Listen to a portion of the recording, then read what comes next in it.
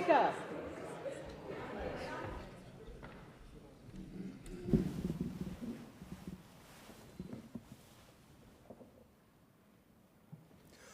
I acknowledge the Ngunnawal and Ngambri peoples who are the traditional custodians of the Canberra area and pay respect to the elders past and present of all Australia's Indigenous peoples.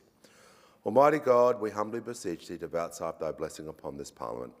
Direct and prosper our deliberations to the advancement of thy glory and the true welfare of the people of Australia.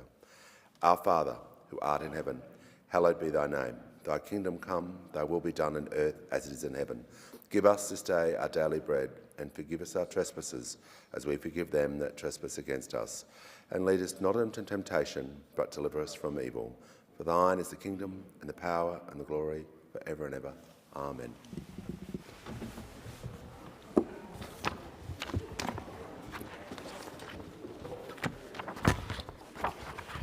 And I call the clerk. Government business, notice number 1, statement on the significant matter of National Skills Week. Give the call to the Minister for Skills and Training. Thank you, Speaker. I rise today to mark National Skills Week. It's an important occasion to celebrate vocational education and training in our country, and with it the incredible diversity of pathways that it offers, to enable Australians to explore all options as this year's theme, to support them to gain the qualifications they want as they skill or reskill, to secure good, well-paid, long-term jobs and great careers, to set them up for the future, and to help improve our productivity and grow our economy. As the Skills and Training Minister, I have the great honour to meet vet students and apprentices every week, including at TAFEs right around the country.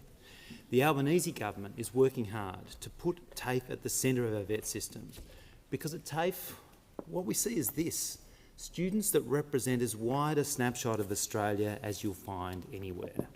And in that diversity, some great connections and sharings of experience. Staff who are the biggest advocates going for the opportunities that TAFE provides, who have industry experience and are brimming with excitement for the opportunities that their students will have with the qualifications that they will gain. And facilities that are getting better all the time to meet the aspirations of learners and the evolving needs of our industries. At TAFE campuses you see such a breadth of learning occurring side by side. Community services next to IT, next to auto mechanics, next to agriculture. That's part of what makes our TAFEs so special. And it's through free TAFE that I met Caitlin, a nursing student studying in Canberra. Caitlin's a Navy veteran, a single mum, and above all, a brilliant role model for fellow students and others who might be considering taking up a vet pathway. Caitlin's one of the 650,000 enrolments in free TAFE courses since the program started in 2023. And by year's end, she'll be joining the 170,000 course completions. Speaker, it's stories like Caitlin's that underscore how life-changing free TAFE is for thousands of Australians. And Caitlin is one of the very best advocates for free TAFE.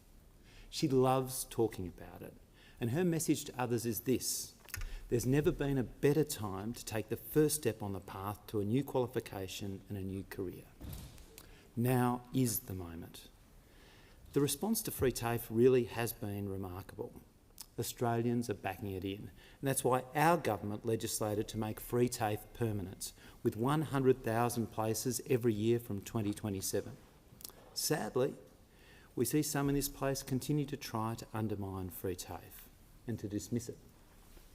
It's unfortunate, and this National Skills Week, I encourage everyone in this place to visit your local TAFE, chat with the students and hear firsthand about how free TAFE is changing lives. We know our job is not done. It's estimated that 9 out of 10 new jobs in the next decade will require tertiary education, with around half of these requiring a vocational qualification. We need more Australians working in critical industries, like construction, like nursing, like aged care, like manufacturing and early childhood education and care, helping us to turn around the skills challenges our country faces. We know Australians want to be part of this. They want to pursue a career in these industries. The Albanese government is backing Australians to do that. We're backing apprentices too, supporting them to get into the industries they want to join and supporting them to see through their apprenticeship to the end. Our government continues to be focused on turning apprentice numbers around as we work to address the legacy of a decade where apprentice numbers continued to slip. Now, there are 50,000 more apprentices in training than prior to the pandemic. And construction industry apprentice numbers are also up, around 28% higher, a pathway to building the homes Australians need. Pleasingly, 32% more women have now started trade apprenticeships. All of these numbers are heading in the right direction. And in the Albanese government, we are determined to keep driving these improvements. And that's why we're delivering a range of measures targeted at getting more apprentices into the industries we need. This includes the critical areas of housing construction and new energy, where apprentices can now benefit from our key apprenticeship program. The new energy stream has already seen strong interest, more than 12,000 sign-ups, introducing more apprentices, heading towards the great opportunities that exist in the clean energy industry, helping to drive our vital transition towards net zero, a matter of keen interest to members opposite, I know. The housing construction stream started on 1 July this year, and the early data is showing some really promising signs. Over the month of July, 1,291 apprentices were approved under this scheme, 450 carpenters and joiners, 370 electrical trades workers and 300 plumbers. These are, of course, all occupations absolutely essential to help us build more homes for Australians. And I think about someone like Calvin, who I met recently at Victoria Uni's Sunshine Campus. He is absolutely loving his pre-apprenticeship course in building construction carpentry. Calvin likes to work with his hands, and he learns something new every week and is becoming more and more confident that carpentry is where he wants to spend his career.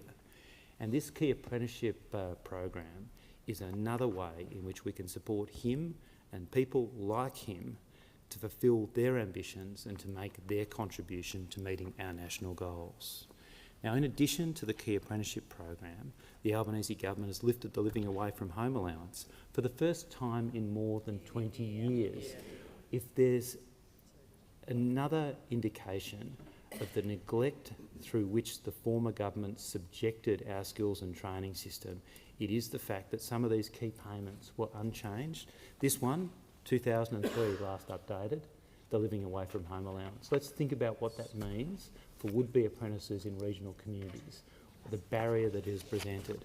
And even more shockingly, the payment that is available for employers taking on an apprentice with a disability, which we updated this year, was last reviewed in 1998. That is neglect. We've now more than doubled that payment so that more Australians with a disability have the opportunity to gain skills through the earn and learn model that is apprenticeship. Today I also want to highlight the landmark National Skills Agreement, a $30 billion investment with states and territories to strengthen and transform our vet system, ensuring access to high quality, responsive and accessible education and training. After too long a period without a skills agreement, our government worked to deliver this, a 5-year plan, providing certainty across the sector and embedding critical partnerships. The NSA represents a step change in terms of how we, the Commonwealth, work together with states and territories to deliver initiatives that will enable us to meet the skills needs of today and prepare for tomorrow. This includes establishing TAFE Centres of Excellence to bring together the best facilities, the best trainers and skill sets to grow Australia's expertise in things like modern housing construction methods, clean energy and advanced manufacturing. Now, the opportunity to learn new skills is one that anyone at any stage can, should and must be supported in. Our government recognises the vital role that foundation skills play in both building Australian skills in literacy, numeracy and digital skills, but also in building the confidence of Australians to enter or indeed to re-enter the workforce. We're living in a time of great technological change, so digital skills, including how to best harness AI, are becoming more and more important.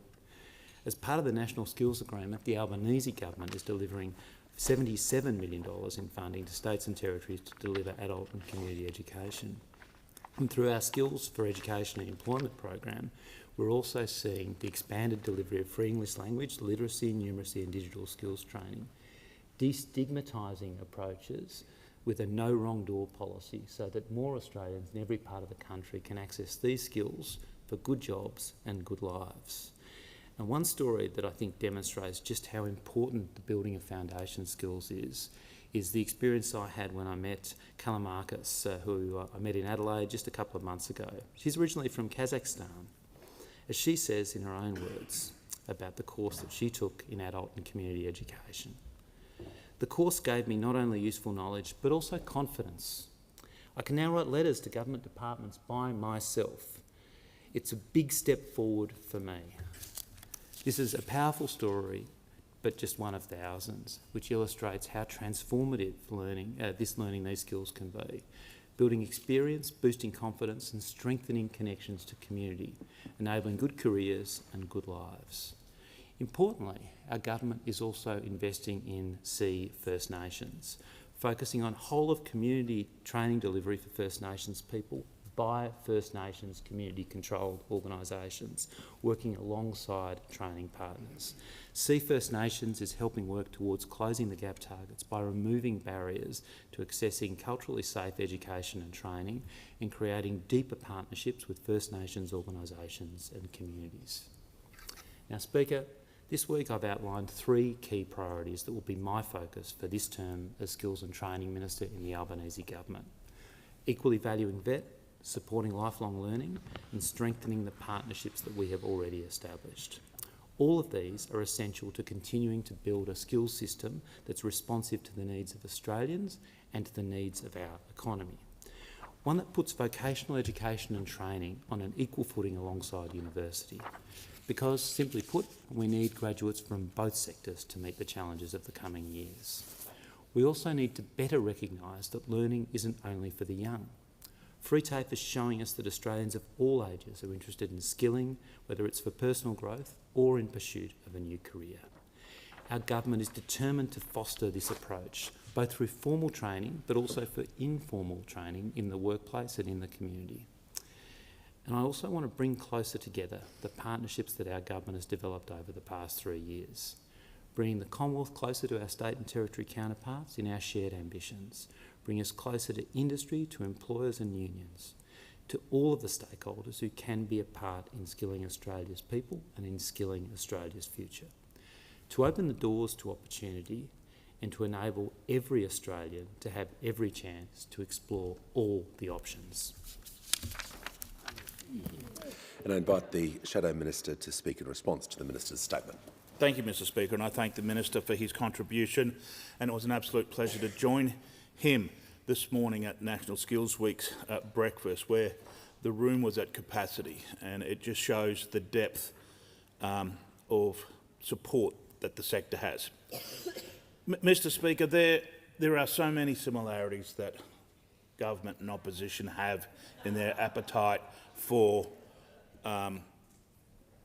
developing our country through vocational training, through skills.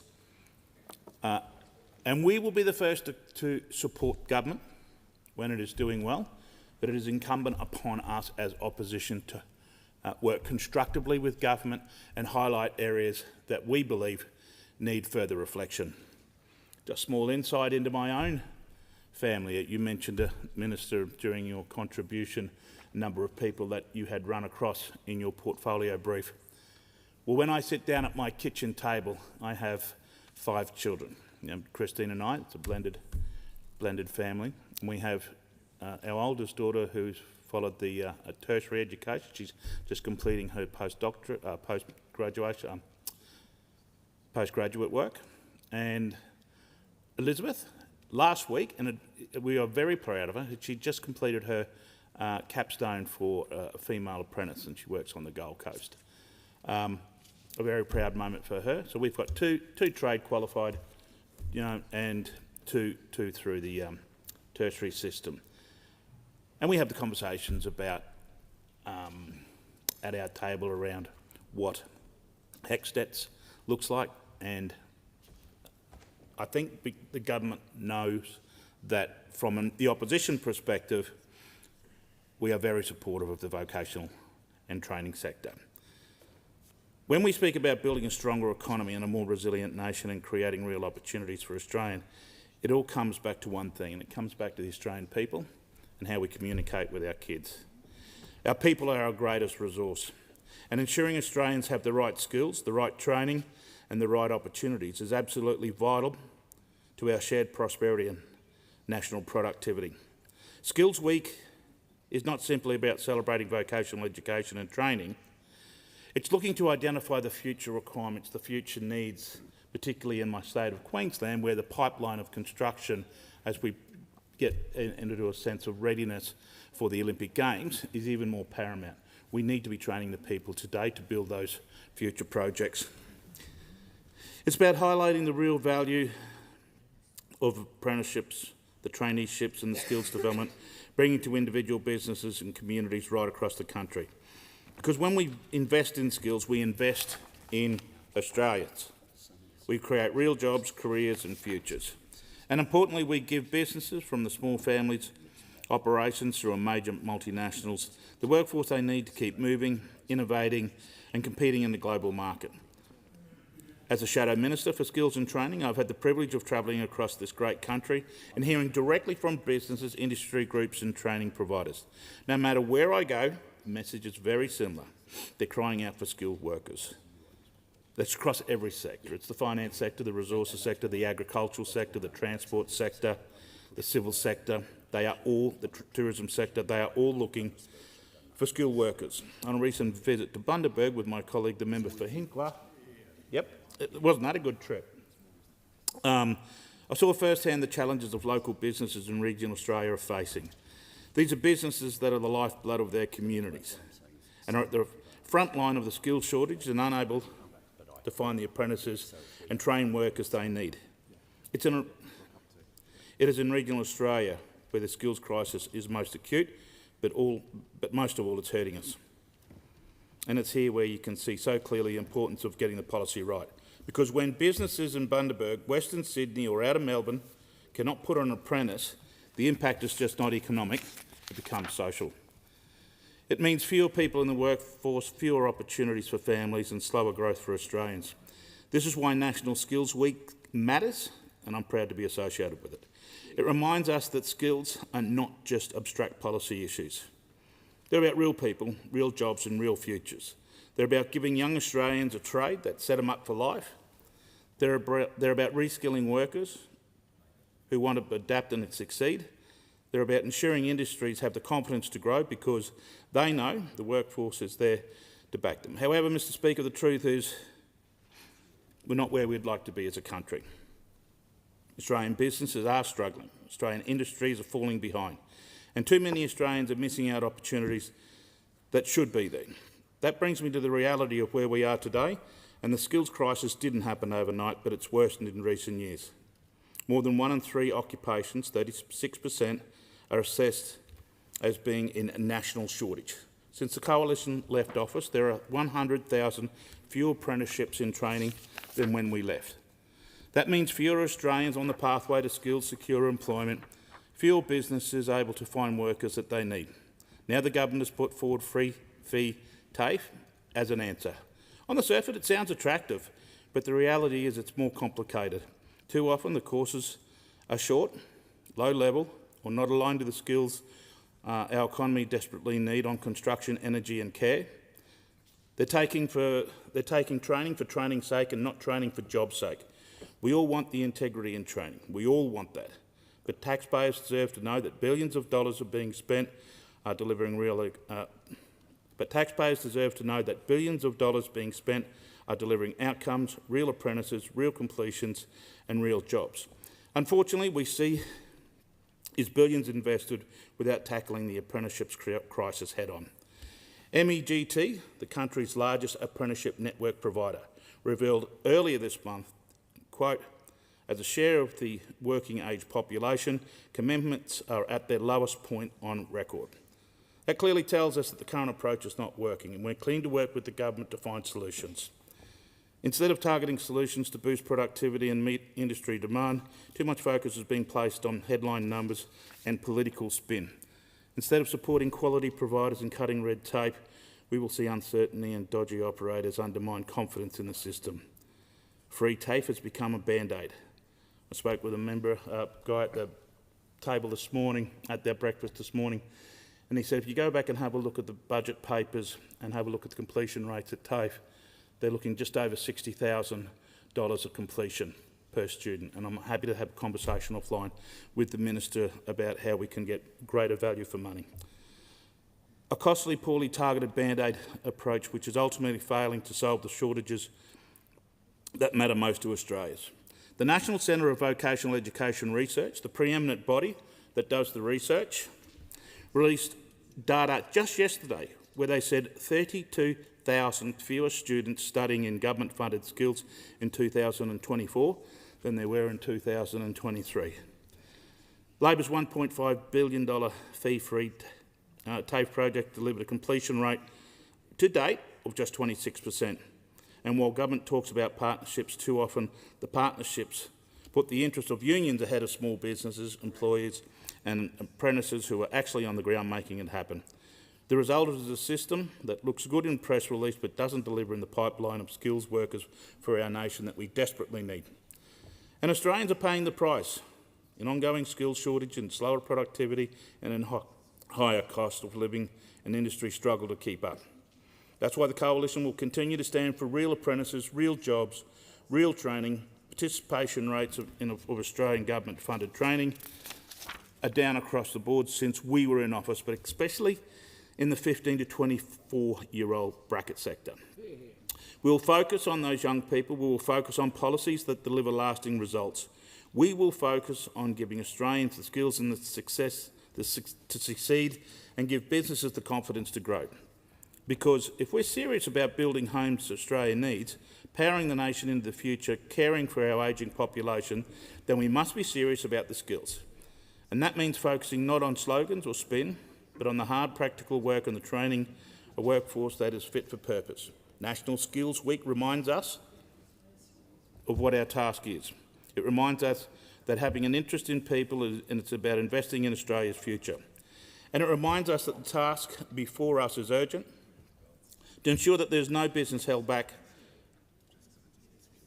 for want of a skilled workforce and no Australian misses out chances to build a strong, secure career. Thank you, Mr Speaker. Give a call to the Minister. Thanks, Speaker. I move that further statements on National Skills Week be permitted in the Federation Chamber. I'll put the question. Those opinions say aye. Against no. I think the ayes have it.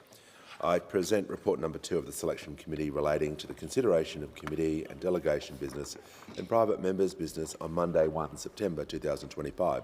The report will be printed in the Hansard for today and the committee's determinations will appear on tomorrow's notice paper. Copies of the report have been placed on the table. Give a call to the clerk. Government business, notice number 2, Telecommunications and Other Legislation Amendment Bill 2025. Call the Leader of the House.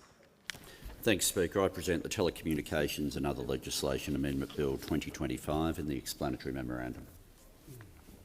I call the clerk. First reading, a bill for an act to amend the law relating to telecommunications interception and access and law enforcement and for related purposes. I call the Leader of the House. Speaker, I move that this bill be now read a second time. A dynamic and uncertain geopolitical outlook requires that Australia update its electronic surveillance and law enforcement frameworks to meet new challenges. Our government's commitment to create a nation where everyone can be safe and feel safe must include cyber and telecommunication systems.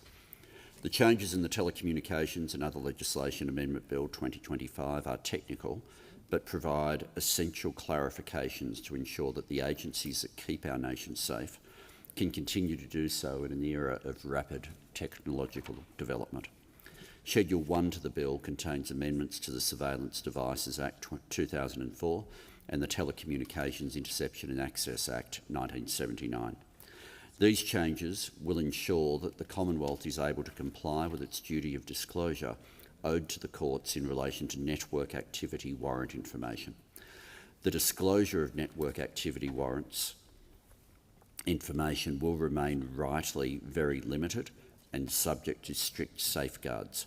However, clarity is required so that the Commonwealth can provide information as necessary to ensure the defensible prosecution of serious criminal activity.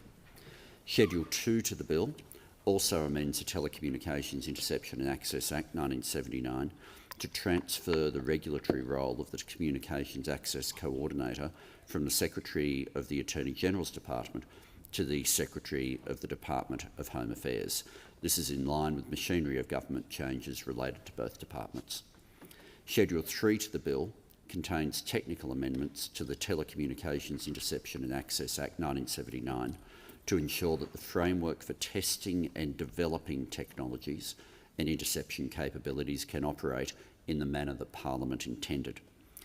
The amendments will enable the Attorney-General to authorise access to stored communications under developing and testing authorisations in circumstances where the authorisation would have authorised the interception of the same communication if it was still passing over a telecommunications system.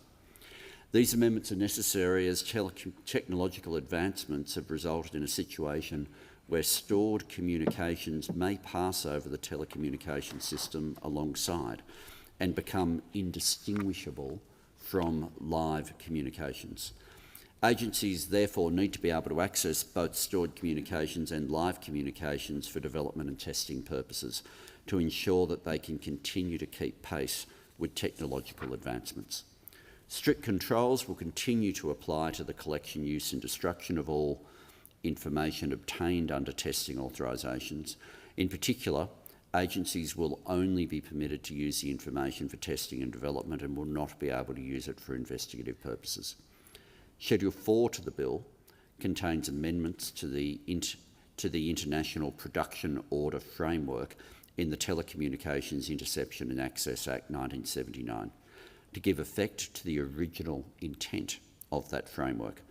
The amendments will provide certainty that interception orders issued to Australian law enforcement and national security agencies may be used to obtain prospective content data from communications providers in a country with which Australia has a designated international agreement, regardless of the technical method by which that prospective data is sent to the agency.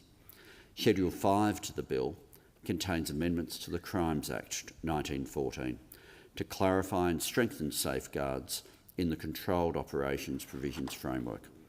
Crimes committed or facilitated online are becoming more prevalent, organised and extreme.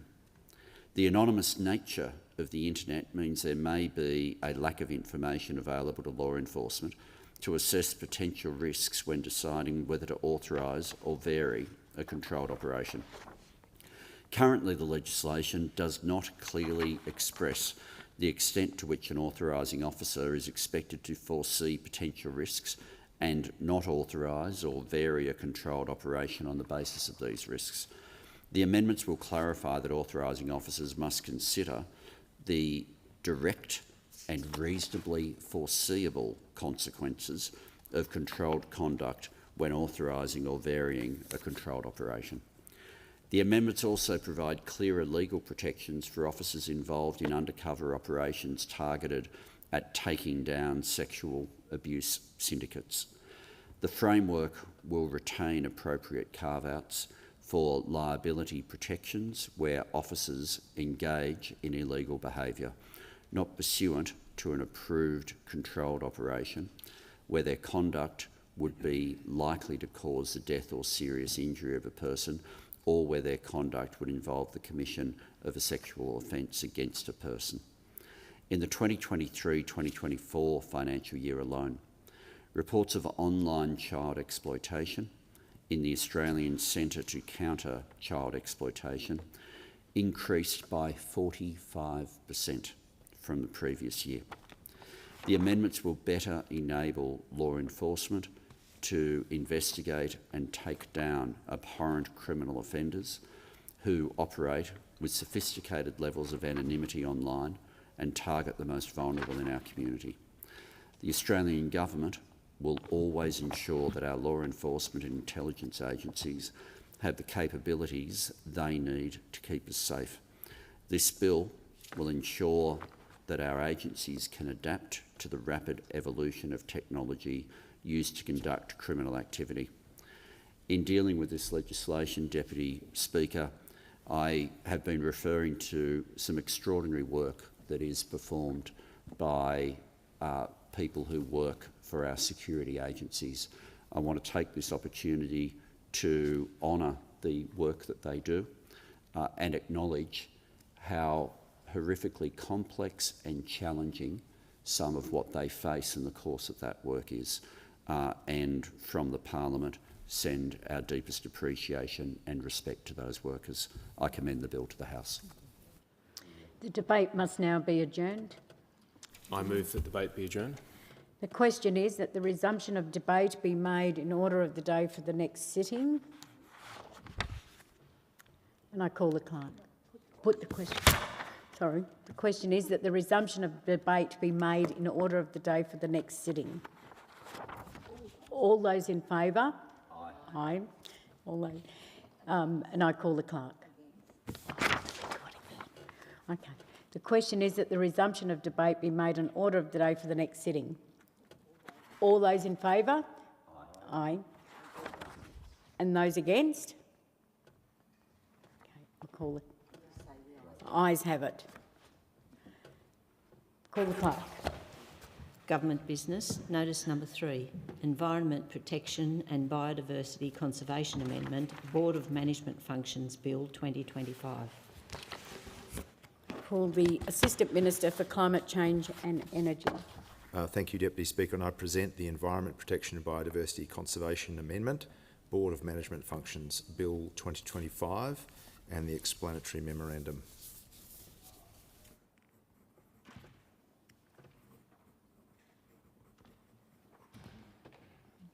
The clerk. First reading, a bill for an act to amend the Environment Protection and Biodiversity Conservation Act 1999 and for related purposes. Minister. I move that this bill be now read a second time. Deputy Speaker, First Nations people have been looking after country for tens of thousands of years. They have an enduring connection to the land, sea and sky. Aboriginal and Torres Strait Islander peoples have cared for country and been a significant part of shaping the environment and supporting the remarkable, unique biodiversity we experience in Australia today. Their knowledge, connection to place and cultural practices have contributed to the positive environmental outcomes that benefit all Australians. Our jointly managed Commonwealth reserves, Kakadu National Park, Uluru Kata Dajuta National Park and Booderee National Park, are located on Aboriginal land. The traditional owners of that land are actively involved in the protection of the environment through participation in the management of their land, spaces which both sustain and share the experience of Australia's biodiversity and cultural landscapes. These reserves are managed by the Director of National Parks under a lease with Indigenous people and through a board of management, with a majority traditional owner representation. Each of the boards of management is currently chaired by a traditional owner, and these boards are responsible for making decisions about the management of Commonwealth reserves. However, their ability to make decisions stops when a management plan expires. If that occurs, the role of traditional owners in the decision-making processes is removed, reducing that critical involvement in the management of their land. This bill will address and overcome this limitation through a minor technical amendment to the Environment Protection and Biodiversity Conservation Act 1999. The bill will allow the board to continue making decisions after a management plan expires, provided those decisions are consistent with the expired management plan, just as they would have been consistent with the management plan while it was afoot. This is a sensible change that will maintain the board's decision-making ability until a new management plan comes into effect. This bill is being introduced to Parliament ahead of the broader reforms to the EPBC Act to ensure the critical functioning of the board and the voices of traditional owners in management of their land is maintained while we're working to deliver the broader reforms that are required to ensure we have a fit-for-purpose national environmental protection framework. Deputy Speaker, this is a step towards delivering the government's commitment for more traditional owner control over the management of country, and it is consistent with the recommendations of the independent review of the EPBC Act that were provided to but never acted upon by the coalition government.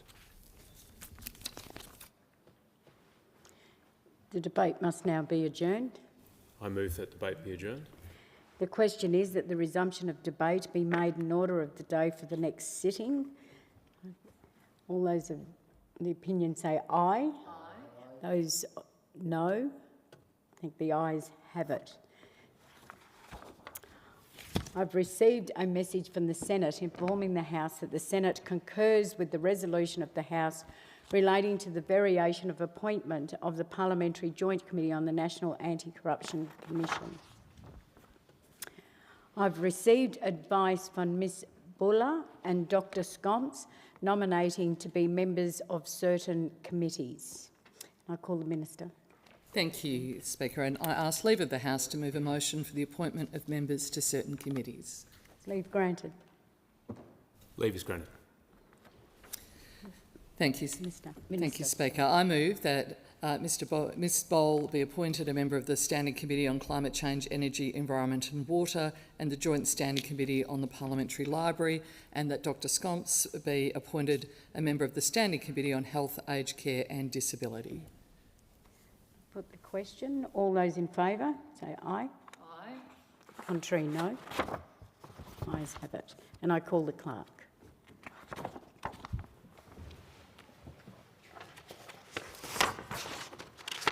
Government business. Order of the day number 1. National Health Amendment, Cheaper Medicines Bill 2025. Resumption of debate on the second reading and on the amendment moved by the member for Lindsay. The original question was that this bill be now read a second time. To this, the honourable member for Lindsay has moved as an amendment that all words after that be omitted with a view to substituting other words. The question is that the amendment be agreed to. All those the opinion say aye. No. Contrary, no. Oh, sorry. And I call the member for Petrie in continuation. Thank you, Deputy Speaker. Take Rose, a Redcliffe pensioner who wrote to my office. She fills 6 scripts a month for arthritis and other health issues. Because of the freeze, she won't see her costs creep up year after year. Because of the freeze, she won't see the cost creep year after year. She can plan her budget, pay her bills, and still afford the medicines that keep her healthy and independent. This is the kind of practical, compassionate reform that shows Labor's values in action. Looking after those who built this country, making sure they can age with dignity, security and health. This is the difference a Labor government makes. We don't just talk about fairness, we deliver it. We don't just promise relief, we put it straight back into people's pockets. Whether it's cheaper medicines, stronger Medicare, or better wages for workers, Labor is on your side. We're the party that built Medicare, we're the party that's protecting Medicare. And we're the party that's making sure it's stronger than ever for the next generation. This isn't just about dollars, it's about fairness, dignity and peace of mind. It's about standing by the principle that healthcare should never be an extra burden for those who can least afford it. That's why I'll continue working hard for Petrie and for all Australians to keep healthcare accessible. I call the member for Tangi. Thank you, Deputy Speaker. I rise to make my contribution on the National Health Amendment, Cheaper Medicines Bill 2025. I can only speak highly about this bill and the real cost of living relief that cheaper medicines will provide. I naturally think of Tangi when I think about why this bill is important and who this bill will benefit. Cheaper medicines benefit to so many people, but here is one of them. I first met this gentleman in Willigi when I was a candidate running in the 2022 election. When I knocked on his door, he told me about some of his health issues, including his diabetes and the affordability of medicines. Early this year, I was very happy to go back to him and see him doing well. We talk about how the Albanese government's commitment to strengthen Medicare and benefited him, including the actions we have already taken to make medicine cheaper. He continues to deal with his health conditions daily, and he told me how the changes we have made have helped him. He gave me a big hug, and he told me he was glad to see me. This government, he said, has helped me a lot. A few months ago, I told him about our election commitment to make medicine cheaper. And I'll be excited to go back to see him again in January, when the general patient co-payment drops to maximum of $25. As of July 31st, people in Tangney have already saved more than $11 million with cheaper medications. Now with this bill, they will save even more. This bill delivers on the Albanese government's 2025 election commitment. This bill reduces the Pharmaceutical Benefit Scheme, PBS, general patient co-payment by $6.60 from the $31.60 that is currently to $25 from 1st of January next year. The last time these PBS medicines cost no more than $25 was in 2004, more than 20 years ago. When I have talked to my constituents about this, it is easy for us to reflect on what the world was like back in 2004, what we were doing, and how we look. My children were very young. My youngest was still in high school. But truthfully, when I first heard about this information, it touches me, because 2004 was only 2 years before my oldest daughter was diagnosed with cancer. Even though my daughter's diagnosis was 2 decades ago, now I can still remember like yesterday. At that time, my daughter was at uni, preparing for her exam, and suddenly the oncologist called our family for a meeting. And then, before I could blink, my daughter was having aggressive treatment to fight for the cancer. I have just joined WA Police Force, so I was driving 100 kilometers a day for the police academy training, and then rushing back at night to be with my daughter. That was the hardest year to me. Her life-saving care was all thanks to Medicare and the PBS. During these difficult years, my family relied on the Medicare system and the PBS. Without our health system, my daughter's treatment would have been very unaffordable. A life-saving medication would have meant many more sacrifices. Although my daughter was unwell for many years, her story is a happy one. She made a full recovery. I really praise Medicare, and I will always advocate to protect and strengthen it. And just like Medicare and the PBS were there for my family during our times of need, cheaper medicines will benefit people in their times of need. Like my family, we didn't know when we were going to need it. We didn't know when our children will fall sick or we will fall sick. This is one of the reasons why this legislation is so important. The Albanese Labour government is ensuring that cheaper medicines are there when you need them. With this bill, all medicines that pharmacies can discount today can continue to be discounted once the co-payment is cut to $25. The legislation includes specific provisions to protect the availability of discounting. Cheaper medicines is another key cost of living measure delivered by our Labour government. This is another important step being taken to help with rising everyday costs for individuals and families across Australia. This government has taken measures to cut the cost of medicines. In 2023, the government made the largest cut to the cost of medicine in the PBS history. Now, our government is going even further and slashing the cost of medicines again. This is a more than 20% cut in the maximum cost of PBS medicines. This will save Australians over $200 million each year. 4 out of 5 PBS medicines will continue to become cheaper because of our government's $689 million investment. $689 million. When I think about the impact of cheaper medicines, I think of many Tangley constituents who will benefit. Over the years, I have had a few people who stop me at the door and tell me to wait. They come back holding their medication and tell me about why they need these medications. They tell me that these medications are life-saving for them. First, they show me the front of the package. One time I saw a cost of more than $30,000, and I thought to myself, wow, this prescription is so expensive.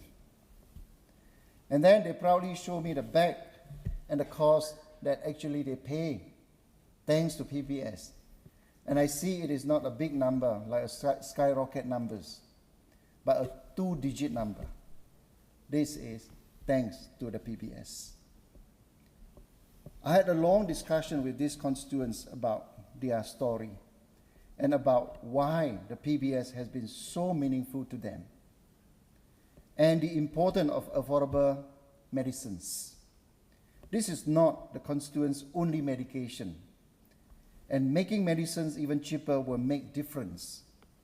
This person's story stays with me because it is through the PBS that he is able to manage his conditions. I had a great conversation with 3 friends and neighbors, who I like to call them the 3 amigos, because they always stay together. When I first met them, they invite me to a local brewery for a beer. And I don't drink beer, but they offer me a beer. We have a great conversation. So one of our top topic was about Medicare. One of the constituents said to me in a plain language, he said, without Medicare, I would broke. There's a lot of things I can't pay for. His words stay with me because we don't want people to have to choose between their care and other essentials. We are making a strong Medicare and cheaper medicine as part of it. More recently, I have heard from some constituents who manage multiple chronic conditions and they need multiple medications. Multiple co-payment add up, and so reducing the maximum co-payment will be especially helpful. When I was young, I didn't think about the needs for multiple medications. But now, as I'm getting older, and because my own aging, and my friends and family who are also aging, I see how many medication we all need every day. Sometimes it is overwhelming. When I talk to some of my older constituents, seniors like me, we speak to each other about the medications we need to take. A prescription isn't just a one-off, it is every day. Reducing the co-payment will make a difference for all these people. Not a one-time difference, but an ongoing difference. Cheaper medicines help to take pressure off family budgets. Lowering the cost of co-payments helps to reduce this burden. And I think anything we can do to help families with the cost of living is so important. When medicines are cheaper, more people are likely to get the treatment they need and when they need it. This is good for everyone, for individuals, family, our communities, and also our health system. At the end of the day, everyone should have access to the medicines they need. Access shouldn't depend on your income. This legislation built on action our government has already taken to deliver cost of living relief and make the PBS more affordable.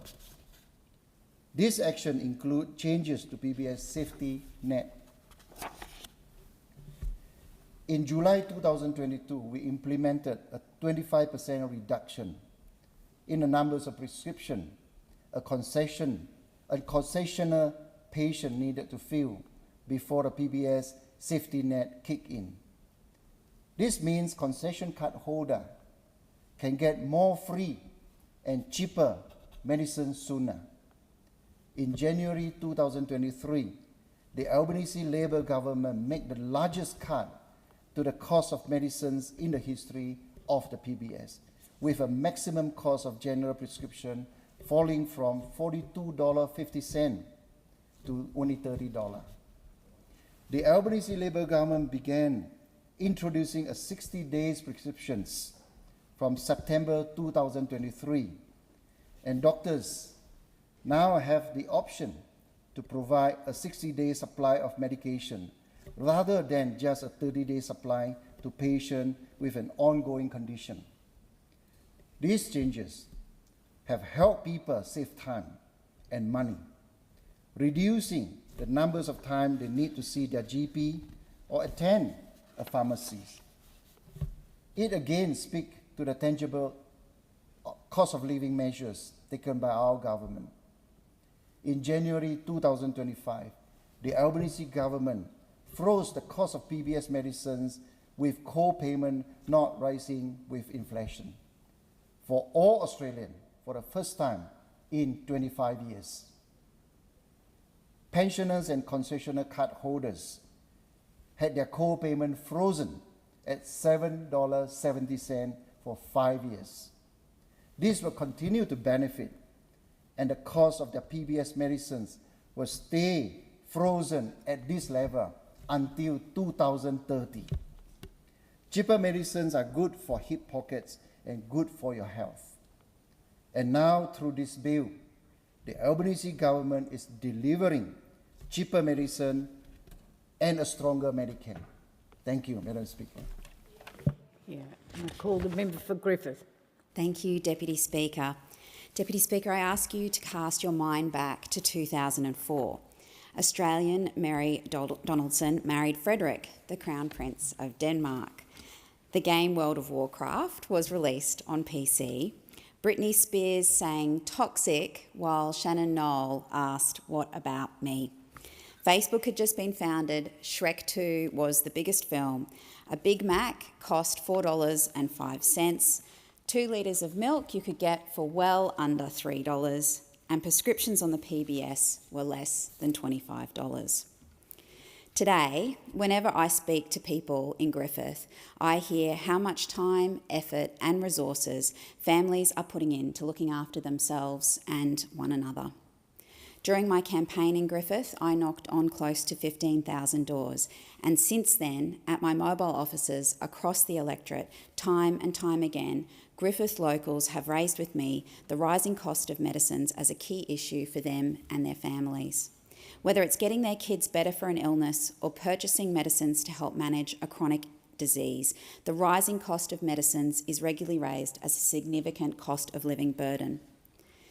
It saddens me to know that for many in my community, filling a prescription is not always as simple as it should be. Sometimes it feels like just one more barrier to getting the care they need.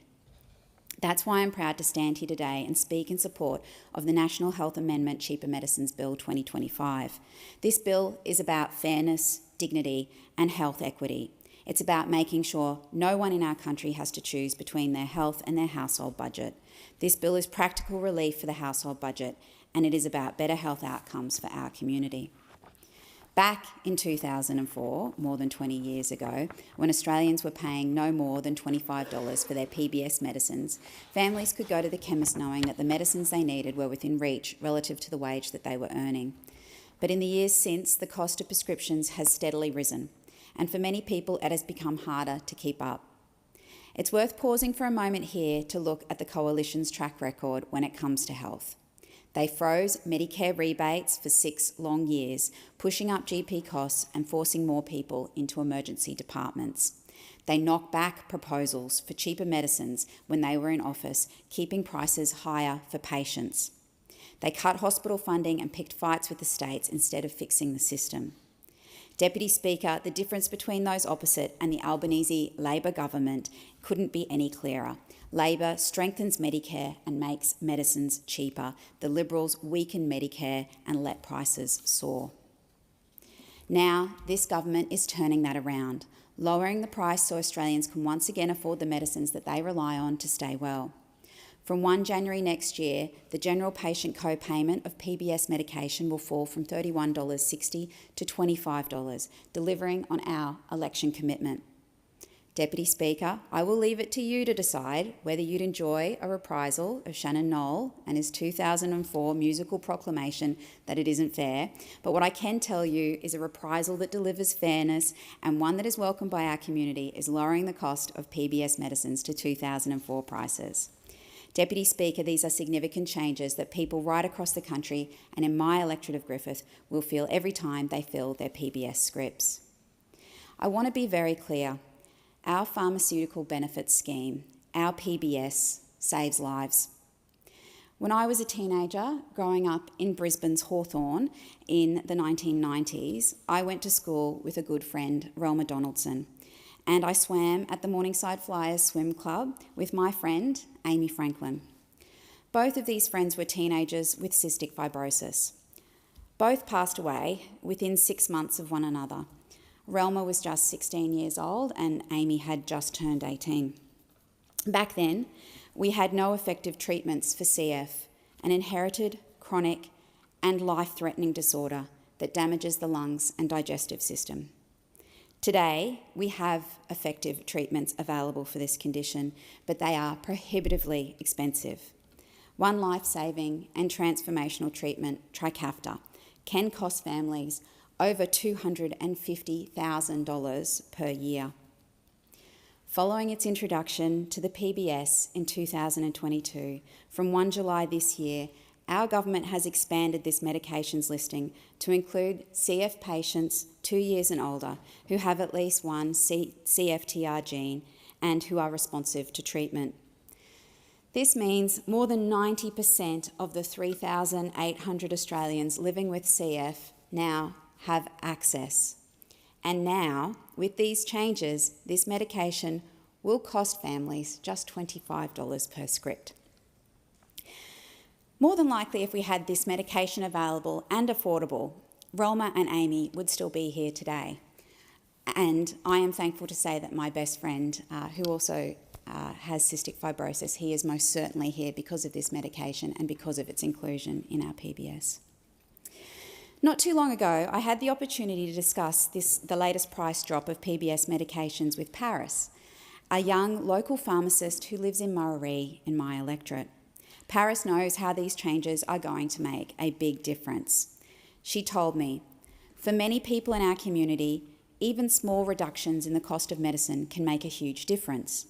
Families are already struggling with day-to-day living expenses, so knowing that their essential prescriptions will cost no more than $25 provides real relief and peace of mind. Paris also shared a heartbreaking story. She told me about a patient who was cutting her antidepressant tablets in half just to make them last longer. This woman was juggling medicines for cardiovascular disease, diabetes and mental health, and she just simply couldn't afford them all. But that, unfortunately, was not the only sad story I heard. A pharmacist in Coorparoo told me of a young mum who came to the counter faced with a terrible choice. Should she buy the medicine she needed for herself or put food on the table for her kids? Deputy Speaker, no parent should ever have to face that decision, and these reforms mean they won't have to. No Australian should ever have to ration their treatment and make sacrifices to their health because of the rising cost of scripts, and that's why this bill matters, Deputy Speaker.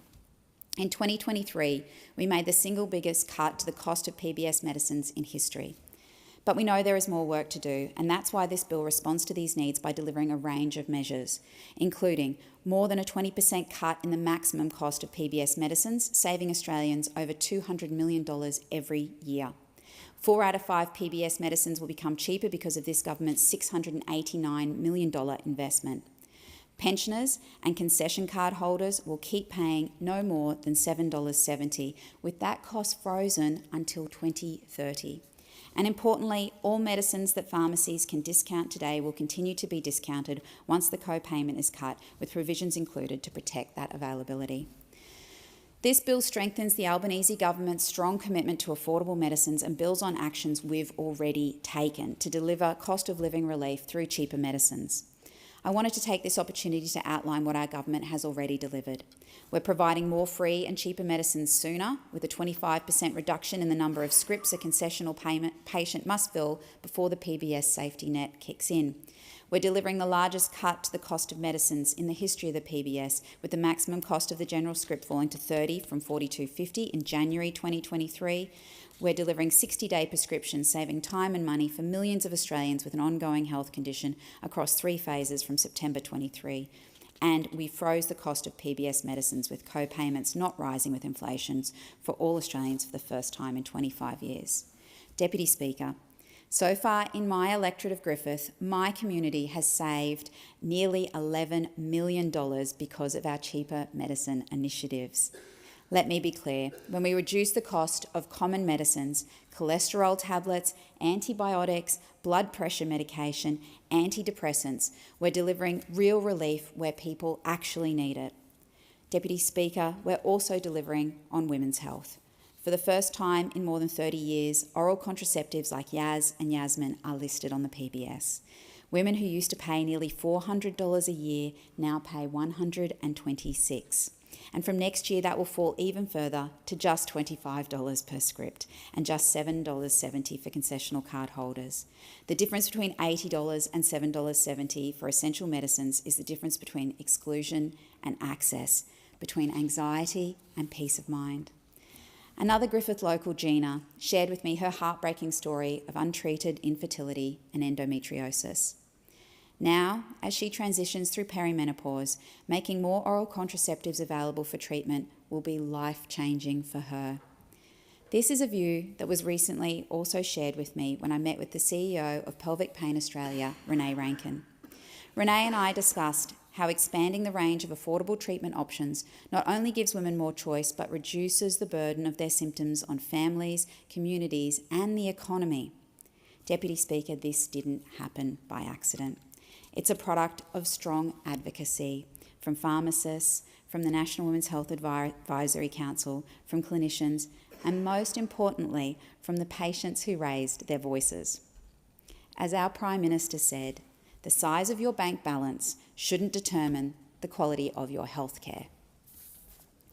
Deputy Speaker, when I think about what these measures will mean, I think about that young mum in Coorparoo who, weighing up whether to provide food to her kids or fill her script, or I also think about that young woman cutting her medication in half to make it last longer. I also think about all of the families with young children who have cystic fibrosis and what these changes will mean to them as well. This bill reassures all of them that you don't have to choose between your health and your hip pocket. Your health and well-being matters. This is what fairness in healthcare looks like: cheaper medicines, stronger Medicare, and real relief for families. That is why I am proud to commend this bill to the House. And I call the member for Cunningham. Thank you, Deputy Speaker. I am pleased to rise today and speak in support of the National Health Amendment Cheaper Medicines Bill 2025.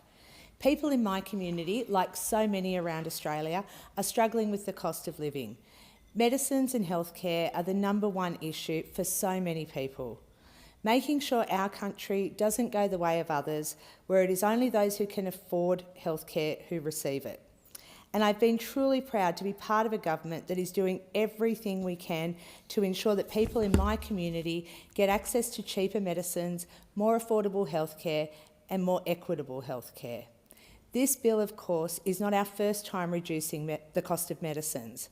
Since our government was elected in 2022, we have been working hard to help local people save on their medicines. We promised we would, and we have delivered on that promise time and time again. In July 2022, we lowered the PBS safety net threshold by the equivalent of 12 fully priced scripts for concession card holders, saving them up to $81.60 per year. This also saved general patients up to $85 a year, the equivalent of 2 fully priced scripts. In January 2023, we delivered the largest cut to the cost of medicines in the history of the PBS. We reduced the maximum cost of a general script from $42.50 to $30, a massive saving, particularly for people who are taking multiple medications every day. And this bill takes that one step further, Deputy Speaker, but we'll get there in a minute. Another one of our great cost-saving measures that has been saving patients in the Cunningham community since September 2023 is 60-day dispensing, helping local people with chronic ongoing health issues to get 2 months' worth of medicines for the price of one. Not only does it save money, but it also saves time, reducing trips to the pharmacy and, importantly, reducing trips to the GP. Everyone knows it's been getting harder and harder to see a GP. This measure saves you time and it saves you money, and it frees up GPs to see even more patients who really need their care.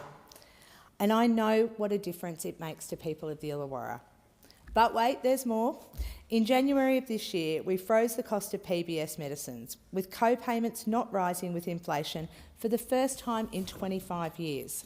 For concession card holders, the co-payment for PBS medicines has been frozen at $7.70 until 2030. A sigh of relief, and that brings certainty for so many people. In my electorate of Cunningham alone, local people have saved $10.7 million on more than 2.2 million cheaper scripts, all thanks to these policies making medicine cheaper for all Australians. And that is just incredible.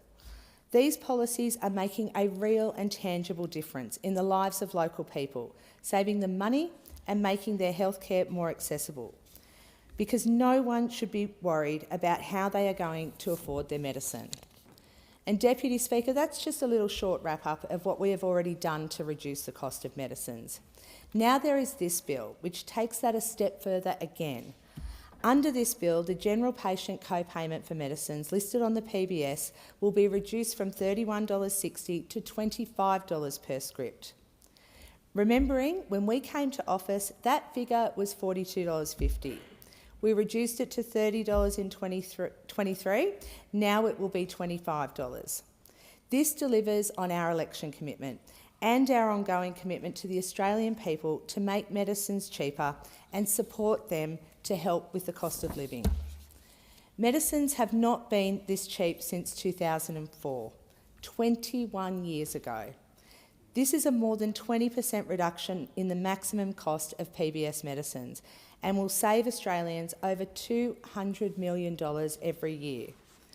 As I said, Deputy Speaker, no one should be choosing between medicine and food or electricity or rent. Healthcare absolutely must be accessible and affordable to everyone. Our government has taken so many steps to reduce the cost of healthcare. We've been working hard to add new medicines to the PBS to help people with a range of conditions. From August 1, Australians with Parkinson's disease, neuroblastoma, endometrial cancer, cystic fibrosis and melanoma have been able to access new and expanded medicines under the PBS. Without listing on the PBS, these medicines can cost people living with these conditions hundreds of thousands of dollars. For families of children suffering from neuroblastoma, they have enough to be worried about. They should be able to afford medicine that can help prevent this awful cancer from returning.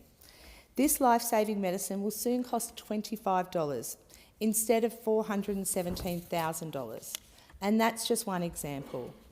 Last year we made medicines cheaper for over 100,000 Australians living with type 2 diabetes and with high risk of heart disease by expanding medicines available under the PBS. The expanded medicine listings mean that these treatments are available to patients earlier from their GP or specialist without having to wait for their blood sugar to increase to 7%.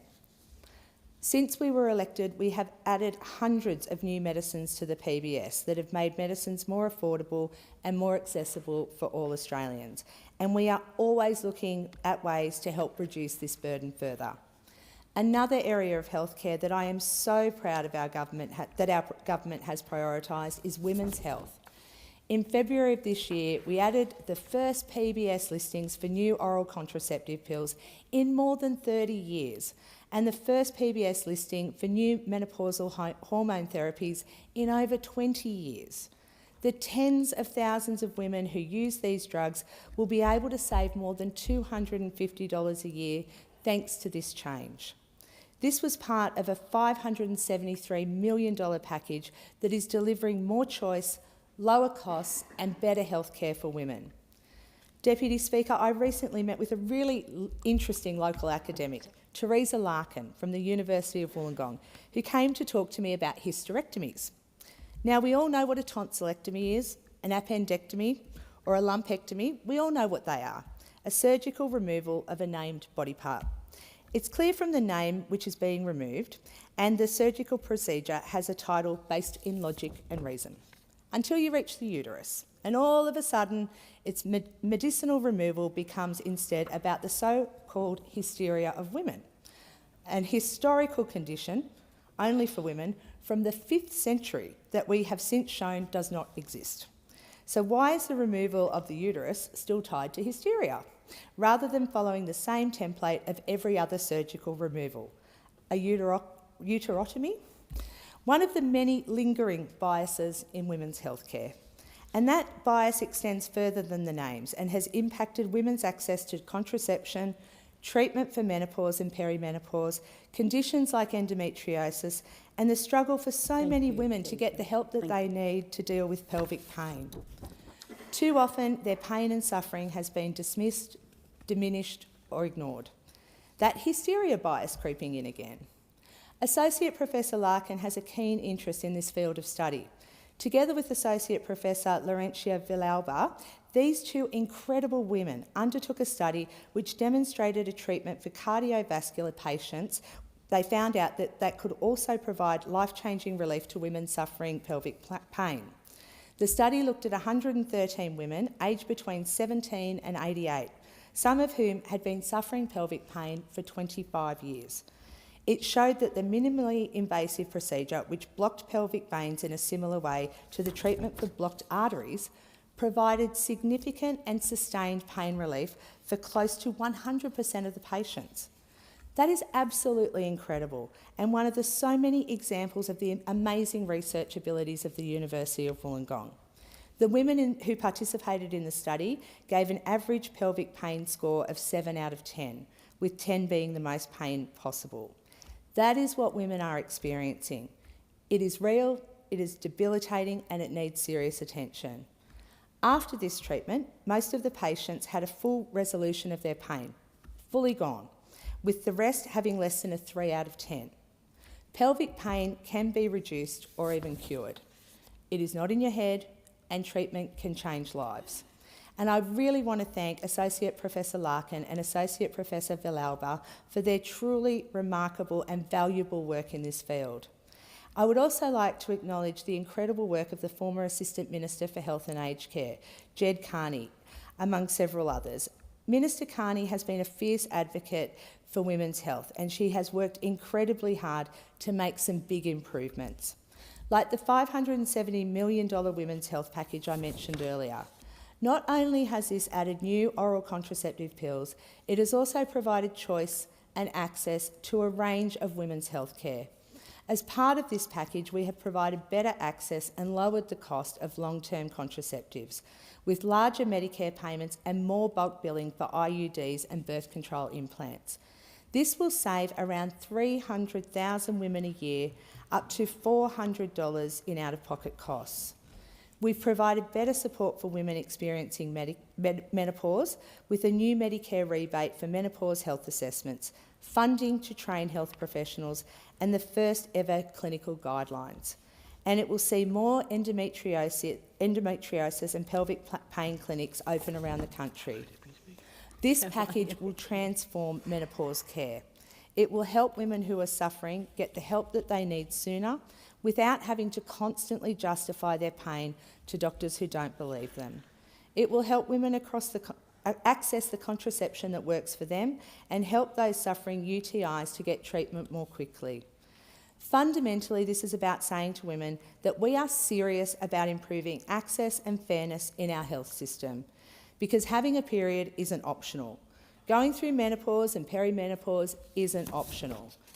Every woman should be believed when she says she is suffering with pelvic pain, and she should get the treatment and help quickly. 2 out of 3 women reported healthcare-related bias and discrimination as part of the Australian First End Gender Bias survey.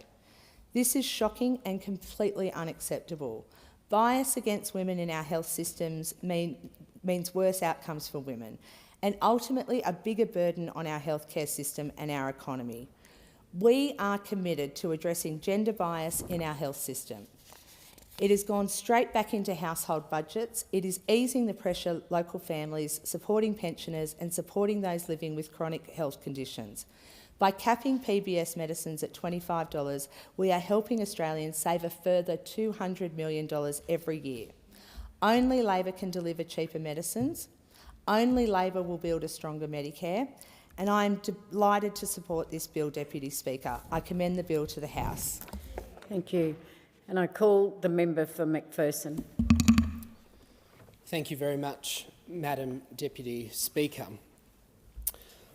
I rise to speak on this bill today because it's a bill that's about access to healthcare, and it's about access to the medicines that people need to go about their lives. During the recent campaign, I had the opportunity to door knock and speak to a number of people across my electorate of McPherson, which is the southern Gold Coast. And during that time, I had some quite difficult and challenging conversations with a number of individuals who found themselves, despite being on medications that were listed on the PBS, who found themselves in situations where they had to choose whether or not they would purchase those medicines. And they had to do that for a very concerning reason, because due to this cost of living crisis that we've seen in Australia, we've had a number of people unsure about whether they can actually afford access to medications, and they've had to prioritise their electricity bills, they've had to prioritise their groceries, they've had to prioritise other things to keep them going. So it's no surprise that the Coalition is going to support the government on this bill, because it's a bill that will reduce the cost of medicines to Australians and to people in my electorate of McPherson as well. However, the bill, I might speak to what the bill's actually doing. So we've had a situation where medicine in Australia, I've always believed that Australians, fundamentally it's about providing that equality of opportunity, and in many instances people are disadvantaged because of their circumstance, because of their genetics, because of their matters that are no fault of their own. And this is about bringing them up to scratch with everybody else and giving them that access to medication. Now, the Coalition took this policy to the last election as well, and what I'd say is we are very proud of our strong track record when it comes to the PBS and our record on the PBS. When we were in government, we made around 2,900 new or amended listings to the PBS. Now, what that did was it provided Australians with more affordable access, and it came to an overall investment of around $16.5 billion. So our commitment to making sure that Australians have access to medicines that they need remains rock solid.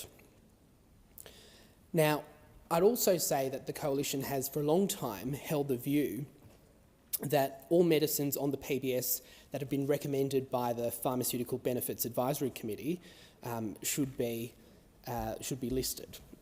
And that's in stark contrast to Labor, who stopped listing new medicines on the PBS the last time they were in government because they ran out of money. And the point I'll make here is that the only reason we're able to do these things and to reduce the cost for consumers and for people who need these medicines is because of that strong economic management that is needed.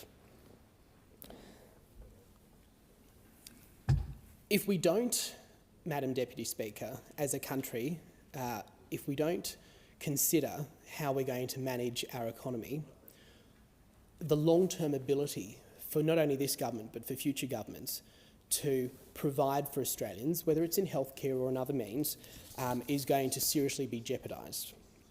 And we've seen this in the past. It was in 2011 when the Gillard Labor government stopped listing new medicines on the PBS because, and it was by their own admittance, that they ran out of money. Now, I understand as well that late last year, almost 50 medicines were deferred from consideration for listing on the PBS under the watch of this Albanese Labor government. Now, what has that done? The consequences of that for people in my electorate and for people across Australia is that it's actually delayed their ability to access their medications, and sometimes that the consequences of that are beyond comprehension. Now, the reason that occurred is because the relevant funding was not provided to the Pharmaceutical Benefits Advisory Committee through the PBS. And so whenever we talk about healthcare, whenever we talk about providing assistance to Australians in the form of increasing their ability to access medications, we need to talk about, first and foremost, the economic capability of the government to do that. Now, a previous speaker spoke about their record, or the Labor government's record, for women's health. Now, what we have seen are some concerning delays in the listing of new medicines on the PBS under this current government, and that includes in the space of women's health. I understand that before the election, the government announced the listing of an important medicine for endometriosis, and I've spoken to so many women, in particular some women in my electorate, young women who are really struggling with endometriosis, and the medication that's relevant, Ryco, on the PBS, was listed by the government, and that's great news. It's great news for women who suffer from this chronic condition in Australia and in my electorate of Macpherson as well. But, Madam Deputy Speaker, that's a particular medication that's been recommended for listing on the PBS for more than a year before the announcement was actually made. And that level of delay is problematic, and it's problematic for the people that depend on this to ameliorate their quality of life. So when those opposite speak about their credentials for women's health, I am somewhat concerned that we are also seeing these delays from this government that claims to be well credentialed in that space. And that's just not good enough, because we all know, Madam Deputy Speaker, that Australian women must have access that is affordable to medications and to the treatments that they need, especially now as they face quite high healthcare costs. On the Health Technology Assessment Review, which was commissioned by the former coalition government, we haven't really seen any movement on this either. The actual review was delayed in its release, and it's one of so many different reviews, in fact 70 reviews, highlighted in the Department of Health's incoming brief that were conducted in Labor's first term. People on the ground in my seat and around the country, I think they're somewhat over reviews. We need to see action now, and that's important if we're going to provide that equality of opportunity to healthcare that I spoke about earlier. So, Madam Deputy Speaker, I do say that we as the opposition support this bill as the coalition, but we do so highlighting the problems and the delays that this government has caused for listing medicines on the PBS, in particular for women, but also for everybody else. And I go back to that point about it being absolutely critical that we understand here in this place that our ability to actually continue to act in the benefit of Australians in listing more medicines on the PBS rests upon our ability to manage our economy well, and our ability to make sure that we are spending in an appropriate fashion. And I'd say, just in closing, Madam Deputy Speaker, that the commitment of the coalition on this in this space remains strong. And I am someone who believes that in a country such as Australia, we are blessed with incredible opportunities. And we are very lucky in terms of not only our geography, but the country that we have created. And so healthcare is something that we as members of Parliament should always strive for at the highest standards.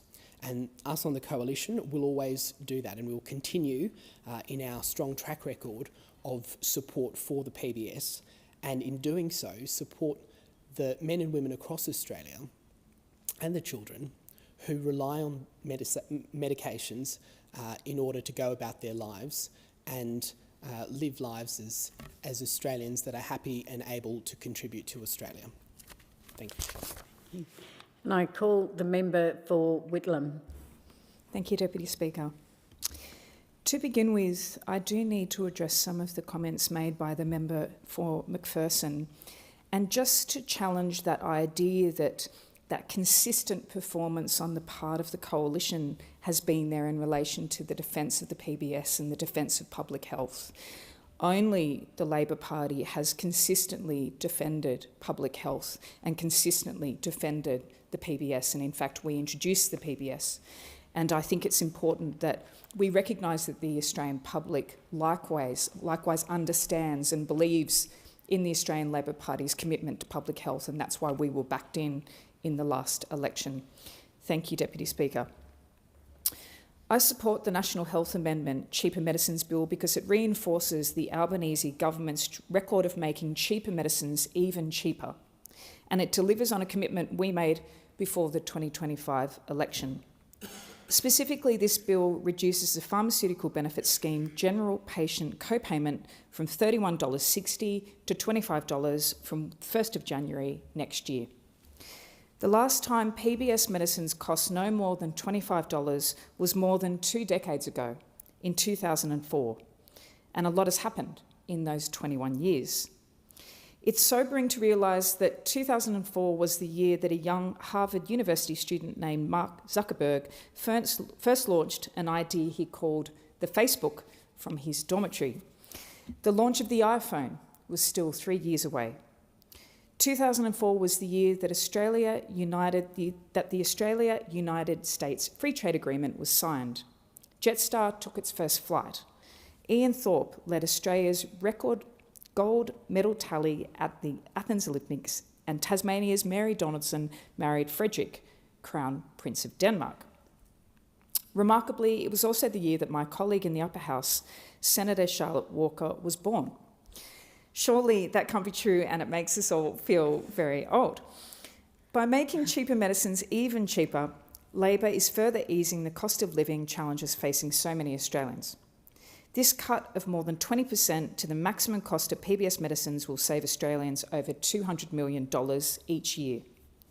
Importantly, it builds on other action we have taken over the past 3 years to deliver cost of living relief through cheaper medicines. This includes the largest cut to the cost of medicines in the history of the PBS, with the maximum cost of a general script falling from $42.50 to $30, a change that has already saved patients over $770 million.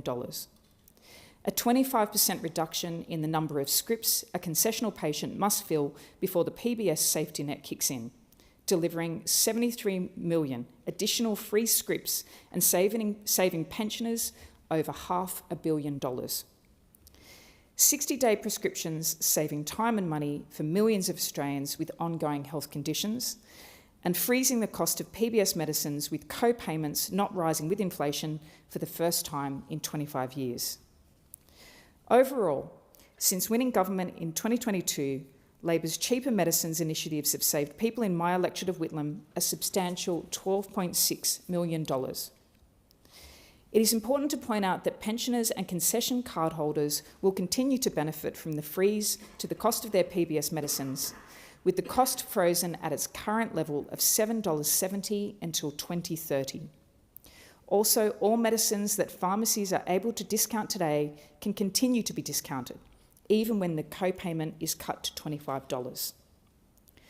Like the battle to establish Medicare, which was introduced as Medibank by the Whitlam government in 1975, eroded and then dissolved entirely by the 1981 Fraser government before being reinstated as the Medicare we know today by the Hawke government in 1984, the history of the pharmaceutical benefit scheme involves Labor governments fighting for equitable access for ordinary Australians.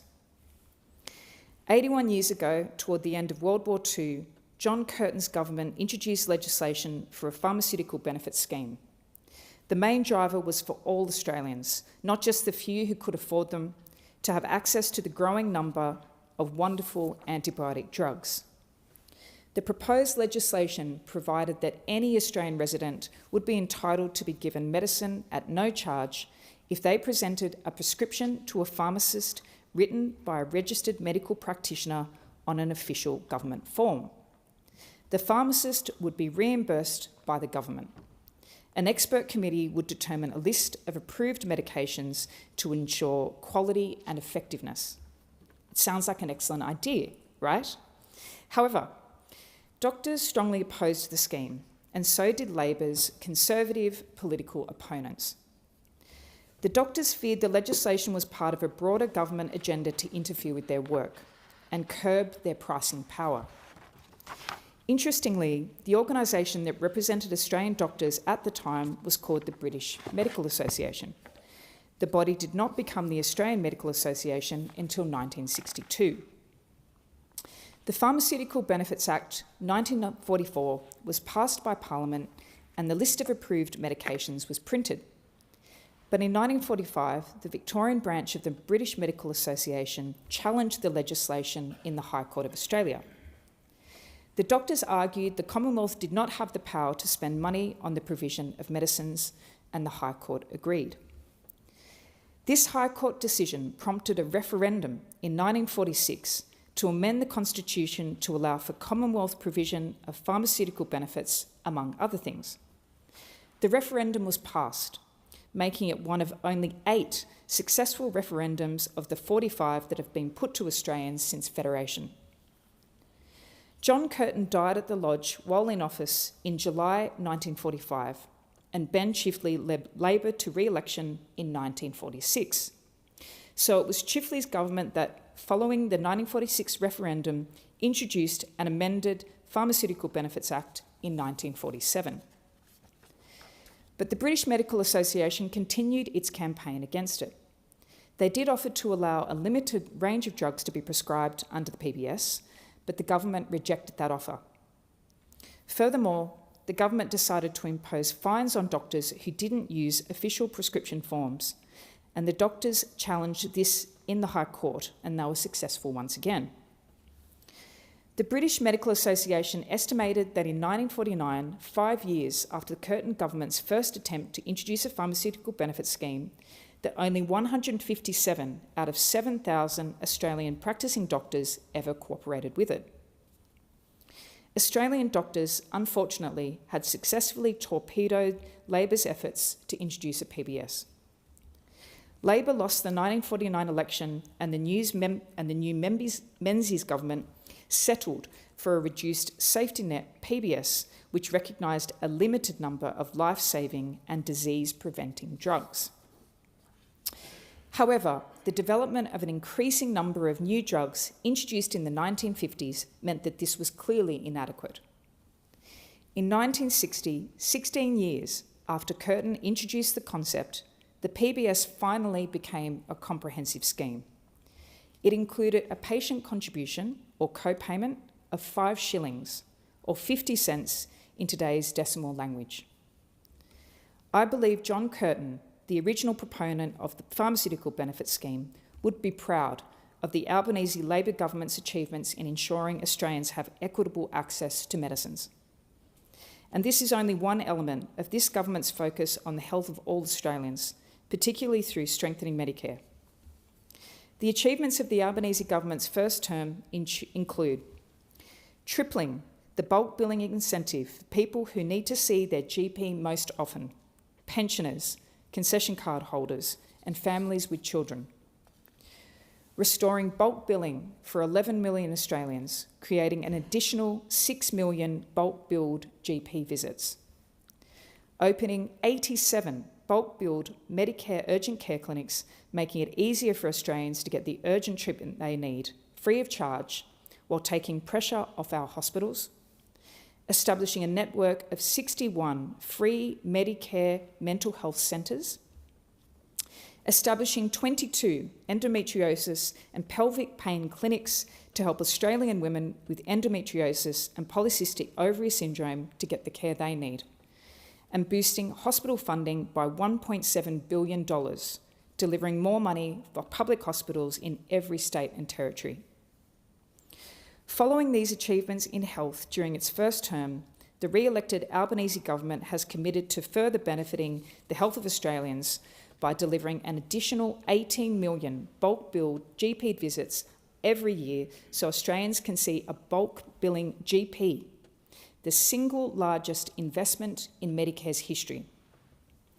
Opening 50 more Medicare urgent care clinics, including in my electorate of Whitlam in Shellharbour, in addition to the 87 opened in our first term, meaning that 4 out of 5 Australians will live within a 20-minute drive from a Medicare urgent care clinic.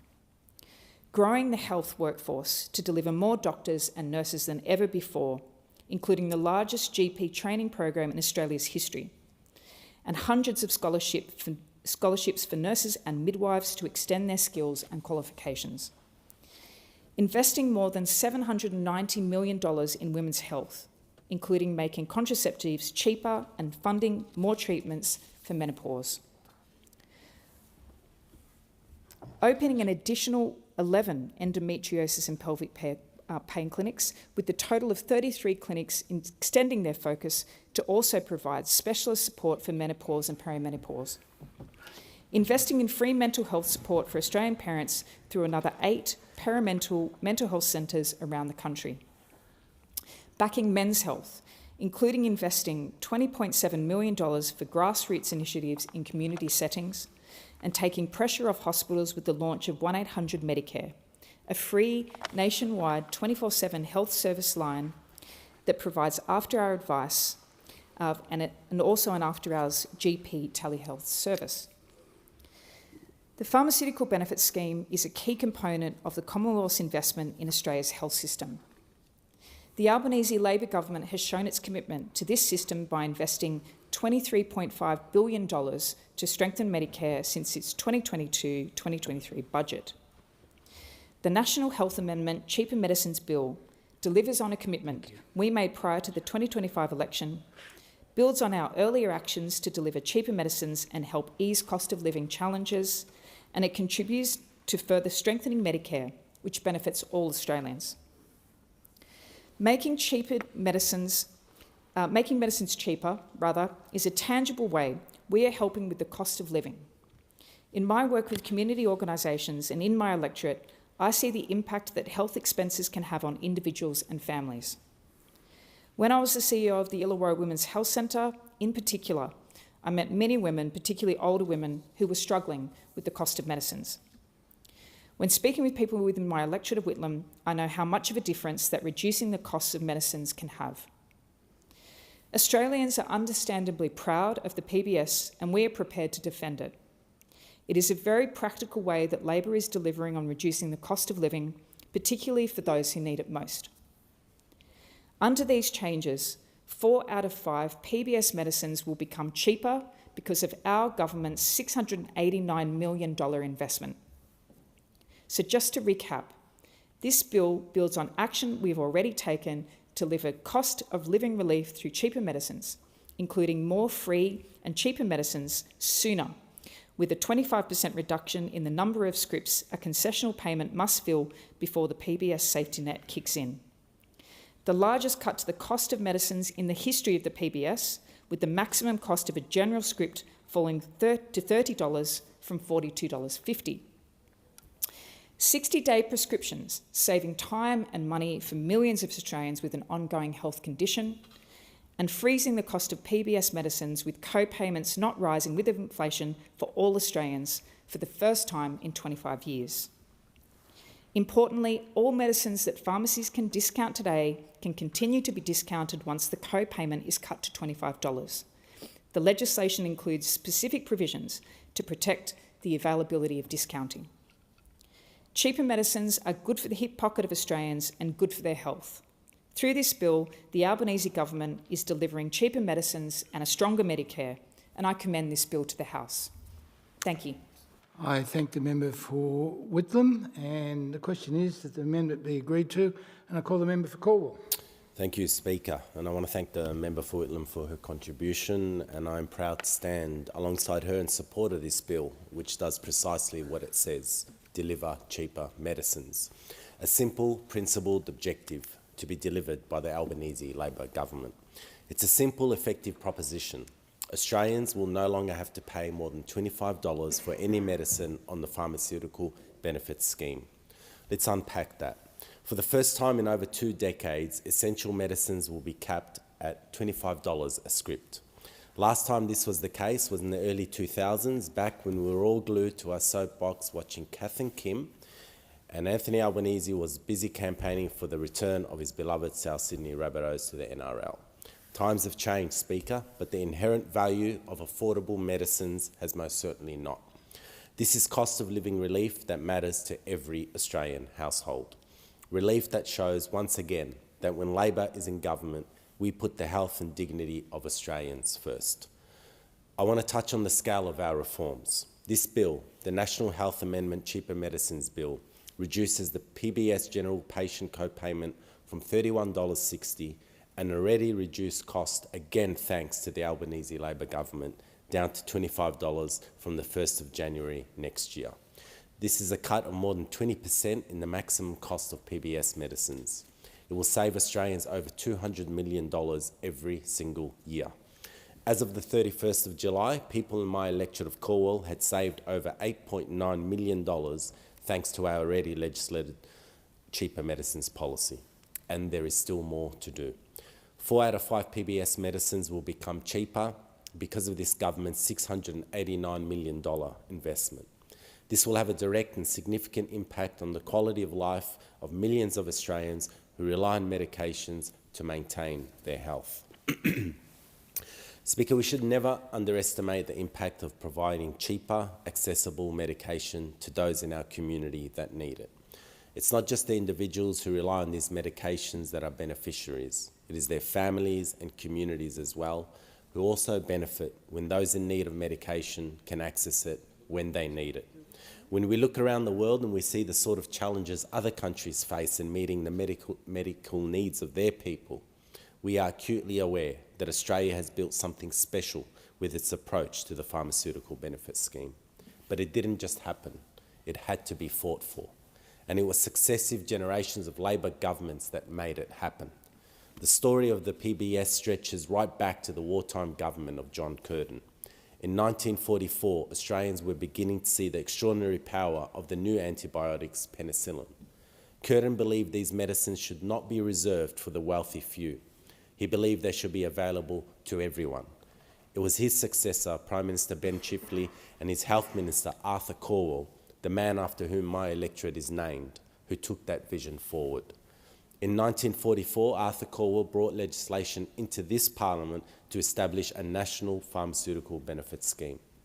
But it was met with fierce resistance. The Conservatives of the day cried socialised medicine. The medical profession challenged it in the High Court. The legislation was struck down, but Labor did not give up. In 1946, Australians were asked at a referendum whether the Commonwealth should have the power to legislate for pharmaceutical benefits and other social services. And the answer was yes. Australians voted for fairness. They voted for universal health care. And even then, the road was hard. There were more legal challenges, more delay, and it was not until 1960 that the PBS was finally rolled out in the form we know today. Speaker, that is our history. Hard-fought, hard-won, and deeply cherished. From Curtin to Chifley, to Arthur Cornwall to Whitlam, Hawke and Keating, Labor governments have built and defended the PBS. And today, the Albanese Labor government is proud to carry that legacy forward.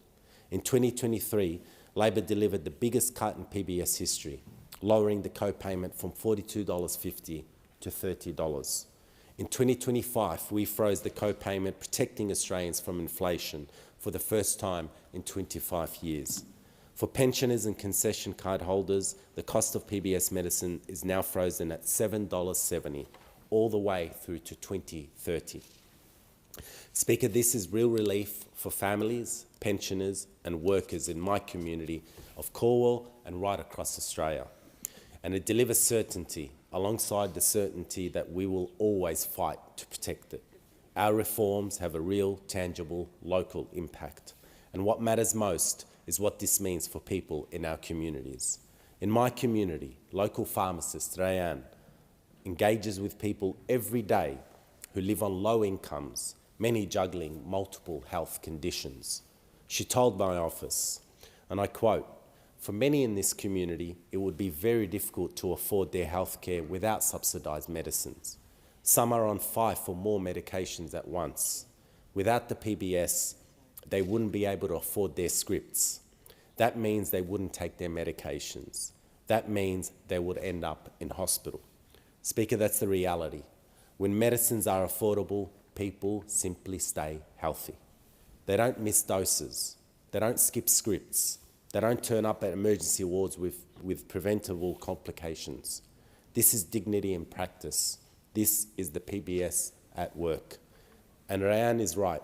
Making medicines cheaper doesn't just save families money. It saves our entire health system money, because prevention is always cheaper than responding to crisis. And it is important to be clear. We are talking about the prescriptions people rely on every day for chronic illnesses and life-threatening conditions. Over 1.7 million scripts each year are written for asthma medicines. More than 860,000 scripts for Eliquis, which helps prevent strokes. Those used by thousands for type 2 diabetes, heart failure and chronic kidney disease. And for the 1 million scripts written annually for menopause drugs, estradiol. This means real, practical relief. And there are stories behind every one of these numbers. Take Taylor Purvis, who spoke to the ABC. She has cystic fibrosis, a condition that requires multiple prescription medicine to manage, including breakthrough drugs. She said she currently spends more than $240 a month just on scripts. From next year, she will pay only $25 for her life-changing medicine. And she described it as a welcome relief. In her words, "It is so refreshing to hear about the cost of something you need to function dropping." Speaker, that's what this bill is about. Tangible, everyday relief. Life-changing, life-extending relief. Our PBS is a cherished Australian institution. This bill matters because of the accessibility of medicines and the dollars saved, but also because of what it says about us as a nation. It is no exaggeration to say that the PBS is a practical expression of the Australian value of egalitarianism. The health of our society can be measured by how we value the health of our people. With a basic commitment that every Australian should have access to cheaper medicine that is vital to their well-being is a foundation stone of our national character. That no matter your wealth, no matter where you live, you deserve access to medicine that keeps you healthy, keeps you working and keeps you with your family. Speaker, this is who we are. This is what makes us proud. And we have to defend our healthcare system from those opposite and from those abroad. And it is precisely because the PBS is so effective that it is under attack from outside our borders.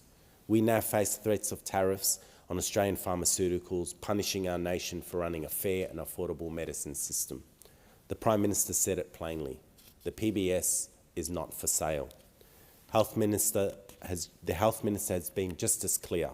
We will not negotiate away cheaper medicines, because the PBS is not just a line in a budget. It reflects who we are as Australians. It is an Australian solution built on Australian values, protecting Australian families, and we will defend it. Beyond the scheme's priorities and central purpose of the health of Australians, there are economic and productivity benefits. Speaker, cheaper medicines are not just good for the hip pocket, they are good for our economy. In 2024, the Productivity Commission released research showing that advances in new medicines were directly linked to measurable productivity growth in Australia's healthcare system. We've recently seen productivity grow by about 3% per year in areas such as cancer, cardiovascular disease, blood and metabolic disorders, and kidney and urinary disease. These are areas that together account for a third of all healthcare expenditure. The lesson is simple. When Australians get access to the medicines they need, they live healthier, longer, and more productive lives. They can work, they can care for their families, they can participate fully in society. And that is why cheaper medicines are not just a social good. They are an economic imperative. This bill is part of a bigger picture of Labor's broader health and cost of living agenda. The Albanese Labor government is committed to tackling the cost of living crisis head on. We are making medicine cheaper. We are strengthening Medicare. We are investing in the health workforce through free TAFE and paid practical placements for nursing and midwifery students. We are freezing PBS prices for pensioners through to the end of this decade. And we are ensuring that the foundations of our healthcare system remain strong, not just for today's Australians, but for generations to come. Speaker, the PBS is not perfect. It will continue to evolve as new medicines and new treatments emerge. But it is, without question, one of the most important pillars of our healthcare system. It is a cornerstone of fairness, a cornerstone of dignity, a cornerstone of what it means to live in a healthy, civil society. This bill reaffirms Labor's commitment to that cornerstone. We are cutting the cost of medicines to $25 a script. We are delivering over $200 million in annual savings. We are defending the PBS from external threats, and we are ensuring that every Australian, no matter their means, has the chance to live a healthy, productive life. Speaker, this is Labor's vision for a fairer Australia, a vision where your health is not determined by your bank balance, where families in my community and in every suburban town in this nation can afford the medicines they need, where future generations can look back and say, we did not let the PBS be weakened or sold off. We defended it, we strengthened it, and we passed it on. Because at its heart, the PBS is about the dignity of every Australian, and Labor will always defend that dignity. I thank the member for Call. The question is that the amendment be agreed to, and I call the member for Bonner. Thank you, Deputy Speaker. I rise to speak on the National Health Amendment Cheaper Medicines Bill, a vital step in our government's mission to ease cost of living pressures and strengthen Medicare for all Australians. This bill is not just about legislation, it's about lives. It's about making sure no one is left behind when it comes to accessing the medicines they need to stay well, live with dignity, and look after the people they love. It's about real people, real families in Bonner and across this country who are being squeezed by cost of living and are relying on us to make practical, compassionate decisions as a government. Cheaper medicines are a cornerstone of Labor's commitment to strengthening Medicare, right alongside more bulk billing, more doctors and nurses, more urgent care clinics, and more support for the people doing it tough. Because we know this, when medicines are affordable, Australians don't delay treatment. They take their medication as prescribed, they stay healthier, they stay out of hospital, and they stay in the workforce. It's better for our health system and it's better for our economy. I saw this firsthand while door knocking in Lota during the election campaign. I met a mother of 3 who told me something I haven't forgotten. Her kids had all come down with illness that week. She did the right thing, took them to the doctor, but the clinic no longer bulk billed. With the out-of-pocket costs from the GP visit and the price of the medications, she found herself facing a decision no parent should ever have to make. Do I fill the prescriptions or do I buy food for the next week? That's not an isolated story, Deputy Speaker. That's the reality for too many Australians. It is simply not acceptable in a country as prosperous as ours. This bill is part of our response. Because under this legislation, families like hers will save money every time they fill a script. The PBS general co-payment will drop from $31.60 to just $25. That's direct, immediate cost of living relief where it's needed most. This is the fifth wave of medicine affordability reform under this government, and it builds on real results. In July 2022, we cut the PBS safety net for concession card holders, delivering 73 million additional free scripts and saving pensioners more than $500 million. In January 2023, we made the largest price cut in PBS history, slashing general script costs from $42.50 to $30, saving Australians $770 million. In September, we introduced 60-day prescriptions for hundreds of common medications, saving patients $250 million and eliminating 35 million unnecessary pharmacy trips. And earlier this year, we froze PBS prices for the first time in 25 years, protecting Australians from the rising cost of inflation. Together, these reforms have already saved Australians $1.5 billion. And this bill will add to that, with more than $200 million in additional savings each year. In Bonner, the difference is already being felt.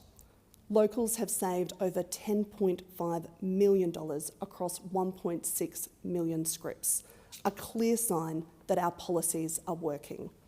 And with this bill, we're going even further, rolling PBS prices back to 2004 levels. This will benefit more than 5.1 million Australians. And I know, Deputy Speaker, it will mean the world to that mum in Lota and to thousands of other families across my community, from Mount Gravatt to Manly, from Wishart to Wynnum. For her, this isn't politics, it's peace of mind.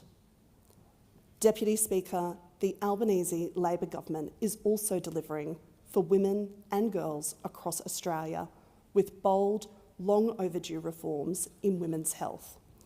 Our $790 million women's health package is about bringing more choice, lower costs and delivering better care.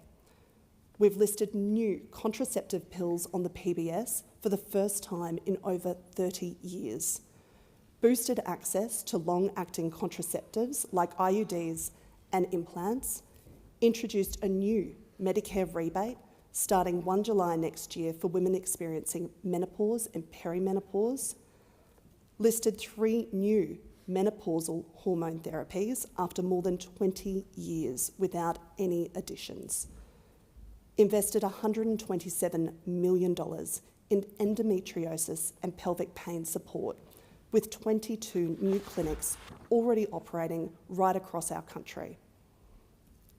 And we've launched national pharmacy trials to improve access to contraceptives and treatments for uncomplicated UTIs, backed in by $100 million in funding. These reforms are designed by listening and acting on what women have been asking for decades. This week, I had the privilege of meeting with Renee, Kate and Jess, long-time women's health advocates from Queensland, representing the Pelvic Pain Foundation of Australia, Quendo and the Endometriosis Coalition. We discussed the findings of the Endometriosis Roundtable report and the ongoing barriers facing women with endo and pelvic pain, conditions that affect 1 in 7 Australian women. They're fierce advocates, and I want to thank them publicly for their work. Their voices are shaping policy that truly matters. Their advocacy has helped bring new PBS listings like Slinda, our contraceptive pill now listed for the very first time in our country. Over 100,000 women are expected to benefit from the reduction in contraceptive costs each year. Women who otherwise could be paying over $250 annually for their contraception. Deputy Speaker, closer to home, I want to mention a major local health commitment we've made during the election campaign, the brand new Medicare urgent care clinic in Carindale that Labor is delivering. The tender process is now open, and when the clinic opens, it will offer bulk billed, extended hours care for people who need help urgently but don't need to spend hours waiting in a hospital emergency department. For families in Bonna, this clinic will mean faster care, lower costs and less stress. Already, more than 360,000 Queenslanders have visited a Medicare urgent care clinic. Every week, more than 5,600 Queenslanders are receiving care from one of the 16 clinics across the state, and I can't wait to open our very first Medicare urgent care clinic in Bonna. This is what strengthening Medicare looks like on the ground and in people's lives. Deputy Speaker, the Pharmaceutical Benefit Scheme is one of our proudest national achievements. It's how we ensure every Australian can access the medicines they need without being priced out of care. The Cheaper Medicines Bill strengthens the PBS, reducing the cost of medications to just $25, making our system fairer, more sustainable and better equipped to meet today's challenges, including the cost of living. But above all, it makes life a little easier for millions of Australians. For the pensioner in Tingalpa, the single parent in Mount Gravatt East, the working family in Lota. It delivers for the people I represent, and I'm so proud to stand here as the federal member for Bonna and support it, because this is how we strengthen Medicare. This is how we deliver real cost of living relief. And this is how we build a fairer, healthier Australia, one reform at a time. I commend this bill to the House. Thank the member for Bonna. The question is the amendment be agreed to, and I call the member for Hughes. Thank you, Deputy Speaker. Looking after each other is a key part of what it means to be Australian. It's why Australians are so proud of Medicare. It's why Australians are so proud of the Pharmaceutical Benefits Scheme. And it's why I am so proud to support the National Health Amendment Cheaper Medicines Bill 2025. Being able to afford medicines that keep us healthy and well is not something that only the wealthy should be able to afford. When I'm out in my community talking to the hard-working families of Southern Sydney, the cost of living pressures associated with healthcare are raised with me all the time. And that's why the Albanese Labor government is delivering this key cost of living measure. It's going to mean that a lot of parents won't have to skip filling their own scripts so they can afford medicine for their kids. Many older Australians won't have to stretch out doses to make their prescription last longer. There will be fewer Australians with chronic conditions waiting weeks before filling a script because they simply cannot afford it. These are choices that no Australians should have to be making in a modern economy like ours, and under this measure, they won't have to. We have one of the best health systems in the world, but it will only remain strong if we take the required steps to protect it. Strengthening our healthcare system is exactly what the Albanese Labor government was elected to do. This bill cuts the maximum cost of a PBS script for general patients from $31.60 down to $25. Those are real savings off the pharmacy bill every month for 5 million Australians. The last time a script cost $25 was 2004. If you'd handed me $25 in 2004, I'd have taken it straight to the Bosco Primary Tuck Shop and bought 25 paddle pops. Not all of them chocolate. Maybe I'd have even bought a banana one. Now, no one today would believe that paddle pops would cost only $1 each. It was indeed a dark day in Australian history when paddle pops went up to $1.10. But paddle pops aren't the only things that have gone up in price over the last 2 decades. Medicines rose significantly too. Before the election, I door-knocked a lot of houses in Wattle Grove and told them about what the Albanese Labor government had done to make medicines cheaper, and our plans to make those cheaper medicines even cheaper. Now we are delivering on those plans and building on what this government achieved in the last term. When the government delivered the largest cut to cost of medicines in the history of the PBS, with the maximum cost of a general script falling to $30 from $42.50. This government also provided more free and cheaper medicines sooner, with a 25% reduction in the number of scripts a concessional patient must fill before PBS safety net kicks in. This government introduced 60-day prescriptions, saving time and money for millions of Australians with ongoing health conditions. And in January 2025, this government froze the cost of PBS medicines, with co-payments not rising with inflation for all Australians for the first time in 25 years. Our cheaper medicines policy has already saved Australians $1.5 billion. In my electorate of Hughes, the savings from cheaper medicines has reached nearly $7.4 million as of July 2025. That's money back in the pockets of residents like those in Wattle Grove, and money that they're not seeing added to their weekly bill just to fill prescriptions. Now we're going further. We're reducing the pharmaceutical benefits scheme general patient co-payment from $31.60 to $25 from 1st of January next year, delivering on the Albanese government's 2025 election commitment. That's a more than 20% cut in the maximum costs of PBS medicines, which will save Australians over $200 million each year. 4 out of 5 PBS medicines will become cheaper because of our government's $689 million investment. Pensioners and concession card holders will continue to benefit from the freeze to the cost of their PBS medicines, with the cost frozen at its current level of $7.70 until 2030. This bill means hundreds of dollars saved each year for households with multiple prescriptions. That is money that goes back into food, bills, school shoes and electricity. That is money making a meaningful difference. Making medicines cheaper is a tangible way we're helping with cost of living, but it's not just good for the wallets of residents in my community. It's good for their health too. Someone with asthma who needs a preventer, a person managing high blood pressure, a family with diabetes. Their scripts are not optional, they are essential.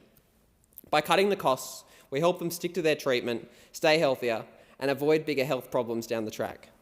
The cost of untreated illness is far greater. It shows up in emergency wards, in longer hospital stays, in lost work, and in families under stress. The work that pharmacies do is much more than just as a retailer for medicines. Pharmacists like Ahmad, who runs the local pharmacy in Macquarie Fields, do so much unseen work behind the scenes to keep our community healthy, connected and functioning. I went to see firsthand the work that Ahmad is doing in my community with the member for Joe Bell, the Assistant Minister for Mental Health and Rural Health. And it was so apparent how much our cheaper medicines policy is helping our pharmacists keep our community healthy. When medicines are cheaper, people fill their scripts on time. They take appropriate doses as they are prescribed. The medicines work as they're designed to. They reduce rates of serious illness, and that keeps pressure off our GPs and off our hospitals. On this side of the House, we believe in strengthening our health system. This bill cuts the price of medicines and increases their availability to vulnerable Australians. It eases the squeeze on households, and it reflects the Australian value that your income should not be the primary determinant of the health treatment that you receive. This government is one that cares about all Australians, about their health and about their financial well-being, and that is reflected in this bill. Thank the House. I thank the member for Hughes. I'll remind him that when I was at primary school, paddle pops were sixpence. The question is that the amendment be agreed to, and I call the member for Braddon. Thank you, Speaker. I rise to speak on the National Health Amendment Cheaper Medicines Bill 2025. Speaker, as we know, the Pharmaceutical Benefits Scheme is a pillar of Australian healthcare. It's life-changing and life-saving for Australians. Each of us benefits from this universal and inclusive scheme. It was the Curtin Labor government that first introduced the Pharmaceutical Benefits Act in 1944 to provide free medicines to all Australians. It was the Chifley Labor government that implemented the first PBS in 1948, providing free medicines for pensioners and a select list of life-saving drugs for the general public. And since then, it's Labor governments that have built the PBS as a critical part of accessible healthcare for all Australians. We know that the task of implementing big nation-building reforms always falls to Labor. It's Labor that is focused on improving social and economic outcomes for workers, families and vulnerable Australians. We're the party of reform, which prioritise equity, inclusion and affordability. And with this legislation, the Albanese Labor government will make cheaper medicines even cheaper, with a script to cost Australians no more than $25 under the PBS. This bill implements the government's 2025 election commitments to reduce the PBS general patient co-payment from $31.60 to $25. And the last time that PBS medicines cost no more than $25 was, as we have heard many times, was in 2004. Labor's health policies are very important to Tasmanians. Tasmania still ranks poorly compared with other Australian states and territories on many health issues. Tasmania has the nation's highest prevalence rates for most chronic conditions, including arthritis, back problems, cancer, osteoporosis, and heart, stroke, and vascular disease. Tasmanians deserve better. They deserve better health policies and access to health services. It's crucial that the newly elected state government take every opportunity to focus on improving health outcomes for our communities. The federal government is focused on that task and playing its part. In 2025-26, the Australian government will deliver $750 million in funding to Tasmanian state-run public hospitals. That's an additional $93 million, or 14% increase in federal funding. A further $120 million in federal funding will go towards the Northern Heart Centre at the Launceston General Hospital. We've also funded additional aged care beds, birthing services and hospice care. And for every Tasmanian, we are strengthening Medicare and expanding bulk billing. This is so important because bulk billing rates in Tasmania have been lower than the rest of Australia. But we are turning that around. We are seeing that percentage to increase, and we're also putting in place programs that deliver more doctors, more nurses, more endorsed midwives into our health system.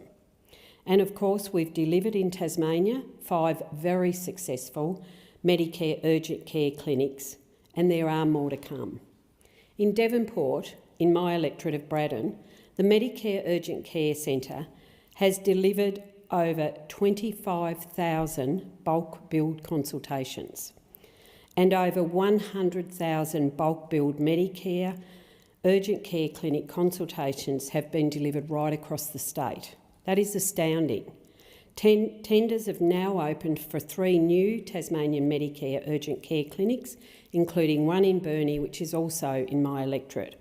And I really look forward to that tender being awarded and that urgent care clinic becoming operational to provide that service along the other end of the coast to where the Devonport one is. And now, having already slashed the cost of medicines during our first term of government, we are going even further. We've already delivered more free and cheaper medicines sooner, with a 25% reduction in the number of scripts that a patient must fill before the PBS safety net kicks in. The largest cut to the cost of medicines in the history of the PBS, with the maximum cost of a script falling to $30 from $42.50. 60-day prescription, saving time and money for millions of Australians with an ongoing health condition. And that has been a real game changer for many people in my community. A freeze on the cost of medicines, of PBS medicines, with co-payments not rising with inflation for all Australians for the first time in 25 years. And a 5-year freeze on the cost of PBS medicines for pensioners and other Commonwealth concession card holders, so that if you have a concession card, the most that you will pay is $7.70. Making medicines is not cheaper is not just good for your health, it's a tangible way that we're helping with the cost of living. And this will help many thousands of people that I represent in my home state of Tasmania. The federal government's cheaper medicines policies have already delivered over $40 million in savings for Tasmanians and over $8 million to the residents of my electorate in Braddon. With the bill before us today, these savings will grow. 4 out of 5 PBS medicines will become cheaper from July 1, 2026, which will save Australians over $200 million each year.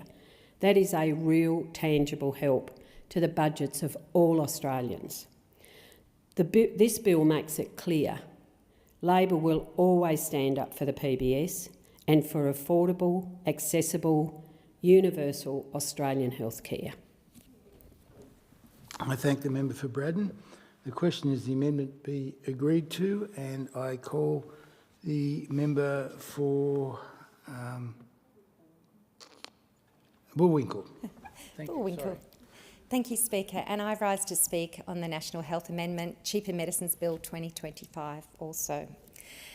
Speaker, on July 22nd, I walked into Parliament House for the official opening of the 48th Parliament, and it was a very proud moment to be the 10th nurse and the 4th midwife in Parliament and the very first federal member for Bullwinkle. It's a seat named after Nurse Lieutenant Colonel Vivian Bullwinkle, World War II hero and the sole survivor of the terrible 1942 Banker Island massacre. A few days later, I experienced yet another proud moment, voting yes to make medicines cheaper. From the 1st of January next year, no Australian will pay more than $25 for a prescription on PBS. Now, let's think about that for the moment. The last time the medicines were this affordable was more than 20 years ago, in 2004. And that's just not numbers on the page. It's a real, tangible cost of living measure that will make a difference in people's lives. We've already delivered the largest cut to the cost of medicines in the history of the PBS in 2023, and now we're going even further. For the average household, this is a 20% cut in the maximum cost of PBS medicines, saving Australians more than $200 million a year. Now, I know from my own life just how important this is. I became a nurse when I was just 18 years old, following in my mother's footsteps. Being a nurse, you very quickly learn that access to affordable medicine can mean the difference between someone getting better or somebody ending up in hospital.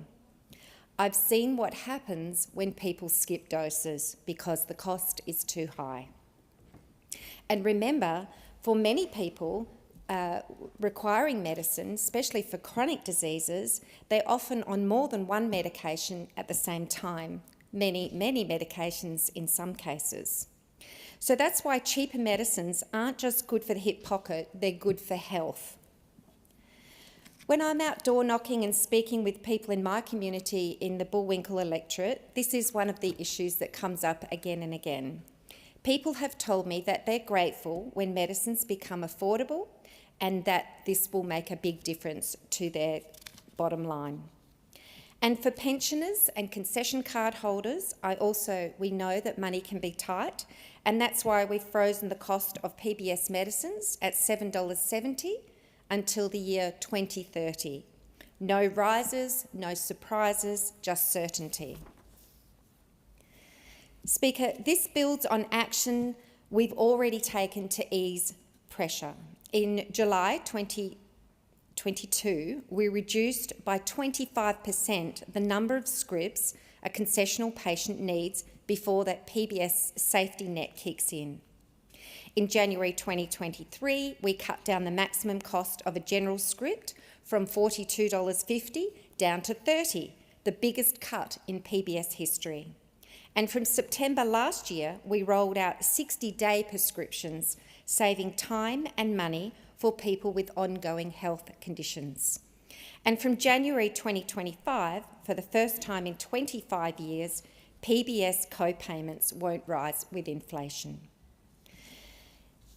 And importantly, all medicines that pharmacies can discount today will still be able to be discounted when the new $25 co-payment comes into effect. This is a clear and consistent commitment from this government when we said we would make medicines cheaper and health more accessible and affordable, and that's exactly what we're doing. The Prime Minister, Mr Albanese, has said it best: the size of your bank balance shouldn't determine the quality of your health care. And that's what this is all about, making sure every Australian, no matter who they are or what they earn, can afford medicines that they need. I'm proud to stand here as the Bullwinkle representative, but also someone who's worked in healthcare since I was a teenager. I know the difference that this will make to people's lives. The Albanese government is delivering real cost of living relief, and not just words, but as I've indicated, commitment and action. And with this legislation, we're making medicines cheaper than they have been for 2 decades. We're building a fairer, healthy Australia together. This is also in addition to our Medicare urgent care clinics. In the Albanese government first term, one of their commitments was to build 50 urgent care clinics, Medicare urgent care clinics, where people can just walk in without a referral, without a credit card, and get quality, accessible healthcare. We said we would deliver 50 in that first term, and we over-delivered by providing 87 clinics across Australia. 2 of those clinics service the people of Bullwinkle. There's one in Gosnells and one in North Midland, both on the border of the electorate. And thanks to the Labor government, one of the new commitments, when we'll build another 50 around the country, is to be actually in the Bullwinkle electorate with my commitment to a Medicare urgent care clinic in Kalamunda. Speaker, we are working consistently to provide better health for people, more accessible health and more affordable health. Thank you. I thank the member for Bullwinkle. The question is that the amendment be agreed to, and I call the member for Richmond. Thank you, Deputy Speaker, and I too rise to speak in support of the National Health Amendment Cheaper Medicines Bill 2025. The bill amends the National Health Act 1953 to cut the maximum cost of PBS medicines by 20% from $31.60 to $25. And it was a Labor government that created the PBS so that every Australian could afford the medicine that they need. Now, the Albanese Labor government is continuing that legacy, strengthening and protecting the PBS for future generations. And without the PBS, many medicines would cost hundreds, even thousands per prescription, making access to vital medications difficult, if not impossible, for so many Australians. Now, we know that for so many people, the cost of medicines is a major contributor to cost of living pressures.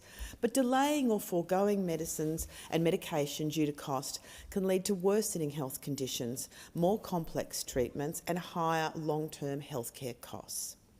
This bill is the latest in a series of cost of living measures delivered by our government to make medicines even more affordable. It fulfils our 2025 election commitment to reduce the PBS general patient co-payment. From the 1st of January 2026, all Australians with a Medicare card will pay no more than $25 for PBS medicines. And this change will benefit around 5.1 million Australians, delivering immediate relief at the pharmacy counter. Our government's committed to cheaper medicines, a stronger Medicare, more bulk billing, more doctors and nurses, and more urgent care clinics. In 2022, we reduced the PBS safety net threshold, cutting the number of scripts concessional payments need before qualifying for free or discounted medicines by 25%. This reform has saved patients over $535 million, with 73 million additional free scripts issued. In 2023, we made the largest cut to medicine costs in PBS history, reducing the general patient co-payment from $42.50 to $30, a 30% reduction, saving patients over $755 million. We also introduced 60-day prescriptions for chronic conditions, allowing patients to receive double the medication per script, saving time, money and easing the pressure on doctors and pharmacists. And this reform has saved Australians more than $245 million. Earlier this year, we froze the cost of PBS medicines for pension and concession card holders so that medicine prices would stay at a maximum of $7.70. And Deputy Speaker, for my electorate and the number of older Australians there, this has made a huge difference in terms of addressing their health needs. And of course, for non-concession card holders, the cost was frozen at a maximum price of $31.60 until the end of 2025. Already this reform has led to an estimated $11 million in savings for concessional patients and $15 million for non-concessional patients. Together, these reforms have saved Australians $1.5 billion in medicine costs, a huge amount. And in my electorate, patients have saved more than $9.7 million. And now, Deputy Speaker, we're going even further. Cheaper medicines mean immediate cost of living relief for everybody. They're good for your health, good for household budgets, and good for our health system overall. The measures in this bill are expected to save Australians over $200 million each year. From the 1st of January 2026, PBS medicines will become even cheaper. And the last time that PBS medicines cost just $25 was more than 20 years ago. And of course, PBS is a cornerstone of Medicare, ensuring timely and affordable access to high-quality, cost-effective medicines. And when people get the medicines they need when they need them, we see much better health outcomes and reduced pressures on our hospitals and other health services. Affordable medicines are so important too for supporting school attendance, workforce participation, family care responsibilities, boosting productivity. It's a win-win for everyone. Now, there are over 900 medicines listed on the PBS, including more than 5,000 different brands. Without the PBS, Australians would be paying the full retail cost to access the medicines they need, and this cost then would be determined by those drug makers and pharmacies. From July 1st, 2023 to 30 June 2024, over 226 million subsidised prescriptions were dispensed under the PBS. The average cost per patient for prescriptions will be more than $85 without this important government subsidy. Indeed, one of the world's most expensive drugs, Zolgensma, treats spinal muscular atrophy, a rare genetic disorder that involves loss of motor neurons in the spinal cord and causes progressive muscle weakness. Prior to PBS listing, this drug could be purchased for $3 million. It can now be assessed with a standard co-payment amount. Another drug, encorafenib, used to treat melanoma and other cancers, has a retail price of $7,035.45 without the government subsidy. It's a huge difference. And another drug, nivolumab, is an immunotherapy treatment for various forms of cancer. Without the government subsidy, it would cost more than $9,560. That's astounding, the difference it will make. And another drug, doxorubicin hydrochloride, a common and highly effective chemotherapy drug, would have a price of $750.37 without the government subsidy. And another one, infliximab, is a commonly assessed drug that treats autoimmune conditions such as rheumatoid arthritis, Crohn's disease and cirrhosis. Without the government subsidy, this would cost between $578.68 and $760.24, depending upon the mode of injection. So without the PBS, access to many life-saving and life-changing drugs would simply not be possible for the vast majority of Australians. The PBS is such a significant component of the government's investment in our healthcare system.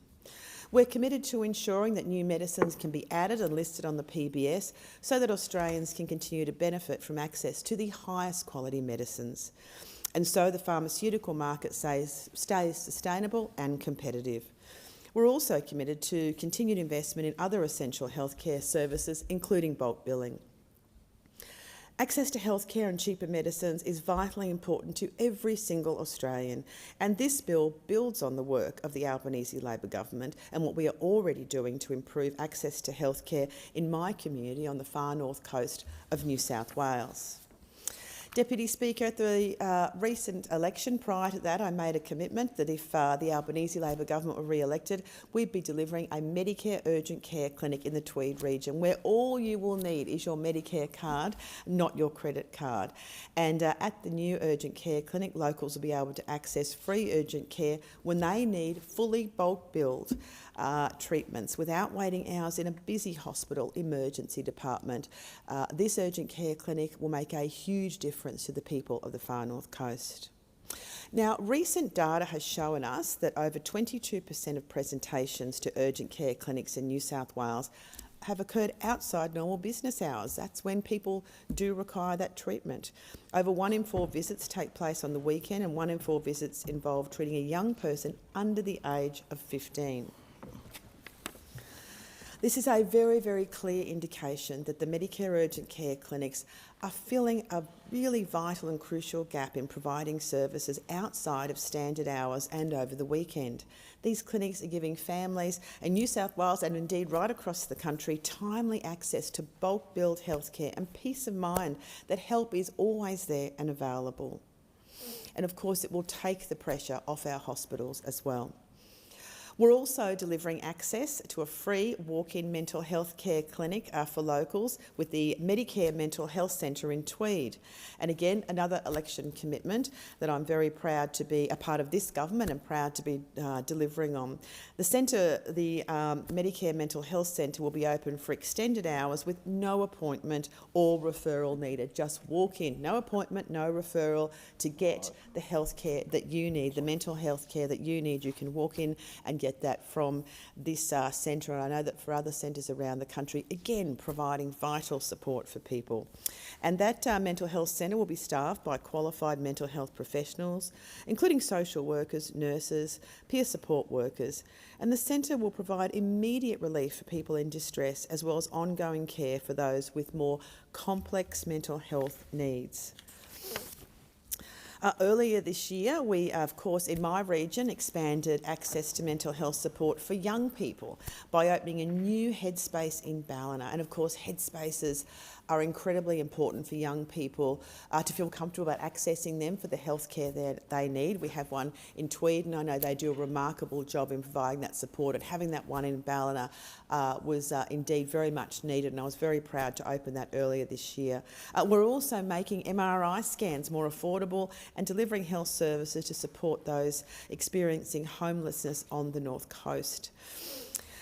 And another very important measure that we made, Deputy Speaker, the Albanese Labor government had reclassified the town of Murwillumbah from metropolitan to regional for healthcare services, and we reversed the Liberals and Nationals' absurd decision when Murwillumbah got classified as a city. I don't know if you've been to Murwillumbah, it's not a city, it's a regional town, and that of course had a huge impact upon their capacity to bulk bill. It was less, their capacity to attract doctors was unheard of. They couldn't do that because they were classified as a city. And I really want to congratulate everyone, particularly in Murwillumbah. This is a community victory, and they made their voices heard, and we heard it. Labor listens and Labor's acts, and we changed that classification. And it's making a real difference for locals, Deputy Speaker. There are GPs like the ones at Wollumban Medical Centre in Murwillumbah. They are now universally bulk billing patients. And I know many other practices as well have started a lot more bulk billing, particularly of pensioners and concession card holders who just could not get to the doctor because the way the Liberals and Nationals had classified Murwillumbah. They can now, and that's great, and I know that I hear from many of the GP practices as well. They've had a lot of interest from doctors that want to move there. Now they can access more incentives for that. And I was really pleased recently to visit the Wollumban Medical Centre to celebrate this good news about them universally bulk billing everyone. And they told me they can do that now because the Albanese Labor government reclassified Murwillumbah as regional, and also with our increases to bulk billing incentives that are coming in from the 1st of November 2025. So a perfect example of a government listening and acting, and how our really strong policies in terms of accessing healthcare are making a difference to regional Australians who are quite often have had difficulty accessing healthcare, but we're making sure across the country that people have more services than they do need them. And as I say, our government is committed to strengthening Medicare by making PBS medicines even cheaper, increasing bulk billing incentives, opening up Medicare urgent care clinics like the one we'll have in Tweed Heads, and growing our health workforce to deliver more doctors and more nurses, which we very much need on the ground. We're also investing in women's and men's health initiatives. We're opening more endometriosis and pelvic pain clinics. We're investing in a lot more free mental health support, and also establishing 1800 Medicare, a free 24/7 health advice line that people can access. Now, of course, if we want to look in contrast to all of those actions by our government, by the Albanese Labor government, the Liberals and Nationals' record on Medicare and the PBS is crystal clear. They cut $50 billion from our hospitals, which quite frankly was catastrophic in terms of the capacity to deliver health service, had a huge impact. They disgracefully froze the Medicare rebate, and they made it more expensive to see a doctor by freezing that rebate. And they planned to increase the cost of PBS medicines as well. And they voted against making PBS medicines cheaper, and they've described our urgent care clinics as wasteful spending. I mean, this is absolutely absurd. These are game changers, the initiatives that we have had, and people know that Labor's committed to delivering and strengthening Medicare, and they know when it comes to the Liberals and Nationals, when the former opposition leader was Health Minister, all the cuts that he had made, and in him saying too that, you know, that not everything can be free. I mean, it's absurd, the impact that had, and his cuts right across the board. They were very severe across the country, but often more so again in our regional and rural areas where there often are impediments to getting health care. So people in my region suffered the many years, 9 years, the Liberals and Nationals were in government, with their consistent cuts at every term with health care. It is a big job, and our government has been working extremely hard, and I want to acknowledge the incredible work of our Health Minister in his commitment to strengthening Medicare. And we are seeing the result on the ground now. We know there's a lot to do, but all those changes we have made a massive difference to people across the country, and particularly in my region. And locals in my community on the far north coast, they know you can only count on Labor. You can only count on Labor to strengthen Medicare and improve the PBS. And Deputy Speaker, I commend the bill to the House. The question is that the amendment be agreed to. And I call the Assistant Minister for Defence. Thank you, Deputy Speaker. I also rise in support of Labor's National Health Amendment Bill, which will freeze the price of PBS medicines to just $25. It's a remarkable thing because it's so important. Why is this so important for the community? Well, apart from the fact that there's so many cost of living pressures that people are facing, this type of support through the medicines is critical to people's lives, their health care. It's fundamental. And we are proud on this side of being the party and the government that stands by working Australians. Because under the Labor government, no one should have to choose between putting food on the table and paying for the medicine that they need to stay healthy. It's fundamental. And the bill delivers on our election commitment to make cheaper medicines even cheaper, Deputy Speaker, by reducing the price of the PBS medicines from $31.60 to just $25. That's a whopping 20% cut in the maximum cost of PBS medicines, which will save Australians over $200 million each year.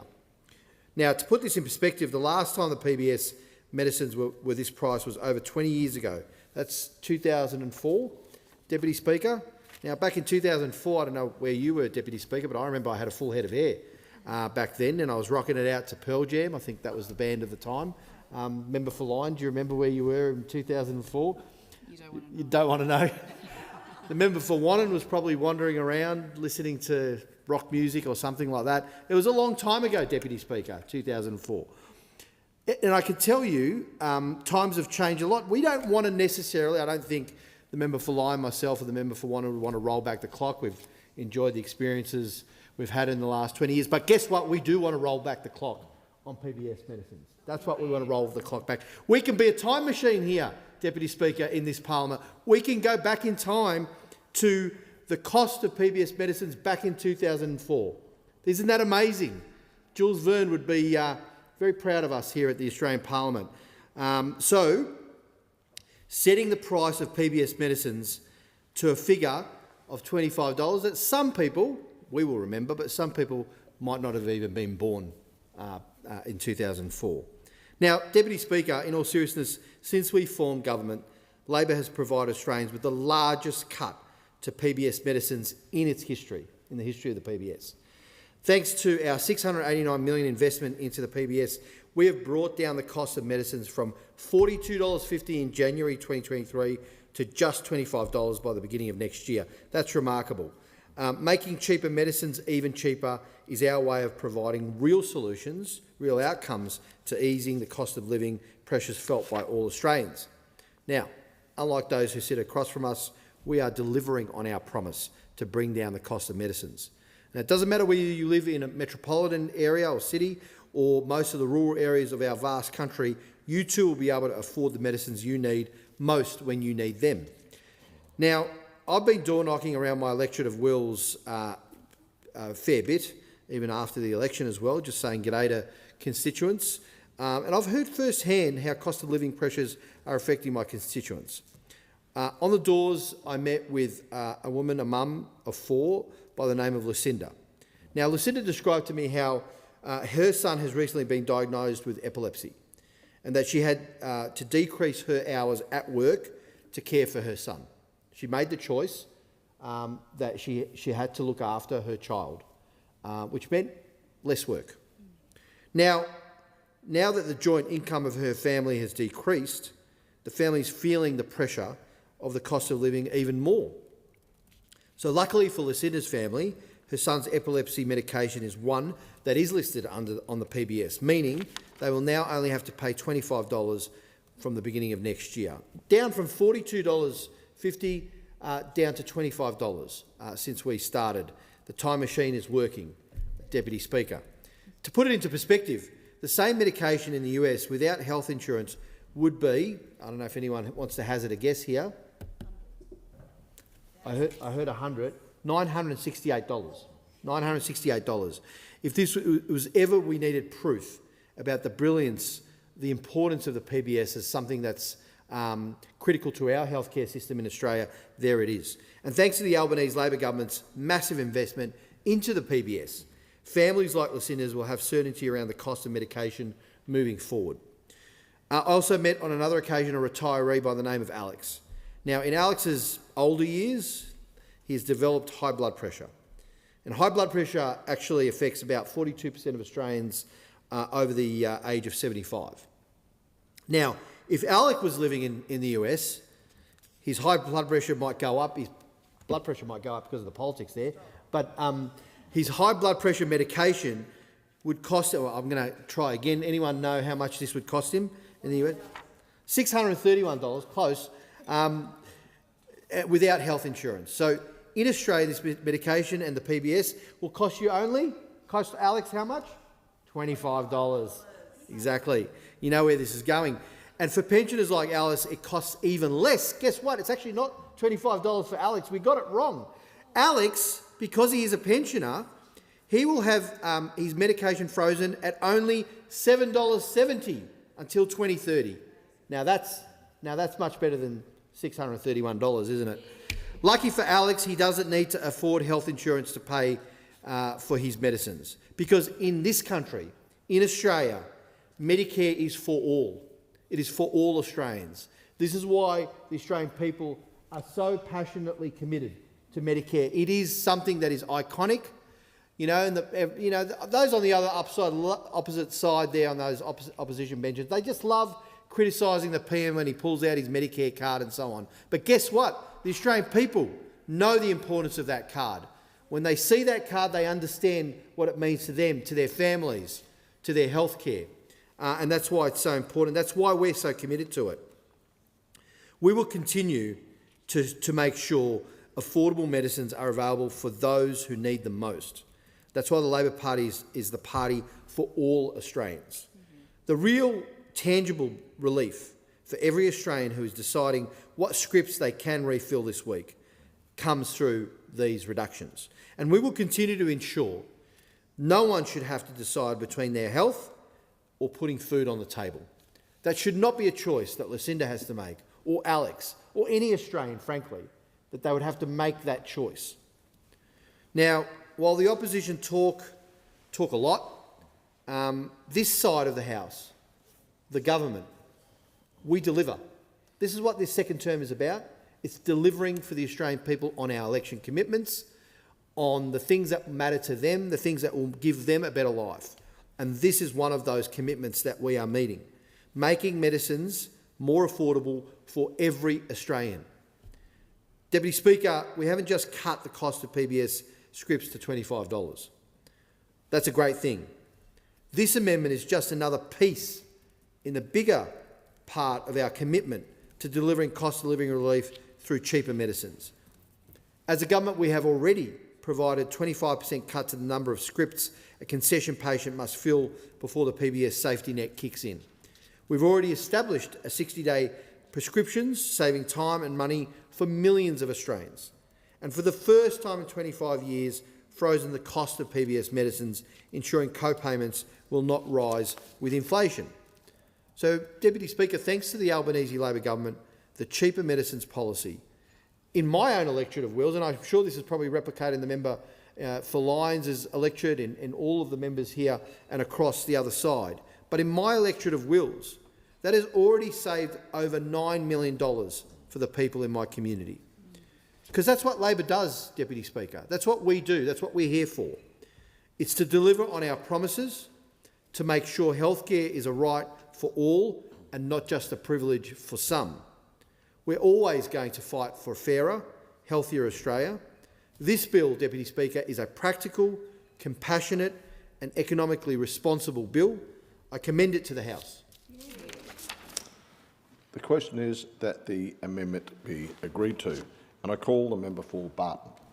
Thank you, Deputy Speaker. I rise today to speak in strong support of the Cheaper Medicines National Health Bill. This is not just a piece of legislation, it is absolutely a lifeline for millions of Australians. It goes to the heart of what we stand for as a Labor government: fairness, dignity and health equity. When I stood up in Parliament for the first time, I used some of my speech to reflect on the history of the seat of Barton and its namesake. Barton is home to working families juggling bills, pensioners who've contributed a lifetime to this country, and migrants and multicultural communities who often face higher health burdens. And one thing I hear from them constantly is the cost of medicines matters to them. During my time at St Vincent's de Paul Society, New South Wales, looking after a broad area of New South Wales with an amazing team of staff and volunteers running Vinnie support centres and vans, and also talking directly with my community, many people make impossible choices, choosing between paying for medication or paying their electricity bill, between putting food on the table and buying asthma medication for children. I think of a young mother from Hurstville who skips her own medication so she can afford antibiotics when her child gets sick, or the pensioner from Beverly Hills who told me she would space out her medication by taking it every second day instead of daily just to manage her expenses. Deputy Speaker, we cannot ignore the pressures of Australian households are under. The cost of living is front and centre in every conversation around the kitchen table, and healthcare costs, in particular the cost of medicines, are one of the sharpest pain points for my community in Barton. Deputy Speaker, no Australian should have to gamble with their health because of the cost of medicine. This bill is about ending those impossible choices and restoring dignity to Australians. We have changed for the better as a nation, and the St George area is a proud reflection of the vibrant and multicultural society we call home. But there are some things that have remained the same, and we should be also very proud of them too.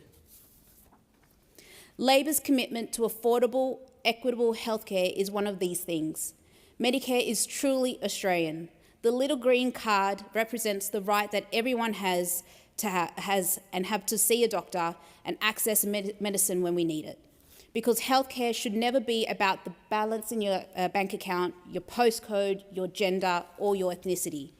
You have a right to it because you're Australian, and that right is something our Labor government will always fight to protect. In the last term, the Albanese Labor government took up that fight after years of coalition neglect. We introduced brand new policies that have saved Barton residents a total of $10,957,676.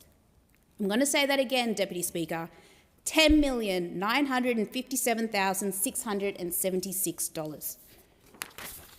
Those savings were delivered in the middle of a cost of living crisis too. The government was able to balance the budget, deliver real relief and begin rebuilding affordable healthcare.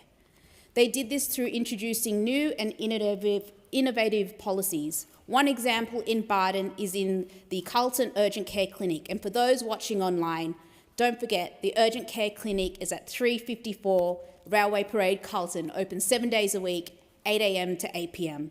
And all you need is your Medicare card, not your credit card. Another example is the 60-day prescriptions, and another is slashing the co-payment. Let me tell you, door knocking on those policies couldn't have been easier. Locals knew about them, were benefiting from them, and were keen to talk about them. Remember the young mother and the pensioner? They're real people. I met one of them on their doorsteps and the other one while I was working at St Vincent's de Paul. This change will flow through the rest of their lives, not only benefiting their health, but freeing up their budgets. Others had taken their kids to the urgent UCC after a bad fall at soccer, or their local pharmacist had given them a 60-day script for blood pressure or diabetes tablets. Another thing I'm proud of is the advances we've made in treating endometriosis. We added new PBS listings for endometriosis and related reproductive health needs. Again, this slashes the everyday cost for women living with such common but overlooked illness. We also expanded Medicare support so that consultations are cheaper and established the first endometriosis and pelvic pain clinics. These clinics create a dedicated space for women to receive a diagnosis, talk to a trusted health professional, and receive local support. I would love to see such a clinic in southwest Sydney should this project expand. Regardless, all of these changes are real and already helping women across Barton. When I met them on the campaign, these families trusted that Labor would continue to prioritise their health, and that is exactly what we're doing. The Cheaper Medicines Bill implements the Albanese government's 2025 election commitment to reduce the pharmaceutical benefits scheme general patient co-payment again from $31.60 to $25. $25, Deputy Speaker. The last time medicines were this cheap was 2004. That was my last year in high school at Danebank. I was living in Hurstville, didn't have a licence. Me and my mates were trying to go and watch the film Mean Girls at Hurstville Westfield. Do you remember that one? Yeah. Trent Barrett was the Dragons captain, and on the 29th of August, the team pulled off one of the biggest comebacks in the club's history to beat Manly 36-34 at Cogra. And we'll beat them. We're going to beat them again this weekend, just like in 2004. Medicines are going to cost $25. Now, I live in Beverley Park. I have a car licence, and I'm pretty much binging on Netflix on the couch rather than going to the cinema. Regardless of that, what happens at Cogra this weekend, one thing that remains the same, Labor are still committed to healthcare. We're still committed to St George's area, and we're delivering on $25 PBS medicines. I'm glad the Coalition matched this commitment. This is a national issue that we should always agree on. As I said, affordable, accessible healthcare is uniquely Australian, and so it makes sense that both major parties want to see these changes pass. I only hope that the next time we present changes like this, we'll see the same support. Let me be clear, this is not just a health policy, it is a social justice policy. Cheaper medicines mean more than just relief at the counter. They mean people actually taking their medicines as prescribed. That means fewer preventable hospitalisations. It means fewer emergency presentations. It means a healthier population, which is good for patients and good for our health system. It also is good for our economy. Every dollar we put into making medicines cheaper pays itself back many times over because it prevents bigger, costlier interventions down the track. Deputy Speaker, it is the most vulnerable Australians who benefit most. Pensioners in Earlwood, families in Rockdale, young people in Cogra who work 2 jobs to keep food on the table. For them, I don't know, $10, $20 savings at the pharmacy, isn't trivial. It's the difference between financial stress and financial survival. That's why this is what this bill is about. It's about giving people dignity.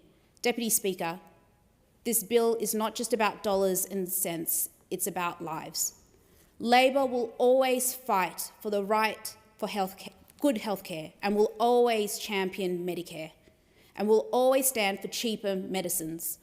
I urge every member of this House to support this bill, because in a country as wealthy as Australia, no one should ever have to choose between their health and their grocery bills.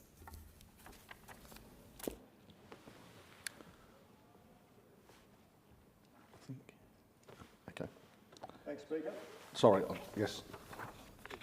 They've thrown me there. It was supposed to be different. The question is that the amendment be agreed to. I'll call the Assistant Minister.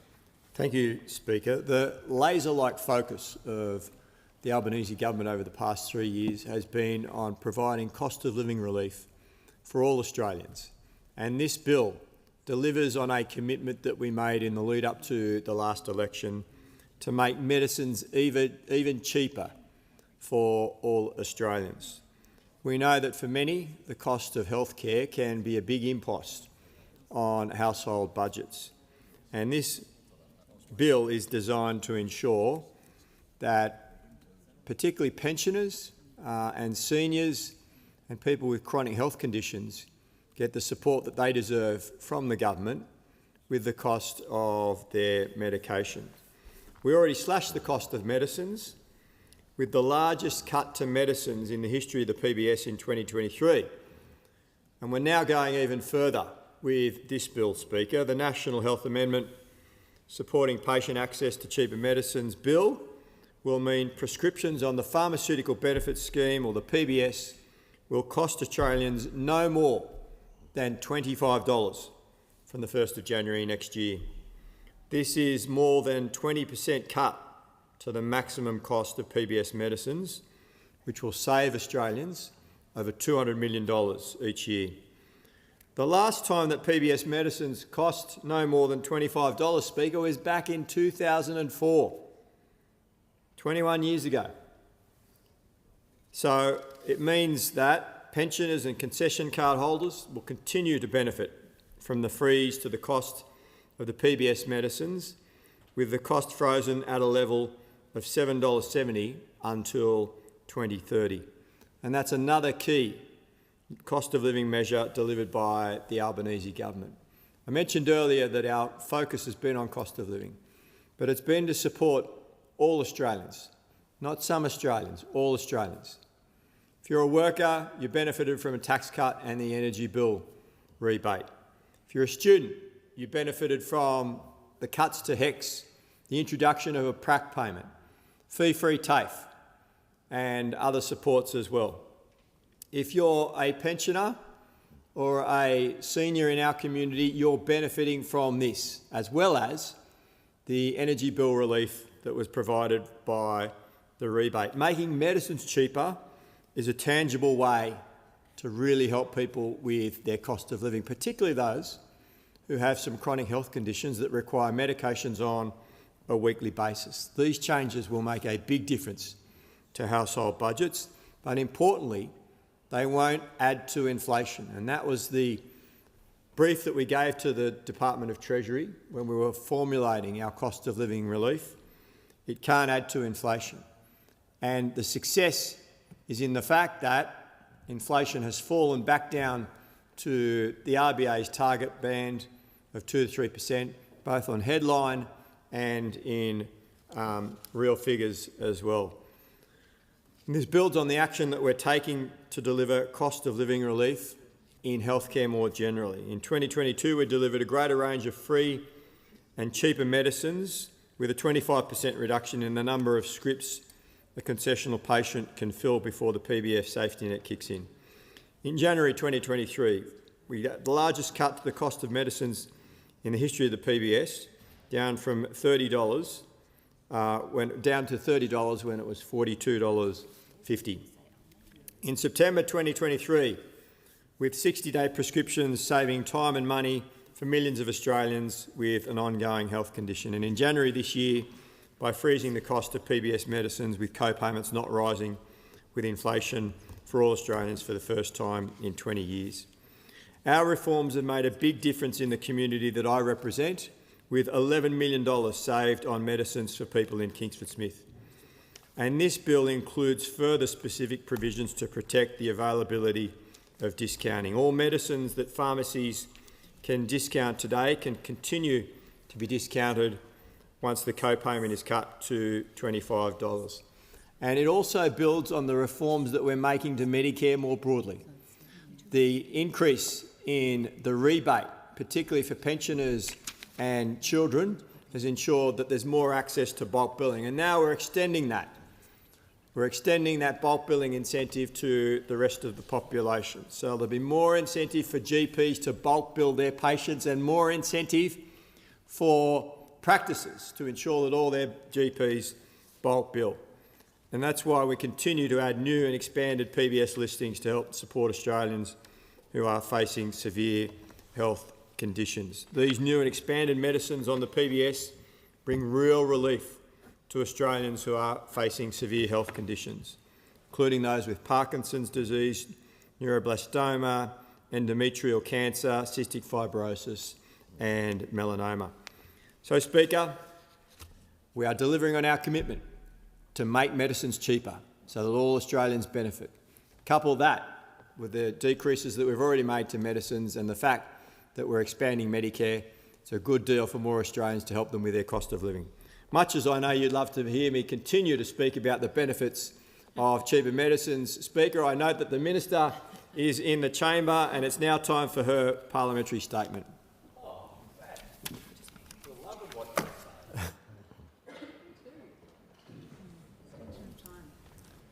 Is that the debate be adjourned, Deputy Speaker? The question is that the debate be adjourned and the resumption of the debate be made in order of the day for a later hour this day. All those of that opinion say aye. Aye. To the contrary, no. I think the ayes have it.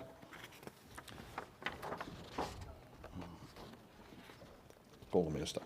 Thank you, Deputy Speaker. I ask leave of the House to make a ministerial statement relating to 5% deposits for all first home buyers. Is leave granted? Leave is granted. Call the Minister. Thank you, Deputy Speaker, and I begin by acknowledging the Ngunnawal people as the traditional owners of the land on which we meet. I pay my respects to Ngunnawal elders, past, present and emerging. And as always in this housing conversation of ours, Speaker, I acknowledge that for all the challenges that we face as a country, our First Nations brothers and sisters face particular issues with housing, and that's something that our government is fiercely committed to tackling. Mr Speaker, Australia is in the middle of a housing crisis that's been 40 years in the making. For 40 years, our country has not been building enough homes and we've not been backing in first home buyers right across the nation. And so today, housing is a life-defining challenge for millions of people who live in our country. We hear it from young people who feel they will never have the chance to own their own home.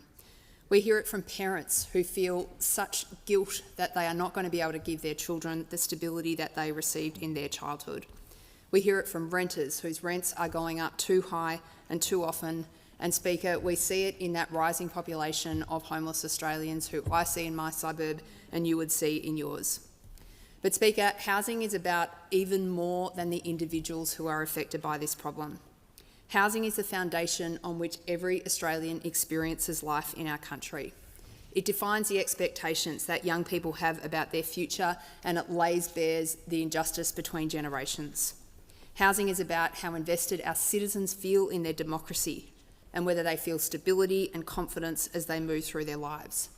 Housing is about what it means to be Australian and who gets to live a good life in our country, and it's about what we in this chamber are willing to do to make sure that they get it. Now, Speaker, like any great national challenge, changing it is going to fall on our party. Housing is a Labor project of our generation.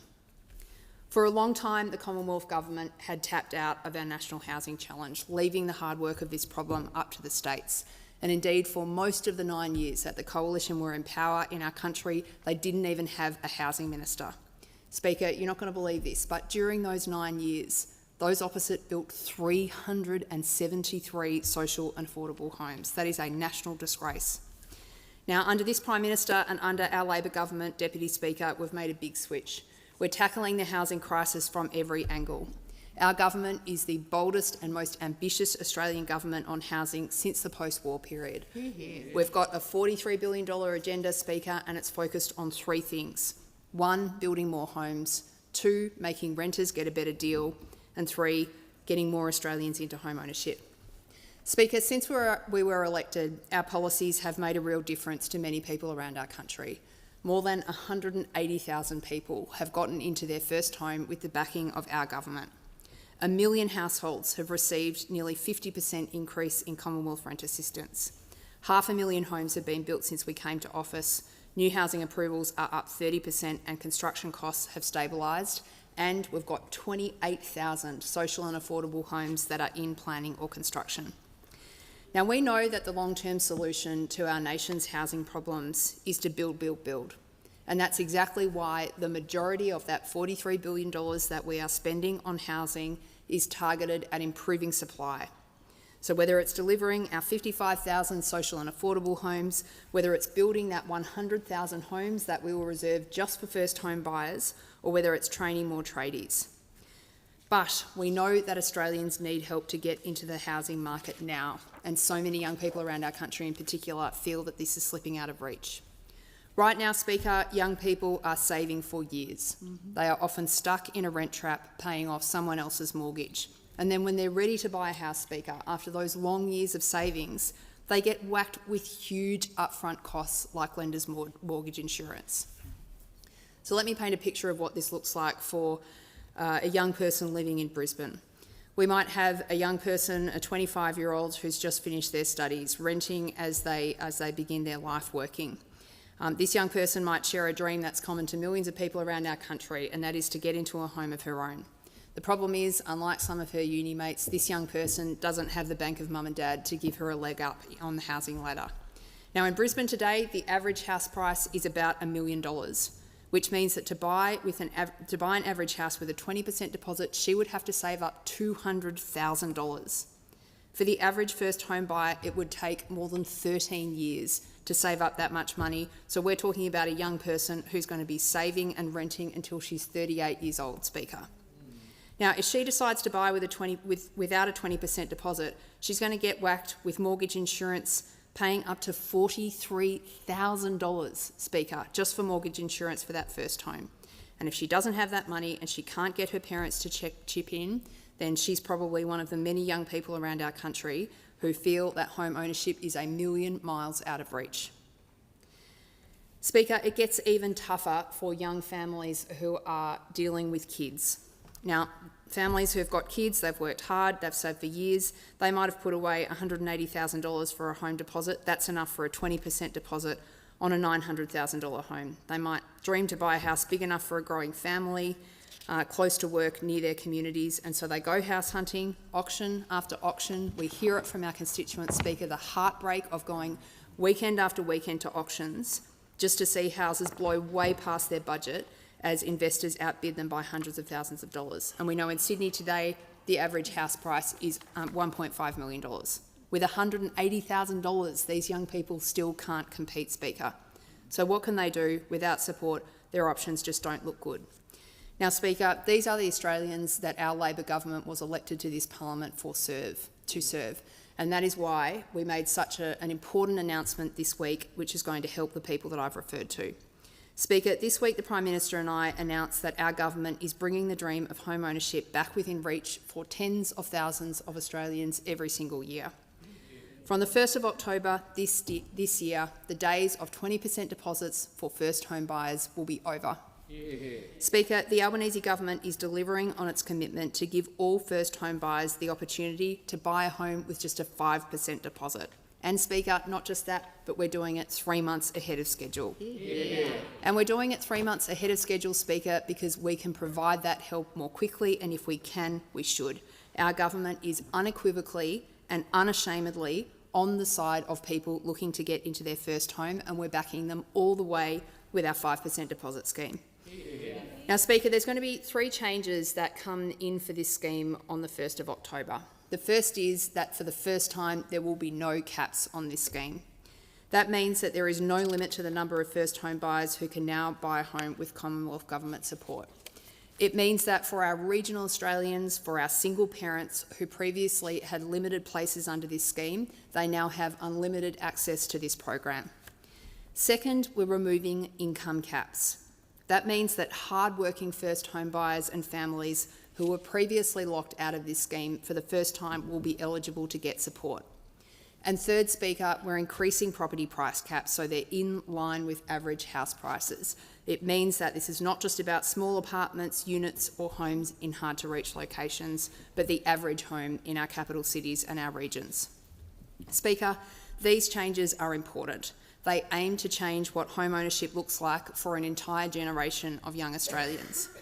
Speaker, the median house price in Australia today is $844,000.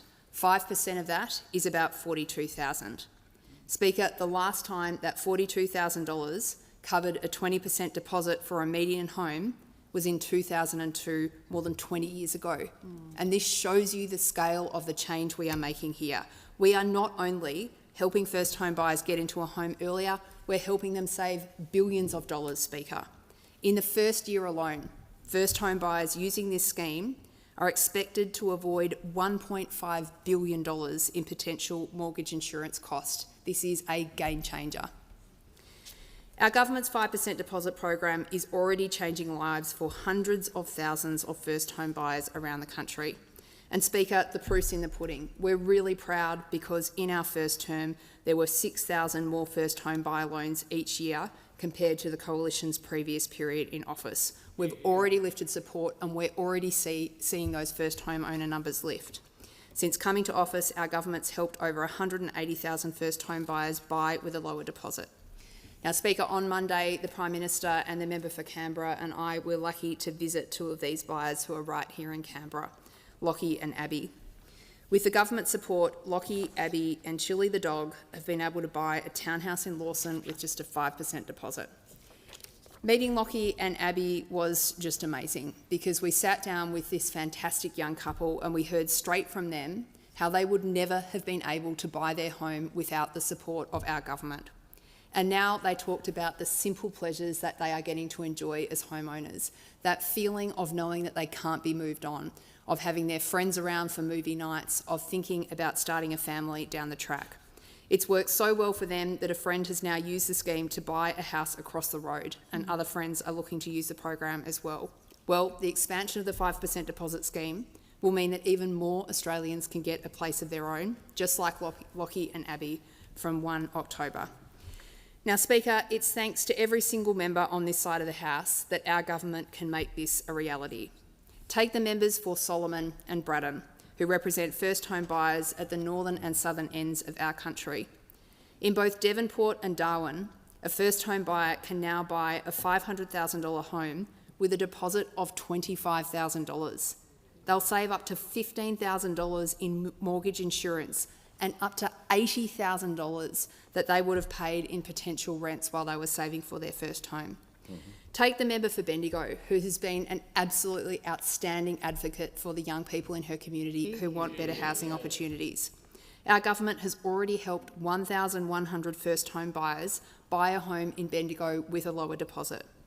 A first home buyer in Bendigo can now buy an average $620,000 home with a deposit of $31,000.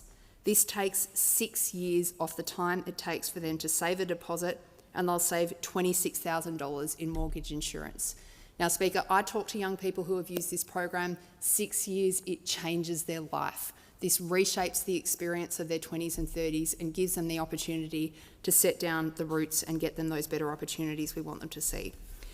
Now, Speaker, you might think the opposition would get behind a policy like this because it helps give young Australians a fighting chance in the housing market, but they didn't. In fact, you're not going to believe this, but the Shadow Housing Minister called this announcement bizarre and ridiculous. Speaker, there is nothing bizarre and ridiculous about helping first home buyers around this country get into their own home. Now, the Coalition has a really clear choice here. They can be a part of the solution this term, or they can keep doing nothing. We've got a new leader of the Liberal Party in Canberra. We've got a new opportunity for those opposite to work with the government on housing. And I've said time and time again in the last Parliament, and I'll continue to say it in this one, our door is open to work with the Coalition on housing, as it is to all our parliamentary colleagues. While those opposite might continue to block and delay progress on housing, we're getting on with the job. This term, we're going to make it better to rent. We'll help thousands more rental homes be built through our Build to Rent scheme and will continue to lift rental standards through our work with states and territories. Speaker, we are going to make it easier to buy. We'll implement Help to Buy, our first ever national shared equity scheme, in addition to the expansion of our 5% deposit program. And of course, we know the main issue here is we've got to build, build, build, and that's exactly the work our government's doing. Speaker, our government's getting on with the job. We're building more homes, we're making it better to rent, and yes, we're making it easier to buy. Thanks, Speaker. And I call the Shadow Assistant Minister. To conclude this, if you don't mind, quickly. Speaker, I present the Housing Australia Investment Mandate Amendment, delivering on our 2025 election commitment, Direction 2025, and a copy of my ministerial statement. Thank you. Okay. Now, I call the Shadow Assistant Minister. Shadow Minister, sorry. Thank you, Deputy Speaker. Deputy Speaker, home ownership goes to the core of what this nation is all about. It goes not just to bricks and mortar, which is central to this economic security and the ambition that Australians have for what they want for themselves to be able to support their families throughout the stages of their working life and their retirement. It goes to the romantic ideals of who we are as a people, the idea about what we want to be as a country. It goes centrally to whether we want to be a nation of the democratic ownership of our country, of the land that sits beneath our feet, and, of course, of the assets that we seek to build upon it. And that is why the Coalition is the party of home ownership. We want to be a nation of owners. We do not want a nation of renters. We want to see young Australians cock their head one up higher and with one look further to the distance, because we want young Australians not just to look at the challenges they face today, but to look to the ambitions of what they can live tomorrow. But that isn't what we see from this government. Amongst the spin and the policy and the claims that they have put forward today, and they continue to seek to put through in their claimed legislation, in practice what they are doing is seeking to borrow from tomorrow to prop up their government today, and they're gaslighting younger Australians as part of the process. Every single day. Because what they're actually doing, tragically, is so often setting young Australians up for failure. We see this where they're actively now encouraging young Australians to take on more debt, where they're not in a position necessarily to finance it, and independent economists are now warning the consequences of uncapping their scheme is leading to a situation where it will increase the cost of insurance and, of course, rising house prices for the next generation of Australians. And also the Labor Party can come into this House and boast about their success. Labor's distortion of the home guarantee scheme will not achieve the objectives that they claim it will do, but it will dump $60 billion liability onto taxpayers and push house prices up by as much as 10%. So the next time a young Australian goes to bid for a house, and they see a price and they already think, well, if the market pushes a little bit further, they'll have to add a GST equivalent on top of it just for the cost of Labor's legacy of their political spin. They're stealing their futures, as some of my colleagues behind me are correctly observing, and all because they don't have a plan or a vision for the future or a solution about how to get prices of houses going down. This was a highly targeted scheme originally for low-income earners to be able to put them in a position where they may not otherwise have been able to achieve their best ambition and their best dreams. And by turbocharging it as they have done so, they are limiting out or turbocharging the consequences for increasing house prices for every Australian and for no benefit, because what they see is a political gain, not a gain for the Australian people. Former RBA economist Martin Eftimosky has warned the expansion will jack up prices, as well as saying the timing of the announcement and the movement of the announcement in particular, I think, will have a very stimulatory effect on the market. Launching this policy now is like pouring gasoline on a fire. How proud the Labor Party must be, because the Labor Party always finds a way to take more of working Australians' income to shove into a superannuation fund so people can have a larger 67th birthday cake.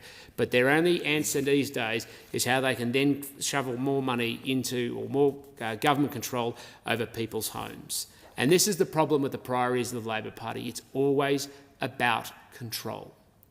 The Labor Party is about how they control your life. They are not about agency, empowerment or determination for you. Because home ownership is about more than bricks and mortar. It's about the type of country that we want to be. And this debate has gone on for decades. It might sound like it was all in the past, but this has been a debate that has been raging since after the Second World War. We needed to build houses so returned soldiers had somewhere to live. Then Labor wanted homes to be rented off the government. Today, they want you to rent off a super fund. Then, Liberals wanted homes to be owned by you. And today, Liberals still want homes to be owned by you. Nothing has changed. The debate remains the same. Labor wants to control you. When you rent, you have a lord, and that is what they want. Yep. When you are on welfare, you are dependent, and that is what they want. When you're an employee, you have a boss, and that is what they want. When you invest with industry super, they control your savings and retirement, and that is what they want. Labor wants to control you, because when they control you, they can work between big business, big government and big unions to dictate the terms and empower themselves. Liberals want to empower you. When you own your own home, you have agency and security. When you work, you have choices in your life. When you run a small business, you are your own boss. When you run a self-managed super fund, you control your retirement. Liberals want you to control your own destiny. And that is the fundamental divide that exists between both sides of this chamber. They are in power to control you. We are in office to empower you. Now, of course, Deputy Speaker, there is reason for hope, because there is hope. There is a reason for a brighter future. You can get a good education without crippling debt and without the government having to then come and forgive it because they have created it. You can have a family. You can work hard and save. You can own a home. Do not believe Labor when they talk down your ambition. You are not destined to rent as Labor would wish. You may not always start where you want to end, but home ownership is a dream that is lived by Australians every day. The promise of this nation lives, and you are going to be part of it. And the Liberal Party is going to be there to cheer you on, to back you in every step of the way. And that is core to the difference between us and the Labor Party, our policies and the Labor Party. It is the difference between our ambition for what we want to see. Because the policies the Labor Party is putting forward now is they are trying to address the problems that they have created. They have no empathy, understanding or concern for the future challenges or the present challenges of future generations. They're spending more taxpayer money today than they have ever spent before and building fewer homes than ever before. Their $10 billion fund, which they legislated in the last parliament, has currently built 17 new houses. They've wasted $43 billion of taxpayer money to make Australia's housing crisis even worse.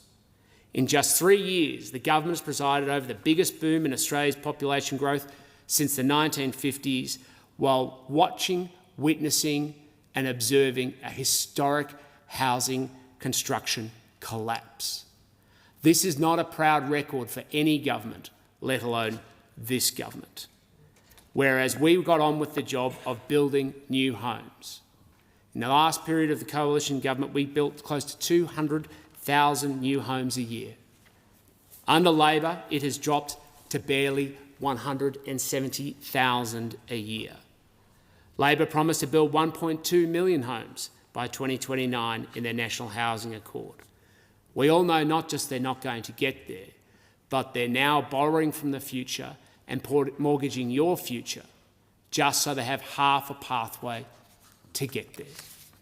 There is a point where mature adults need to stand up and point out that this government has no answers to the challenges and the problems that our nation faces. One of the reasons why they've made housing such a central tenet of this week in Parliament is because they have been shamed and embarrassed after their tax hike summit from last week, where their only concrete substantive outcome was to finally adopt a coalition policy from the last election that they ridiculed.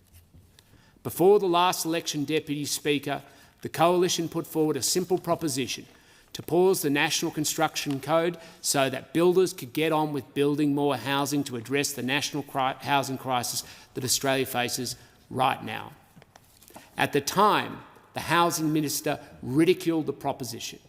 She dismissed it and said it had no solution to being part of addressing our housing crisis in this country. She had no answers herself except to borrow more from the future and mortgage Australians' future to try and solve a problem to get her through an election. Well, they got through that election. There is no dispute about that.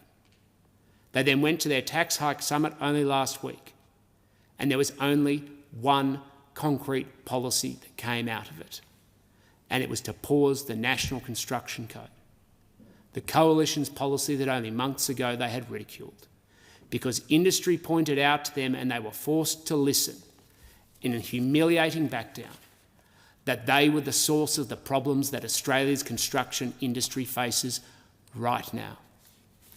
So yes, the government is doing a massive amount of work to band-aid the problems they have caused.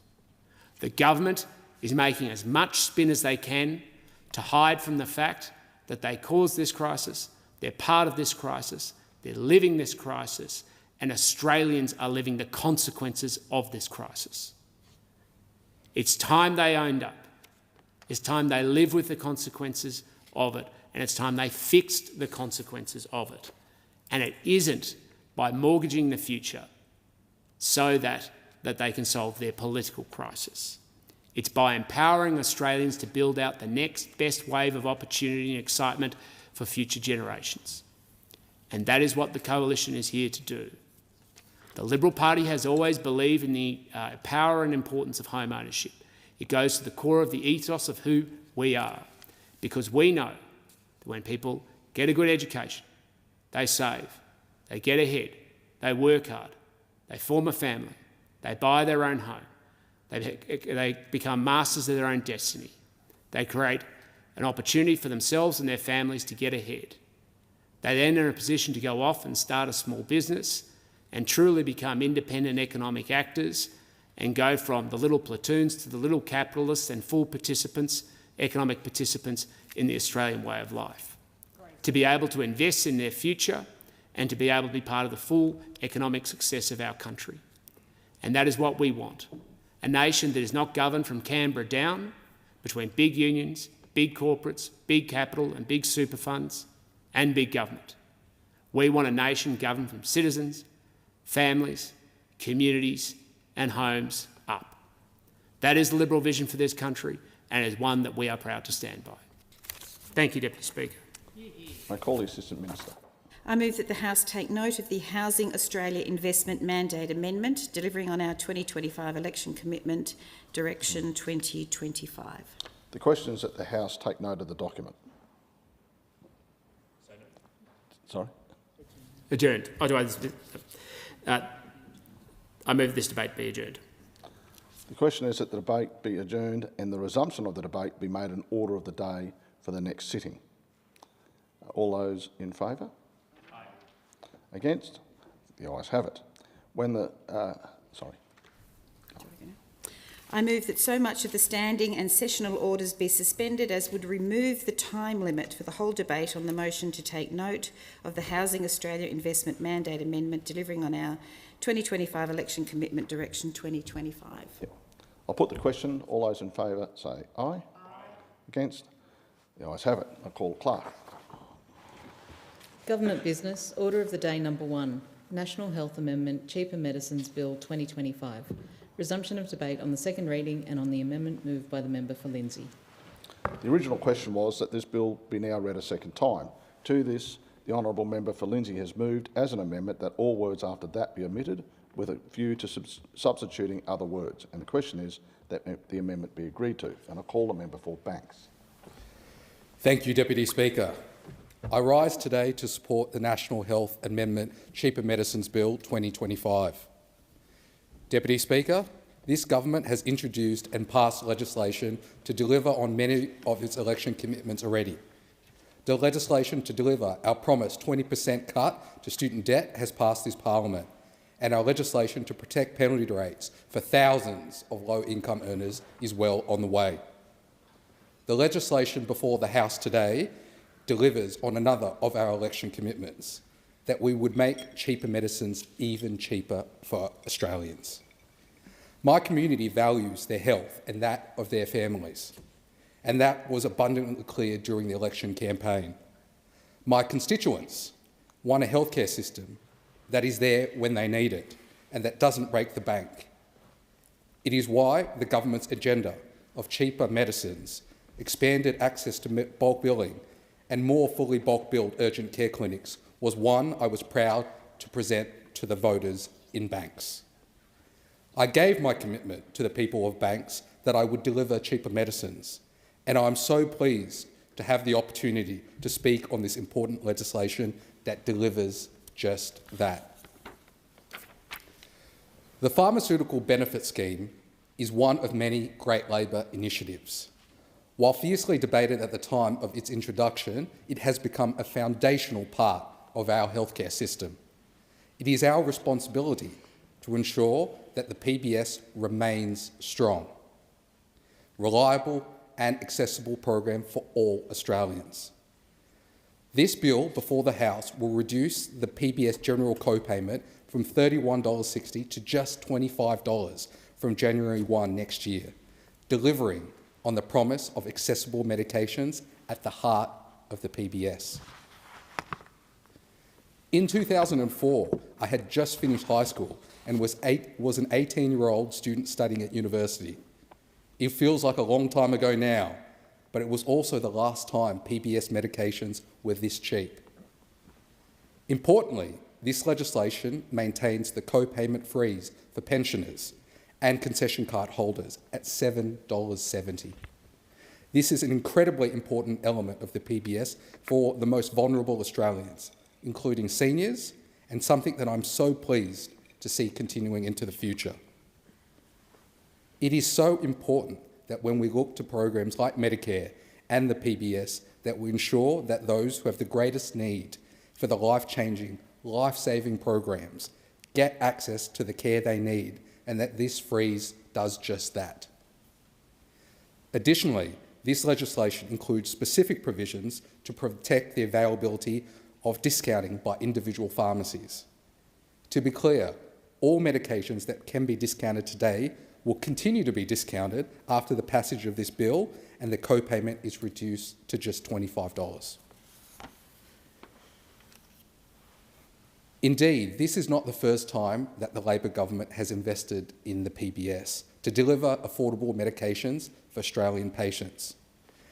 This legislation builds on the previous cut in prices delivered in 2023, where this Labor government delivered the largest reduction in the cost of prescriptions in the 80-year history of the scheme, and now goes even further to deliver even cheaper medicines for our communities. Deputy Speaker, these massive cuts in the cost of the PBS medications is a tangible cost of living relief, often offered to some of the most needed in our Australian community. When combining the provisions of this legislation with the previous reduction in prescription prices it amounts to a 20% cut in the maximum cost of PBS scripts in the 4 years since Labor came into government in 2022. In fact, this government's $689 million investment in the PBS will result in 80% of medications available under the scheme being cheaper than they were 4 years ago and save Australian consumers more than $200 million a year. This is the sort of change that Labor governments deliver. During the debate on this legislation, we've heard stories from many colleagues about constituents reporting to them that they are skipping scripts and halving doses to try and make their medications go further. This isn't how it should be, and this isn't how it should have to be, and we owe it to our community to do all that we can to strengthen the healthcare system through legislation like this, to make that a thing of the past.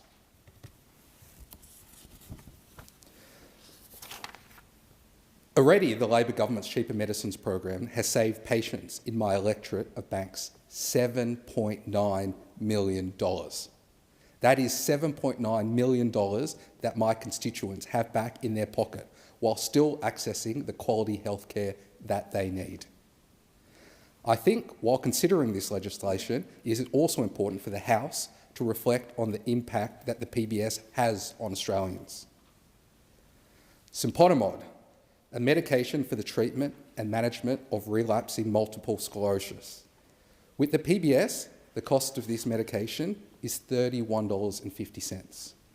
Without it, it is $2,220. Everolimus, a medication to prevent organ transplant rejection. With the PBS, the medication costs $31.50. Without it, the cost is $1,469.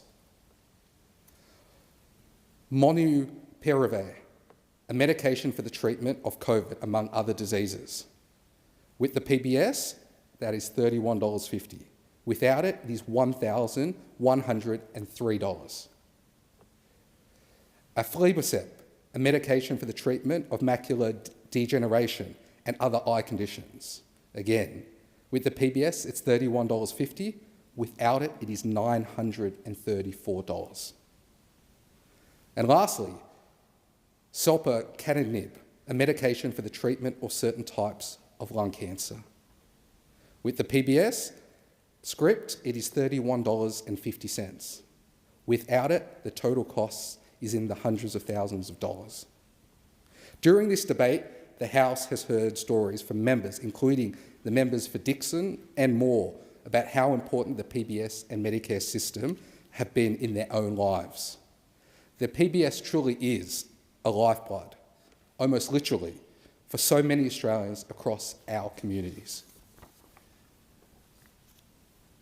Deputy Speaker, I mentioned earlier that my community made it clear during the election campaign that they wanted to see government that is delivering stronger healthcare system and that one that is delivering it on an ongoing basis. This government has reduced the number of scripts a concession card holder or pensioner must fill before the PBS safety net kicks in by 25%. We've rolled out 60-day prescriptions and dispensing, which is saving millions of patients across Australia, both time and money. And we took decisive action to freeze the co-payment rate for the first time in 25 years. Deputy Speaker, investment in the PBS and reducing the cost of medications is a big part of this government's agenda for protecting and strengthening Australia's healthcare system. But it is broader than that as well. On 1 July this year, the Labor government made a $1.8 billion investment in hospitals across the country in partnership with state governments, including $407 million for hospitals in my state of New South Wales, to cut waiting lists and reduce emergency department waiting times, so Australian patients can get the care on the days they need it most. While this government is boosting hospital funding, we are also making sure there are more ways for Australians to interact with the healthcare system.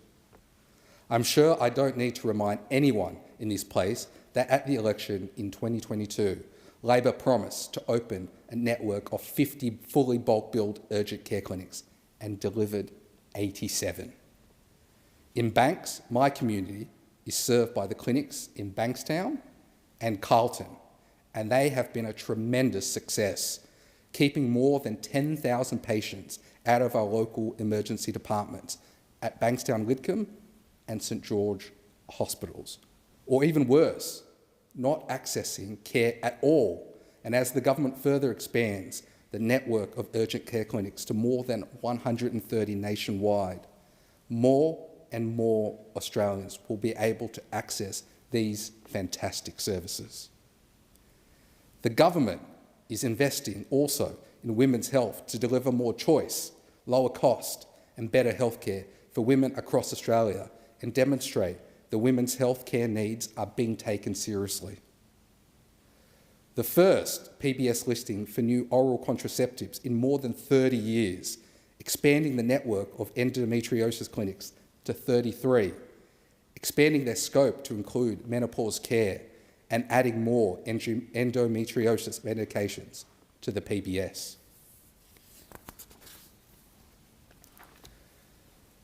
The government is investing in the mental health services available to all Australians, backed by Medicare, including the commitment for 31 new and upgraded Medicare mental health centres that offer free walk-in medical health care to anyone who needs it, to boost the mental health workforce, 20 new youth specialist care centres, as well as 58 new upgraded or expanded headspace services for young people between 12 and 25, including one that serves my community in the suburb of Hurstville.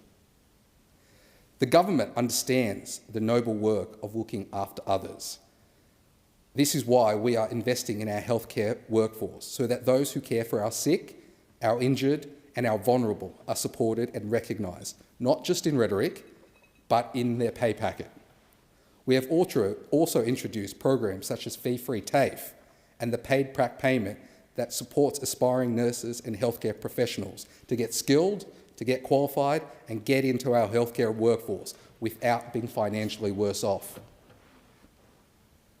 While those opposite don't like to admit it, when we came to government, bulk billing rates were falling, as were the number of GPs able to bulk bill all their patients as a result of 9 years of cuts and neglect. This government did the hard work, made record investments in Medicare in the last term of Parliament to restore bulk billing rates for those in our communities who need it most, and got results. Bulk billing rates began to climb in every state and territory as a result of millions of additional trips to the GP that wouldn't have been bulk billed without our tripling of the incentive. Deputy Speaker, when I spoke to the constituents in my electorates about bulk billing, they appreciated what the government had achieved in this space, but they also wanted to know what else the government could do to make it easier for them to see a doctor. I was so pleased to be able to present the government's commitment to the largest investment in the history of Medicare to ensure that 9 out of 10 visits to the doctor would be bulk billed by the end of the decade. Deputy Speaker, in conclusion, I'd like to reiterate my support for this legislation. It delivers on cost of living relief and greater access to healthcare in one package. This legislation is good for our nation's health and good for our country's hip pocket. And I commend the legislation and thank this government for supporting the community of Banks by making sure that it isn't a trade-off between healthcare and the balance in their bank accounts. The question is that the amendment be agreed to, and I give the call to the member for Melbourne. Thank you, Speaker. I rise today to speak in support of the National Health Amendment Cheaper Medicines Bill 2025. This bill delivers one of the Albanese Labor government's election commitments, reducing the pharmaceutical benefits scheme general patient co-payment from $31.60 to $25. From 1 January next year, Australians will pay no more than $25 for their PBS medicines. This is a saving of more than 20%, and it is the first time in over 2 decades since 2004 that the cost of PBS medicines will be this low. This matters.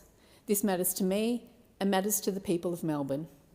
It matters because it will put more than $200 million back in the hands of Australians every single year. It matters because cheaper medicines help people manage their health, and staying well keeps people working, caring for their families, contributing to their communities, and simply living their lives. Speaker, we all know that families are feeling costs of living pressures. Household budgets are pushed higher by housing costs, power bills, and groceries. Medicines are not an optional extra, they are essential. By cutting the PBS co-payment to $25, this government is taking another practical step to relieve that pressure. We are making medicines even cheaper. In 2023, we are, after already delivering a larger reduction in PBS history, when the general co-payment dropped from $42.50 to $30, and this isn't a one-off. This bill is the 5th wave of reform to deliver cheaper medicines. Over the last 3 years, we have reduced the PBS safety net threshold for concession card holders, giving them free and cheaper medicines sooner. That saved pensioners $500 million. In the last 3 years, we have also cut the maximum cost of a general script from $42.50 to $30, saving patients $770 million.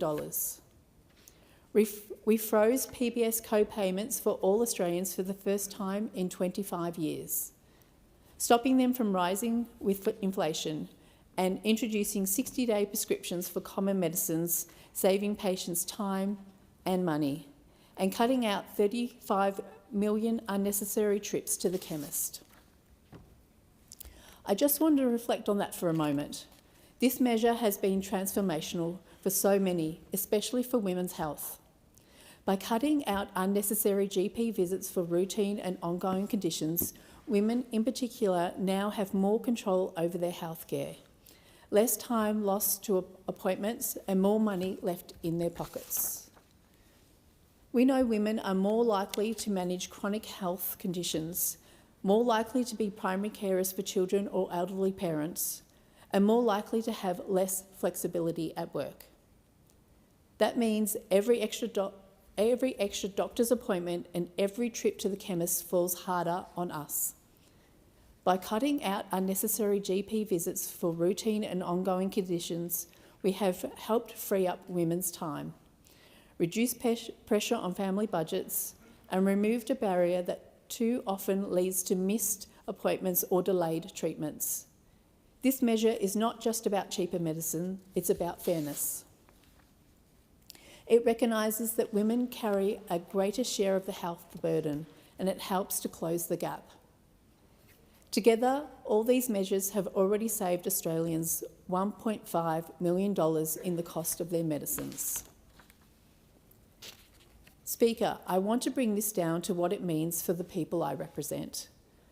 According to the most recent data, as of the 31st of July 2025, the people of Melbourne have already saved $18,845,129. This is simply fantastic. That is almost $19 million that has stayed in the pockets of families, pensioners, students, and workers in my community, money that would otherwise have gone on medicine costs. That is a tangible, direct benefit of Labor policy.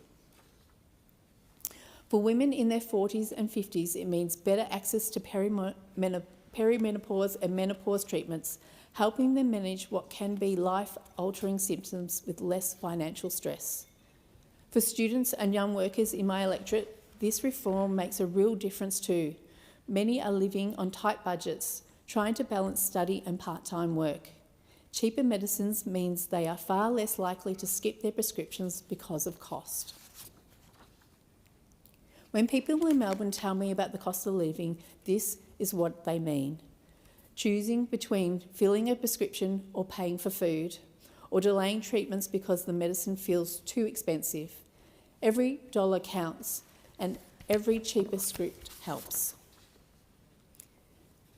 Cheaper medicines aren't just good for the hip pocket, they're good for people's health. When medicines are affordable, people fill their scripts. They take the medicine as prescribed and they manage their conditions properly. That means fewer hospital admissions, fewer avoidable GP visits, and better health outcomes for the whole community. It means the person with asthma who no longer stretches their inhaler an extra month. It means the parent with diabetes not skipping doses to make the prescription last longer. It means pensioners with heart disease who can stick to their treatment without anxiety about the bill at the pharmacy counter. As someone who lived with asthma from childhood through to my early 20s, I know how terrifying it can be when you cannot access the medicine you need. I remember moments of real fear when I didn't have my puffer, my tightened chest, my burning lungs, the desperate gasp for air. It is an experience that strips away everything else in those minutes. School, work, even friendships don't matter. The only thing that matters is finding a way to breathe again. That's what the medicine gives you, not just relief, but life itself. Speaker, that is why the reforms in the bill are so important. Cutting the PPS co-payment to $25 means fewer pensioners skipping their medicine they need. It means fewer anxious nights wondering whether the pills in the packet will last until payday. It means dignity, security, and health for those who built this country and now deserve to be looked after. And Speaker, it is not just the pensioners themselves who carry that burden, it's their adult children who worry every day about whether mum is taking her heart tablets or whether dad is stretching out his insulin. I have spoken with families who tell me they check their parents' pill organiser and are frightened to see missed doses because the medicine was too expensive to fill or because their parents have been rationing to making it last longer. When medicine is unaffordable, the stress does not stop with the patient. It ripples through entire families.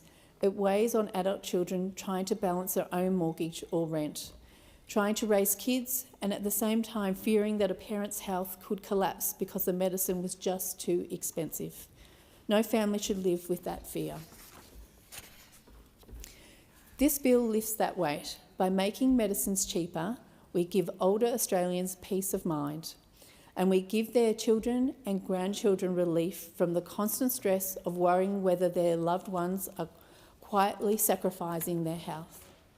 Cheaper medicines means healthier parents, stronger families, and communities that can focus on living rather than on the cost of staying alive.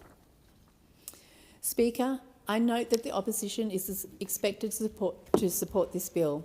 That is welcome, because Australians want certainty when it comes to their healthcare. They don't want political point scoring.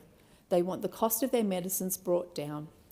This is a chance for the Parliament to speak with one voice on an issue that touches every household. This bill also protects the pharmaceutical benefits scheme itself. The PPS is one of the cornerstones of Medicare, providing over $18 billion worth of subsidised medicines in 2023 and 2024. By asking patients for a fair contribution and having the government meet the rest, the PPS remains sustainable while ensuring that no Australian is denied access to the medicines they need. Importantly, the bill also preserves pharmacy discounting. Pharmacies will still be able to offer medicines below the co-payment level, giving patients the full benefit of competition and choice. And from 2027, indexation of the co-payment will begin from the new lower $25 base, ensuring savings continue to flow well into the future. Speaker, cheaper medicines sit alongside bulk billing, more doctors and nurses, and more urgent care clinics as pillars of a stronger Medicare. Each of these reforms is designed to make healthcare more affordable, more accessible, and more sustainable. It is this government that is firmly committed to upholding Medicare's founding principles. The healthcare should never depend on wealth. That's why we have invested billions to reinforce bulk billing, ensuring we can all see a doctor without our Medicare card not out-of-pocket costs. This government has also rolled out Medicare urgent care clinics, bulk billed walk-in clinics with operated extended hours, 7 days a week, and treat urgent but not life-threatening conditions. You do not need an appointment, you do not pay a cent, and you will not wait hours in the emergency department. For my constituents in Melbourne, the Inner Melbourne Medicare Urgent Clinic opens its doors in 2021 Drummond Street, Carlton. It offers fully bulk billed urgent care with extended hours, alleviating pressure on the nearby Royal Melbourne Hospital and delivering immediate access to care for local families. I cannot overstate how transformative urgent care clinics have been for families. Speaker, during the election campaign, I spoke with a family whose son, a sports-mad but accident-prone boy, had taken them to the emergency department far more often than they would have wished. With the introduction of urgent care clinics, their experience changed. Instead of being stuck in emergency for hours, they could get their care they needed quickly and be back home earlier, and avoid the stress of trying to juggle 3 restless kids in a waiting room. By keeping people out of emergency, especially on weekends, when sport injuries surge, urgent care clinics are easing pressure on our hospitals. They are delivering real relief for families and making an enormous difference for our dedicated health workers. The truth is, when Labor is in government, Medicare is stronger. The National Health Amendment Cheaper Bills 2025 proves that once again. Speaker, this bill delivers immediate relief on medicines costs for more than 5.1 million Australians from 1 January next year, over $200 million in savings every year for patients, more than $8.8 million in savings already for the people of Melbourne, a stronger, fairer PBS that keeps medicines affordable and decades to come. It delivers on the promise we made to the Australian people in the 2025 election. It shows a government doing what it said it would do, and it demonstrates the values of fairness, health and opportunity that Labor stands for. Cheaper medicines are good for households, good for the economy and good for the health of the nation. It is this government that is firmly committed to upholding Medicare's founding principles, that healthcare should never depend on wealth. That's why we have invested billions to reinforce bulk billing, ensuring we can see a doctor with only our Medicare card, no out-of-pocket costs. I commend the bill to the House. The question is the amendment be agreed to, and I give the call to the Prime Minister. Thanks very much, Mr Speaker, and I'm very proud to speak to this legislation that goes to the heart of one of the defining distinctions in Australian politics, that we on this side of the House understand that Medicare and the provision of health services should be on the basis of need, not on the basis of how wealthy you are. It also goes to one of the big distinctions as well, which is that post the pressures that were on Australian families arising from COVID and then from global inflation, we on this side of the House continued to prioritise cost of living help for Australians. Absolutely. All of the measures opposed by those opposite. And in our first term, of course, we decreased medicines, the cost of medicines on the PBS by $12. In addition to that, we introduced a tripling of the Medicare bulk billing incentive for people who were concession card holders. And in addition to that, we introduced 60-day prescriptions rather than just every month, saving people visits to the doctor, saving Australians money. All of these measures were opposed by those opposite, and the Australian people gave their verdict on the 3rd of May. Because on the 3rd of May they said, yes, we do want a government that cares about cost of living. Yes, we do want a government that prioritises health care. Yes, we do want to see an expansion of the urgent care clinics that have been so successful, with more than 1.5 million Australians benefiting from getting the care they need, when they need it, close to where they live, and all they have needed is their Medicare card. And we know that of those, about 1/3 have been under the age of 15. So that when little Steve or Mary falls off the bike or has an accident while playing sport on the weekend, they can go and get that immediate care, not clogging up the emergency departments of hospitals, not waiting hours while more life-threatening conditions jump the queue, quite rightly, because they're the priority in an emergency department, but getting the care they need when they need it and doing it with just their Medicare card. This legislation builds on our legacy in providing cheaper medicines, not just from the level that we reduced them to first, but by reducing them down to just $25. Now, we know that there's an old saying that my mum used to say, and others have done, you know, nothing goes down in price. Well, guess what? Under this government, the price of medicines goes down not once but twice, and by big amounts, and will be the same price that they were in 2004, more than 20 years ago.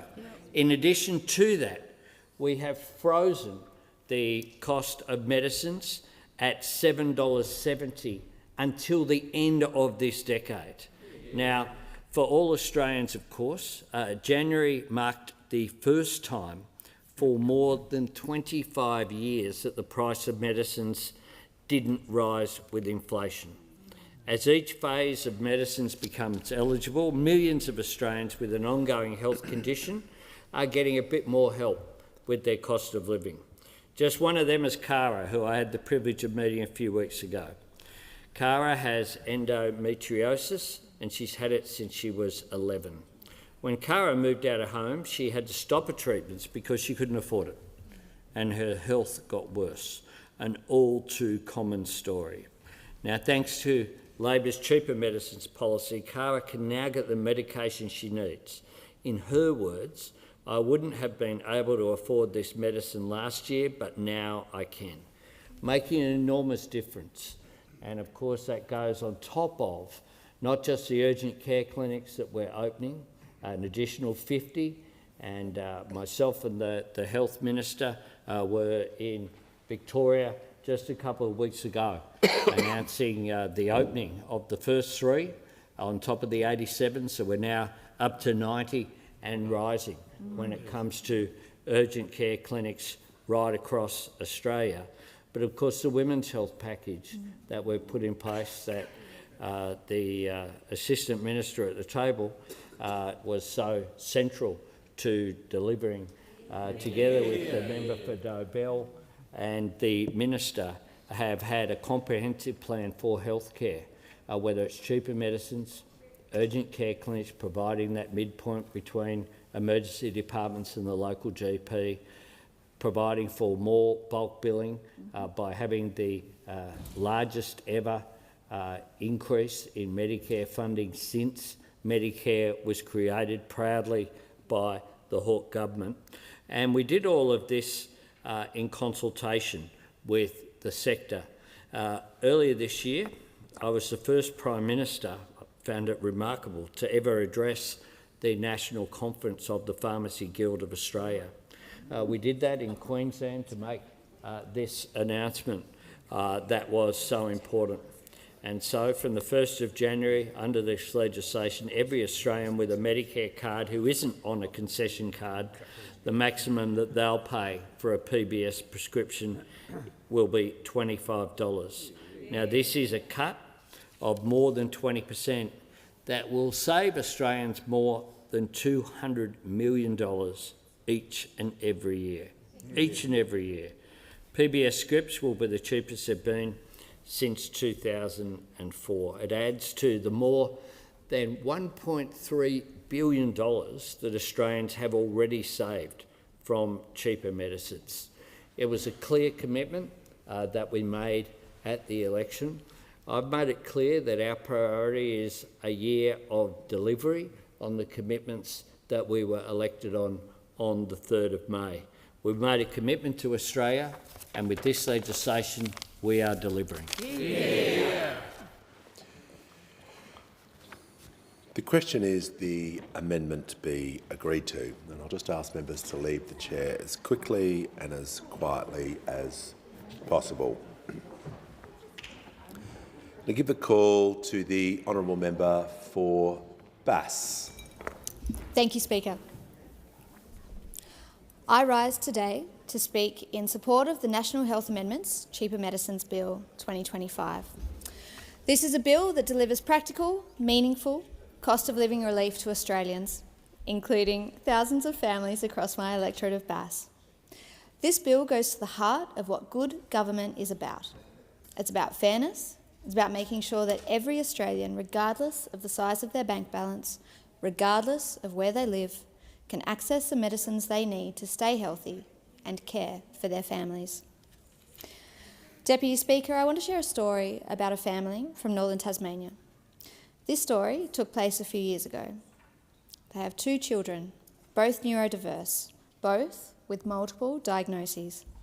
Children who thrived on consistency, who needed the stability of daily medication to feel comfortable in their own skin, complete daily tasks and find success and enjoyment at school. But their parents faced impossible choices: rising rents, grocery bills, climbing electricity bills piling up, and then the cost of prescriptions on top of that. There were months when they had to choose between buying ADHD medication and putting food on the table. When these children missed that medication, they felt sick, restless and unable to focus. They became frustrated and upset when they couldn't keep up in class. Their parents struggled deeply, weighing up these choices when times were particularly tough. I remember speaking to a pharmacist in Kings Meadows and another in Ravenswood, right in the heart of Bass, who told me similar stories. Parents standing at the counter, weighing up which prescription they could afford to take home and which one they would have to leave behind. Deputy Speaker, no parent in Australia should ever have to make that choice, and with this bill, fewer families will. And why does this matter? Well, from the 1st of January next year, the maximum cost of a PBS prescription for general patients will fall to just $25. That is the lowest price in more than 20 years.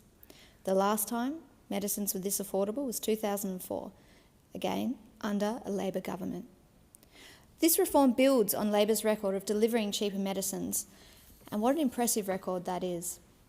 In January 2023, the Labor government made the largest cut in the history of the PBS, dropping the maximum cost per script from $42.50 down to $31.60.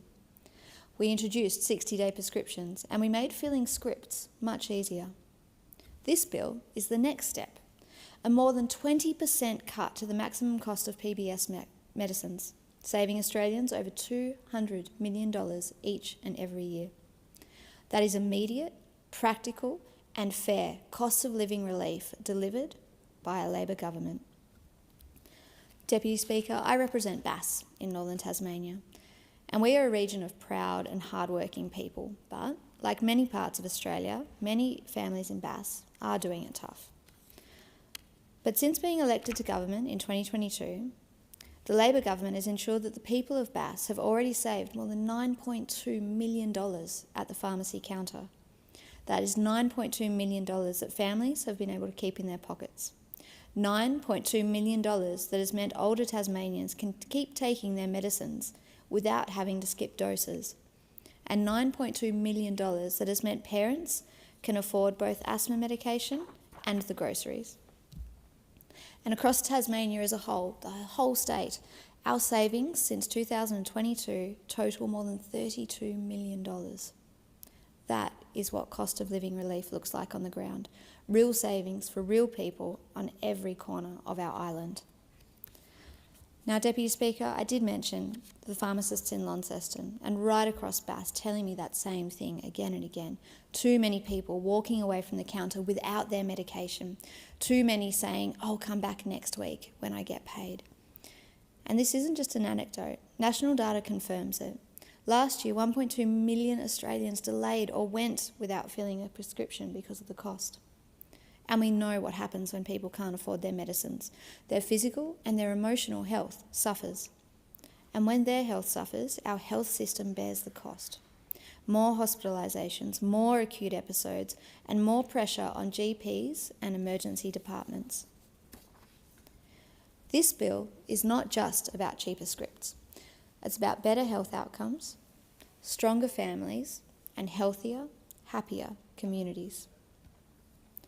Deputy Speaker, there's also a powerful case economically for cheaper medicines.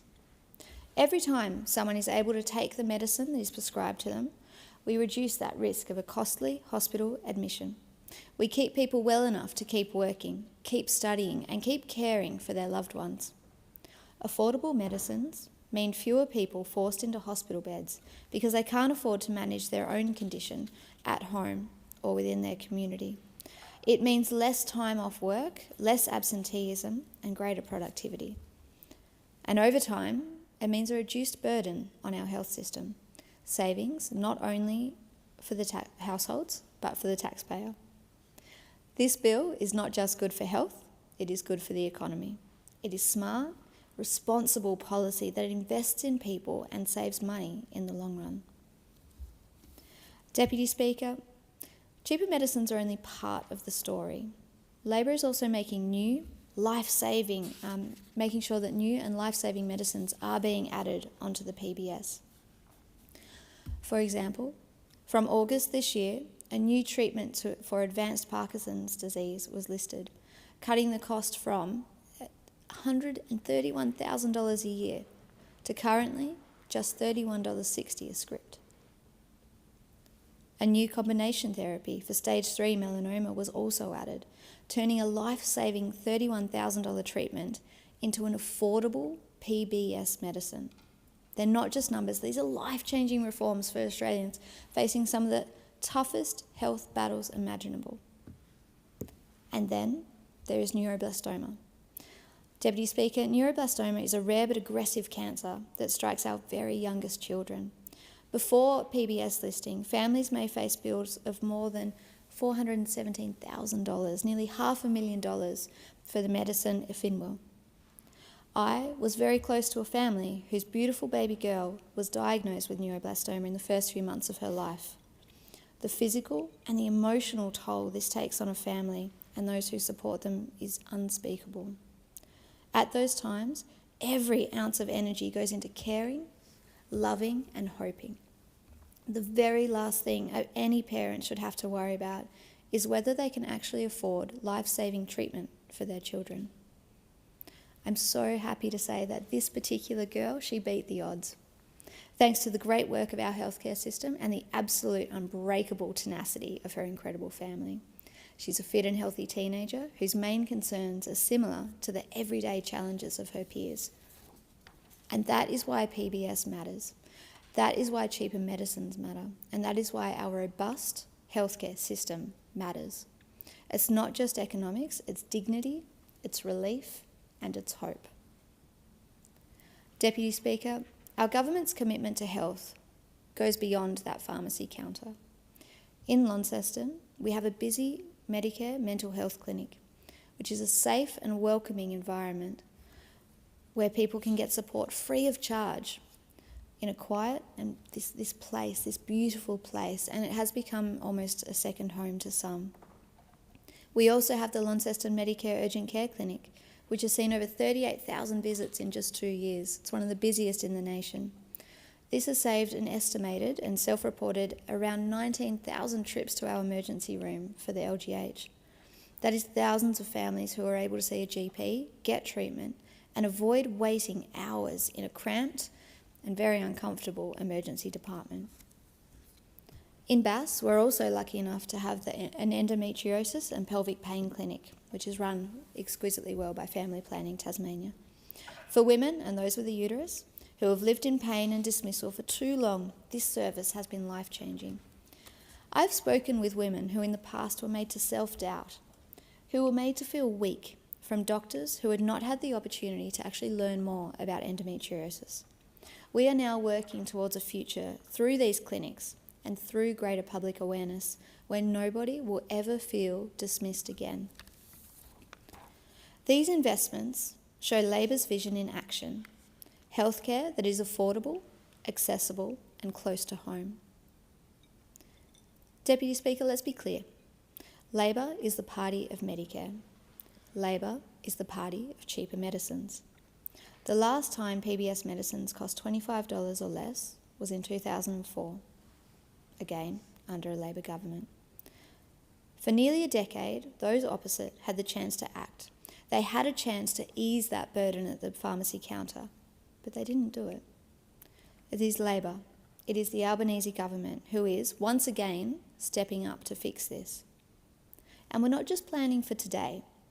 This is very important in that traditional 3-year cycle of government. We're actually looking ahead to 2030. The freeze for concession medicines will remain in place until then, locking in affordability for pensioners and concession card holders for the rest of the decade. And our approach is clear. Healthcare is a right. It is not a privilege. And every reform we deliver builds towards a healthier and fairer future for all Australians. Deputy Speaker, in just 3 years, the maximum cost of each script on the PBS will have dropped from $42.50 to just $25. I think back to that family that I mentioned earlier, and I imagine the relief in their home when they can afford their children's medication, week after week without sacrificing the groceries. Imagine the difference for children in classrooms across the country. Comfortable, focused and thriving. And that is what this bill delivers: fairness, dignity and opportunity. The size of your bank balance should never determine whether you or your children can get the medicine or the care that you need. This bill ensures that in Bass and across Australia, families can care for their health without having to choose between food and medicine. And that is what good government looks like, and that is what Labor delivers. I am proud to commend this bill to the House. The question is that the amendment be agreed to, and I give the call to the member for Boothby. Thank you, Deputy Speaker. Australia has a world-class health system. Despite its challenges, if you're sick or injured, you wouldn't want to be anywhere else in the world. Underpinning this is a commitment to health equity. Thanks to Medicare and the Pharmaceutical Benefit Scheme, Australia is a country where your health care that you receive isn't related to your income or your status. Medicare is a cornerstone of our national identity and one of the great social reforms of our time. It ensures that healthcare is available according to your need, not your ability to pay. Consequently, our health at a population level is among the best in the world. This bill, the National Health Amendment Cheaper Medicines Bill, goes to the heart of what good government should be about: making life fairer, healthier and more affordable for Australians. It reflects the values that brought me to this Parliament: a belief that no one should have to decide whether they can afford their essential medicines or to decide which one is the most important. The belief that access to affordable healthcare is not a privilege for the wealthy, but a right for every Australian. My career in health and in the not-for-profits has always been about health equity, because if we are really going to maintain our health as a community, we need everyone to be able to benefit, statistically, to move the mean and the tail of health outcomes. Access to affordable primary care and access to affordable pharmaceuticals is vital to maintaining our health as individuals. In a former life, my title in SA Health was General Manager, Population Health Equity, and I was honoured to represent the Minister for Health at the Adelaide Primary Health Network's Health Equity Awards on the weekend. If I can deviate slightly to congratulate NEMI, U-Turn, STARS, Survivors of Torture and Trauma, Leland Lived Experience and Relationships Australia for their awards and for their work addressing health equity in specific populations in Adelaide. Returning to this bill, an important part of health equity is being able to afford the treatments that you need. Medication is important in treatment, but also in prevention. Primary prevention, preventing you becoming ill. Secondary prevention, preventing a disease progressing. And tertiary prevention, minimising the impacts of the disease or illness. But there is absolutely no point in getting a prescription if you can't afford to get it filled. And so much of the health management that comes from medication occurs in the community setting. People filling prescriptions at their local pharmacy and managing their health on a day-to-day basis at home. The story of cheaper medicines in Australia is a story about fairness. It is about the Pharmaceutical Benefits Scheme, one of the great Labor reforms of the 20th century. It is about successive governments recognising that healthcare is not simply a line in the budget, but the foundation of a decent and inclusive society. It is about the choices we face in this chamber. Do we build a system that relieves pressure on families, or do we allow cost to become a barrier to care? The bill before us makes the right choice. Managing the cost of prescription medicines is one of the most frequent concerns raised with me by older Australians, by families managing chronic conditions, and by younger people struggling with unexpected illness. A survey by the Consumer Health Forum recently found that 1 in 8 Australians have delayed or gone without fulfilling a prescription because of cost. So think about that. More than 2 million Australians making the awful choice to risk their health because they simply cannot afford the medication. This is not an abstract problem. It's a problem that shortens lives. When people skip their heart medication, they risk a heart attack. When they delay filling their asthma inhaler, they risk hospitalisation or worse. When they forego their diabetes medication, they risk losing their eyesight or their limbs. The downstream costs to the health system are enormous, but more importantly, the human costs are devastating, and that's why this bill matters.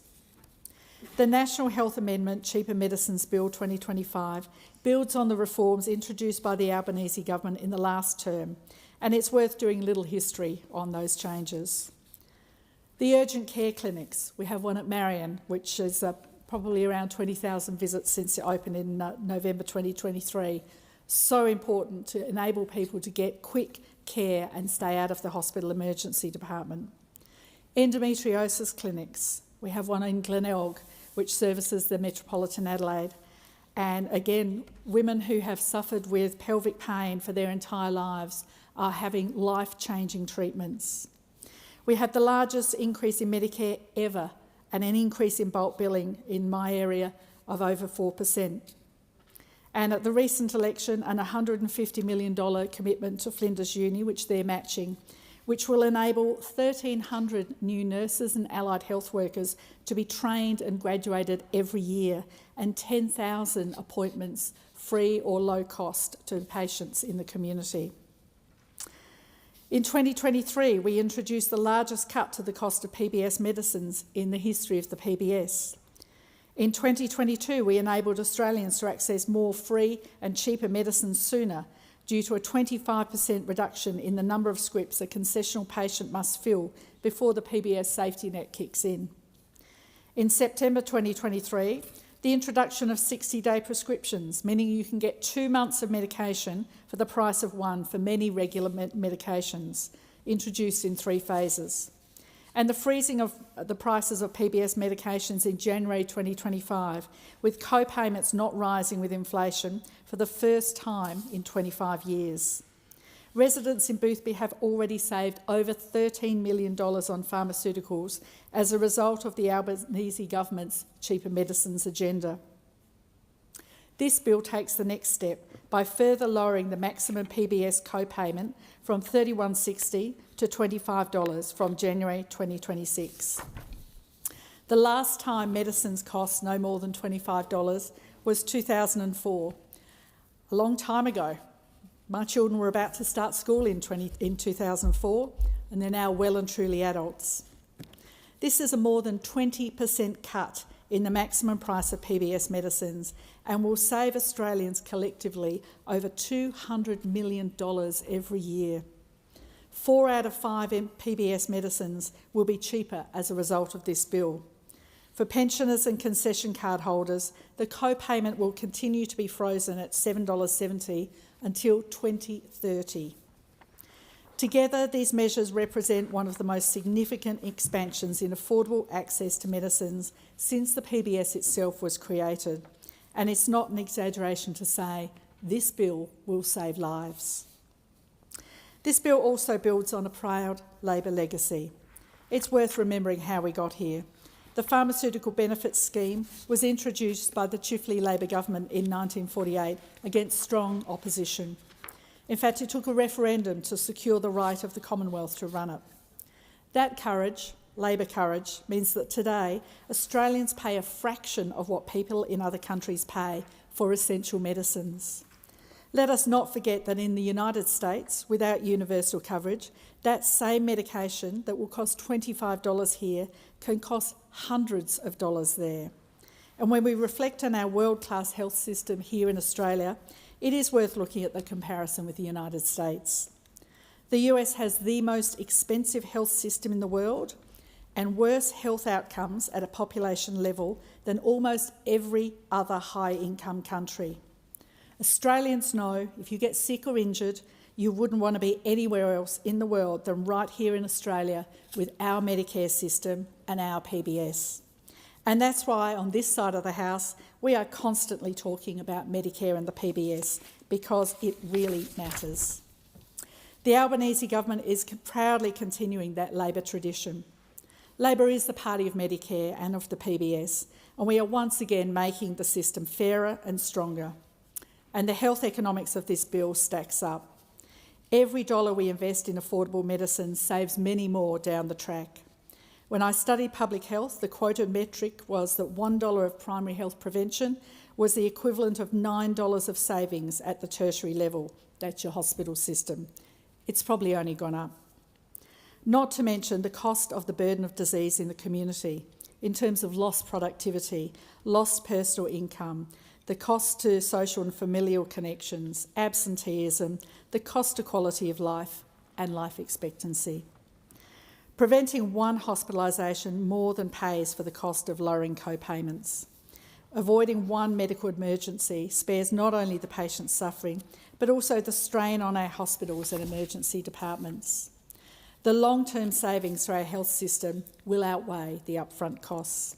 This is preventative health at its best, evidence-based, targeted and fiscally responsible. But Deputy Speaker, much as I love the data of health economics, this bill is about equity. We know that health inequality tracks closely with income inequality. Australians on lower incomes live shorter lives, experience higher rates of chronic illness and face greater barriers to care. Cheaper medicines are one of the most direct ways to reduce that gap. Older Australians are more likely to be heavy users of the health system and medications. Cheaper medicines help them to be able to remain healthy in the community, avoid hospitalisations, stay at home and out of aged care as long as possible, enjoying better quality of life and longer lives. When we lower the cost of medicines, we are not just helping individuals, we are helping the whole community. We are ensuring that people can stay in the workforce, care for their families and participate fully in society.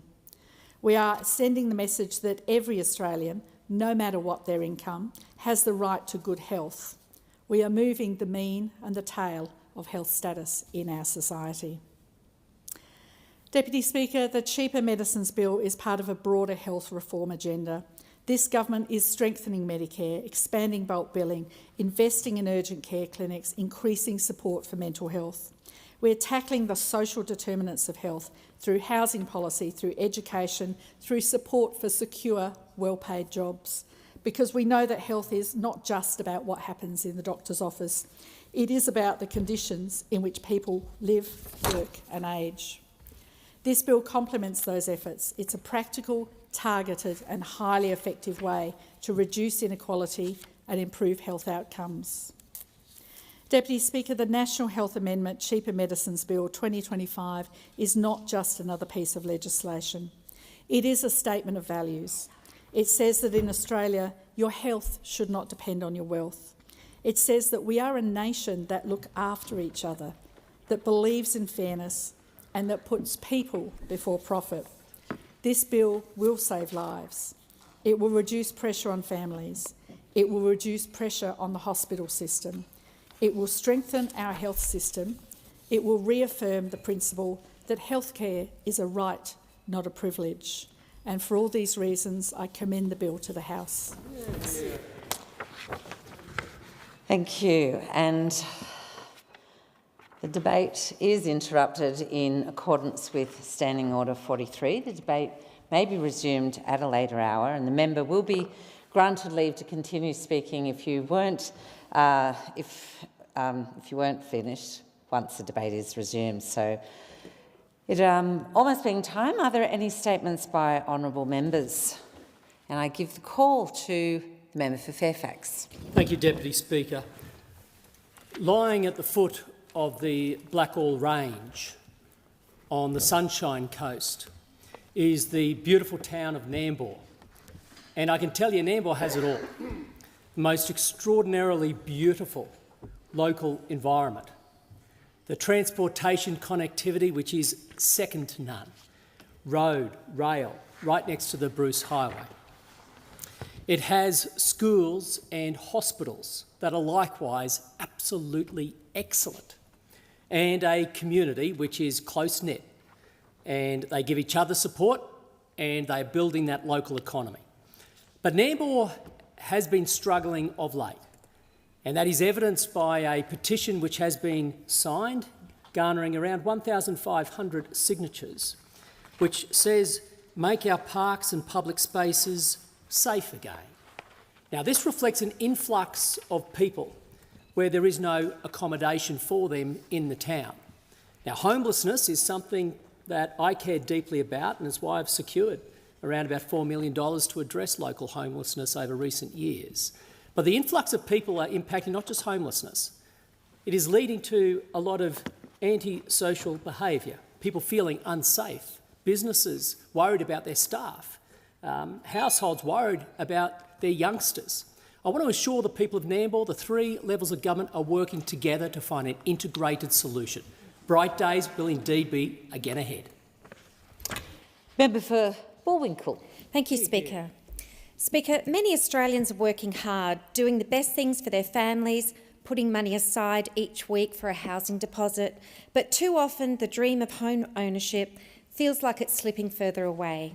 When I'm outdoor knocking in Bullwinkle, I hear the same questions again and again. How will I ever afford to buy a home? I can afford rent, but how will I be able to buy a home? How will my kids afford one of their own? And right now, buying a home has become a dream for the lucky few and those who are fortunate to have the bank of mum and dad to go to.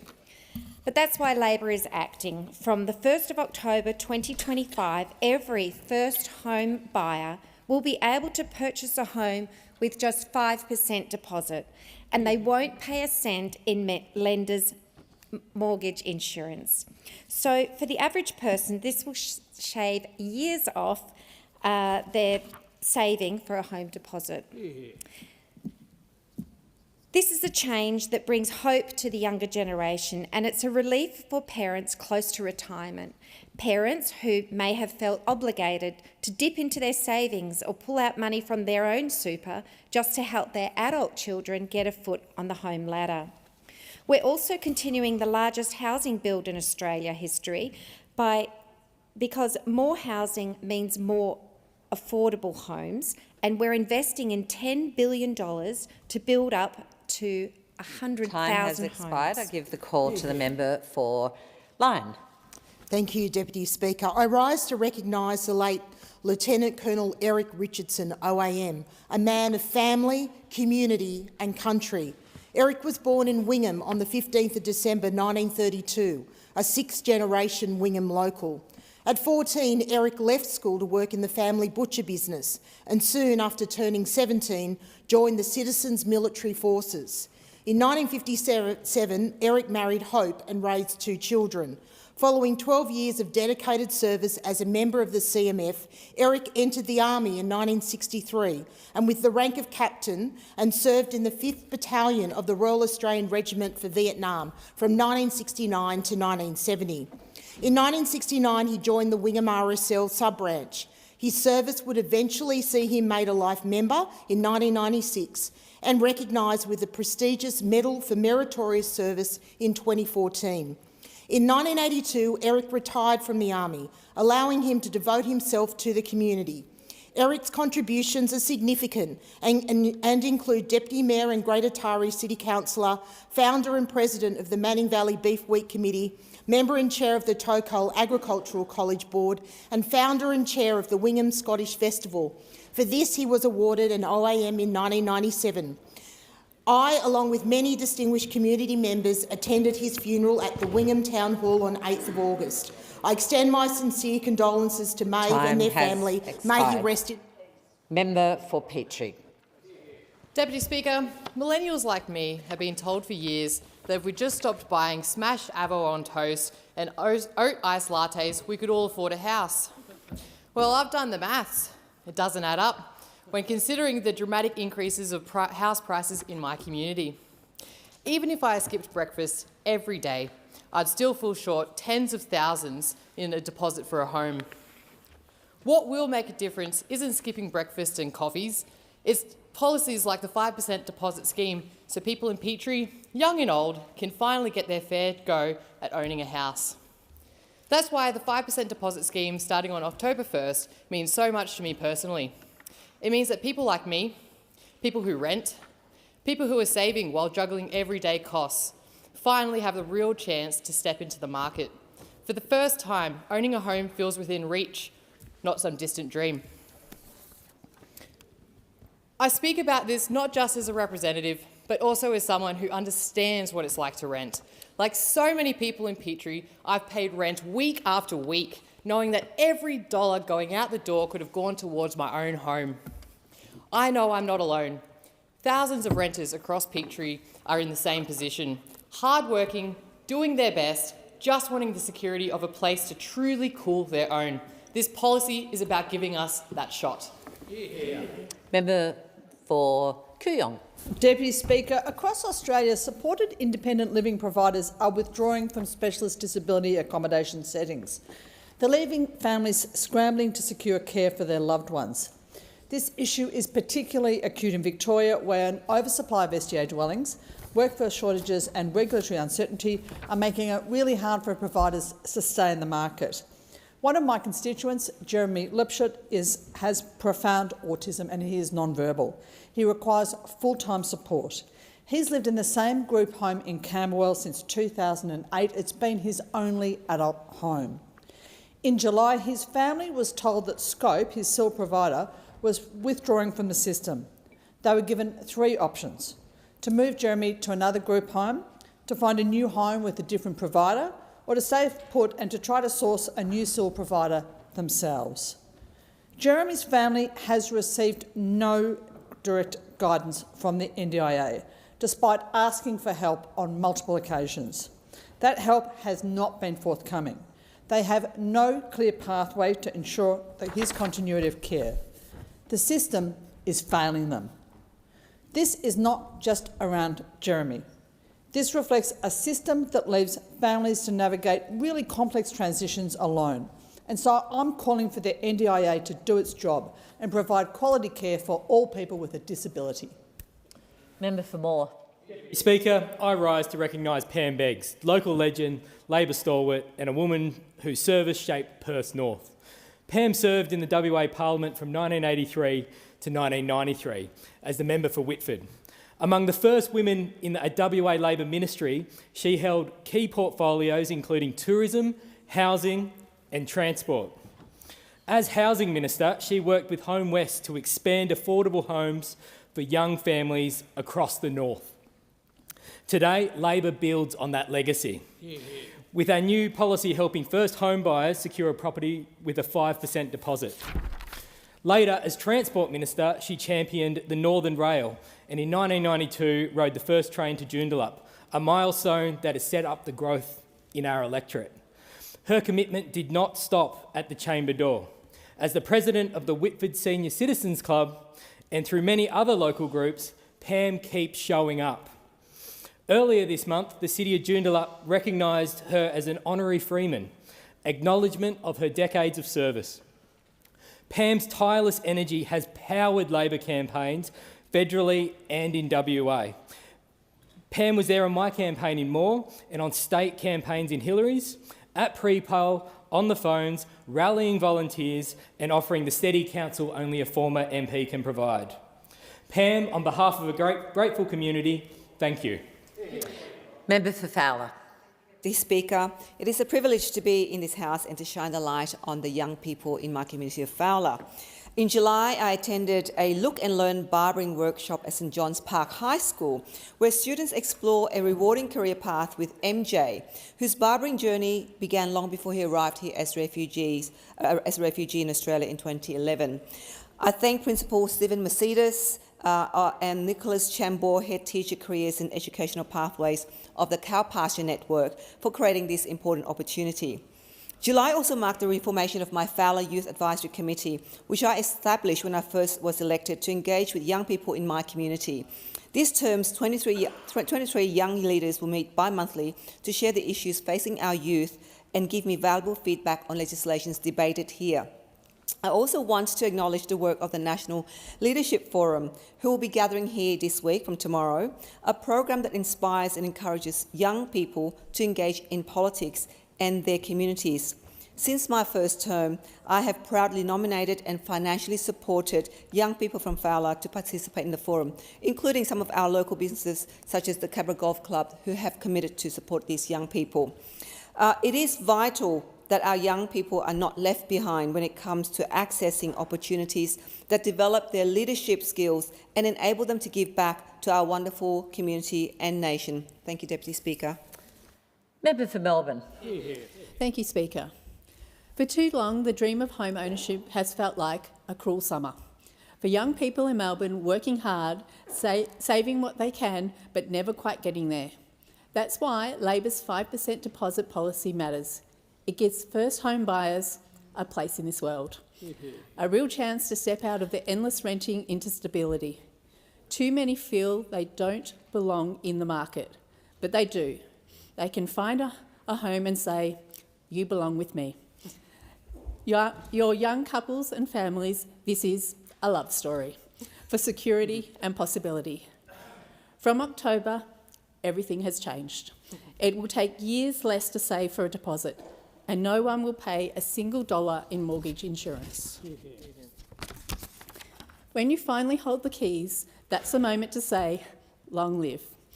The hope of owning your own home.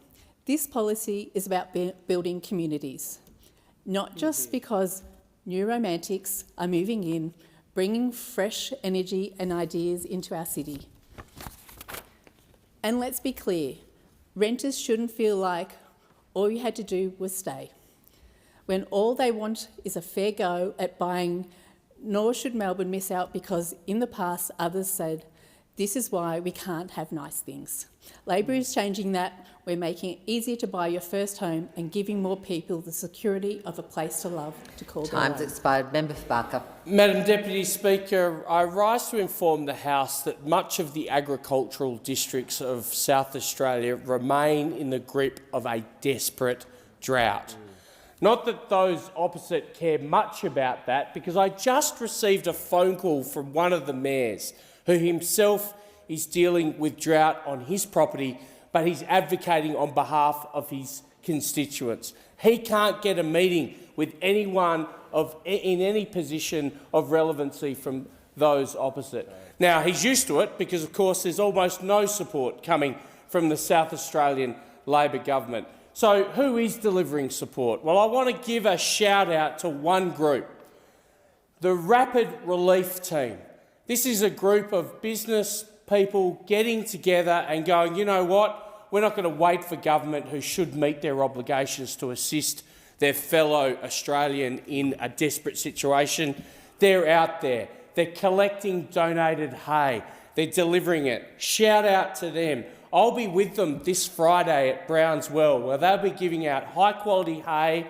They'll be sharing a cuppa, a feed with these farmers and providing them with the support that should be coming from those opposite and Premier Malinauskas and his team. They haven't just done it at Browns Well, they've been at Streaky Bay, 200 farmers, 84 farmers at other locations. Congratulations to them. It's just a pity that those opposite... Member for Swan. Thank you, Deputy Speaker. I am proud to be a part of a government that is building, not blocking. We are backing renters. We're not flipping or flopping.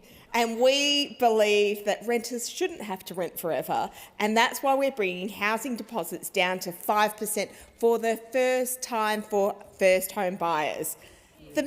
Because I am into maths, as some of you may know, and yes, my gender is female, the median house price is $844,000. And so 5% of that is $42,000. And so the last time that you could buy a house with a $42,000 deposit was 2002. 2002, I believe that's when me and the member for Perth were at Curtin University. And that goes back a very long time, but if you were born in 2002, you could be at uni right now. But not only are we doing that, we are also taking your HECS debt down. Down, everything's going down because I'm going to say that everyone is down with the Labor government. We are working hard to make a positive difference for the lives of people in Australia, whether it's young people that are wanting to buy their first house, whether it's uni students. And that's because we care, and that was shown at the federal election. Time. Member for Bowman. Thank you, Deputy Speaker. Half of those employed in my Redlands community leave the city to commute to their workplace. For many, it means burning long hours every day, sitting in traffic, crawling into Brisbane, Logan or further afield on a train or a bus. That's why I've been pushing hard to get the Brisbane Metro extended to Capalaba. The Metro isn't just another bus service, it's a complete mode shift. Fast, electric, high-capacity vehicles running on dedicated busways, no red lights, no traffic jams, just turn-up-and-go services that actually stick to their timetable. Right now, a bus from Capalaba to the Brisbane CBD will take you at least 45 minutes. On the Metro, it would halve that time. That's not just a boost of productivity, that's giving families back that precious time at home. The Metro could be locked in as part of the Brisbane 2023 or 2032 Olympic legacy. A line to Capalaba links directly with the Olympic venues at Chandler and Birkdale. I want to congratulate Premier Crisafulli and Lord Mayor Schrinner for driving the Metro expansions forward. Their partnership has put us on the right track, or should I say the right lane. It was good to see bipartisan commitments for federal funding to deliver a business case for Capalaba and other extensions, but that's just the boarding pass. The real journey lies ahead. This is a once-in-a-generation chance to change the route of our city's future. I'm asking all levels of government to work together so we don't miss the bus. Member for Corangamite. Thank you, Deputy Speaker. Owning a home has always been at the heart of the Australian dream, a place to raise a family, put down roots and be part of the community. This is despite Australians enduring a decade of coalition governments that advised all young people to rely on their parents to buy a home. This approach failed a generation of Australians who simply wanted a fair go, a place to call home. Deputy Speaker, Australians deserve better. They now have a Labor government that listens, that understands the real challenges families are facing and that is taking action to help make the dream of home ownership an achievable once again. So from October 1, first home buyers will be able to buy a home with just a 5% deposit and without having to pay lenders' mortgage insurance. This one change alone will save families thousands upon thousands of dollars and give them security, stability and hope for the future. Already so many people across my region have been able to buy their first home through the Home Guarantee Scheme. And from October, even more Australians will share in that opportunity. Opportunity is at the heart of our $43 billion Homes for Australia plan, the most significant investment in housing in decades. We are building more social and affordable homes, supporting buy to rent and unlocking supply right across the country. Put simply, it's what Australians deserve: security, stability, hope for the future and a place to call home. Member for Forrest. Thanks, Deputy Speaker. And I rise today to call out growing concerns about the presence of forced labour in the supply chains of solar panel manufacturing, particularly in relation to the Xinjiang Uyghur Autonomous Region of China.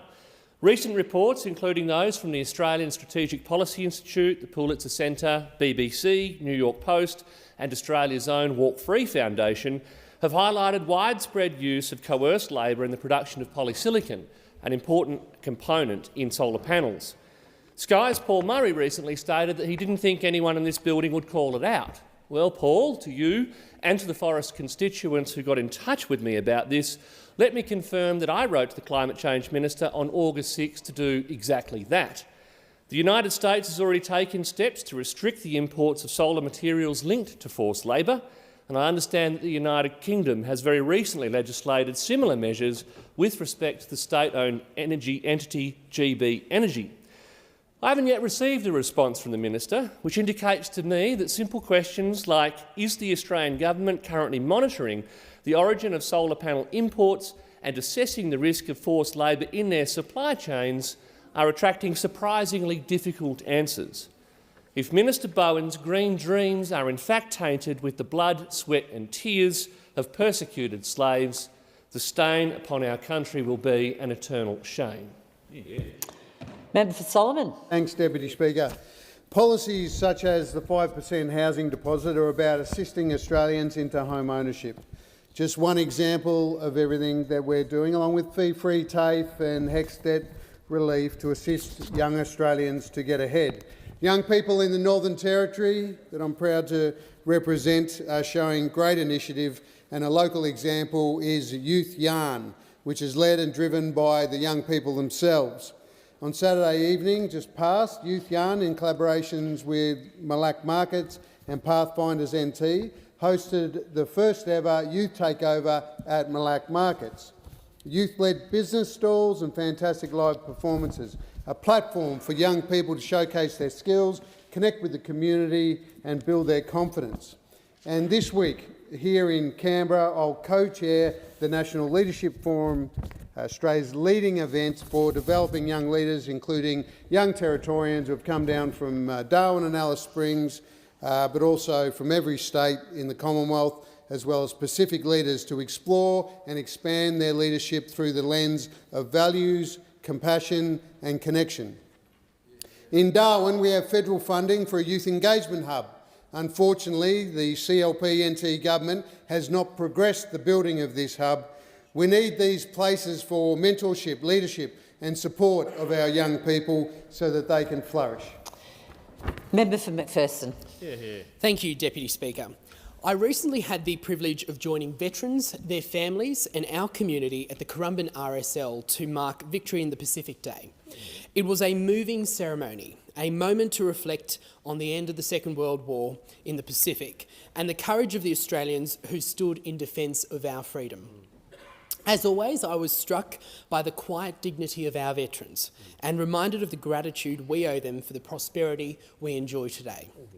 That is why what occurred in Mudgeeraba over the following weekend was so deeply disappointing.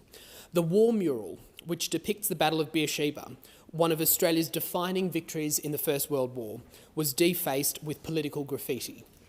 To vandalise a memorial of this kind is to dishonour the men of the Light Horse and all those who have worn our nation's uniform.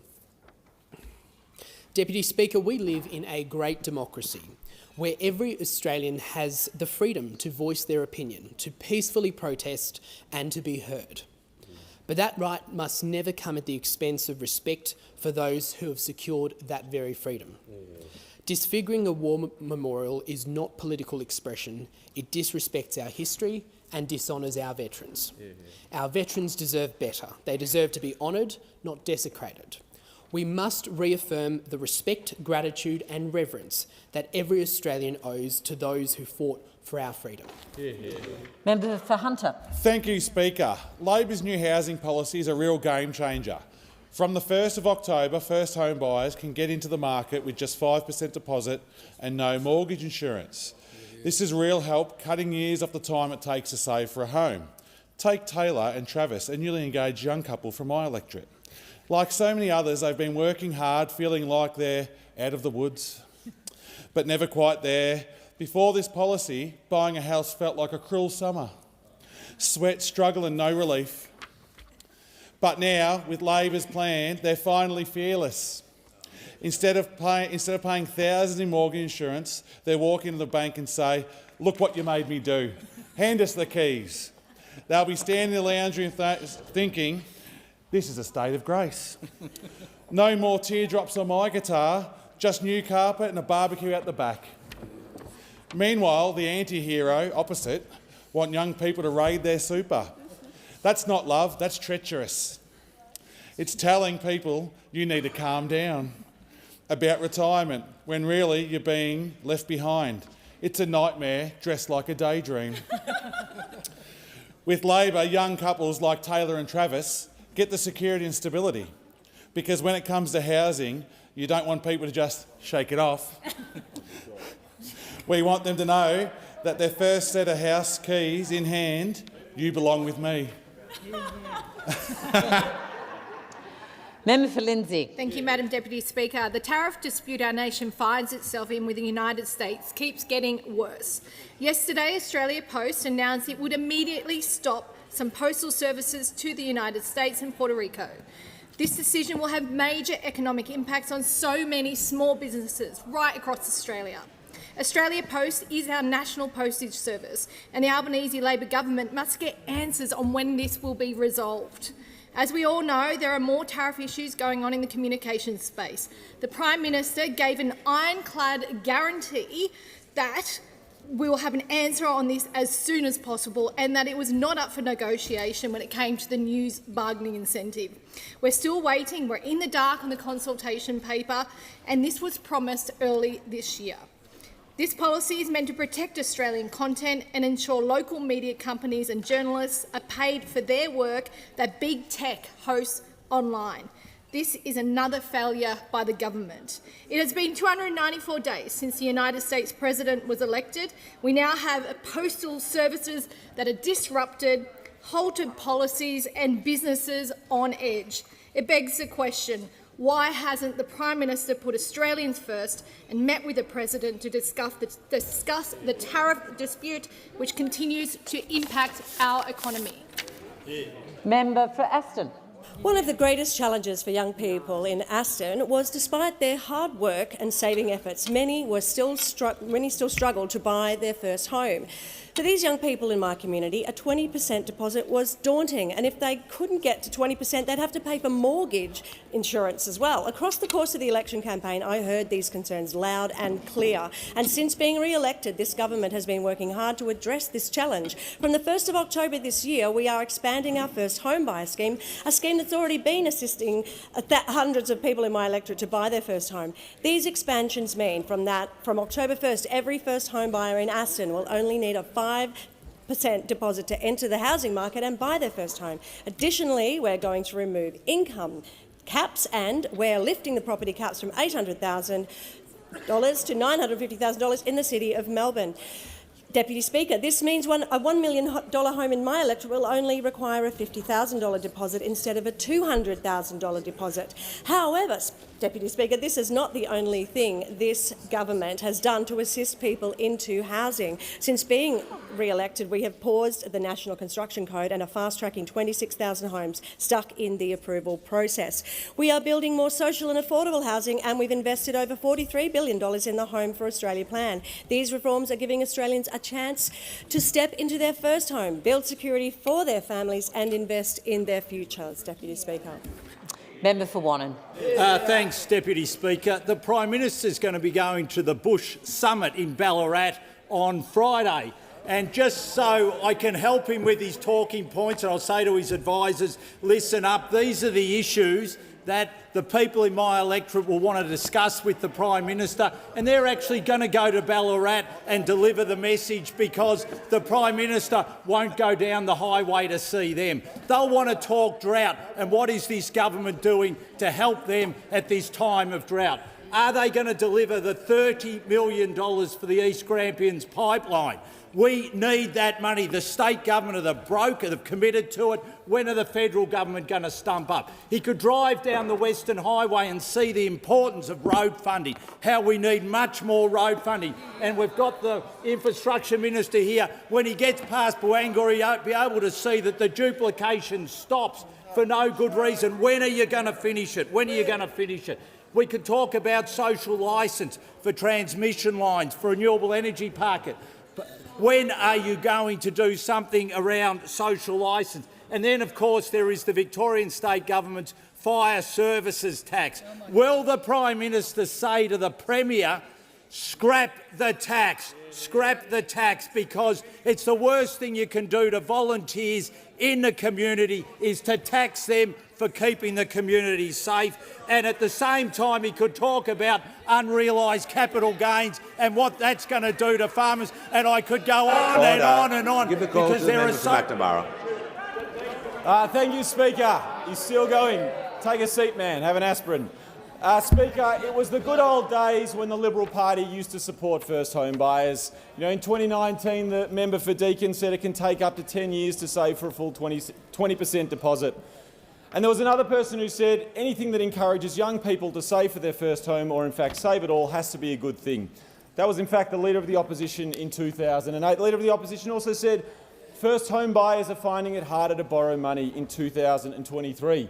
But you can't listen to the Leader of the Opposition to work out what their policies are. You've got to go to Liberal Party conferences around the country, or you've got to go listen to what the shadow ministers are saying, because they're the ones who are really dictating the policies of those opposite. And there's one person who's been very busy. He's been busy and he's been commenting on our 5% home deposit scheme. Now, this person called it absolute insanity. Absolute insanity. That's strong. That's fighting words from them.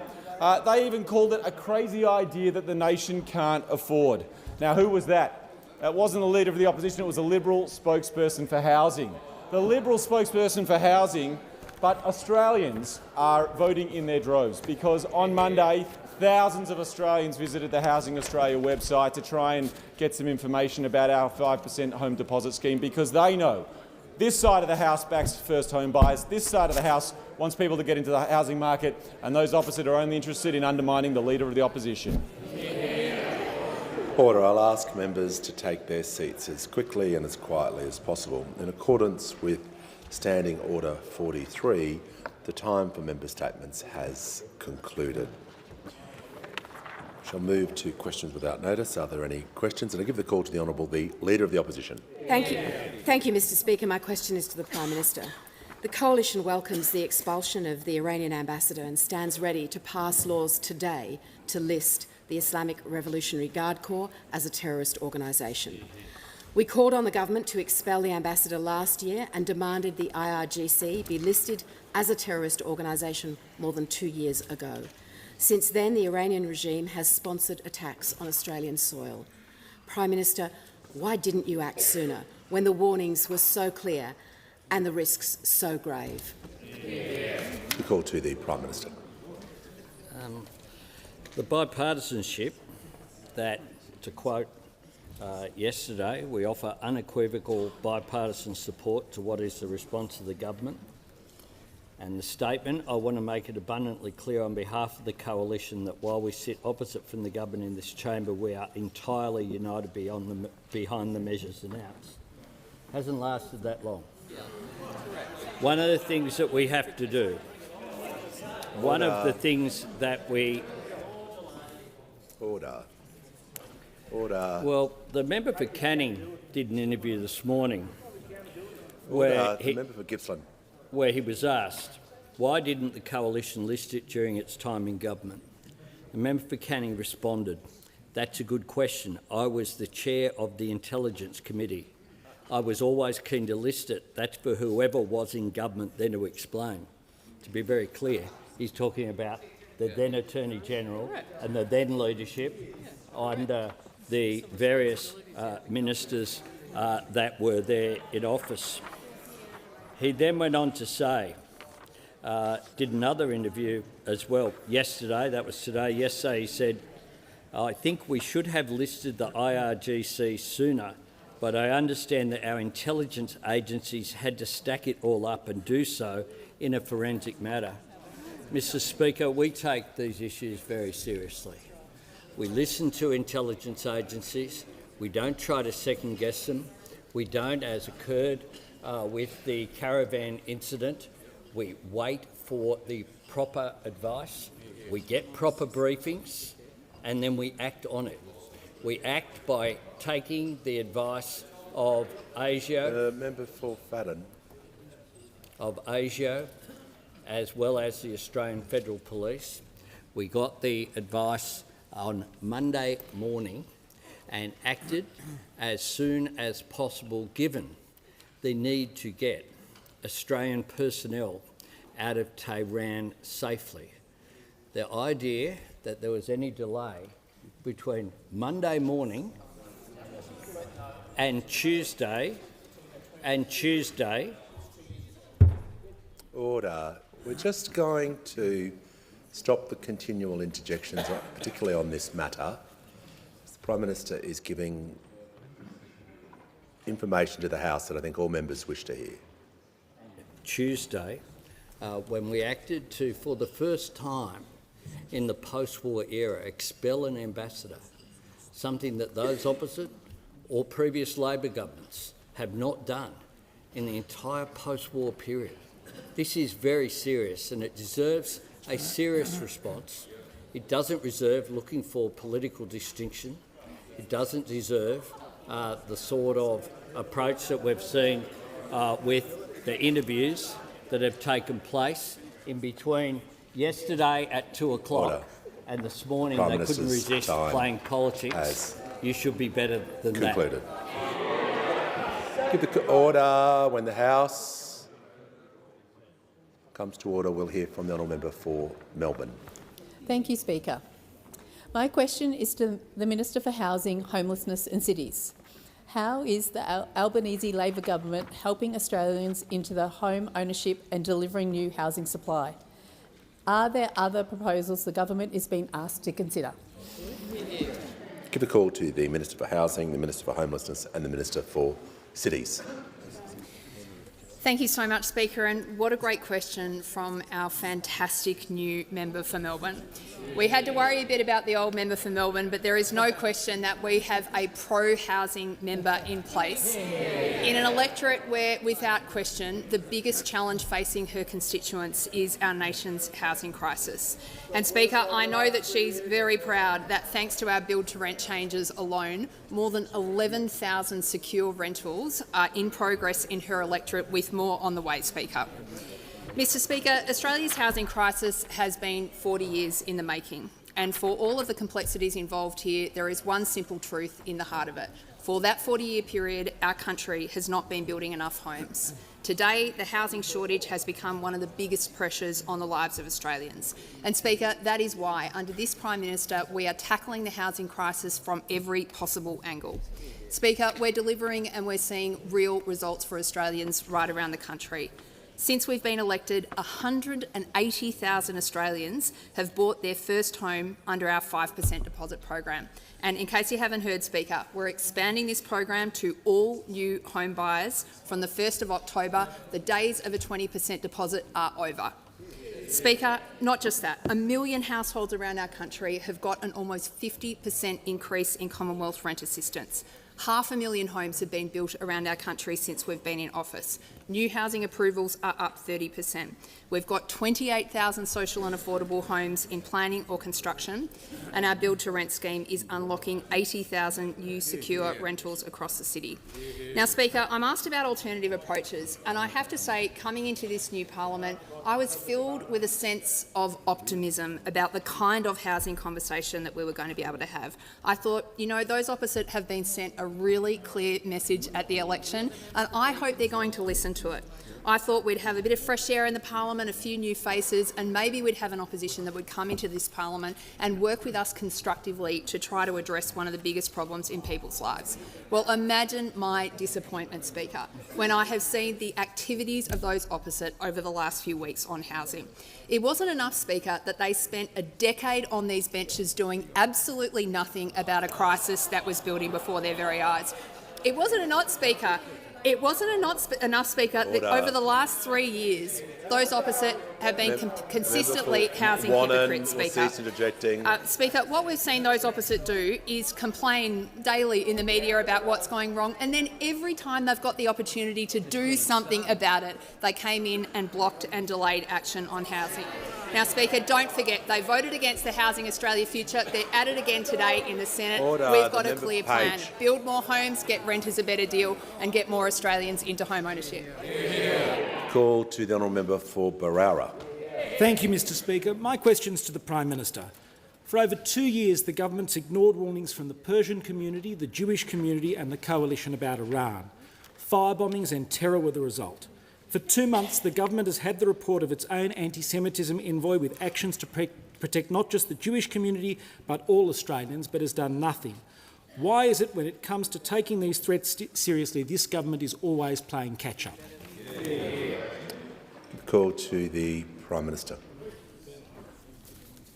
The member, of course, who asked the question, has a record of standing up on racial issues across the board, including his support for Indigenous Australians. What we're seeing here, though, is a political response which is entirely inappropriate and entirely different from the leadership of the Jewish community that he raises. Indeed,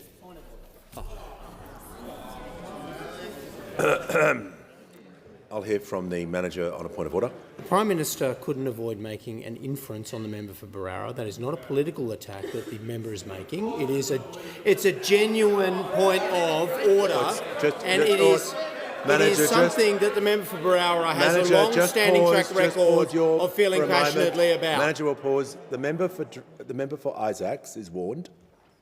I want to hear the point of order, and I'm going to ask you to state the point of order straight away. Point of order is the imputation against the member for Barara. The imputation that he's doing something for a motivation that is political. He is not. He's a long-standing track record on these issues, and he raised a question. It's completely unnecessary for the Prime Minister to accuse him on a national security issue of being political.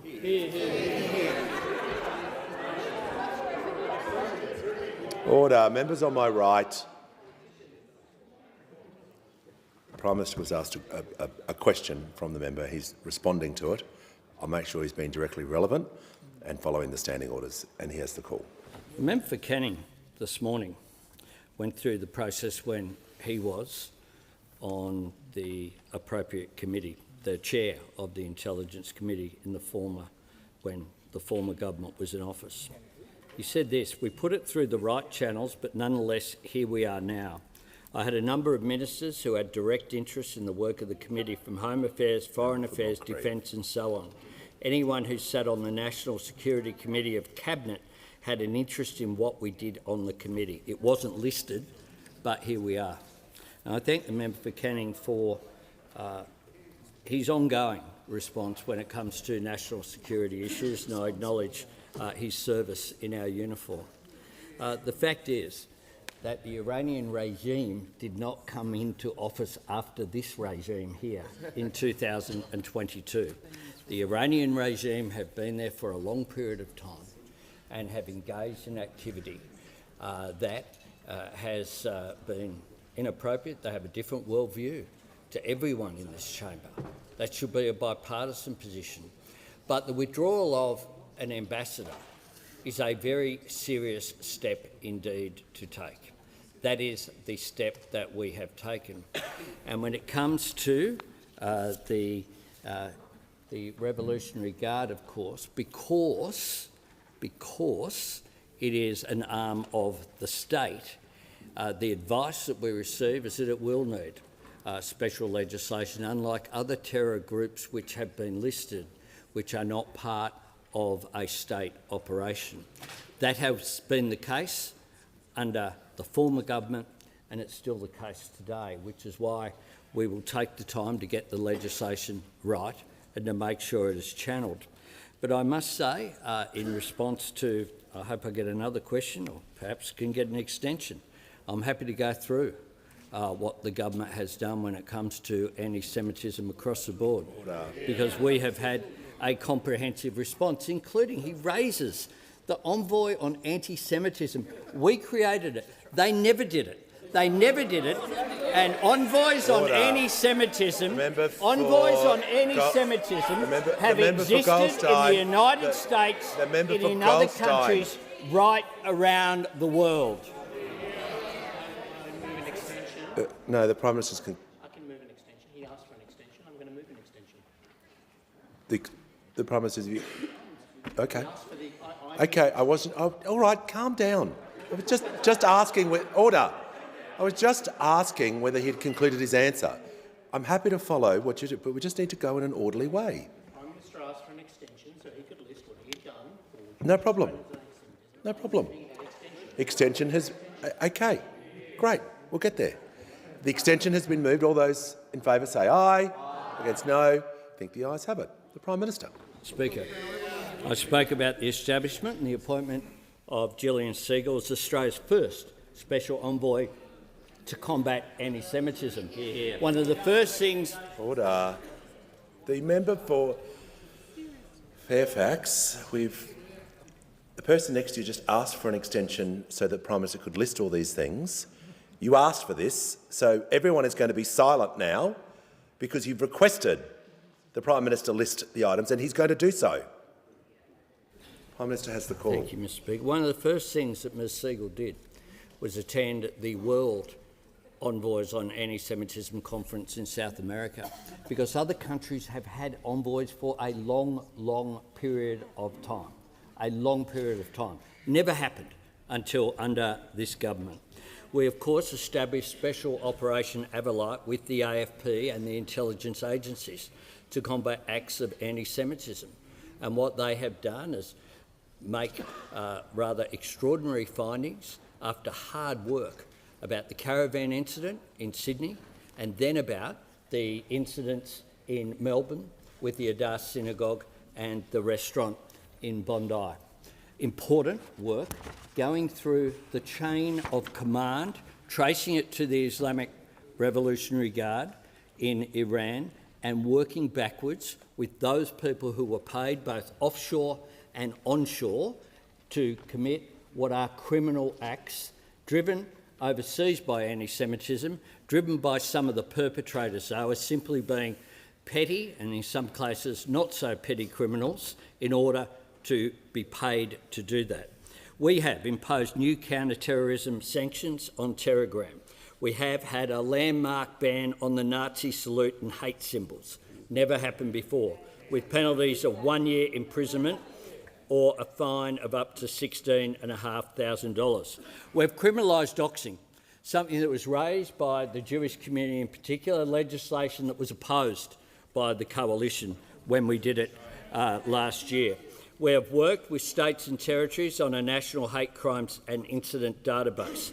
We've appointed Australia's first national student ombudsman, and just this week on Monday I met once again, as I have every year for a couple of decades, with the Australian Union of Jewish Students, talking to them directly about what they had gone through in recent times and talking to them as well about something that is not new. I had the President of National Actions, James Salim, who ended up in jail for murder, who ran for President of Sydney in the SRC way back in 1983 when I was a student there. Anti-Semitism is not new. It has been around for a long period of time, as has neo-Nazis as well, been around for a long period of time. And ASIO have warned about the rise of hard right extremism, and of course we see tragically in recent times, we'll have more to say when the police are able to confirm issues and we await those announcements before we raise them in the House. We also, in the weeks following the 7th of October terrorist attack, we committed $25 million for improved safety and security at Jewish sites across the country, including schools. We added to that, within 24 hours of being requested, $32.5 million for security measures for schools and synagogues. We passed legislation to criminalise hate speech. We provided $250,000 towards the replacement and restoration of Torah scrolls in the Adass Israel Synagogue, $1.2 million for security upgrades to current buildings, and $30 million to restore the synagogue and community centre. And I was the first Prime Minister to visit the school there at Adass Israel. We provided $8.5 million to upgrade the Sydney Jewish Museum, where I went with the member for Wentworth, with funding to also go towards the Centre of Jewish Life and Tolerance. We announced $100 million for countering violent extremism. We provided an additional $4 million to expand the social cohesion work of Together for Humanity in Schools. We've provided $4.4 million to establish the National Holocaust Education Centre here in Canberra. Now, this will be accessible to the more than 160,000 school students who visit Canberra each year. I myself was able to welcome Enfield Public School here about an hour ago. They might be in the gallery somewhere during question time. It is important that when people visit the centre here, just like they visit the National Gallery or the National Museum, the Australian War Memorial, part of that itinerary for young Australians as a part of raising the issue of anti-Semitism, of education, we will do. We committed $18 million to the Jewish Arts Quarter in Melbourne. I'm asked also in the original question as well about the response of the Jewish community. Jewish community, Jeremy Liebler from the Zionist Federation of Australia. The government's actions today send a powerful and principled message that terrorism, foreign interference and hate have no place in Australia. AJAC, the Australia, Israel and Jewish Affairs Council. The government has acted promptly and appropriately in response to ASIO's confirmation of this Iranian aggression against Australia. The New South Wales Jewish Board of Deputies. The government has taken the right and appropriate steps in prescribing the IRGC and expelling Iranian diplomats based in Australia. The Iranian community as well. Iran, we welcome the Australian government's decision to expel the ambassador of the Islamic Republic of Iran following ASIO's confirmation of the regime's direct involvement in attacks on Australian soil. The Australian Iranian Community Organisation. We commend Prime Minister Anthony Albanese and his government for their clear and resolute actions. By taking this courageous stand, Australia is not only safeguarding its own national security, but also upholding justice, diversity and the protection of all its citizens, regardless of faith or heritage. Mr Speaker, we on this side of the House, and I would hope across the Parliament, understand that there are times when the nation should just come together. I would have thought that yesterday was one of those times, and it was. It's a pity it hasn't lasted till today. Before I call the member for Reid, I'd like to do some acknowledgements for the House. I'm very pleased to inform the House that present in the Special Visitors Gallery today, in the front row of the gallery, are members of the Vietnamese Community of Australia, led by Mr Peter Thang Ha, the President of the Vietnamese Community Australia, and my friends from Queensland, Ms Mai Nguyen, the President of the Australian Vietnamese Women's Association, and Mr Bac Lam, representing the Queensland chapter. They are all here for a very special event tonight in recognition of 50 years of Vietnamese settlement in Australia. Welcome to you all. I'm also pleased to inform the House that today we're joined by members of the Youth Steering Committee, a group of young people between 12 to 25, selected from every state and territory to give advice on government policies and programs. and also a delegation from the Northern Council Alliance representing the northern suburbs of Melbourne. We have Mayors Councillor Elizabeth Neely, Councillor John Demarick, Councillor Christine Alaris, Councillor Helen Davidson, Councillor Jared Bell, Councillor John McDougall and Councillor Taylor, along with staff and CEOs. And finally, we have the Right Honourable the Lord Speller, who currently serves as a member of the United Kingdom's House of Lords and a great friend of Australia. Welcome to you all. We give the call to the member for Reid. My question is to the Treasurer. What do today's monthly inflation numbers say about the housing market? Why is the government's housing plan so important, and how does it contrast with other proposals? The call to the Treasurer. Thanks, Mr Speaker. Can I salute the influential role that the member for Reid plays in the delivery of our cost of living assistance and also our housing policy as well. Mr Speaker, new figures from the Australian Bureau of Statistics today showed that headline and underlying inflation ticked up in July, but they were still well within the Reserve Bank's target band. This makes it the 8th month in a row that headline inflation and underlying inflation have come in either within or below the Reserve Bank's target range. And even though these numbers came in a little higher than market economists expect, they are a reminder that inflation has more than halved since we came to government, Mr Speaker. When we came to office, those opposite had left us monthly inflation at 6.1% and absolutely galloping. It's come down substantially under this government, and interest rates have come down 3 times as a consequence of that. Now, as I've said before, as the Reserve Bank Governor said, I think I said it during question time this week, Mr Speaker, we know that the monthly inflation figures can jump around a bit. They're less reliable than the quarterly figures. They don't compare the same basket of goods and services from month to month, Mr Speaker. And in this case, the volatile and one-off factors include the timing of the energy rebates. But underneath the headline figures today, Mr Speaker, there was some very encouraging signs on housing. Rental growth was lower because of our boost to Commonwealth rent assistance. Rents rose 3.9% in the year to July. That's still too high, but it would have been 5.1% were it not for the changes that we are delivering to rent assistance. Construction costs grew 0.4% in annual terms. They were growing 19.4% when we came to office. So through our $43 billion Homes for Australia plan, we're investing more in this challenge than any government in the nation's history. We're blitzing the approvals backlog, building more homes, pausing and streamlining the code, fast-tracking assessment of more than 26,000 homes and bringing forward our 5% deposits for first home buyers, Mr Speaker. Now, we now know, though, in the Senate that those opposite are going to try and disallow our build-to-rent reforms that the industry thinks will deliver 80,000 new homes, Mr Speaker. Now, this beggars belief, but it's true to form. If they have their way in the Senate tonight, 80,000 fewer homes in a country that desperately needs them, Mr Speaker. Now, they wasted a decade and we're trying to make up for lost time. We put to the people at the election more homes and smaller deposits, those opposite, fewer homes and higher prices, Mr Speaker, and their madness in the Senate shows that they have not learned a thing, they have not changed a bit. All they have is the same nasty negativity that Australians rejected in May, and that will cost our country tens of thousands of homes. The call to the member for Ryan. My question is to the Prime Minister.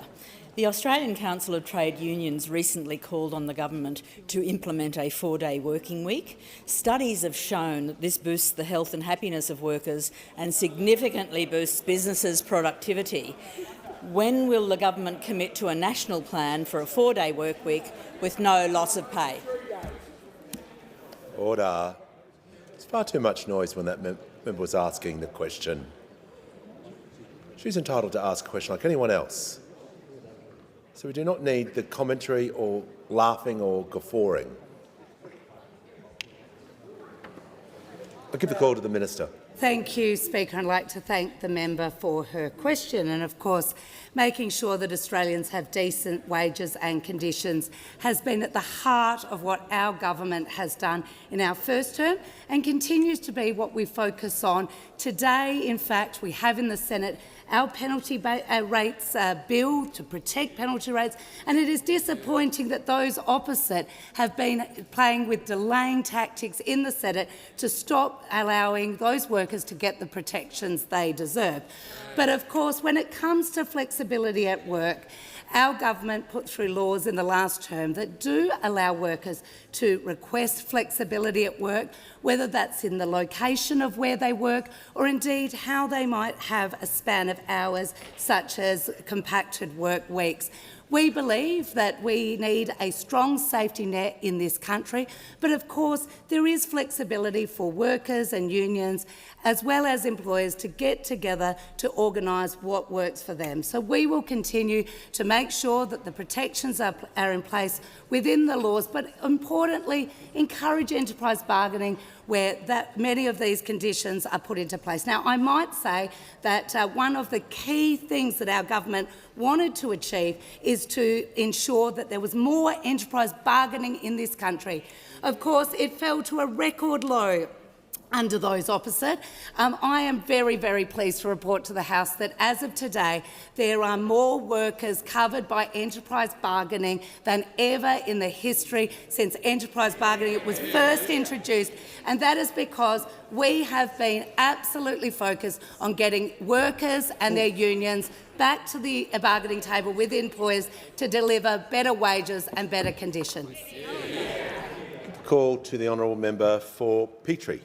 Thank you, Mr Speaker. My question is to the Prime Minister. How is the Albanese Labor government delivering on its commitment to help Australians in the cities and the regions into secure housing, and are there any risks? Call to the Prime Minister. I thank the member for Petrie for her question and congratulate her on her election, her first speech, and on welcoming me to North Lakes, where we had good discussions with locals around the shopping centre there over a period of time, and they certainly were very keen on our housing policies, because that is a growing area of Queensland, a beautiful area of Queensland, now serviced by a train line, first promised in 1895 but delivered as a result of our former government's response. Now, today in Parliament, Minister O'Neill has formally fast-tracked our 5% deposit plan for first home buyers to start from the 1st of October this year. Bring it forward so that every Australian who wants to buy a home of their own, whether they live in the city or the bush, can have the opportunity to do so. That includes at Wagga Wagga, where I was with, gave a lift to the member for Riverina this morning, and for the Bush Summit. Now, the average first home buyer in Wagga can save a 5% deposit in a couple of years, not the usual 9 years it would take to save 20%.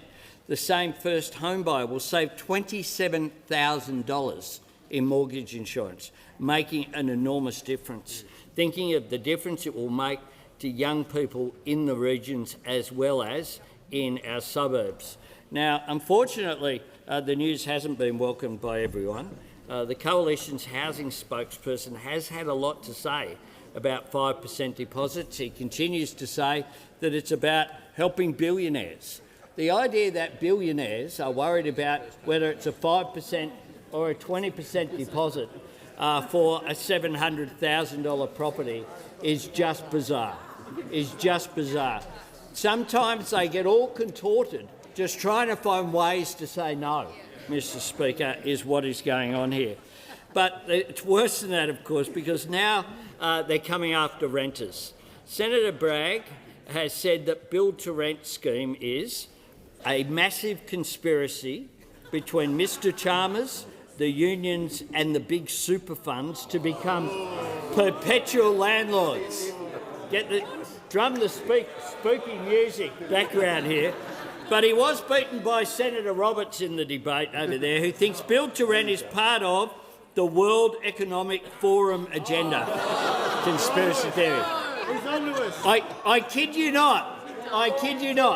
These are the bedfellows of those opposite in trying to just oppose everything. It's like they're allergic to helping Australians into housing. They're allergic to trying to help renters. They haven't learned. They haven't changed. Order. Their negativity is just getting stranger.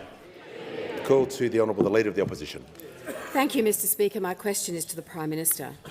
In 2023, the Senate References Committee on Foreign Affairs, Defence and Trade recommended that the Australian government list the Islamic Revolutionary Guard Corps as a terrorist organisation. Prime Minister, why did your government take a deliberate decision to reject that recommendation 2 years ago? Give the call to the Prime Minister. Mr Speaker, on these issues, we take advice from the intelligence agencies. We go through our appropriate processes, including our National Security Committee. We look at the legislation which at the moment would not enable us to list, the legislation that we inherited as well from the former government. And the member for Canning has made it very clear that he has had that view for a period of time going back to prior to him being a minister, indeed as chair of the committee, and spoke about the fact that members, the Minister for Foreign Affairs, the Minister for Home Affairs, the former leader of the opposition, the former member for Dixon as well, all sat on those committees. And this was a time where the chair of the Intelligence Committee, according to themselves, was recommending this.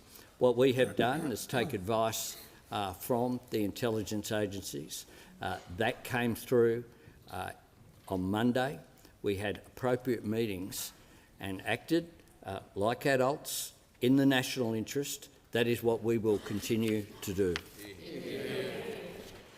Call to the honourable member for Hunter. Thank you, Mr Speaker. My question is to the Minister for Regional Development, Local Government and Territories. How is the Albanese Labor government improving access to housing for people in regional communities?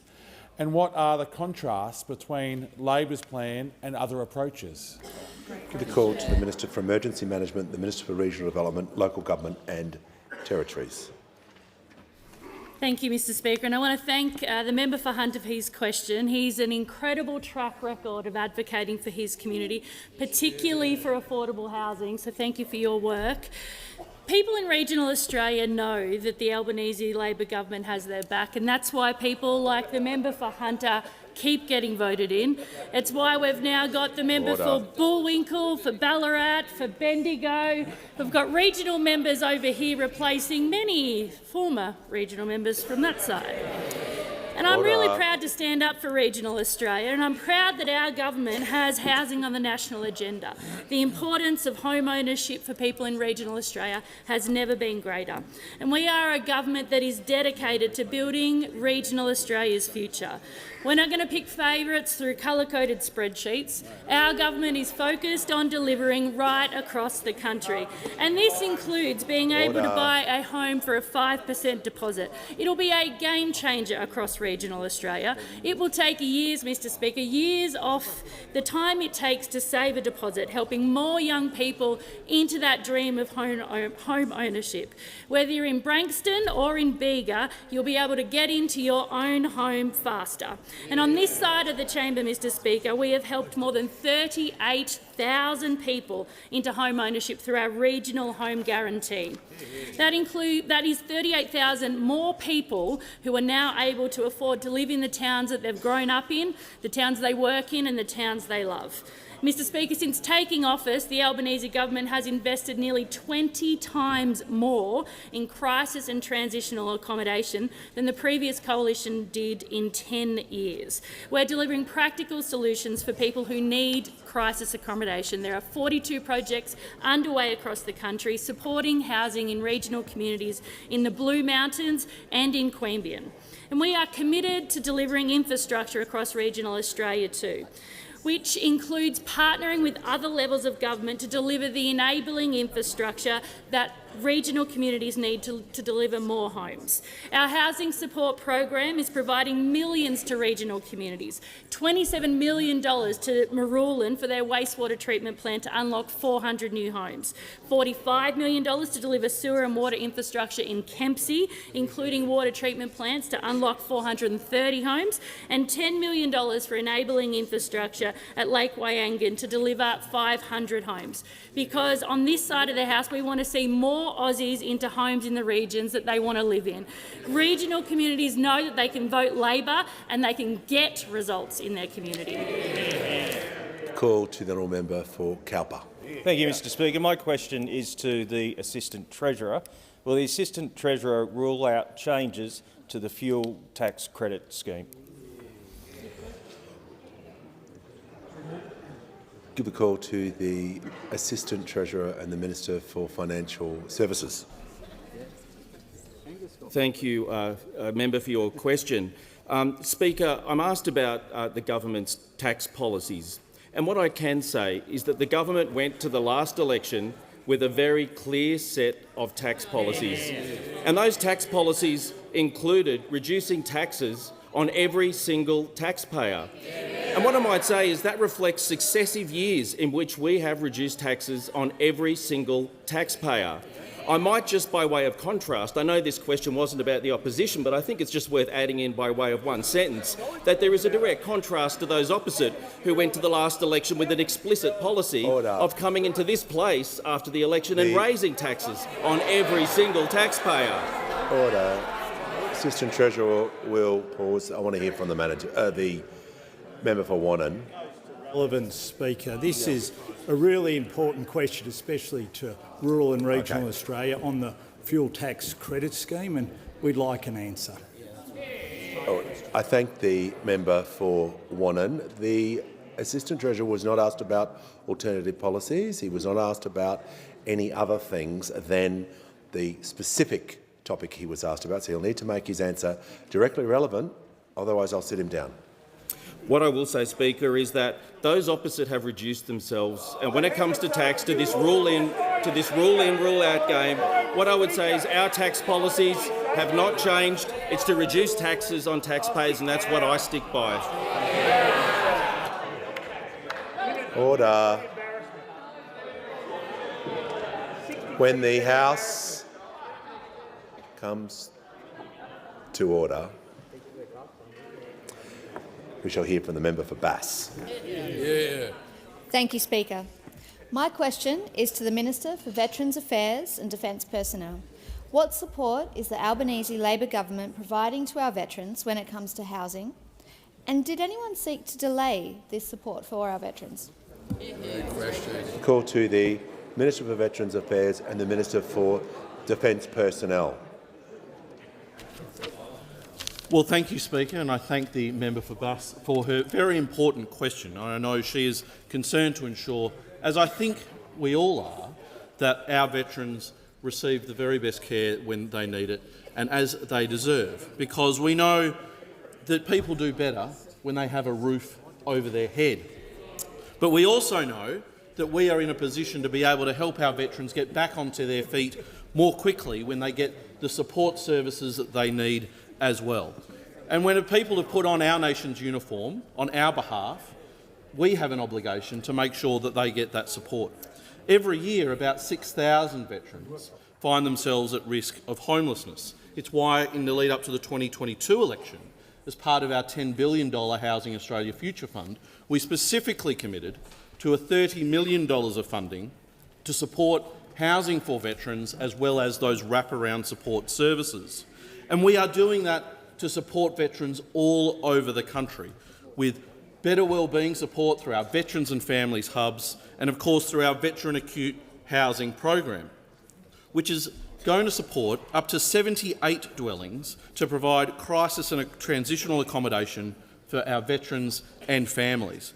It'll mean we'll see housing rolled out across the far north of Queensland, in southern New South Wales, in the southern suburbs of Perth, in central Queensland, in the mid-north coast of New South Wales, in Victoria, all across the country. Service provision is expected to be rolling out to commence from the beginning of 2026, and we'll see more bricks and mortar facilities coming through, being delivered all the way through to 2028. Now, you might say, as we hear often from those opposite, why is it taking so long?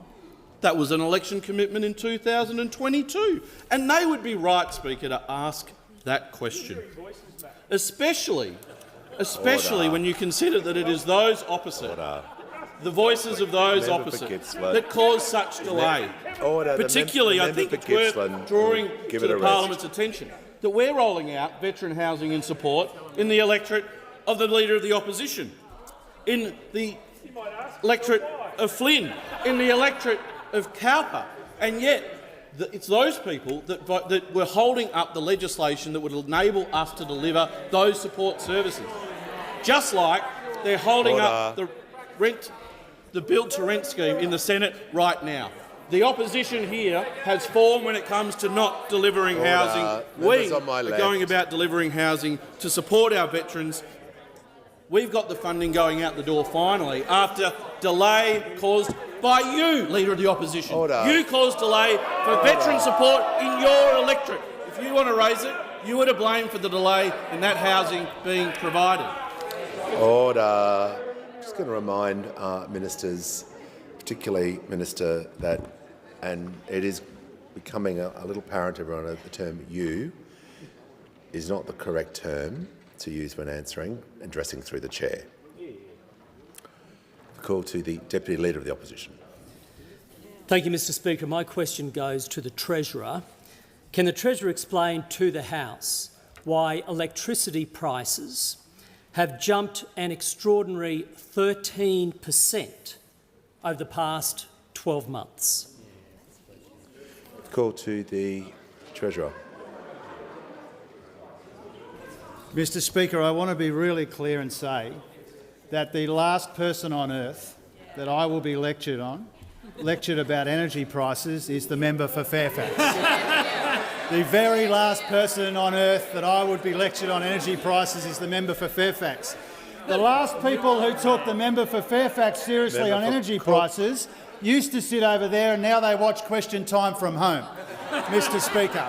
And that was the madness of the nuclear meltdown that the member for Fairfax was responsible for, and the pure madness of it was that he wanted to waste hundreds of billions of dollars building nuclear reactors that would push energy prices up, not down, Mr Speaker. And we saved the Australian people from his madness. Member for Warren, I've got this. I've got it. I'm sure. Trust me, I'm sure. Resume your seat.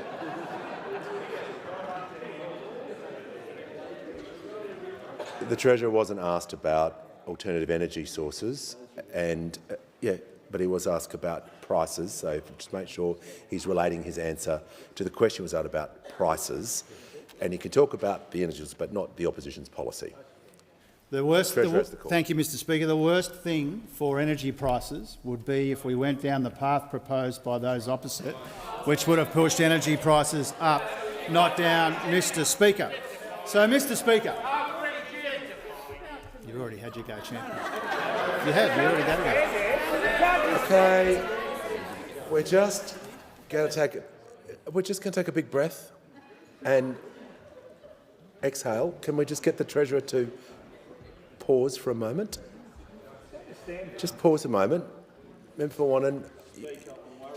No. Defying your ruling. That's what I'm worried about. No, you just don't get the chance to jump up and say what you feel like. I don't know how many times. So just resume your seat. Yeah. The member for McEwen. Okay, everyone's just going to take the temperature down a little bit to assist the House. I understand where the member for Wannon's coming from. We're just going to make sure that the Treasurer is being directly relevant. Get back to topic. Thank you, Mr Speaker. The numbers that we saw today, which I ran through a moment ago, were monthly figures which were often impacted by volatile and one-off factors, and they were in this instance. And the biggest influence on the number that the Shadow Treasurer has mentioned is the timing of the energy bill rebates that we are providing on this side of the House, which those opposite don't want us to be providing. And that does go to a very important difference, Mr Speaker. This side of the House providing help with electricity bills, that side of the House trying to prevent it, Mr Speaker. And if they had their way, energy prices would be higher. So let me give you some numbers, Mr Speaker, about the question the Shadow Treasurer asked me. Electricity prices in July would have been 7.9% higher without the energy rebates that we are rolling out with our state and territory colleagues. Second point, Mr Speaker, the timing of rebates in WA, Queensland and Tasmania were the biggest contributor to this volatility. And if this is the most important point, Mr Speaker, if you look at the official quarterly figures, electricity fell 6.2% through the year to the June quarter, but they would have risen 1.7% without our rebates, which was the course that those opposite wanted, Mr Speaker. Now I can hear the Deputy Leader is now going to cease interjecting or will remove himself. This is not on. Come on. The Treasurer will now conclude. The member for Fairfax can have as many nuclear meltdowns as he likes. The truth is, we're helping people with electricity bills. You would prefer that we didn't, and that's the difference. I'm going to hear from the honourable member for Bean. Speaker, my question is to the Minister for Education. How is the Albanese Labor government helping Australians with a HECS debt into home ownership? What has been the response? Give the call to the Minister for Education. Thanks, Mr Speaker, and can I thank my good mate, the member for Bean, for his question. As I said earlier this week, HECS shouldn't be a handbrake on buying your first home. We want more young Australians to be able to buy a home, and that means building more homes, and it means making it easier to buy them. That's what the 5% deposit policy is all about, and that starts in just over a month. It starts on the 1st of October. So we're getting rid of that 20% deposit that you used to have to save up for. We've also got rid of 20% of student debt, cutting student debt by 20%. And that'll help too. That'll take a massive weight off the shoulders of about 3 million Australians. The average HECS debt today is about 27 grand, so that 20% cut will cut that debt by about $5,500, and that's a big help. As one uni student, a young bloke called Adam, told me back in November last year, quote, "It's going to make me able to buy a house sooner and to do all the things that I want to do."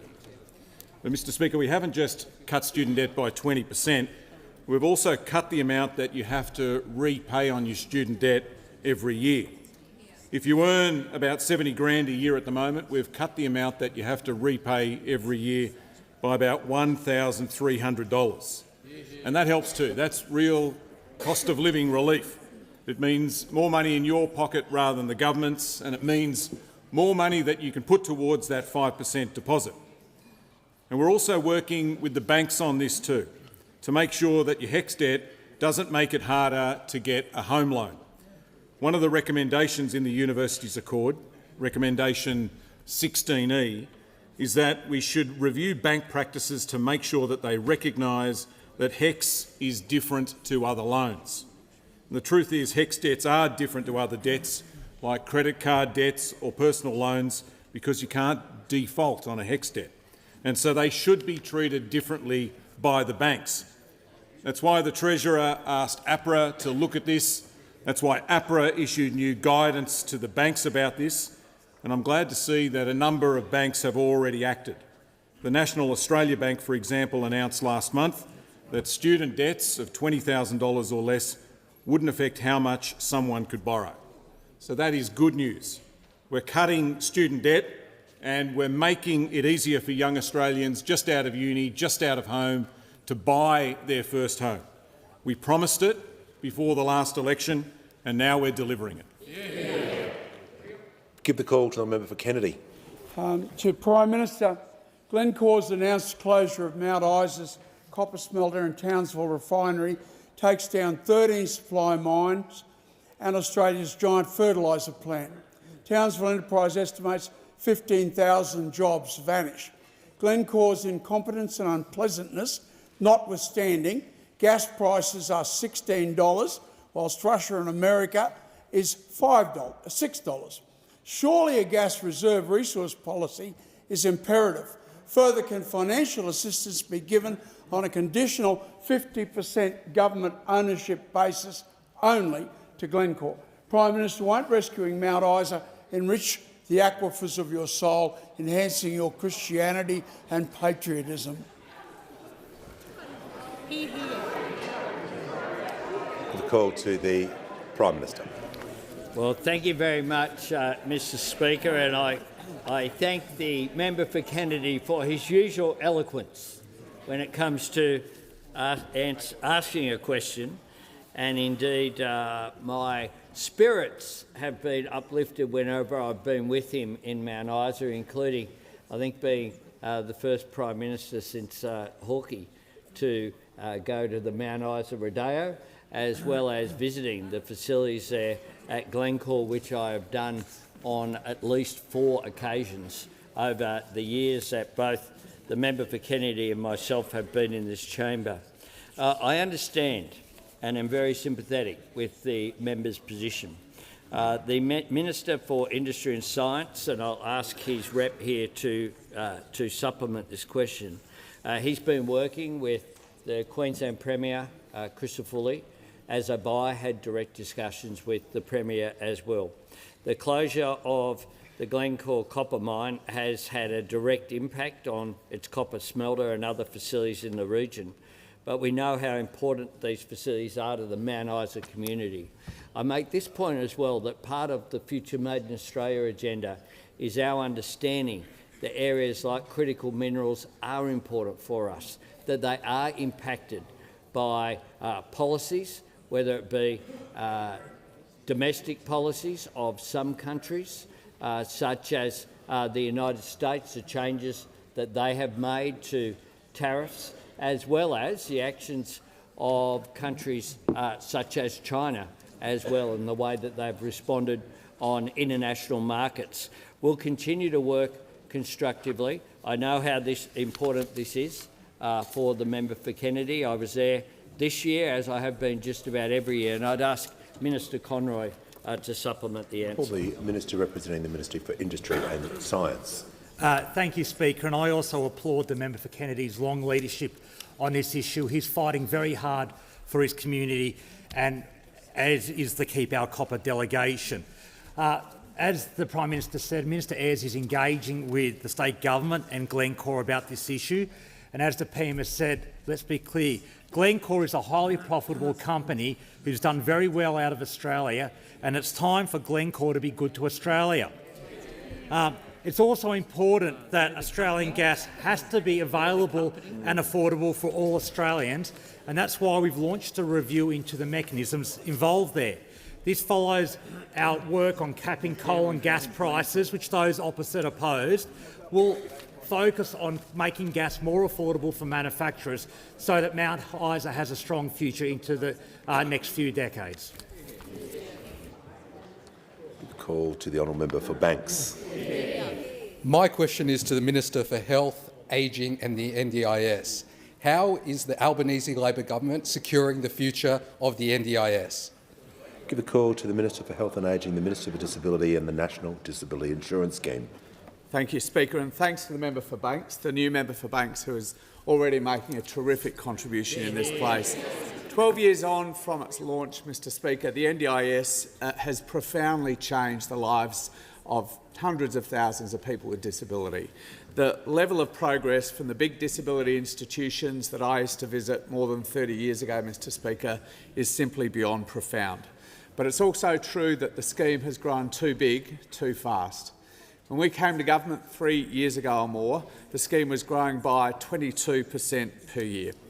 In part, that's because the NDIS simply doesn't have the integrity and discipline systems to ensure that every dollar is being spent effectively and efficiently.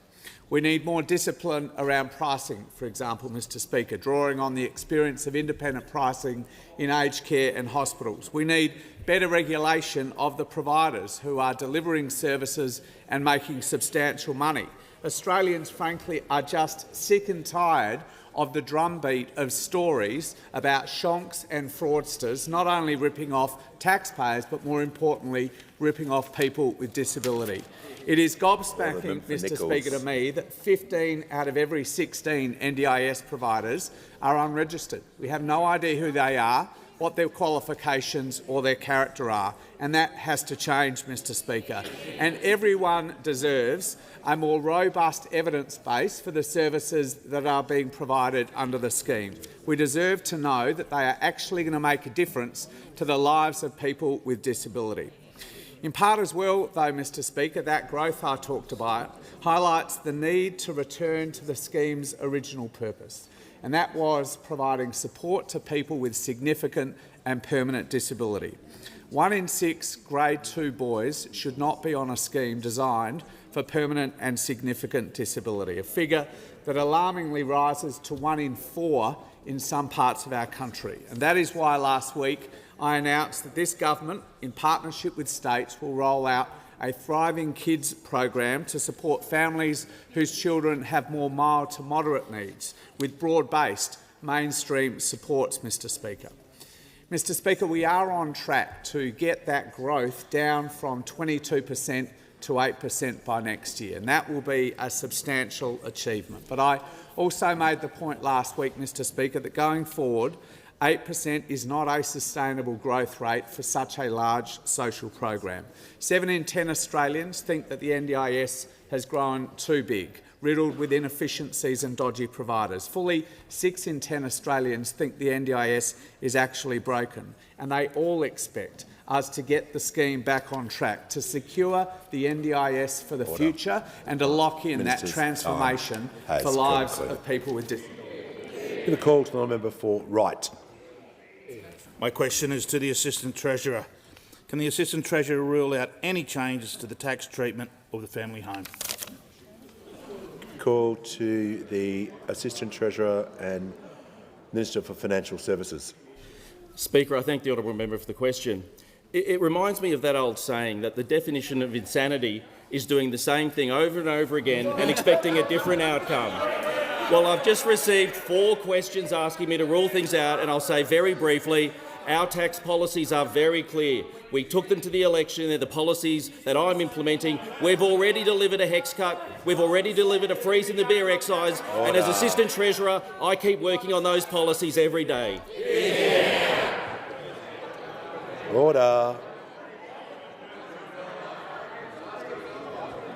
The House comes to order. Hear from the Chief Government Whip.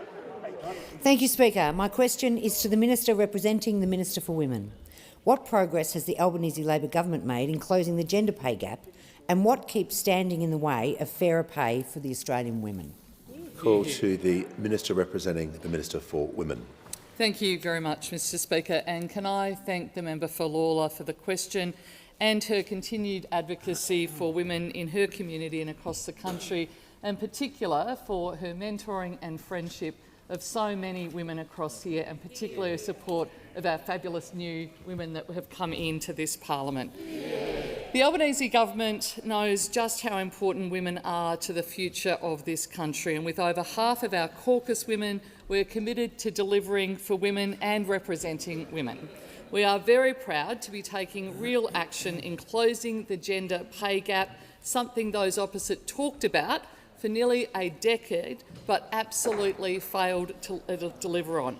I am very proud to inform the House that under the Albanese Labor government, the gender pay gap has now fallen to its lowest level on record, 11.5%. And that means that Australian working women full-time are now earning on average $255 more a week since those opposite left office. And we've also reached a new record high for women's workforce participation. Now, that's not just a statistic. This is women across Australia earning more, building for their financial security and being recognised for the important jobs that they do in our economy. This is because we have put in place tangible policies and they are working. From the 1st of July 2025, the national minimum wage and award wages increased by an additional 3.5%, following on from a 3.75% increase on the 1st of July 2024. And those reliant on these changes were largely in female-dominated professions. $17.7 billion has now been provided to support a wage award increases for aged care workers and nurses, those of which are largely women. We've also committed $3.6 billion in funding to support a 15% wage increase for the early childhood workforce, which is more than 90% female. We know what makes a difference, and that's why we are getting on with delivering. Let me be clear, gender equality in Australia will not be achieved by accident. It takes leadership and purposeful policy decisions that our Cabinet is making. It takes that dedication and it takes action. It's what this government is doing, and frankly, those opposite still continue to stand in the way. They voted against accelerating close of the gender pay gap by lifting the bar for bigger employers, a recommendation they previously supported. They voted against better pay and secure jobs. They called wages increase in care industries a sugar hit, and they voted against stronger protections. It's only this side of the Parliament that actually supports gender equality for women. Give a call to the member for Bradfield. Mr Speaker, my question is for the Minister for Education.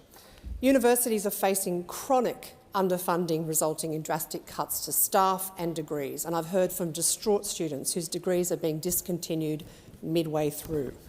Charging for services not delivered in any other context would be called a scam. What is the Minister doing to protect students and guarantee that the units those students have completed and paid for will be credited towards the completion of a similar degree? Call to the Minister for Education. Thanks, Mr Speaker, and can I thank the member for Bradfield for a question and congratulate her on her election to this place. The first point I'd make is that we're investing an extra $6.7 billion into our universities over the next decade. That's all part of the first stage of our implementation of the Universities Accord. It's about helping to make sure that more young people get a crack at going to university, particularly a lot of young people from our outer suburbs, from the bush, from disadvantaged backgrounds. The second point I'd make is that where a young person finds themselves in the situation that you've just pointed out, universities have legal obligations. They've got to provide that student with a teach-out plan. It basically means that they've got to enable that student to complete that degree, to complete the study of that course, or find a mutually acceptable alternative at no disadvantage to that student. So that is the law. That is the law. That is the legal requirement under the TEXA Act. But I'd make the point also that where universities are making decisions that affect students, that significantly affect staff or students, then talk to them, listen to them, work with them, consult with them properly. Can I make the general point here that I want to see our universities grow? I want more young people to get a crack at going to university. There are more young people starting a uni degree this year than ever before. When you take out the 2 years of COVID, which is a bit of an anomaly, there are more young people starting a degree this year than ever before, and universities are telling me they expect more students next year than this year. In the next 10 years, we expect an extra 200,000 young Australians to take on a university degree. And so universities need to get ready for that. That's what the Universities Accord is all about. And that includes the work we're doing to fund more bridging courses for young people that aren't ready to start a university degree, to do one of those free courses that builds a bridge from school to university. It includes the work we're doing on paid prac, financial support for teaching and nursing and midwifery and social work students while they do the practical part of their degree. And it includes a demand-driven system for young people from disadvantaged backgrounds. If they get the marks, they get a Commonwealth-supported place. And I'll introduce legislation next year to make that a reality too, because I want us to be a country where you can't tell where someone grew up based on whether they got a university degree or not. Can I also briefly say this, and that is that if you don't think that we've got a problem with governance of universities at the moment, then you've probably been living under a rock. That's why I've introduced a National Student Ombudsman. That's why there's a Senate inquiry about this right now and an expert panel that will give me advice on this and other education ministers in the next couple of weeks. That's why I announced last week plans to increase the powers available to TEXA, the university regulator, to make sure they've got the powers they need. Concluded. Call to the honourable member for Spence. Thank you, Mr Speaker. My question is to the Minister for Employment and Workplace Relations. What action is the Albanese Labor government taking to help low-paid workers earn more and keep more of what they earn, and what obstacles are in the way? Call to the Minister for Employment and the Minister for Workplace Relations. Well, thank you, Speaker, and I'd like to thank the member for Spence for that question and for his fierce advocacy for low-paid workers in his electorate but right across the country. Of course, in our first term, the Albanese Labor government delivered landmark reforms in workplace relations with a very clear goal, that is to get wages moving. And this week marks a major milestone of 1 year since many of our reforms came into effect.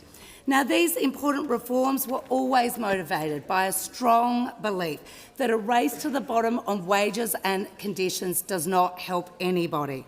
Australians voted for higher wages at the election, and that's exactly what we are delivering. Recent ABS data confirmed the strongest annual real wages growth in 5 years. There are more people in work, unemployment is low, and real wages are up under our government.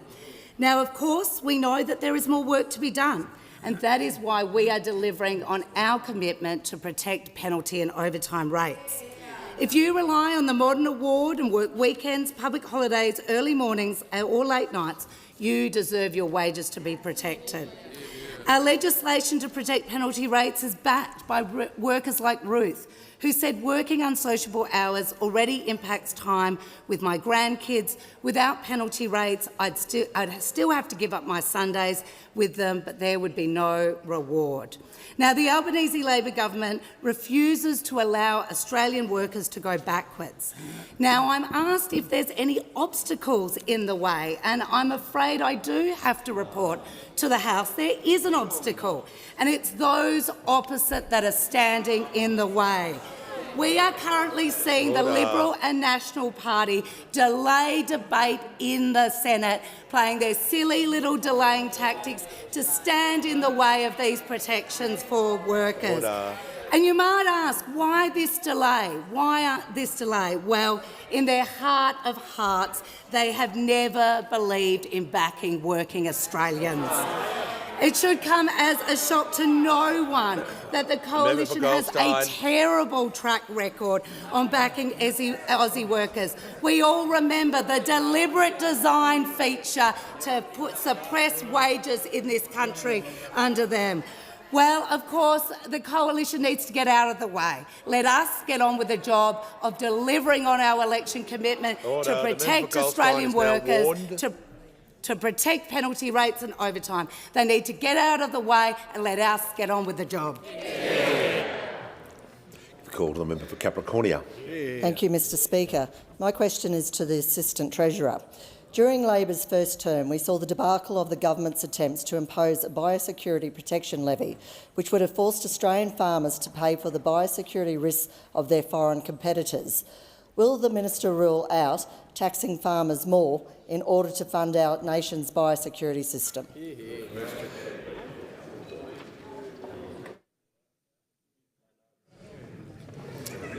The first part of the question was a little out of order because he wasn't the minister responsible at that time, but the end part of the question,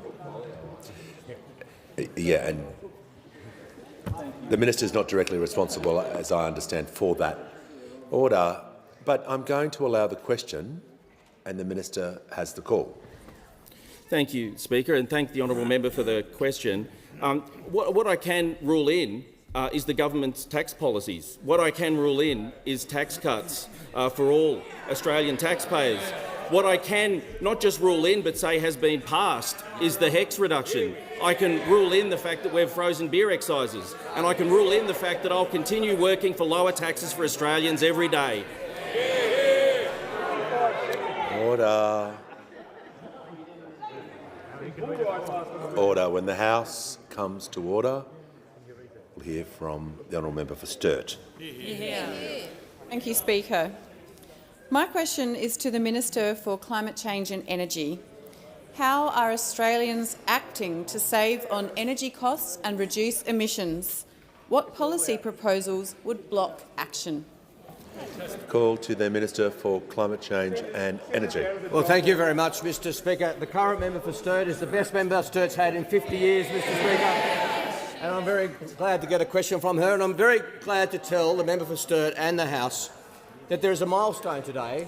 Order. Because as of today, 40,004 Australian households have installed a cheap home battery. And I'm happy to tell the House that South Australia has led the way, Mr Speaker. The member for Fairfax interjects. I'm not going to have a bad word said about the member for Fairfax, Mr Speaker. He's a role model for those behind him. If you come up with a toxically unpopular policy and fail to sell it to the Australian people, you too could be deputy leader of your party, Mr Speaker. Mr Speaker, I digress. Yesterday I told the House the member for Mayo leads the leaderboard in South Australia and Australia, and that remains the case. Order. But the people of Sturt have the second biggest take-up of chip-home batteries in South Australia and Australia as well, and the member for Booth becomes third in South Australia. Now, it's not just households, Mr Speaker. It's not just households, small businesses as well.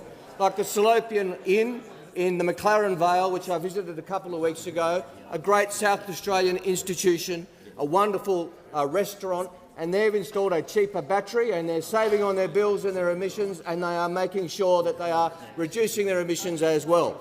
That is what the Salopian Inn, the McLaren Vale, is doing, and that's what small businesses and community groups around the country are doing, and they're embracing the Albanese government's policy. Now, the member asked me about alternatives, and this is particularly relevant in South Australia, because South Australians are taking this policy up.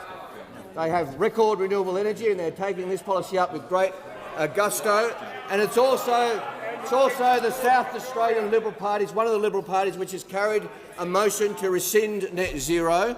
They're providing pressure on the Leader of the Opposition. The South Australian Conference did that a couple of weeks ago. We've seen similar scenes to Western Australia where the state leader ruled it out. But this was moved by the Barker FEC, calling on the State Council to abolish calling on the Federal Parliamentary Liberal Party to abolish net zero. That was motion number 4. Motion number 5 was calling on the Federal Parliamentary Liberal Party to publicly recognise excess deaths from late 2021 to 2024, which are widely, the motion says, accepted to be due to experimental mRNA COVID-19 vaccinations. I mean, this is the modern Liberal Party. A big dose of climate denial, a big dose of anti-vaxxing, and they're ready to take on the challenges of modern Australia. The common theme is they don't like science, the modern Liberal Party, Mr Speaker. They don't like evidence. They don't like facts. They can't deal with the challenges of the modern world, which include climate change. It shows, Mr Speaker, they are just not up to governing a modern Australia.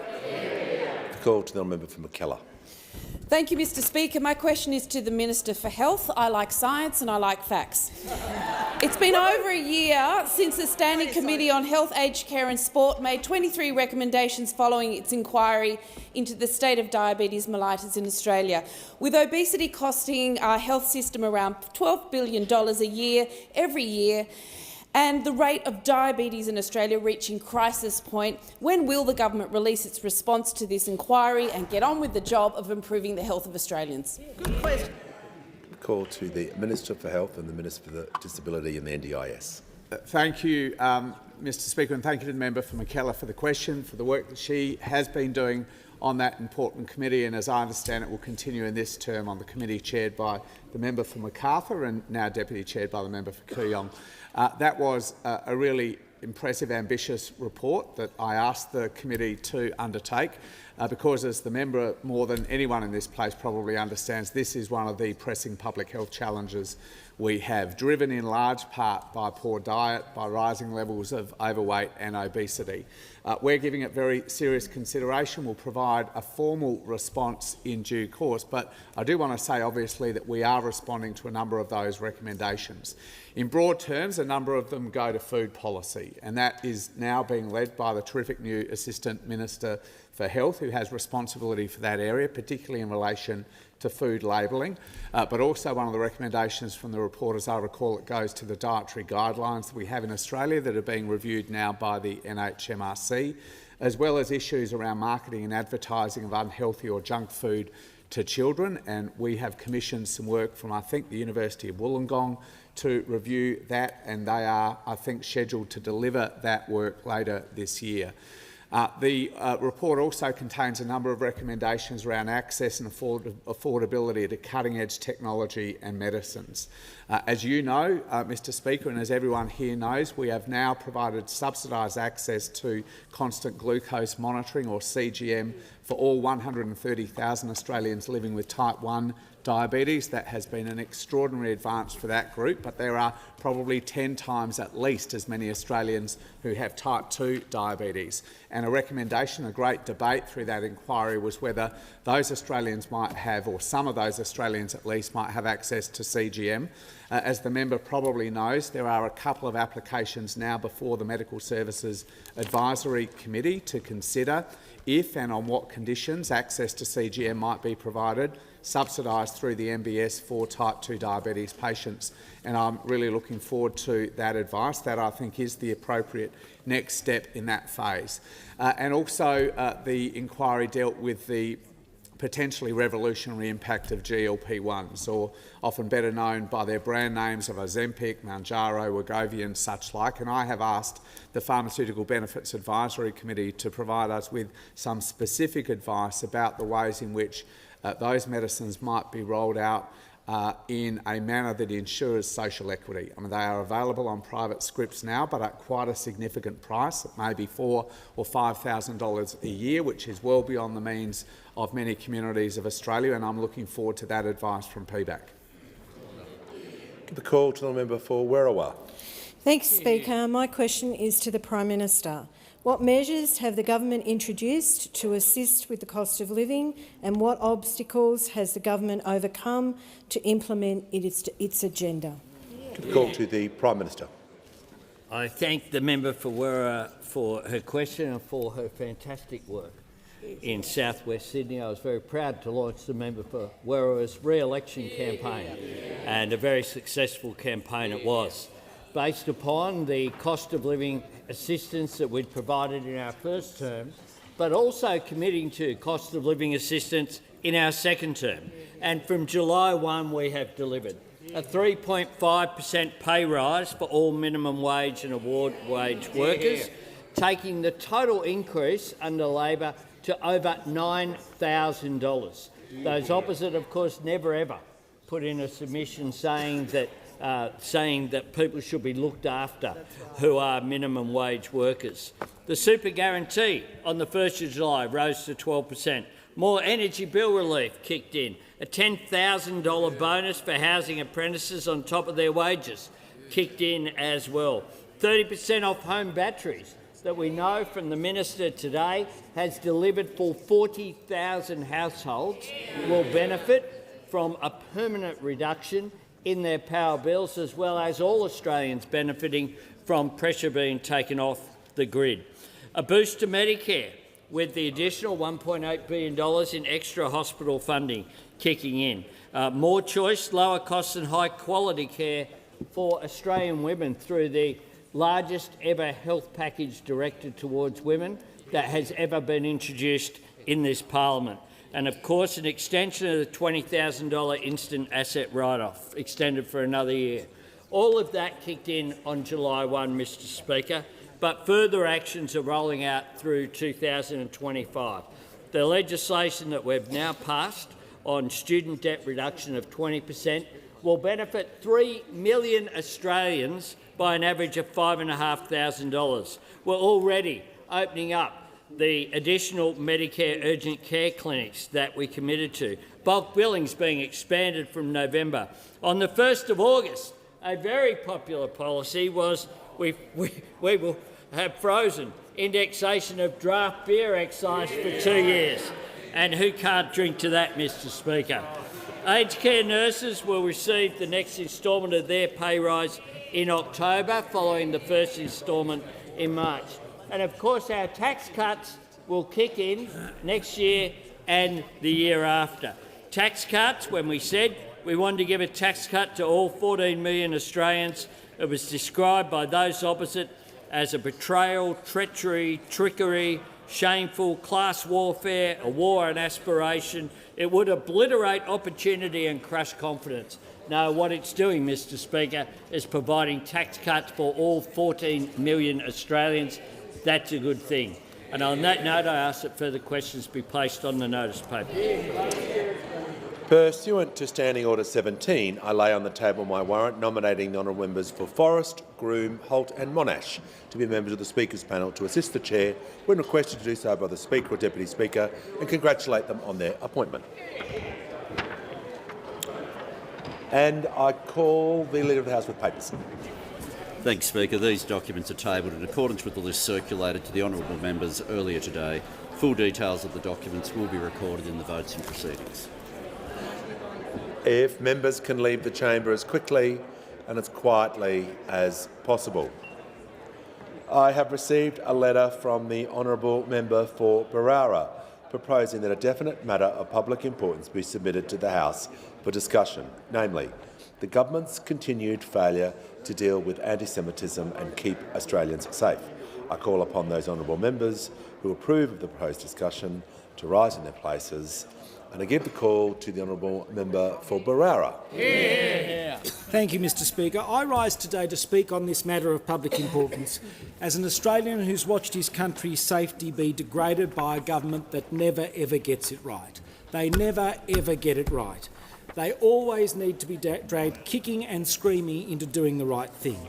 For more than 2 years, the government ignored warnings from the Persian community, from the Jewish community and from the coalition about the Iranian Revolutionary Guard and about Iran more generally. Firebombings and terror were the result. In the last 28 hours, the government has finally admitted what Jewish Australians, Persian Australians and the opposition have warned of for years, that the Iranian regime is a criminal, wildly anti-Semitic regime that is targeting Australians in Australia. Mr Speaker, I wish I could give the Prime Minister the praise he is looking for his work on anti-Semitism. I really do, but I can't. I wish the government had demonstrated the leadership of the Labor Premier of New South Wales, Chris Minns, who, but for his slowness to act on the Opera House protest, has since that time always been on the front foot in dealing with anti-Semitism and community safety. And here's an example of a Labor leader who gets it right. I am sad, Mr Speaker, that every time I raise questions that reflect the views of my electorate, where I represent the 4th largest Persian community in the country, or the Jewish community, of which I am a proud member, I get accused of playing politics with this issue. Mr Speaker, it is our duty as the opposition to hold the government to account. It is my duty as a member of this parliament to represent the views of my electorate. It is my duty as a Jewish Australian to stand up for the Jewish community and for the safety of all Australians. I wish the government would get on the front foot when it comes to these issues, but again and again and again they've had to be dragged kicking and screaming to get things right. And their failure to take action on the IRGC and on the Iranian embassy has led, sadly, to firebombings, to arson and to widespread fear in our community. It is the first duty of government, Mr Speaker, to protect its citizens, and that means acting to keep threats at bay before they become a problem. That means acting in ways where we look at what some of our like-minded partners around the world are doing, places like Canada, places like the United States, and challenge our own thinking. That means listening to your agencies, but being prepared to exercise independent judgment, and when the law needs to change, being prepared to change the law. Now, when we look at the IRGC and we look at Iran, everything changed in 2022 with the murder of Mahsa Amini. The murder of Mahsa Amini and the Women Life Freedom movement brought protests to our streets in Australia, with Iranian Australians and Australians of other backgrounds demanding reform and demanding justice and human rights against the violations that had occurred in Iran. Those protests led to a Senate committee led by my extraordinary colleague Claire Chandler, who did a fantastic job standing up for the Persian community in this country, standing up for law-abiding Australians and drawing the attention of the country to these issues. It's worth having a look at what that committee report said about the Iranian embassy. I quote, "The committee received evidence that the Iranian embassies around the world have been used to facilitate a range of illegal behaviour, including terrorism activity. The inquiry also received a number of submissions outlining the credible fears that Iranian embassies are used to facilitate the monitoring, surveillance and intimidation of critics of the regime. The Australian government should have no hesitation in expelling any members of the Iranian embassy deemed to be involved in or facilitating such behaviour." Now, for more than a year, we have called for the Iranian ambassador to go because of his extraordinary anti-Semitic comments and because of the fact that he has been part of the degradation of social unity in this country. And all the while we've been doing that, Labor luminaries like the Foreign Minister Bob Carr have been lining up for happy snaps and photo ops with the Iranian ambassador. On the IRGC, the committee said this: "The committee acknowledges the body of evidence on the IRG's support and facilitation of terrorism. It also acknowledges there is significant fear of the IRGC in the Iranian-Australian community, a fear which is founded in the clear evidence that the IRGC operates well beyond Iran's borders with the express purpose of threatening, intimidating and committing acts of violence against individuals it believes threatens its ideology. The IRGC is a terrorist organisation and should be recognised as such. Doing so would not just send the right message, and this is the important bit, it would better empower agencies in Australia to place a greater focus on the IRGC's activities and operations." So we should have been listing the IRGC 2 years ago. In February 2023, when I was last Shadow Attorney General, I stood at this dispatch box and I offered the opposition support 2.5 years ago to make any changes to the criminal law of Australia to facilitate the listing of the IRGC. My colleagues wrote to the government offering our support in written form, and the government rejected these offers. And so yesterday, when we had the extraordinary news that the Iranian regime has attempted to commit criminal terrorist acts on our own soil, targeting Australians, firebombing a synagogue, an arson attempt, or not an arson attempt, blowing up and burning down the delicatessen, Lewis Delicatessen in Bondi. Australians could have been killed. There are Australians praying in the Adass Israel synagogue at the very time the firebombing went on. This is extraordinary, and we know from the Director General of ASIO that this is just the beginning. There are more actions that that Iran has been involved in. And the point here is that the government took 2.5 years to act. It took ASIO to drag the government kicking and screaming to act, when 2.5 years ago we offered support to make the changes to the law that were necessary in order to make sure that the IRGC was listed, and we called repeatedly for the Iranian ambassador to go. Now, the sadness of what has happened under this government's watch is that this is part of a pattern that we've seen again and again from this government. It has had to be dragged kicking and screaming to do things to protect law-abiding Australians, and in particular the Jewish community. And I'm fed up with it. I'm fed up with being served the crumbs from the table of this government as a Jewish Australian. Again and again and again, this government has let law-abiding Australians down. The Prime Minister boasted about the appointment of Gillian Segal as the special envoy, that we never had an envoy before. Well, we never had to have an envoy before the extraordinary increases in anti-Semitism, over 700% that have occurred under this government. Just extraordinary. And it's one thing to appoint the envoy, but again and again and again, this government has ignored the recommendations of the envoy. It ignored the recommendations of the envoy to have a judicial inquiry into anti-Semitism on campus. And what happens on campus today, as I've said many times in this place, is so important. And it's not just important for Jewish Australians, it is important for all Australians, because universities are the place where the next generation of leaders go to be formed. And if we say to the next generation of leaders, anti-Semitism is acceptable and it can go about unanswered, well, then we are setting our country up for a very bleak future. And just this week, this government voted again against measures to deal with anti-Semitism on campus. The Special Envoy presented her report 2 months ago. It wasn't a report full of government actions, it was a work plan for the Special Envoy. And the government has not committed to adopt this report, the government has not committed to support every single one of those recommendations, despite having this for 2 months.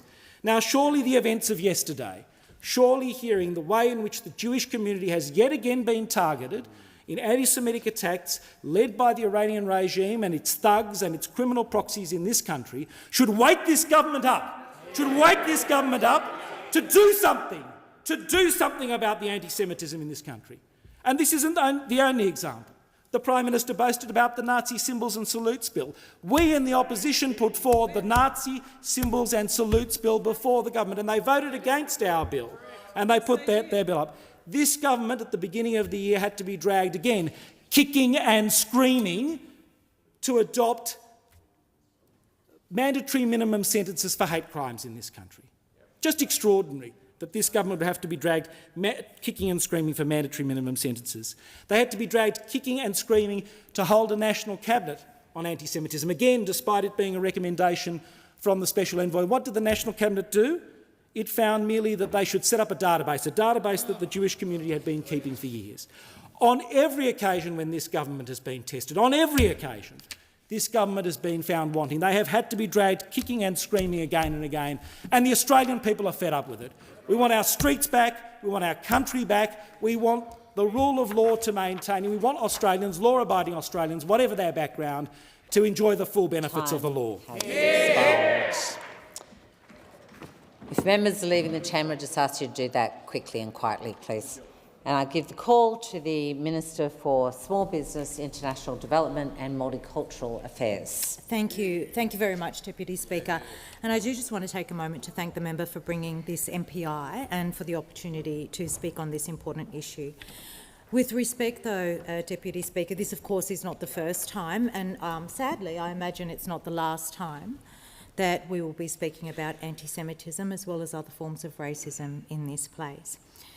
And in fact, Deputy Speaker, I am reminded of one of my very first debates when I was first elected to this House in 2016.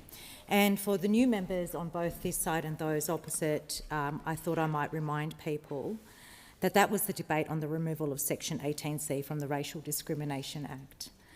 I'll remind those opposite who were in government at the time that at the time those opposite argued that people have a right to be bigots. I'll remind those opposite that at the time those opposite argued that offence was taken, not given. And some of the members who argued that back in 2016 are still in this House today.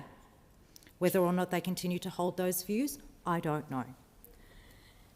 And, Deputy Speaker, it was this side of the House, the Labor members, including many who sit here with me today, who stood against their attempts to water down the very mechanism that today affords Australians protection against the serious harms and effects of racism, of bigotry and anti-Semitism.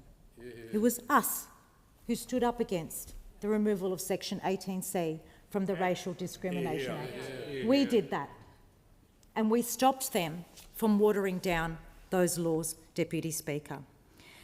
Now, I'm also reminded, Deputy Speaker, that not long after that debate, something happened. And it's seared in my memory what happened, because not long after that, both sides came together to condemn the hate speech of a particular senator. I know the member for Barara and the Shadow Attorney-General remembers that.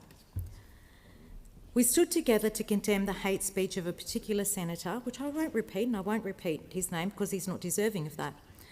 That was particularly and deeply, deeply offensive, not just to Jewish Australians, but to anybody who has in their lives been a target of hate. And that moment is seared in my memory because as a new Member of Parliament at that time, as a person of colour and as a Muslim, because it showed that we could and we are stronger together when we take a bipartisan stance against anti-Semitism and hatred, when we stand together. It showed me, Deputy Speaker, as a new person in this place, that there are things that are above politics. And it confirmed to me that racism and hatred should never be weaponised for political ends, should never ever be weaponised for political ends, that we can rise above that in this place. And we saw a glimpse of that yesterday afternoon again, when the when the leader of the opposition, my apologies, associated her comments with the Prime Minister's remarks, particularly with regard to our moves to list the IRCG as a terrorist organisation and the swift actions that we took when those revelations were made yesterday. We saw a glimpse of that yesterday. Sadly, it didn't last. Now, the Prime Minister today in question time outlined the actions that this government has taken with regards to combating and addressing rising anti-Semitism. But it's worth repeating them particularly now, and it's worth in particular repeating the Prime Minister's mention of the Special Envoy for Anti-Semitism, for combating anti-Semitism. And I want to take a moment to thank Gillian Segal for the collaborative way in which she's worked, not just with myself but other relevant ministers in her role as the Special Envoy to combat anti-Semitism. Some of the other things that were mentioned today by the Prime Minister and worth repeating are that we are working with State Attorney Generals to establish a national database to track anti-Semitic crime and other anti-Semitic incidences and behaviours. We need to know what we're dealing with here. And I will say also that whilst there has been a surge in anti-Semitism, as Gillian Segal often repeats to me, anti-Semitism is an ancient hatred. And unfortunately, in this country, we have seen sporadic increases in anti-Semitism and other forms of hatred throughout history. What is important is that we deal with them. What is important is that we set up the structures to not just respond to acts of anti-Semitism, but that we set up the strong foundations and structures to ensure that it doesn't happen again. And that requires us to really tackle this fragility of our social cohesion in this country. I've long really lamented the fact that there is a kind of a gritted teeth tolerance of difference in our nation, whether that is a cultural and linguistic difference, whether it's a difference of race, or whether it's indeed a difference of faith. We live in a pluralistic nation. Religious pluralism is inherent in our constitution as well. And yet we also, those of us who have been the recipients of hatred because of our faith or because of the colour of our skin or because of our background, know too well that that is a very, very fragile tolerance that we have to live with. And I hear the passion in the member for Barara's and Shadow Attorney General's voice, and I feel that passion too, because we should not have to bear the burden of consistently having to stand up and educate people of the impacts of racism on our lives. The Prime Minister also mentioned today our landmark legislation to ban the Nazi salute and the public display of Nazi symbols, and indeed symbols of any terrorist organisation in Australia, and that came into effect in January 2024. We've also criminalised doxing. In terms of other measures that we've taken, Deputy Speaker, we've also provided more than $57 million to improve safety and security at Jewish community sites, including schools and synagogues. And it's with great sadness, actually, that I say that we had to do this. People in this country should be able to freely worship and freely congregate in their faith communities and in their places of worship without having to worry about their security.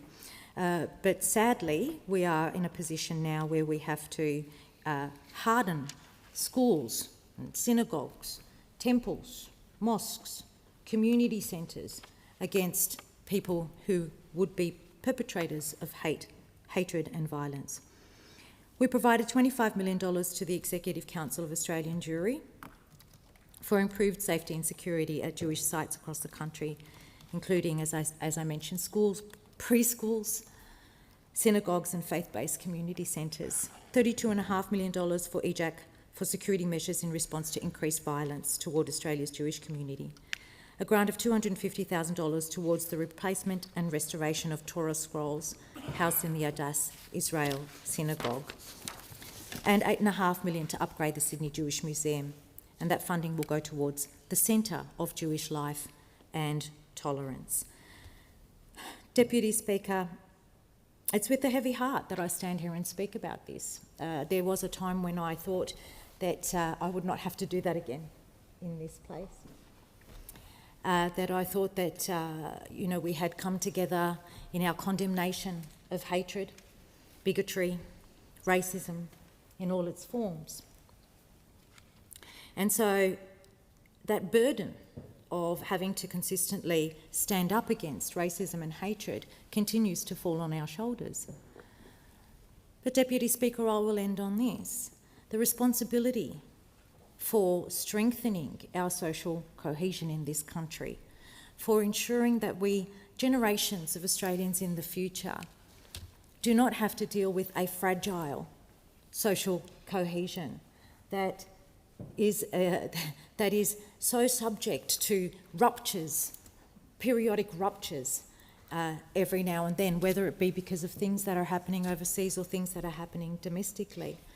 The responsibility for that lies on all our shoulders, every single member in this place, by way of how we model behaviour to those people who are watching. But it also falls on the shoulders of every single Australian. Every single Australian. Hatred, racism, anti-Semitism is not something that we can handle alone. It has to be something that every Australian commits to, because we commit to this for a better future for our children, for a better future for our nation, and for an Australia that truly is the most successful multicultural nation in the world. Thank you. And I give the call to the member for Canning. Thank you very much, Deputy Speaker. When we look at the Australian national flag and we see the Southern Cross, it's a reminder how unique our geography is and what a distance we have enjoyed over the years from many of the ancient hatreds in the Middle East and even Europe. But yesterday was a dark day in Australian history because we realised that those hatreds had come right to our front door. Iran has sponsored terrorist acts on our soil against Jewish Australians. The Iranian Revolutionary Guard Corps conducted operational activities to firebomb a place of worship in Melbourne, to firebomb a business in Sydney. And to focus on that would be to miss the larger frame of the last 2 years, which has occurred under this Labor government, and that is we have seen a crisis of anti-Semitism erupt in this country. We've had a series of appalling incidents of vandalism and public displays of support for terrorists, and it's left many of our Australians very shocked and troubled by this, but particularly Australians of Jewish heritage and faith who feel under siege, who feel like their country is disappearing before them, who have always considered themselves Australians but now are being targeted by a foreign government in Iran. But it's not just public displays of anti-Semitism. We have seen crime and hate spread across many parts of our community. Our universities have been transformed into nurseries of hatred, where students chant from the river to the sea. The river to the sea, I'm guessing, is not something they understand all too well. It's drawn direct from the Hamas charter documents as short a time ago as 2017. It means that Hamas wants to see the Jewish people extinguished from the Mediterranean Sea to the Jordan River. It's effectively a call to violent action. We've seen a shocking campaign of terror across our country as cars and homes have been vandalised. We've even seen a childcare centre set alight and graffitied with anti-Semitic messages. And just last week we saw a Hamas flag flown at a protest in Brisbane. It is shameful. And people are tired of it. And under this government, we've seen inaction, we've seen a lack of political leadership, we've seen a lack of moral clarity. We've seen taxpayer funds go on to extremist community organisations that undermine social cohesion. Labor gave more than $1.5 million in funding to a group whose employee called October 7th a day of courage and who vowed that Islam would dominate. We've seen Labor funnel taxpayer funds to prop up its vote. 80% of organisations that shared in Labor's $30 million package to support Palestinian Muslim communities went to groups in Labor-held seats. This is not the sort of thing that this government should be doing. They should be fostering social cohesion.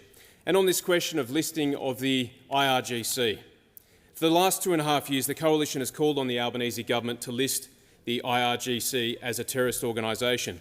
And my good friend, the member for Berowra, made these calls in the House of Representatives as early as February 2023, stating that the opposition was ready and willing to work with the government on any legislative changes to amend the criminal code to see the listing occur. We called on the government 10 times in the last 2 years to make the listing. Senator Claire Chandler, her Senate inquiry gathered compelling evidence from the Jewish community and the Persian community that the IRGC was operating as a terrorist organisation. I just want to emphasise to this House what a fine line it is between bombing a synagogue and actually murdering people. We could have had a foreign government, through its military arm, murdering Australian citizens, effectively conducting assassinations against the Australian people. That's how significant this was. And it's taken ASIO, after 10 months of painstaking work, to get the government to a point where they can finally see the necessity to list the IRGC as a terrorist organisation. And we'll do that. We'll do that as fast as humanly possible, because we think it needs to be done. Today we're calling on the Labor government to start showing moral clarity. It shouldn't take an envoy with a report and its neglected recommendations to bring them to action. Australians out in the streets can see very clearly that we have a serious problem with anti-Semitism, that Australians of Jewish faith and heritage feel under siege. Their places of worship are being bombed, their businesses have been firebombed, there's vandalism, there's calls on the street for them to be extinguished as a people, and this government needs to... And I give the call to the Assistant Minister for Citizenship, Customs and Multicultural Affairs and International Education. Thank you, Deputy Speaker. I'm saddened by the terms of this debate, by the motion and the framing. This is not a partisan issue. Anti-Semitism is an ancient scourge. It's an ancient hatred. It's existed for centuries or indeed millennia, thousands of years. It's spiked and receded over time and place. But the awful reality is that since Hamas's murderous terrorist attack nearly 2 years ago, we've seen a spike in anti-Semitism here in Australia. It's as real as it is debilitating, Deputy Speaker. We see this in the Scanlon report on social cohesion that tracks these things over time, the world's longest longitudinal study in any country. We see it on the data on reported incidents from states and territories, reflected in the Special Envoy's recent report. And we hear it in the lived experience of our Jewish friends and community members. Anti-Semitism, like other forms of discrimination, is a stain on our society. It has no place in Australia, whether it's anti-Semitism, hatred and violence of any form. Every Australian deserves to feel safe and respected, be it in their community, their workplace, their school, their place of worship, no matter their race or their faith. An Australian, to me, Deputy Speaker, is anyone who's committed to our country and its democratic institutions and to that basic principle of mutual respect for their fellow Australians, who may be very, very different, who may believe very different things, be it about God or world politics. We need to disagree agreeably about some things. A personal comment: I grew up in Melbourne. I couldn't imagine my home city without Jewish Australians, without Jewish life, without Jewish culture, and the contribution to every domain of our national life for centuries. I was the mayor of a council that covered half of the Bagel Belt for Carlisle Street and synagogues around East St Kilda and nearby. I attended a Shabbat dinner last Friday, just a few days ago, with my daughter. We spent hours with senior members of the Jewish community talking, eating, laughing, sharing, emoting, listening to each other. I'll say very clearly, Jewish Australians are not responsible for the actions of the Netanyahu government, whether they agree with them or not. Now, with respect to Iran, what's happened is abhorrent. We've had a foreign regime effect potentially murderous and deadly attacks, criminal acts on our soil. And it's not just an attack on the Jewish community or a place of worship or a business. It's an attack on Australians and Australia. Because when one of us is attacked because of our identity, all of us are diminished. The government has rightly taken action we haven't seen in this country since the Second World War to expel the Iranian ambassador and the diplomats and suspend operations of the embassy. That will impact Australians, thousands of Australians, Iranian Australians, dual citizens and others in Iran right now. And as we've heard, ASIO has done the painstaking work of uncovering the links with the Revolutionary Guard Corps. There are ongoing investigations. But I'll make one point in response to the hyperbole that we've sadly seen from those opposite. As they well know, and the members who've spoken so far have been or are members of the Intelligence and Security Committee. The member opposite was the Deputy Chair when I've been a member of that committee. And they well know that the government takes the advice of security agencies. We don't take the advice of the opposition or interest groups. We listen to it, but we act on the advice of our security agencies, as has long been the tradition in these matters, as was their action, the former government. I'll say clearly, Iranian Australians are not responsible for the actions of the Ayatollah regime. Hear, hear. Most of them vehemently disagree with that regime. There's a couple of fringe-dwelling idiots who might carry a flag or a picture at a rally. That doesn't represent the majority of the community, and they shouldn't be tarred by it.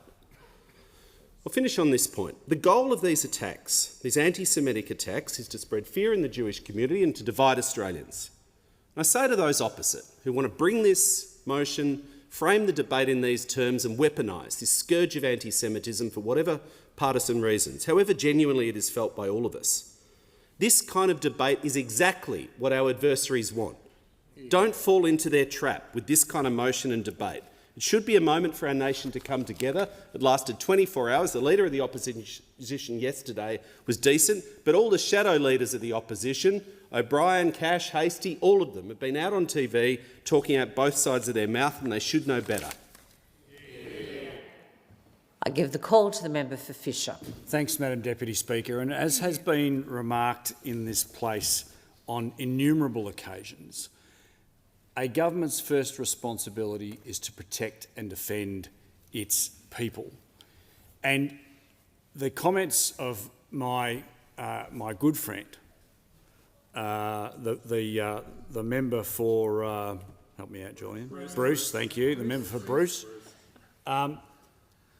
talks about not wanting to weaponise this issue, but that is this government's go-to whenever something is raised that the government doesn't want to talk about. Now, it is absolutely clear as the nose on the member for Bruce's face, that this government has been asleep at the wheel on the issue of anti-Semitism. It has walked a very, very dangerous fine line since the 7th of October 2023. With your indulgence, Madam Deputy Speaker, I want to tell the chamber about a very unfortunate circumstance that happened to me. I wear proudly the Australian and Israeli flag on my lapel. I'm not Jewish, but I am the chair of the Israel Allies Caucus in Australia. I was at the LNP conference on the weekend. Minding my own business, I was actually in the foyer, and a staff member of the Brisbane Exhibition and Convention Centre, a staff member, approached me and proceeded to berate me for what he perceived to be the offences of the IDF. A staff member of the Brisbane Exhibition and Convention Centre. And I was initially stunned. I was quite taken back, and this staff member walked off, and I thought to myself, expletive this, I'm not going to sit up and put up with this rubbish, so I took off after him. And I said, mate, that conduct is absolutely not on, or words to that effect. And one of his supervisors came up to me because he could see that I was somewhat animated. Anti-Semitism in this country flourishes when good people do nothing. And it concerns me greatly when members opposite try and dampen down the debate by saying we are seeking to weaponise this. I am absolutely saying that this government continues to, in a surreptitious way, promote anti-Semitism by its silence. It is absolutely true. This government continues to fail to call out what we have seen at universities. It has failed in every respect to call out anti-Semitism. It's one thing to make mealy-mouthed expressions, mealy-mouthed comments.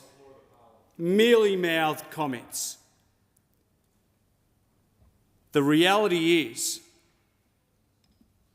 we had a group of Jewish Australian students in this building this week who have faced the most appalling anti-Semitism over the last 2 years by academics, by students and visitors alike. This government continues by its failure, despite repeated requests, its failure to institute a royal commission into the actions of those on university campuses. That is just one example of what we have seen over the last two. I give the call to the member for Macarthur. Thank you, Madam Deputy Speaker. Anti-Semitism has no place in Australia. I know this. The Albanese Labor government knows this, and Australians know this as well. I do have some respect for the member for Barara, and I appreciate his work in this House, and he worked with me as the Deputy Chair of the Health Committee in the last Parliament for a time. However, for me, as a Jewish Australian of the 9th generation and a proud member of the Australian Labor Party, I am actually ashamed that the member for Barara has brought this accusation forward to this House.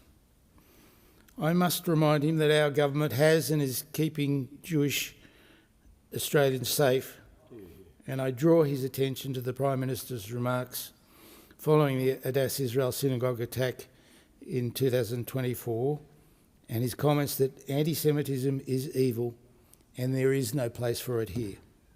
It is true that due to the sad and pathetic acts of certain individuals, there's been an increase in unease and concern amongst Jewish Australians, and that's never okay. I must stress also that no government can entirely prevent what sad, crazed individuals will do. However, governments must react effectively and empathetically to these episodes, and I'm proud to say that the Albanese Labor government has done just that. We have tackled anti-Semitism with decisive, not divisive action, whether it's through enhancing legislation and security to protect Jewish Australians, to improving education and awareness regarding what anti-Semitism is, and many other supports for the Jewish community, including millions of dollars enhancing security in Jewish synagogues and schools. We've also banned hate symbols, as well as referring anti-Semitic incidents, of which there has been an increase, on university campuses to the Parliamentary Committee on Human Rights. We've done many things. It's vital to try and prevent anti-Semitism. However, we'll never stop it altogether. Our government continues to support the Jewish community but we are never going to stop anti-Semitism, racism and other hateful crimes in Australia. They are crimes and must be treated as such. But they have existed since the Jewish community came to Australia, including my ancestors as convicts in this country. And they have created successful and flourishing lives and families through many generations. And I'm very proud of that, very proud of that. And attacks on our social cohesion are dreadful and must be prevented. What's been presented to the House today as a matter of public importance is damaging our social cohesion, and those opposite must know that. We take this very seriously. I have many friends across many different communities in my electorate, from the Persian community to the Lebanese community to the subcontinental community, and we strongly believe and support social cohesion across all those communities. And they supported me in the most recent election and continue to support me now. And what is happening with this weaponisation of anti-Semitism is shameful, and I believe those opposite should be ashamed of their actions. However, I'm not going to lecture them about that. I hope that we can help preserve our social cohesion. Anti-Semitism has occurred throughout generations in Australia. There are crazy people doing crazy things. We know that. They are in a minority, and we must act against them. But they have occurred for generations. The firebombing of the Bankstown Synagogue, I remember well, in 1991, when it was destroyed. The anti-Semitism that occurred after the Second World War had supporters on both sides of Parliament, but they were in the minority.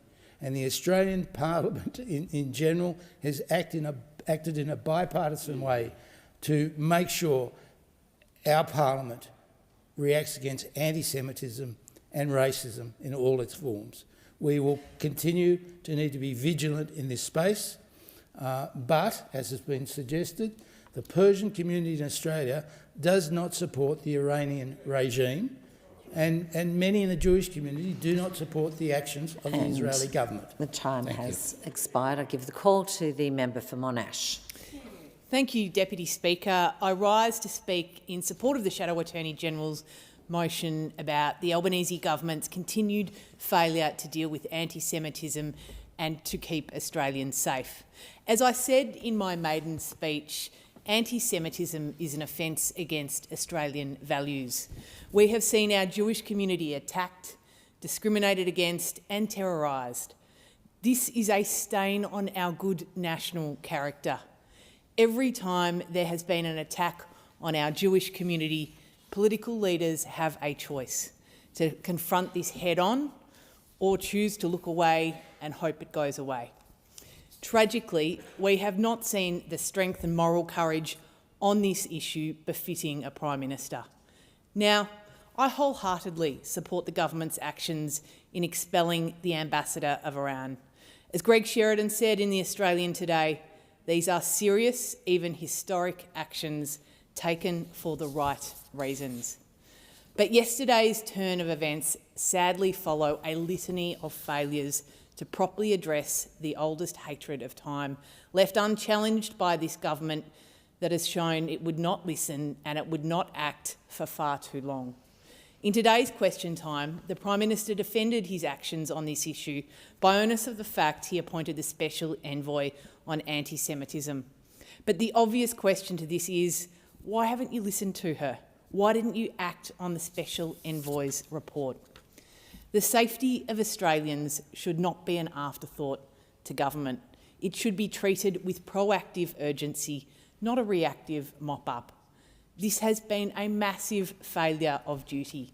It has been an abrogation of diligence. It is indicative of how this government chooses to govern. The Prime Minister was fond of the slogan, "A better Australia," when he came to government. Where has he taken us to today, which is not a better Australia? We are more divided, less united and at greater risk. For 2.5 years, the Coalition has been calling for the Albanese government to list the Islamic Revolutionary Guard Corps as a terrorist organisation. But the government wouldn't listen and they didn't act. Synagogues have been firebombed. This government has acted too late on the motivation for these attacks and the aftermath.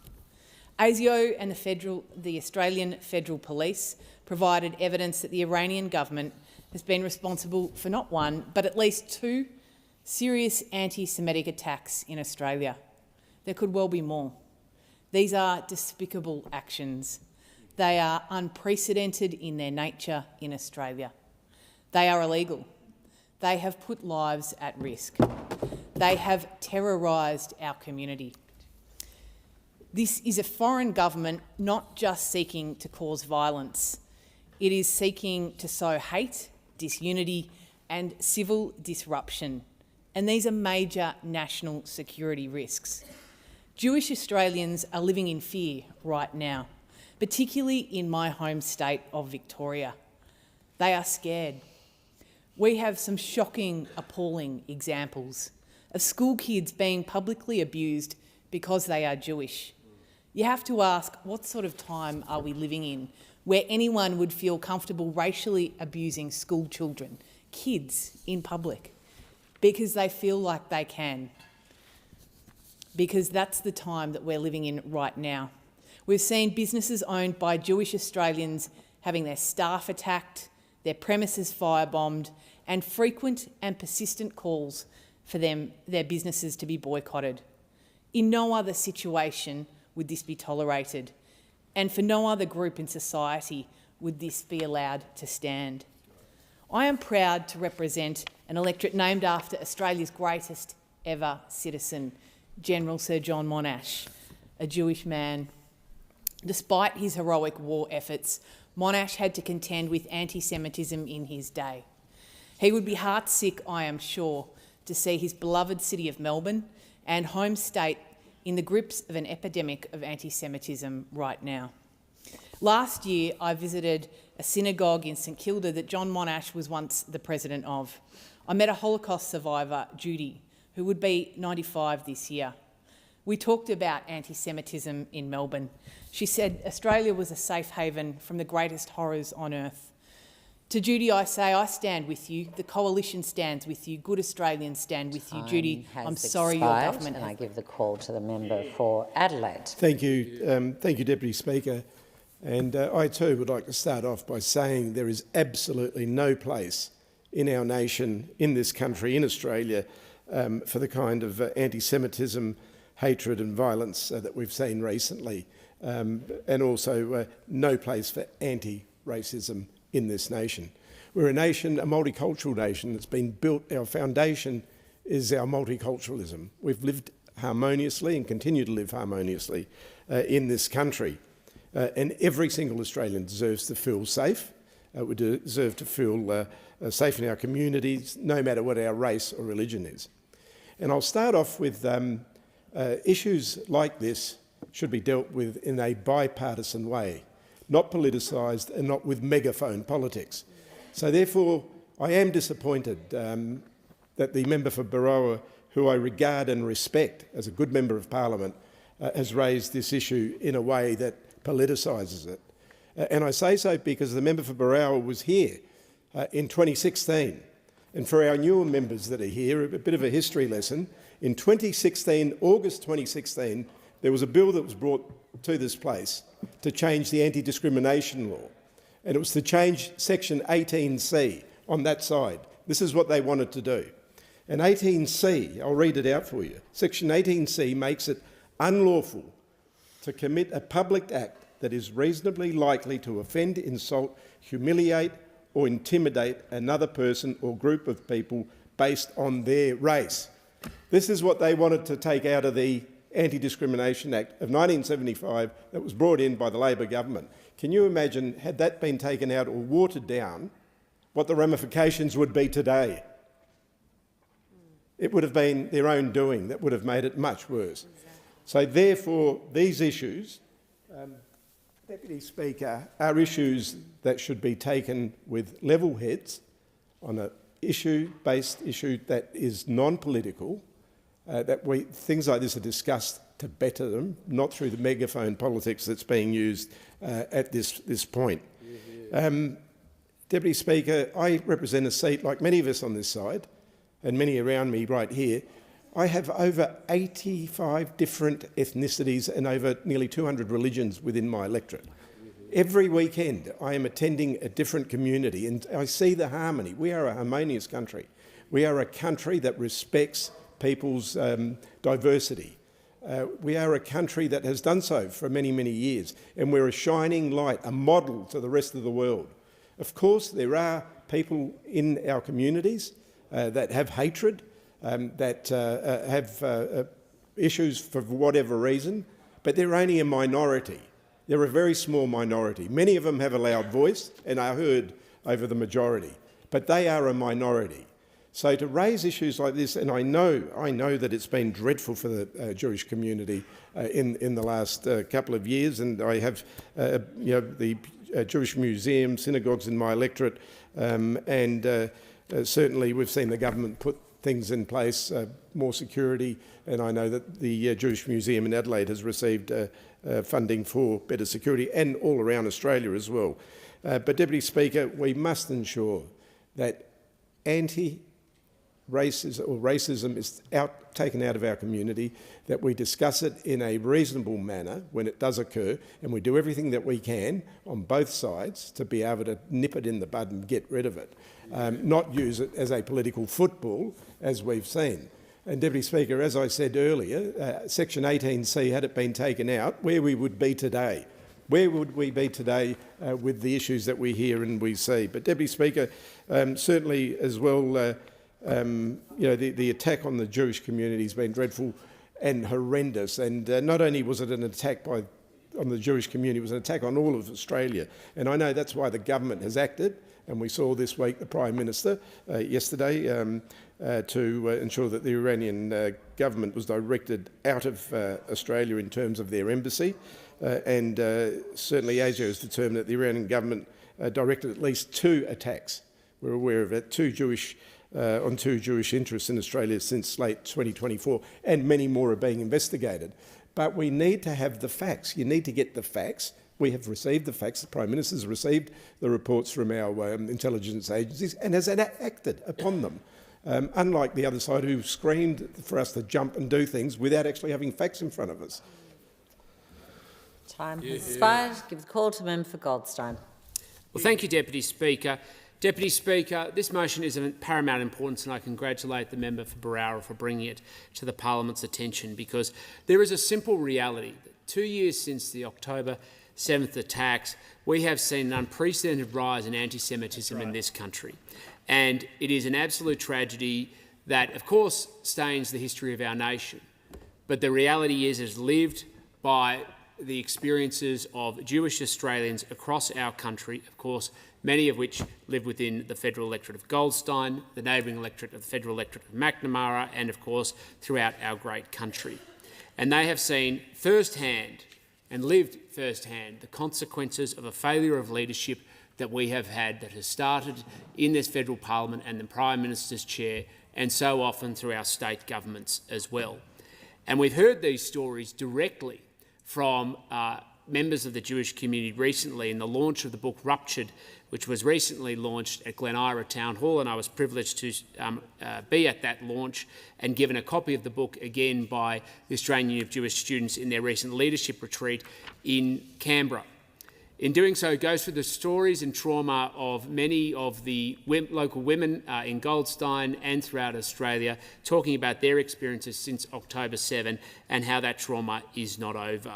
Because the tragic reality of anti-Semitism that started immediately after October 7 has not stopped. From the steps of Sydney Opera House, where we had this absurd debate about whether people who were supporting Hamas were saying whether it was to gas the Jews or where are the Jews, and the solution from this parliament, this government, this Prime Minister wasn't simply to condemn anti-Semitism, which is an absolute disgrace and a stain on our nation, has led to a prolific outburst and outbreak of anti-Semitism that Australians are still living with today. It then escalated and continued, where we saw violent protests out the front of Central Shul in the Goldstein electorate in Caulfield South. We've seen graffitiing, firebombing, and of course the most explicit example of that was at the Adjournment Synagogue, but we have seen it in East Melbourne, as well as of course at Miznon in the city of Melbourne, where there have been attacks on restaurants, of course in the federal electorate of Wentworth as well. And at every point the Jewish community has been screaming out about the rise of anti-Semitism, and their expectations have been that they want their government on their side. There's not an unreasonable expectation of any Australian. Yes, they want moral support and they want people to stand by them. Where there is an issue with the law, yes, of course, there is a reasonable expectation to make sure that there was a change in law. But more than anything else, they wanted the government to call out and show leadership, to know that the standard the Australian government and our Prime Minister and the rest of the government of the Commonwealth of Australia was prepared to walk past was the standard that we were prepared to accept. And we know the standard they were prepared to accept, and it's the reality that people are living with today. And the consequence is now clear. As the member for Browra and the Shadow Attorney General and my dear friend has outlined, it has led to a situation that 2 years after the Coalition called for the IRGC to be listed as a terrorist organisation, finally, on the advice of ASIO, the government has been dragged, kicking and screaming, to listing them as a terrorist organisation. But it's important to understand that while this is an important step, 2 years too late, don't think it ends here, because so many people are still living with the consequences of anti-Semitism and will. I was speaking about this only recently the other day at St Kilda Shul, and in particular that where we often see the outbreak of extremism that validates or gives permissive environment for anti-Semitism, you see other types of degradation of other sections of the community. The expression so often used by the Jewish community is they're the canary in the coal mine. And where we've seen extremism tolerated against the Jewish community, we've increasingly seen, particularly in Melbourne, a rise in homophobia as well, and unfortunately we've seen some of these things come into the Goldstein office of both the twins of anti-Semitism and homophobia, but we are seeing it now attacks on other sections of the community too. This is the lived reality of what happens when we tolerate extremism and we see a failure of leadership. It spreads. This is why good people need to stand up. And we've continued to see it from what happened in Juniper Salon in Bentley, sadly in the electorate of Goldstein, where we saw people simply seeking to get a haircut experience anti-Semitism. We have a choice. We can be a country of harmony, respect, dignity and stability, or we will continue to pay a price as a nation. And I give the call to member for McNamara. Thank you very much, Deputy Speaker. For the last few years, I have lived the change and the targeting of my community. I have lived and woken up to pictures on my phone of my own office being set alight. I have, there isn't a day that goes by that doesn't have images of either myself or my colleagues or my community online with the worst connotations and the worst sort of bigotry and blood libels attached to our community. Now, this is a complicated and wicked problem that for too many people has risen to the surface of our society due to tensions that are going on the other side of the world. And it is difficult to manage, Deputy Speaker, there is no doubt. And what is required is a diligence and a focus on the issues to try and work through ways in which we can combat them in the best way forward. That is a difficult task, and I'd be lying if I said it wasn't.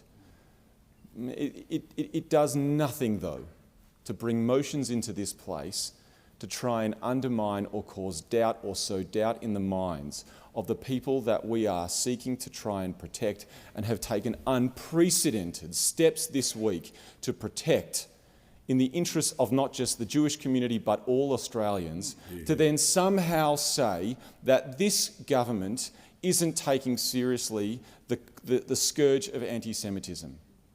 What does that achieve in this place right now? Now, when we take the unprecedented step of expelling the Iranian diplomatic representation in Australia, for the first time since World War II, and we announce our intention to list the IRGC as a terrorist organisation, that is not the end of the matter. There are Iranian Australians who are thinking about their families in Iran right now. There are Iranian communities who I was on the phone to when Israel and Iran were at war, who were so frightened of their families seeking to leave that country, and to be able to have to tell that person, we are trying, but it is very, very hard because we just don't have enough resources on the ground. Now imagine what we are telling that community and those people right now today, that we have pulled Australian representation out of that country. The things that we are doing are not just for political benefit of the House of Representatives and to go and tell it and put it on a media release or something on a social media platform. These are real and hard decisions that we have to weigh up all of the different things that affect so many different communities and Australians that we seek to protect. Yeah. And I would say to those opposite, imagine if today you came into this place and said, actually, we are here to support the government. We're not going to try and pretend that a Senate committee recommending to list an entire military operation connected to the Ayatollahs of Iran, which has 125,000 members, is somehow an adequate piece of advice for the Australian government to list the IRGC. No, it takes security advice compiled by ASIO and other security agencies for the Australian government to reach that threshold, as is appropriate. Yeah. It is not appropriate that we would take the advice from a Senate committee that's set up not by and invested in with government agency and government security agencies.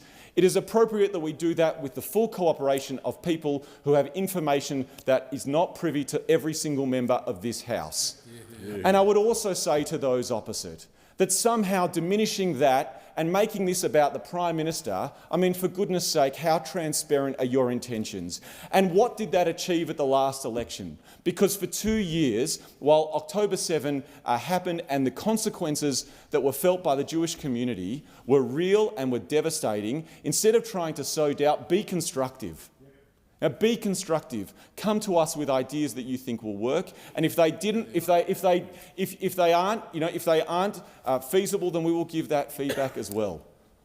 But don't pretend that just because you say something means that that has to happen, and don't pretend that there aren't serious considerations that you would do exactly the same thing, because you know what? In 9 years, they didn't list the IRGC as a terrorist organisation.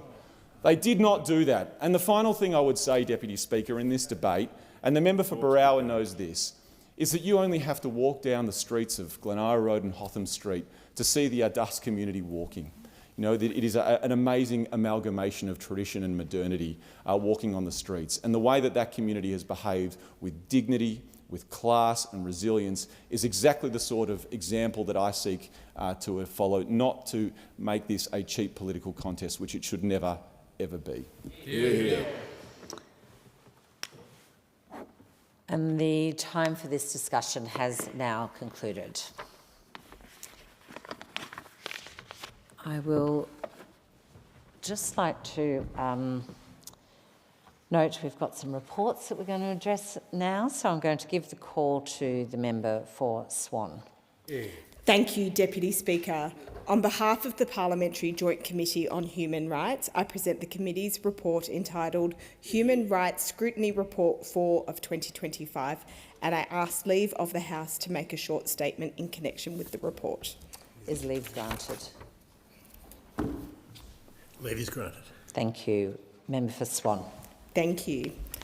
I am pleased to table the Parliamentary Joint Committee on Human Rights' fourth scrutiny report of 2025 and the first of the new 48th Parliament. Before speaking to the substance of this report, I'd like to highlight the important role of this committee and welcome new and continuing committee members, including the Deputy Chair, the member for mental blank. Great. The committee has been operating for 13 years and it is one of 3 scrutiny committees that exist in the Federal Parliament. It has a unique statutory mandate to examine all bills and legislative instruments, and it comes before either house of the Parliament for compatibility with Australia's core international human rights obligations and inquire into any human rights matters that are referred to by the Attorney-General. Additionally, in 2023, the committee was given the statutory function to review compulsory income management for the compatibility with human rights. The committee's legislative scrutiny function is to inform both houses of Parliament as to the compatibility of proposed and existing Australian legislation with international human rights laws. The committee does not consider the broad policy merits of legislation when performing its scrutiny function. The committee generally pursues its scrutiny function through dialogue with the executive, where legislation raises a human rights concern that is not adequately explained in accompanying statements of compatibility. The committee may seek further information from the Minister, including whether a proposed limitation on a human right is justifiable. The dialogue model is evidenced in the committee's fourth scrutiny report. In this report, the committee has considered 64 bills, some of which have been reintroduced or restored onto the notice paper, 469 legislative instruments. Of these, the committee is seeking further information in relation to 7 bills and 1 instrument. In this report, the committee is seeking further information in relation to the 2 ASIO bills. These bills seek to extend and make permanent the Australian Security Intelligence Organisation's compulsory questioning powers framework and expand the matters that are considered to be an adult questioning matter. The committee has previously raised human rights concerns in relation to the compulsory questioning powers framework, noting that it engages limits and multiple human rights, including rights of privacy, liberty, freedom of movement, fair trial, and the freedom of expression, as well as rights of persons with disability and children's rights. As such, the committee is seeking further information from the Minister of Home Affairs about the compatibility of these measures with multiple human rights. Additionally, the committee is seeking further information in relation to the Biosecurity Entry Requirements Determination 2025. The instrument sets requirements for individuals entering Australia who have been risk at yellow fever regions and for individuals who may be or may have been infected with a listed human disease. To the extent the measures assist in preventing the spread of human disease in Australian territory, the committee considers that this would promote the right to health. However, the committee notes that by requiring individuals to provide personal information to officials to be screened by equipment, these measures engage to limit the right to privacy.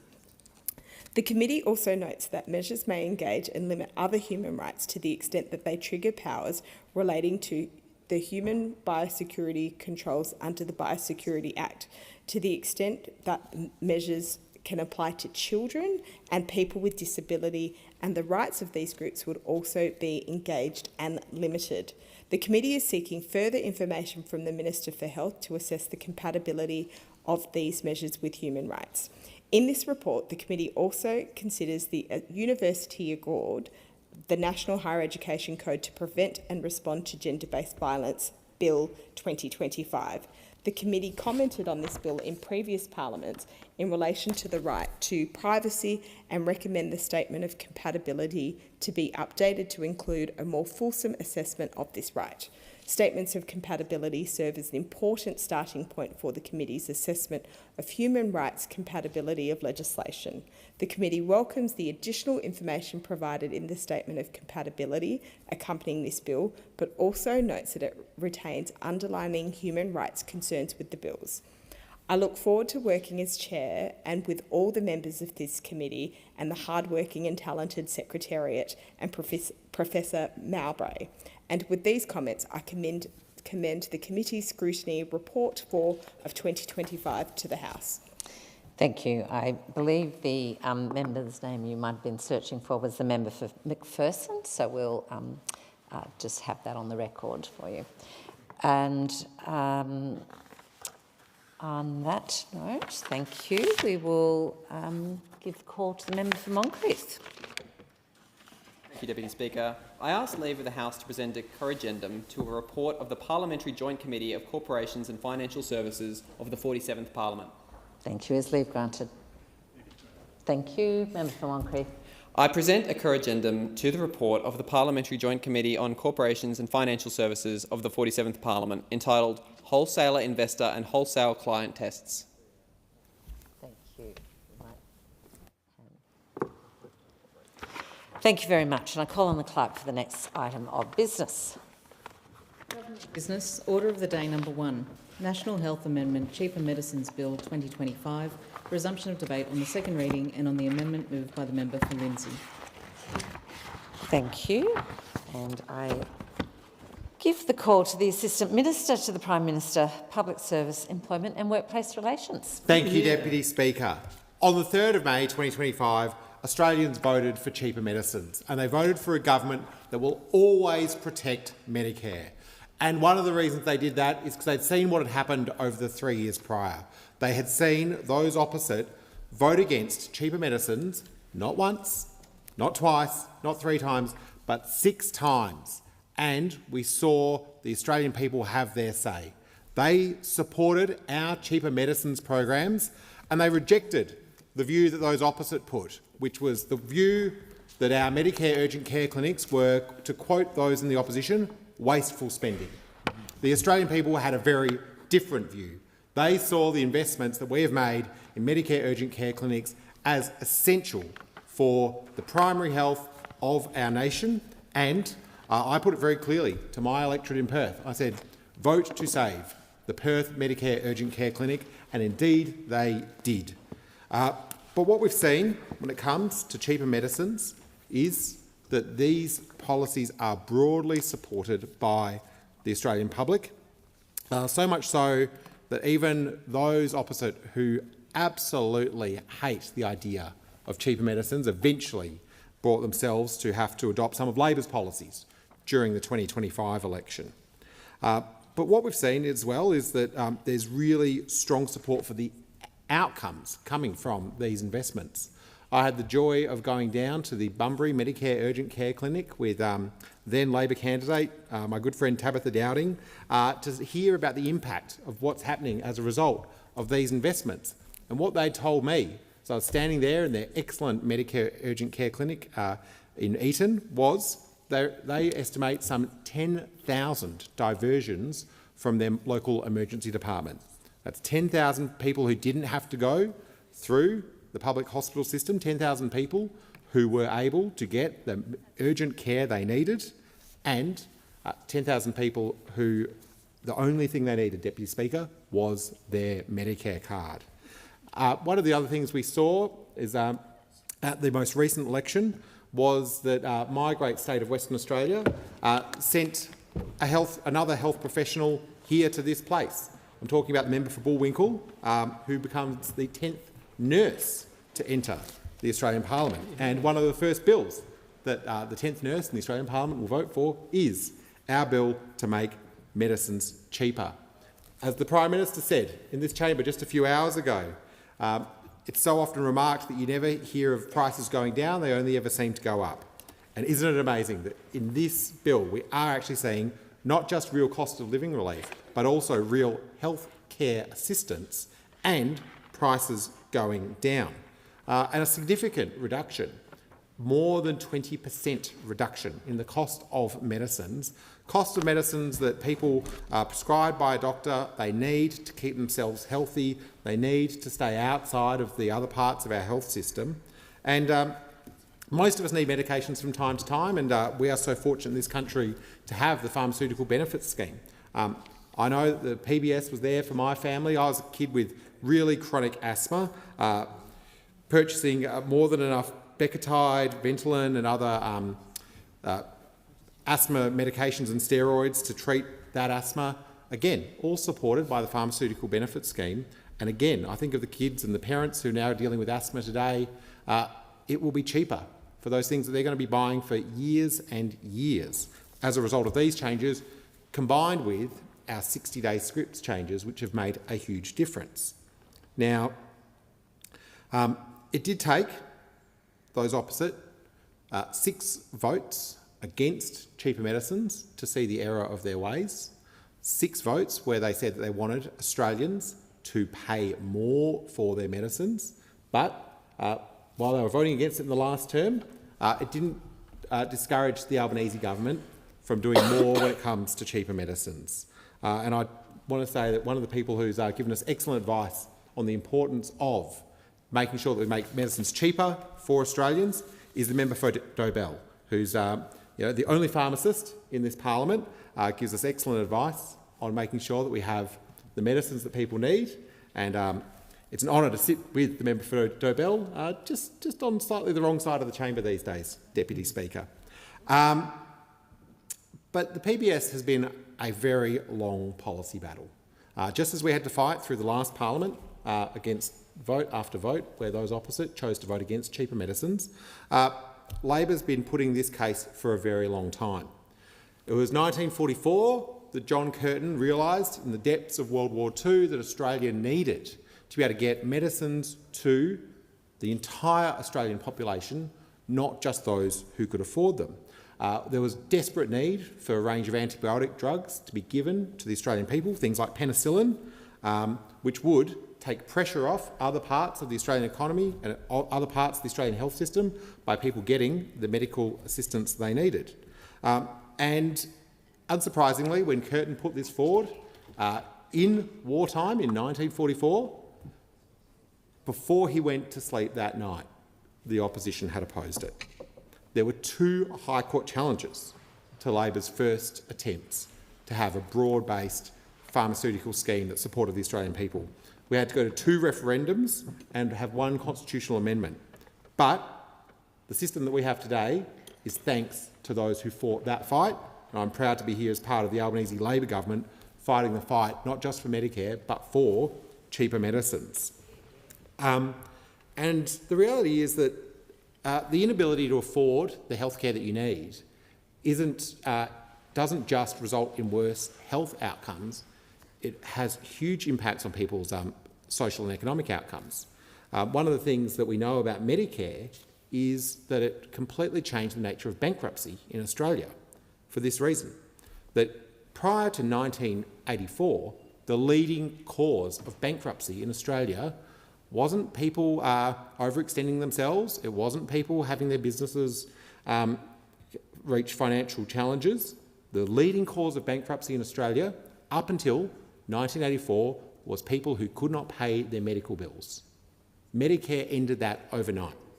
It made sure that people could get the health care they needed, no matter what walk of life they came from, because we believe, on this side of the House, in universal health care.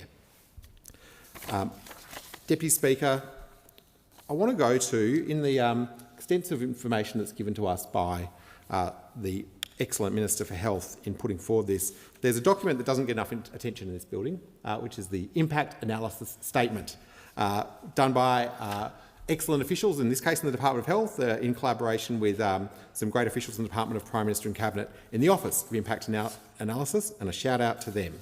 But that impact analysis tells us something about what the policy benefits are beyond just the cost of living relief that comes from this. And it says that while this option that we are pursuing will initially reduce cost barriers for general patients to access PBS medicines, it goes further to say the other benefits over time.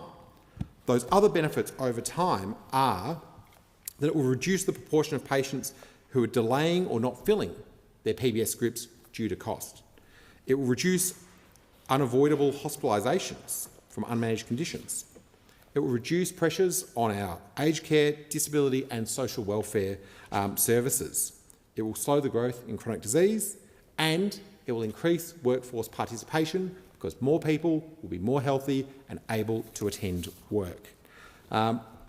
It does, as many have remarked, take us back to prices back in 2004.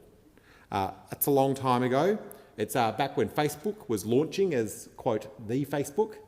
It's back when Morley Blockbuster was doing a roaring trade, hiring out a Freaky Friday amongst other movies. The minister who's here would probably be on his Motorola flip phone because he's a high-tech guy and he would have had the latest tech. And Franz Ferdinand had won Triple J's Hots 100 with Take Me Out. But it wasn't all good news back in 2004. Of course, it was the last episode of Cheese TV, which was very disappointing for some.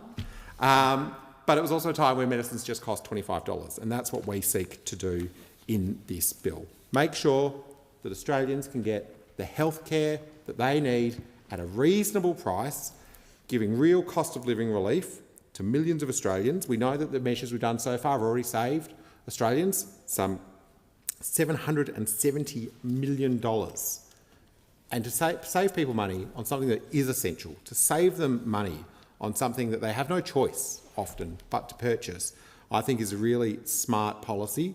We saw that it was benefited the Australian people over the last few years. We've got through the roadblocks put in our way by those in the opposition, and we want to go further with this bill.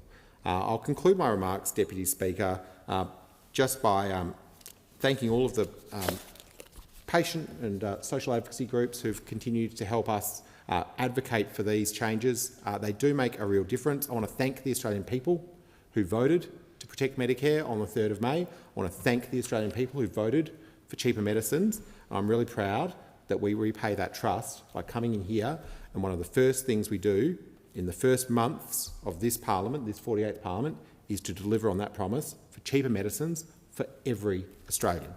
Thank you, Deputy Speaker. The original question was that this bill be now read a second time. To this, the honourable member for Lindsay has moved an amendment that all words after that be omitted with the view to substitute other words. The question is that the amendment be agreed to, and I give the call to the member for Macquarie. Thank you, Deputy Speaker. It has been great to hear what people in this chamber were doing in their lives 21 years ago while this legislation on the lowering the cost of pharmaceutical benefits scheme medicines is being debated.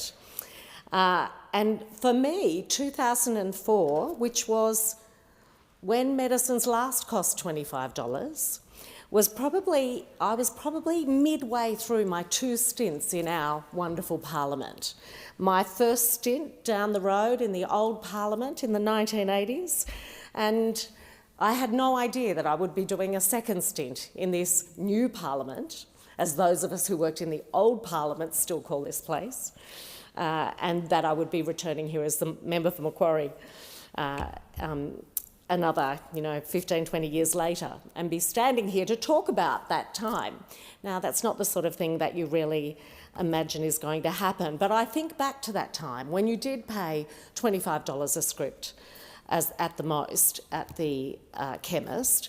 Now, I was in the throes of chauffeuring 2 children around, 13-year-old and 10-year-old, to after-school activities like soccer, ballet, music, and at the same time, I was juggling my small business. And I did that juggling not thanks to Motorola, but thanks to BlackBerry. I remember it as a really hectic time, but at a time when I know I would not have loved having the whole family sick at the same time, because even then, as families know now, it is a challenge when you all end up at the doctor. But it is, actually, I think as Special Envoy for the Arts, I should just point out a few other things about that period. I think it's incumbent on me to do that, because during those trips in the car with the kids, we would have been listening to Missy Higgins' Scar album and the Jets' Are You Going to Be My Girl? And of course the Left Right Out band reprises that Jets song whenever we get the chance. Shrek 2 was around, and I know we would have been singing along to Smash Mouth's cover of the Monkees' I'm a Believer from the soundtrack. And lifting it out of the car to what we might have been seeing at home at the Oscars ceremony in 2004, Australian Adam Elliott won the animated short film category for Harvey Crumpet, which I know we enjoyed very much. In the publishing world, Shirley Hazzard won the Miles Franklin Award for her novel The Great Fire. The Archibald Prize was Craig Ruddy's portrait of actor David Gulpilil, and that won both the Archibald Prize and the People's Choice Award, which was only the second time that exhibition visitors agreed with the judge's decision since the publicly voted award was introduced in 1988, and just the second time that an Aboriginal sitter was the subject of the Archibald winning work. Now, this sort of paints the picture of who we were in Australia then. At the Arias, Jet won Album of the Year, Forget Born, Casey Chambers won Best Female Artist, John Butler won Best Male Artist. Guy Sebastian had the highest selling single with Angels Brought Me Here, and Delta Goodrem had the highest selling album with Innocent Eyes. Rove McManus announced the Little River Band was being inducted into the Hall of Fame. So, you know, we were living in a very different time, and how amazing is it that this bill takes the price of medicines back to that era.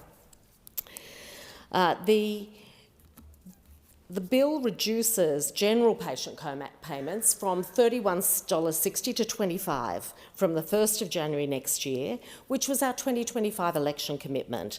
And let's remember that this builds on the work that we did in January 2023, which saw the largest cut to the cost of medicines in the history of the PBS, with the maximum cost of a general script falling from $42.50 to $31.60. So, you know, we've all got a bit nostalgic about 2004, and we have good reason to be proud that we are bringing costs down to the same price they were then. And relatively speaking, that means it is cheaper medicines for families, even compared to what it was like for our families back then.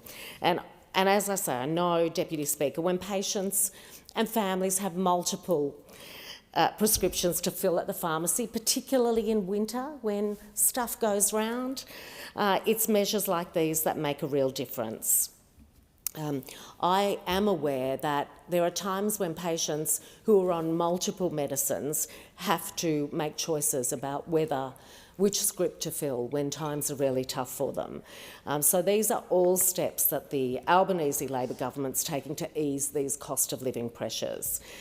It's worth noting that pensioners and concession card holders will continue to benefit from the freeze to the cost of their PBS medicines, and that cost is frozen at its current level of $7.70 until 2030. One of the other measures we've taken that sits alongside this cost cut is to introduce 60-day prescriptions for certain stable health conditions. And what that means is that things like diabetes, epilepsy, asthma, breast cancer, menopause, stable conditions may, on doctor's advice, allow the person to get a 60-day prescription, which means you can get twice as much medication on a single prescription for a single prescription price. Now, eligibility for these 60-day prescriptions has been introduced gradually in 3 tranches over the last 12 months or so, with around 300 medications now included. We started it back in September 23, the second stage was March 2024, and the third stage was September 2024. You know, and what that tells you is this is not a piece of legislation that's sitting in isolation. Importantly, we've also invested in new programs and payments for pharmacies who are the ones issuing these scripts. And that includes reinvestments like expanding the national immunisation program to pharmacies and ensuring that a pharmacist gets the same fee as a doctor gets to administer a vaccine, and increasing support for rural and regional pharmacies through new and increased payments, which will deliver around 300 or 400,000 additional funds to eligible pharmacies across 4 years.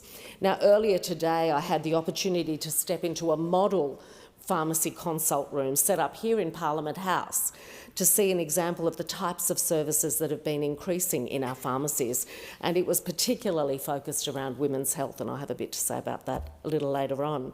But seeing that really best practice model pharmacy treatment room builds on my first-hand experience of going into my local pharmacies for a flu shot, a top-up COVID shot and my very recent whooping cough vaccination.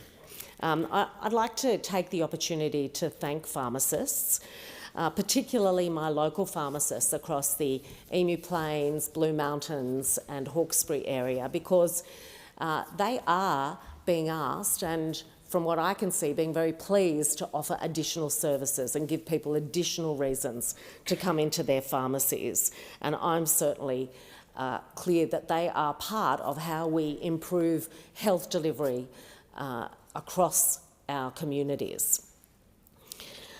So the changes, Deputy Speaker, that we're debating today really do sit within a context of making not just medicines cheaper, but making healthcare more accessible and affordable.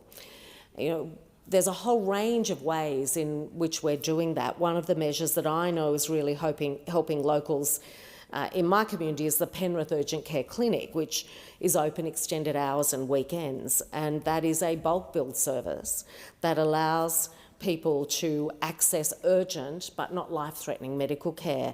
And I'm very pleased that work has started by the Nepean Blue Mountains local health area to Wentworth Health to identify the providers and location for the Hawkesbury Urgent Care Clinic, which we committed to just earlier this year. And I'm really looking forward to seeing the level of interest there is in providing a service that is so badly needed in the Hawkesbury region.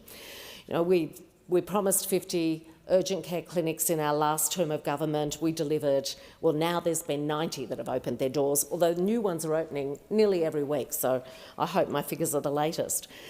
And what we're seeing in Penrith at the urgent care clinic are things for treatment for minor fractures, sprains and other kinds of sport injuries, neck and back pain, respiratory illnesses, urinary tract infections, minor cuts, burns, insect bites, stings, but all those things where you know you need to get to a doctor fast, but not things that necessarily warrant being in the emergency ward.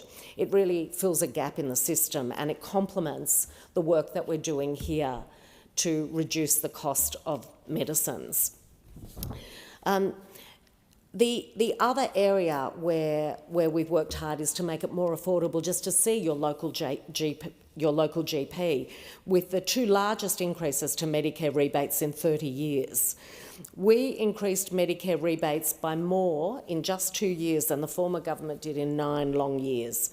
And the data tells us that this investment, this record investment, is turning around bulk billing, which has started rising in every state, delivering an extra 6 million free visits to GPs in just over 12 months. And we know there's much more to do on this area, and certainly in Macquarie it can still be tricky to find a GP offering bulk billing and to have a reasonable waiting time. But these early results show our commitment to strengthening Medicare is delivering, and I'll continue working on the local challenges that we have, because I know how much bulk billing matters to our community. Deputy Speaker, I mentioned earlier women's health, and this legislation will also have benefits, will have particular benefits to women accessing prescriptions. One of the things that we've done is focus very heavily on women's health, and one of my commitments at the last election was to open a new endometriosis, pelvic pain and menopause clinic for the Blue Mountains Nepean region. That is also underway. But of course, once you've been to experts and you've got advice, and that's the expertise in these endometriosis and menopause clinics will be the sort of thing that women tell me they desperately need. Adding menopause to the endometriosis clinics expands the clientele by several decades, I suspect, in terms of who will benefit from these clinics. But of course, you then need to access the medications that may be helpful to you. We've focused a lot on supporting women. So we've done the first PBS listing for new oral contraceptive pills in more than 30 years with the listing of Yaz and Yasmin, and that's saving women, about 50,000 women, hundreds of dollars a year. And in fact, I think when we're talking about prices here at 2004 levels, there was nothing listed since the 1990s in terms of new contraceptives for women until we did it. There's more choice, lower costs and better access to long-term contraceptives, whether it's oral contraceptives or IUDs, birth control implants, because there's larger Medicare payments for that.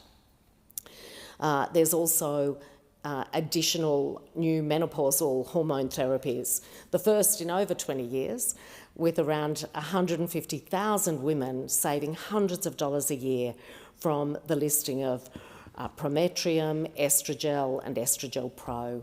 So, Deputy Speaker, this legislation that to bring in cheaper medicines is part of a whole suite of things that we are doing to really recognise that it's been tough for people and that the most important thing is accessing the healthcare you need in a timely way when you need it, not when you can afford it. And this is all about fulfilling the vision that in Australia it's your Medicare card that gets you healthcare, and it is the PBS that provides you with the prescriptions that you need.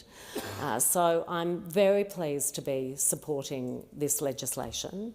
Healthcare, I have had so many people say to me, if you haven't got your health, it's hard to tackle all the other challenges. If you can get good healthcare to support your health, there's so much potential that people have and so much that they can do. The question is that the amendment be agreed to, and I give the call to the member for Gorton.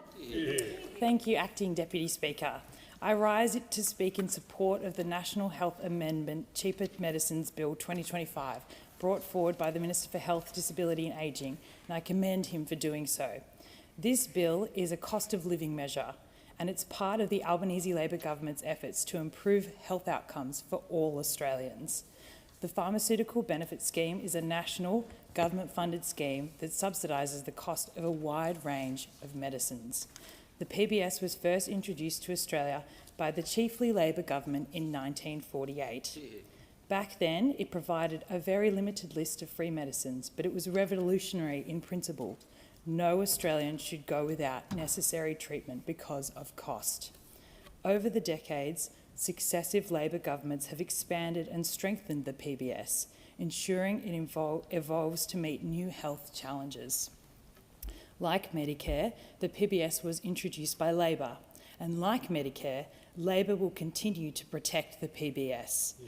The PBS is a key program supporting the delivery of the National Medicines Policy, and we want to make sure that Australians have the PBS that enables Australians to have timely, safe and reliable access to effective, high-quality medicines. Today, the PBS subsidises nearly 930 medicines, Acting Deputy Speaker, across more than 5,200 brands, ranging from common treatments for chronic conditions to advanced cancer therapies and life-saving vaccines. It's not just a policy, it's a lifeline. Right now, the maximum cost for a PBS medicine is $31.60 for general patients. With this legislation, from the 1st of January next year, this will be reduced to just $25. This is more than a 20% cut in the maximum cost of PBS medicines, which will save Australians over $200 million each year. It's tangible cost of living relief. My electorate of Gorton in Melbourne's West is one of the fastest growing electorates in the country. There are more than 50,000 families across the electorate and new ones created every day, with close to 58 babies born every week in the city of Melton alone. In fact, the city of Melton is actually the fastest growing municipality in Australia, with a growth rate of 6.6% in 2023 to 2024. My electorate also contains the area with the second highest growth rate in the country, in Fraser Rise and Plumpton. My electorate's not only young and growing fast, but it's also culturally and linguistically diverse, with many of our constituents proficient in 2 or more languages and carrying rich histories of migration. In fact, more than 30,000 of my constituents speak a language other than English at home, and more than 33% of my constituents were born overseas. This carries its own set of challenges in accessing healthcare. My electorate is also young, with a median age of just 35 years old.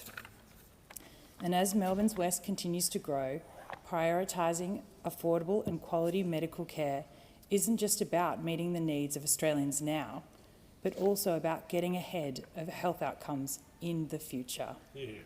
In so many ways, my electorate represents Australia as a whole, with its vitality, rich cultural and linguistic makeup, and its aspirations for the future.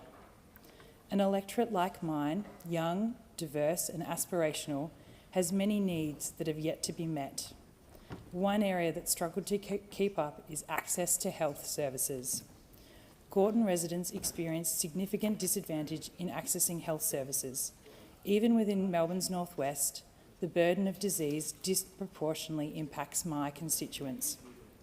In the city of Brimbank, a staggering 28% of residents 18 and older have been diagnosed with 2 or more chronic diseases, conditions that need to be managed throughout their lives. For seniors living on fixed incomes, this is relief that provides dignity and security. For families with children who require ongoing medication, whether for asthma, allergies or developmental conditions, these savings will make a real and immediate difference.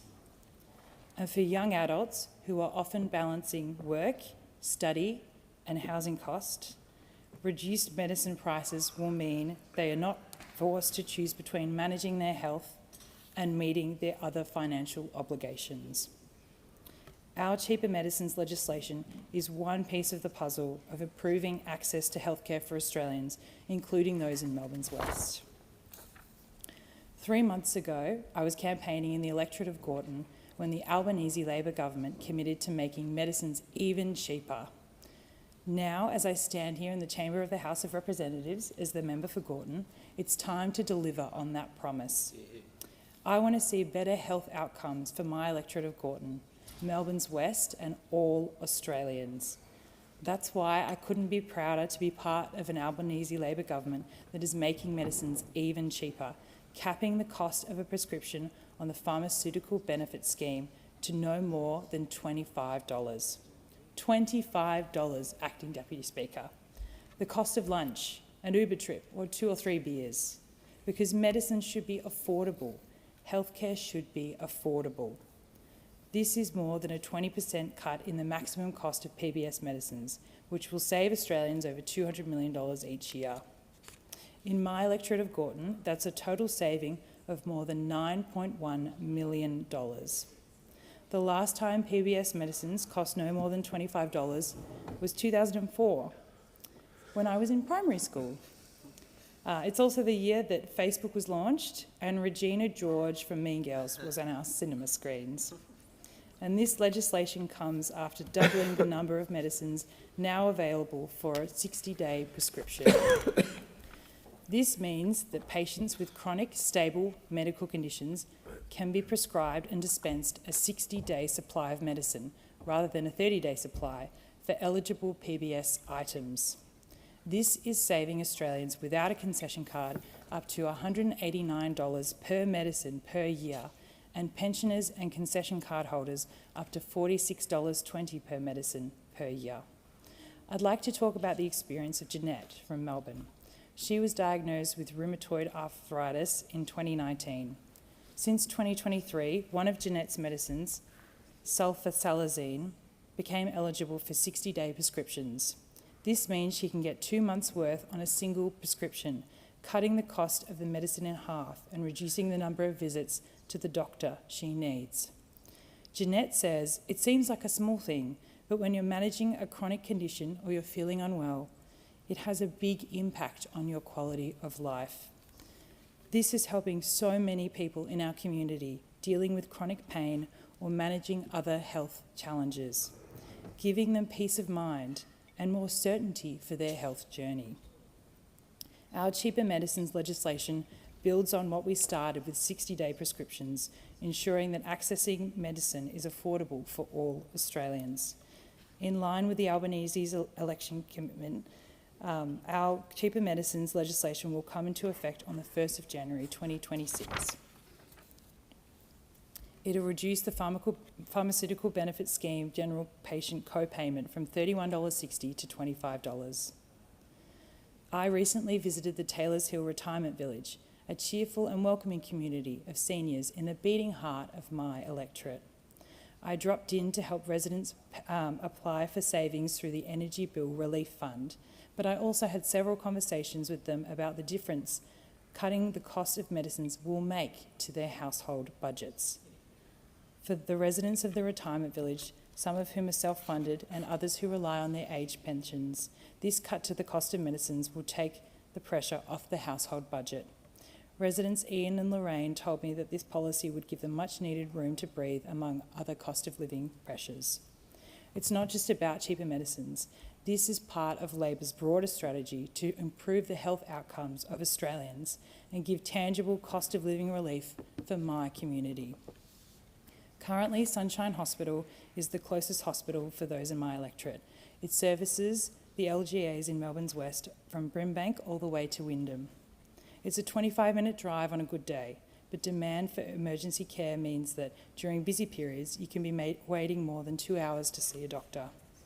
That's why we've been putting in the work to improve access to healthcare by expanding the availability of free Medicare urgent care across the country. I was lucky enough to open the 90th urgent care clinic in Melbourne's West with the Prime Minister and my friend, the member for Fraser, this month. But we're not stopping there. Labor has opened 90 urgent care clinics right across the country, and we've committed to opening another 50. We're growing Australia's health workforce with the largest GP training program in Australia's history. We're investing landmark commitments in women's health. For too long, women's health issues have not been adequately addressed. We're working to reverse decades of neglect to women's health with a $573.3 million investment to deliver more choice, lower costs and better healthcare for women. We're introducing the first new contraceptive pills added to the PBS in 30 years, Yaz, Yasmin and Slinda. We're introducing the first new menopause treatments on the PBS in 20 years, Estrogel Pro and Promentium. We're ensuring that there's better access to IUDs and birth control implants. This comes alongside the opening of 22 endometriosis and pelvic pain clinics, with another 11 to be opening soon.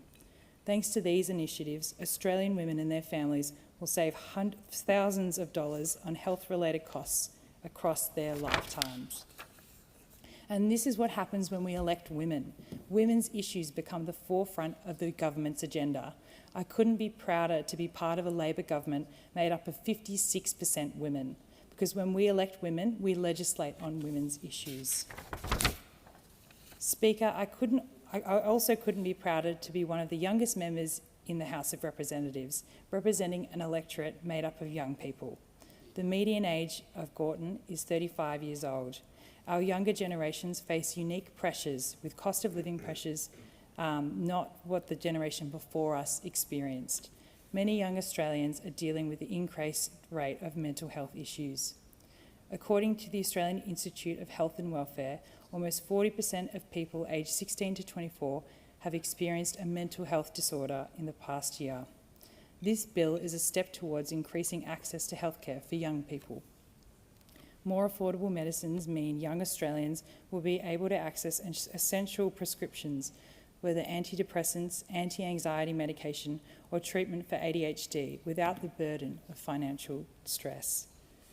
And this builds on the Albanese government's existing work to roll out free mental health care, including establishing 61 Medicare mental health centres that offer free walk-in mental health care. We are upgrading their clinical capability to ensure every centre provides free access to a psychiatrist or psychologist, either on-site or on call. Our $1 billion investment to roll out even more places Australians can go for free public mental health care backed by Medicare, also includes $225 million for 31 new and upgraded Medicare mental health centres, $500 million for 20 youth specialist care centres for young people with complex needs, and $90 million for more than 1,200 training places for mental health professionals and peer workers. Mental health is not separate from the cost of living debate. It is deeply intertwined. Financial stress is one of the leading contributors to anxiety and depression.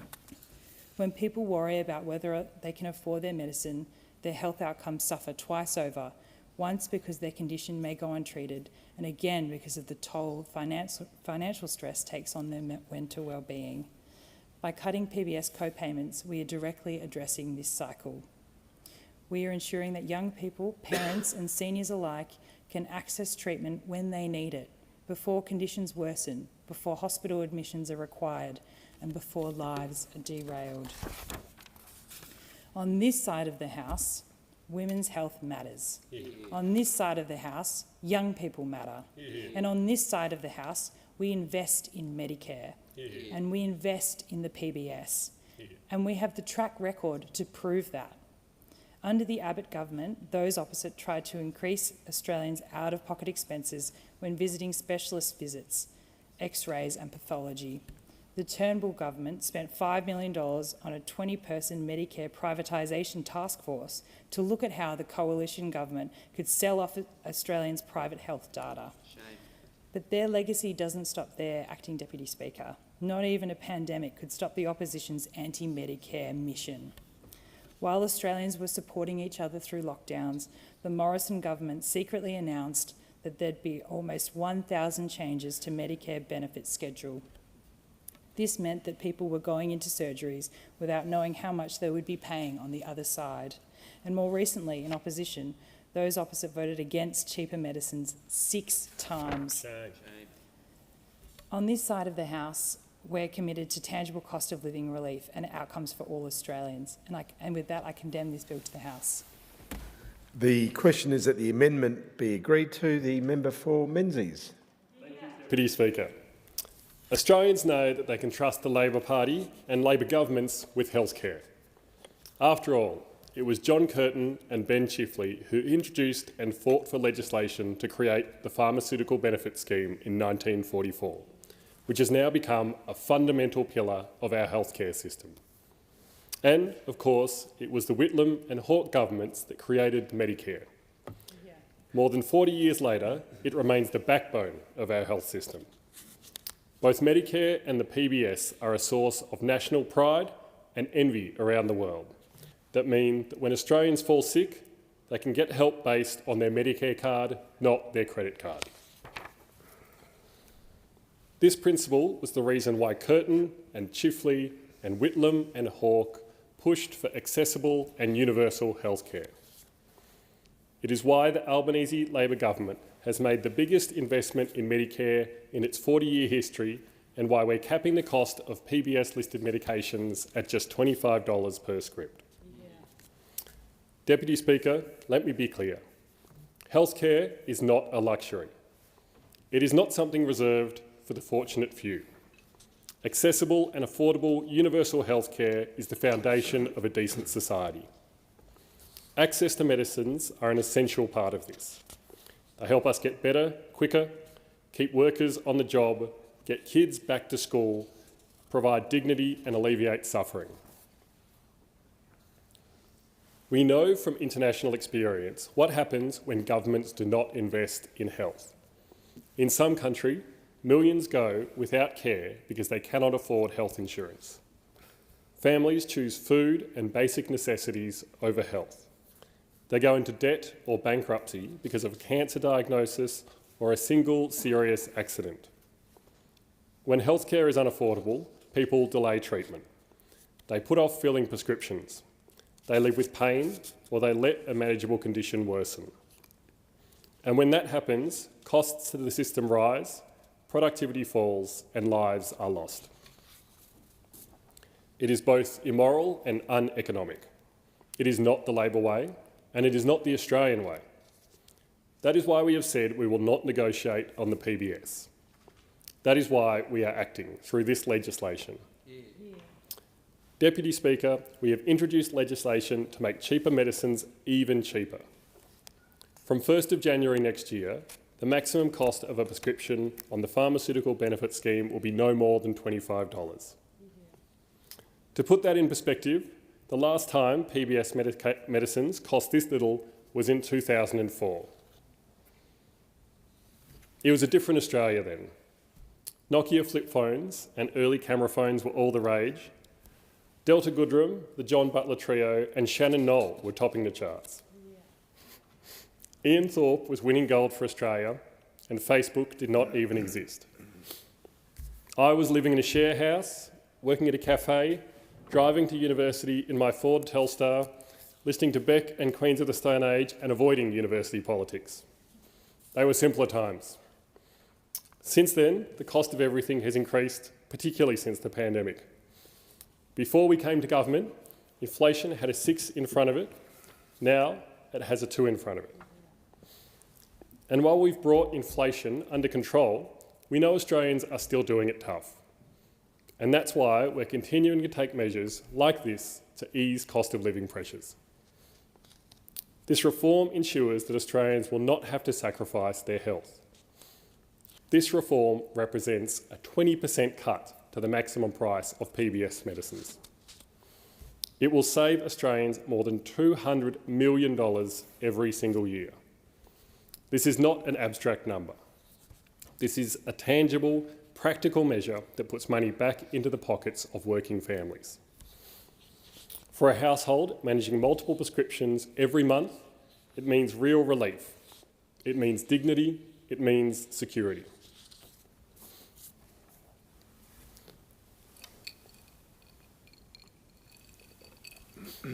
Our reforms do not end here. For pensioners and concession card holders, PBS medicines will remain capped at just $7.70 until 2030. That means long-term security for those who need it most. Older Australians, people on fixed incomes and families already doing it tough. It means certainty when planning their budgets, knowing that the cost of vital prescriptions will not be out of reach. It means peace of mind for those managing chronic conditions who cannot afford to miss a dose. For too long, older Australians have been treated as the forgotten child of our healthcare systems. They are the ones who carry the heaviest burden of chronic disease, who are prescribed multiple medications, and who feel the rising costs most sharply, with each dollar having to stretch further. They built this nation, yet under the former government, they were too often left behind, forced to watch the healthcare system be neglected. With this reform, we are saying to older Australians, your health matters, your dignity matters, and you will not be forgotten. Importantly, pharmacies will continue to be able to discount PBS medicines, ensuring patients benefit both from government reform and competitive pricing. This means more Australians, no matter where they live, can walk into their local pharmacy and know they are getting a fair price for the medicines they need. Deputy Speaker, I want to illustrate what this means in the real world. Imagine a single parent with 2 children. One of those children has asthma and requires regular medication to be able to breathe freely, to get through the school week, to be able to participate in sport and play with their friends.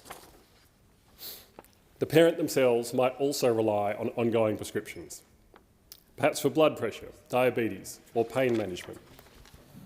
Between the child's asthma treatment and the parent's own medication, that household could easily be filling 4 or 5 prescriptions each month, every month. Under this reform, the PBS co-payment will be reduced from $31.60 to $25 per script. That family will save between $315 and $400 every year. This is not spare change. That is money that can be put towards keeping the lights on, paying for groceries or covering rent. Or take an older Australian living on a fixed income, perhaps a pensioner managing blood pressure, cholesterol, arthritis and diabetes. They might be filling half a dozen prescriptions every month. For them, every dollar saved at the pharmacy is a dollar that can go towards heating in the winter, fresh food on the table, or a bus fare to see the grandkids. That is what Labor governments do. Deliver practical solutions to make daily life just that little bit easier for everyday Australians. Deputy Speaker, I'd like to tell you about an experience I had in the electorate I represent, Menzies, which really brought home to me how much the PBS can mean to people. It was during the election campaign and I was out door knocking in Surrey Hills. A woman answered the door and we began chatting. As you know, not everyone gives the political candidates the time of day, but she was kind enough to. She shared with me that her husband was suffering from cancer. She also shared that were it not for her husband's cancer drugs being listed on the PBS, they would be tens of thousands of dollars out of pocket. Tens of thousands of dollars, Deputy Speaker. She called her husband to the door and I could see the effects of the disease on him. I could also see the care and love between them and the gratitude they had for being able to access affordable medicines. They did not have to worry about the costs of medication at one of the most difficult times in their lives. That is what the PBS means. It means care and dignity. The PBS means that people who work hard their whole lives do not need to fear losing their house or having their savings obliterated because of circumstances outside their control. It means that we as a society recognise that we should support those who fall on hard times. For residents of Menzies, this PBS cut will save more than $11 million, putting real money back into the pockets of families and easing cost of living pressures. Deputy Speaker, these reforms are not a once-off.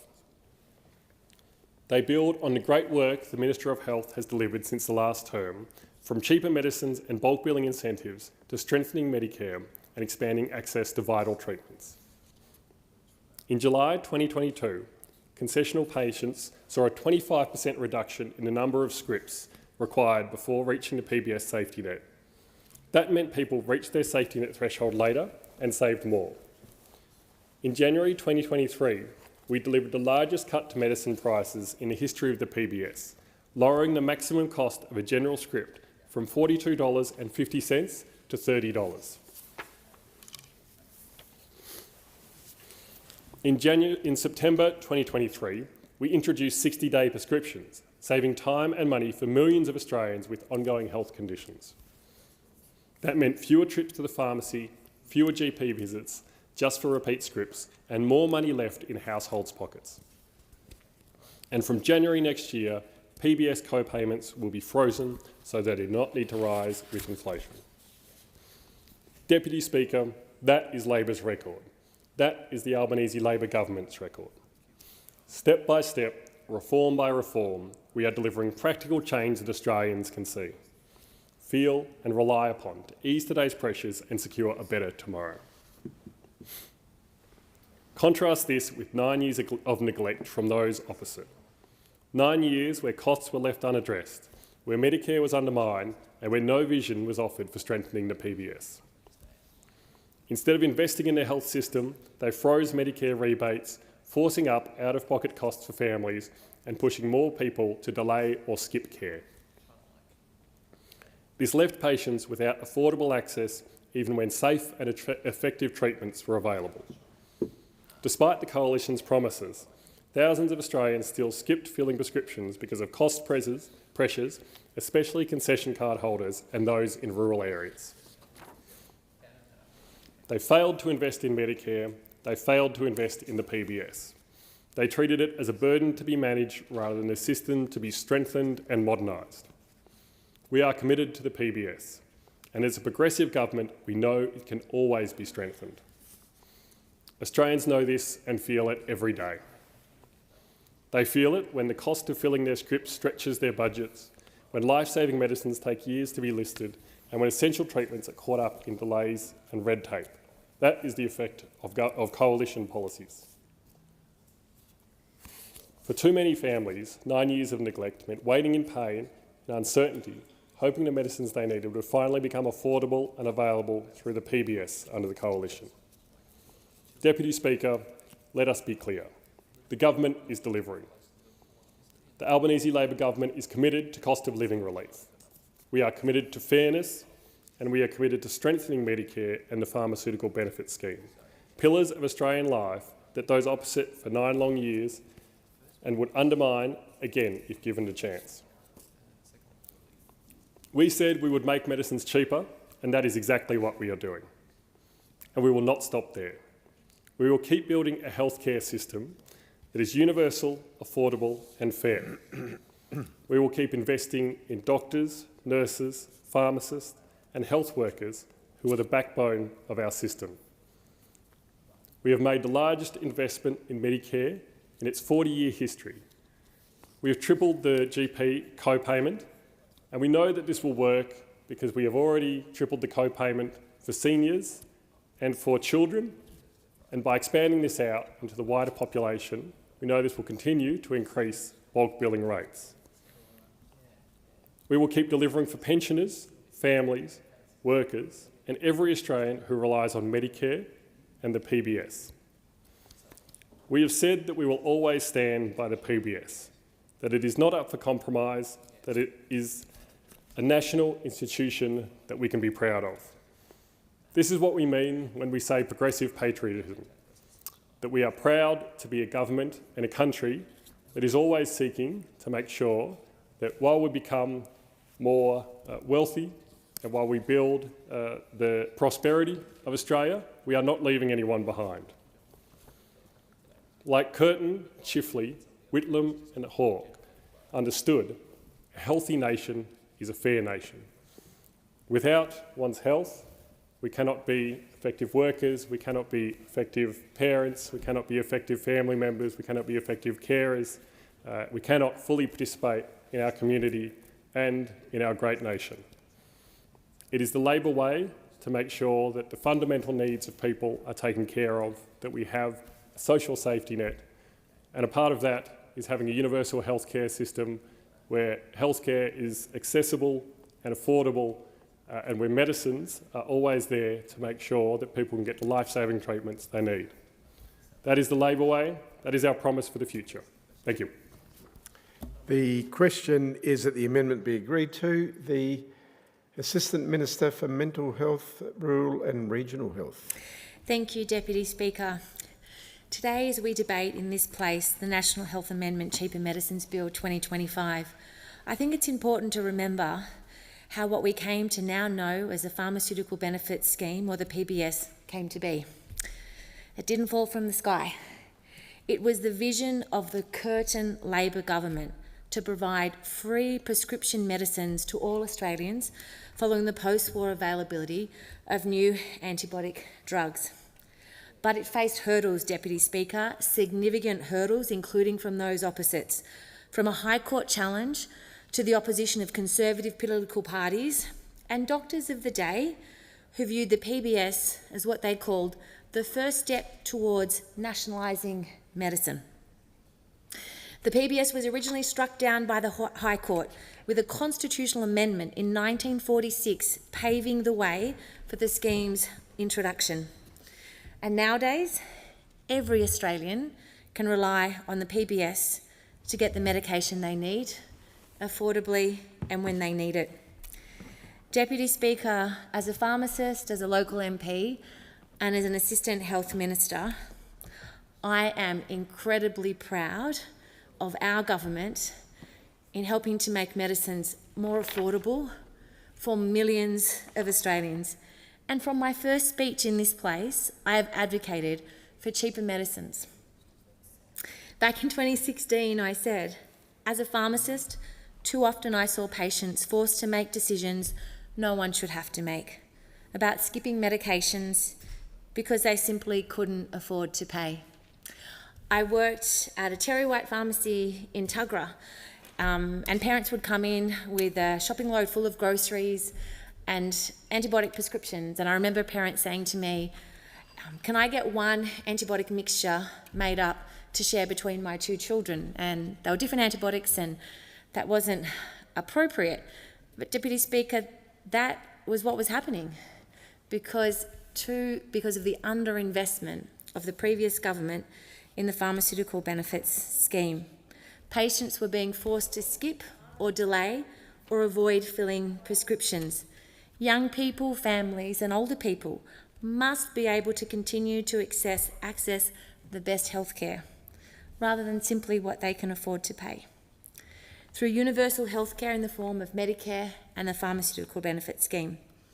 And Deputy Speaker, since coming to office, it's been our Labor government, our Albanese Labor government, working to deliver cheaper medicines, because that's what Labor governments do, and that's what Australians deserve. This bill reduces the PBS general co-payment from $31.60 to $25 from the 1st of January next year. I remember as a pharmacist working in community pharmacy, the indexation linked to CPI that would happen every year. This now won't happen. And this is delivering on the Albanese Labor government's 2025 election commitment. A lot of the former speakers have reflected on the fact that they were in primary school in 2004 when the PBS scripts last cost $25. For me, the last time PBS medicines cost no more than $25, I was working in a community pharmacy. I was working between two community pharmacies as a locum on the Central Coast at both Norville Pharmacy and also at Bloom's Pharmacy in Wyong. This was more than 20 years ago that the last time that general PBS medicines cost $25. This, as Minister Butler often says, is good, not just for your health, but for your hip pocket. And Deputy Speaker, this is a tangible difference that the Albanese Labor government is making to provide cost of living relief, having already slashed the cost of medicines, with the largest cut to the cost of medicines in the history of the PBS in 2023, we're now going even further, providing even more cost of living relief for millions of Australians. This is a more than 20% cut in the maximum cost of PBS medicines, which will save Australians over $200 million each year. $200 million each year. Savings to Australians in accessing vital medicines. And importantly, Deputy Speaker, pensioners and concession card holders will continue to benefit from the freeze to the cost of their PBS medicines, frozen at $7.70 until 2030. As the Prime Minister said earlier today, until the end of the decade, giving older people who rely on multiple medications and to keep them well within our communities, and giving them peace of mind about the cost of medications. And this builds on action we've already taken to deliver cost of living relief through cheaper medicines, including more free and cheaper medicines sooner, with a 25% reduction in the number of scripts concession patients must fill before the PBS safety net kicks in. And when I was working in community pharmacy, people still had the PBS cards where they would stick their PBS stickers on, and I remember the relief when you would say to somebody, you've now reached the safety net, and issuing somebody their safety net card, which meant for a concession card holder that until the end of that year, and until Christmas, until the end of that year, they would then receive their medications for free. That makes such a big difference, particularly to people holding aged care, particularly to pensioners, and knowing that now that they'll be able to reach and are reaching the safety net sooner is making a really big difference to people and families. As I mentioned earlier, the largest cut to the cost of medicines in the history of the PBS, with the maximum cost of a general script being cut by $12.50. So from the 1st of January next year, and it was estimated that by this time, if our government hadn't slashed the cost of medicines and now have the next cut, that the cost of medicines would probably be around $50 for a PBS prescription, and now it'll be $25 from the 1st of January next year. And we've also frozen the cost of PBS medicines, with co-payments not rising with inflation for all Australians for the first time in 25 years. And that could often be an uncomfortable conversation for pharmacists to have with patients or families at the beginning of each year when medications that they relied on then increased in cost. And this gives so many patients peace of mind. And I've had the opportunity recently, Deputy Speaker, just last week, I was with Ryan, one of the new owners, in partnership with Jess, at Direct Chemist Outlet in the Central Highlands in Emerald. And Jess, the partner in that business, is actually in the building today, in Parliament today. And I met their final year students, Emma, Meg and Gemma. And Ryan asked me, as a relatively new pharmacist owner, he said to me, how can I help spread the word? I know just the difference this will make to people and families in my community, and I want to help you spread the word so people know about this sooner. And last month I was at St Cotta Discount Chemist in Macquarie Fields with the new member for Hughes, my colleague and friend David Moncrief, and we were talking to the pharmacist owner Sam, and they were undergoing a big refit of their pharmacy, but he was really generous with his time. And what he let us know was the difference that the cut to the cost of PBS prescriptions had made already, and the difference that it would make in the future. And he showed us, and we met with the nurse who worked within his pharmacy, and she spoke to us about over 20 years, the difference that her work has done within that pharmacy. But he was also saying to us that because of the investment, the greater investment that our government has made in the PBS, that he's not charging patients for the packing of dose administration aids, which often people know as Webster packs. And because that additional cost can sometimes put it out of reach of people. So he has this sign proudly at the dispensary in his pharmacy that says, free Webster packs. And he offers those Webster packs to people living in their own homes because older people are often taking multiple medications, which we often call polypharmacy, and being able to have your medication packed for you so that you know that you're taking the right medication at the right time can go a long way for people being able to stay safely in their own home and to be able to manage their medication better. And Sam is thrilled that he'll be able to support more patients when the next cut in the cost of prescriptions comes into effect to the 1st of January. And I know the member for Hughes has said that he will be going back there and hearing from Sam to see just the difference that it's making in his community. And Deputy Speaker, I did have the opportunity to welcome the Deputy Prime Minister to my electorate in Dobell on the New South Wales Central Coast recently. And we went to Cooch's Chemist in the entrance, and the pharmacist owner Raymond was telling me the difference that the cut in the cost of PBS prescriptions had already made to so many people in our community, and how he was able to make sure that people were able to be accessing the medicines they need when they needed them, and having fewer people who were having to delay or avoid filling prescriptions because of cost. And I am just so delighted as a pharmacist, as the only pharmacist in this place, and as a member of a Labor government, to know that we founded the PBS, that it was the vision of the Curtin Labor government to make sure when antibiotics became available that everybody could have access to them, that after the Boer War, that people returning, that widows and their children would be able to access medication. And despite those opposites and a High Court challenge and Menzies slashing the number of prescriptions on the PBS has survived and is now thriving. And it is one of the pillars of universal healthcare in Australia, along with Medicare.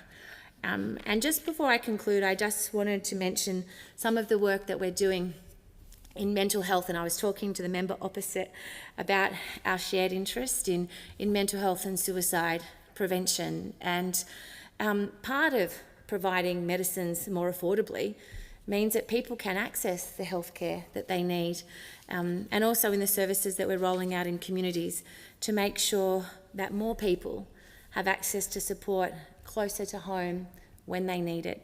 Because I know that that is a shared interest of everybody in this House, to make sure that all Australians can get the support and care that they need. Today is really a very significant day. It is It is us now as a government enacting our election commitment, the promise that we made to all Australians, wherever they live, that they'll be able to have cheaper medicines. And I know the difference that that has already made since we cut the cost of prescriptions back in 2023 by $12.50. Then the biggest cut, the biggest slash to the cost of PBS prescriptions that had occurred, and that now that patients and people and families right across the country will know that from the 1st of January next year, we will see the biggest reduction in the cost of PBS prescriptions, general prescriptions, the co-payment, going down to $25 per prescription. And that is on top of, as I've already mentioned, that we've already had the largest cut to the cost of medicines in the history of the PBS, that we've frozen the cost of PBS medicines for pensioners and concession card holders, that we've also introduced 60-day prescribing, saving time and money for millions of Australians with ongoing health conditions. This is the 5th tranche of building on those already 4 other significant changes and improvements that we've made to the cost of medicines and to the PBS. And I will be heading to Pharmacy Connect conference next weekend, and I was at the Pharmaceutical Society of Australia conference in Sydney only 2 weeks ago, and hearing from pharmacists right around the country the relief they feel, the optimism they feel for people, and particularly their patients and their customers, knowing that medicines are now more affordable and will continue to become more affordable. It is making a big difference already, and it will make an even bigger difference from the 1st of January next year. So, Deputy Speaker, I am very proud to speak on the National Health Amendment Cheaper Medicines Bill 2025, building on the significant work that we've done already. And I look forward to the 1st of January next year, the 1st of January 2026, when we will see the biggest cut to the cost of PBS prescriptions in the history of the pharmaceutical benefit scheme. I want to thank those within the pharmacy sector for their advocacy, including the Pharmacy Guild, who are in the building today, the Pharmaceutical Society of Australia, ADFA, others, acting in the interests of patients and families right around the country. The question is that the amendment be agreed to, and I call the member for Werribee. Thanks, Deputy Speaker. I rise to make my contribution to the National Health Amendment Cheaper Medicines Bill 2025. Well, we've done it again. The Albanese Labor government is making cheaper medicines even cheaper. This bill reduces the Pharmaceutical Benefit Scheme general patient co-payment from $31.60 to $25 on the 1st of January next year. This is delivering on the Albanese Labor government's 2025 election commitment. $25 is the lowest Pharmaceutical Benefit Scheme medicines have cost in over 20 years, and it is another key cost of living measure delivered by our government. We've already delivered some major reductions to the cost of medicines. That was in 2023, when we made the largest cost to the cost of medicines in the history of the PBS. And now our government is going even further. This is more than a 20% cut. This is more than a 20% cut in the maximum cost of the PBS medicines. This will save Australians over $200 million a year.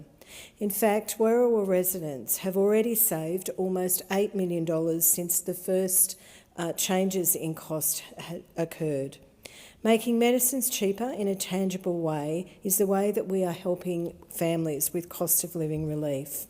4 out of 5 pharmaceutical benefit schemes medicine will become cheaper because of the $689 million investment by the Albanese government. Pensioners and concession card holders will continue to benefit from the freeze to the cost of their pharmaceutical benefit scheme medicines. And what we need to remember is if you need a diabetic medication, an asthma puffer and blood pressure medication, at the moment it can cost over $100 a month for these.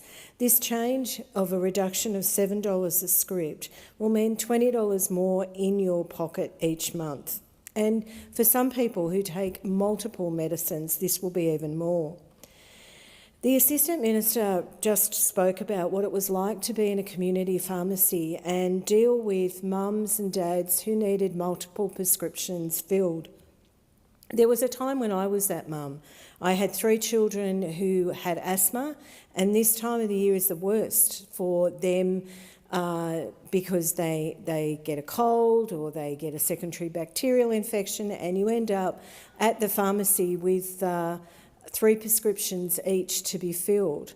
Back then, they're a little older now, but back then that could have been the best part of $150 and $200. That is a huge amount out of anybody's housekeeping that you're not expecting. So putting money back in people's pocket is just what this legislation will do. The cost will be frozen the cost will be frozen for pensioners as well to $7.70 until 2030. So, and for the first time in 25 years, co-payments are not rising with inflation. This builds on action we've already taken to deliver cost of living relief through cheaper medicines. This includes a 25% reduction in the number of scripts a concessional patient must fill before the Pharmaceutical Benefit Scheme safety net kicks in. We've introduced 60-day prescriptions, saving time and money for millions of Australians with ongoing health conditions. The Pharmaceutical Benefit Scheme began in 1948. And surprising to no one, it was under a Labor government led by Ben Chifley. I fear that most modern history forgets Mr Chifley's achievements and the monumental work he did following World War II. But I think it's quite fitting when you type Ben Chifley into a search engine. He's stated as being a train driver and former Prime Minister of Australia. Mr Chifley, in the great Labor tradition, put in the work to make systems fairer for those who needed it most.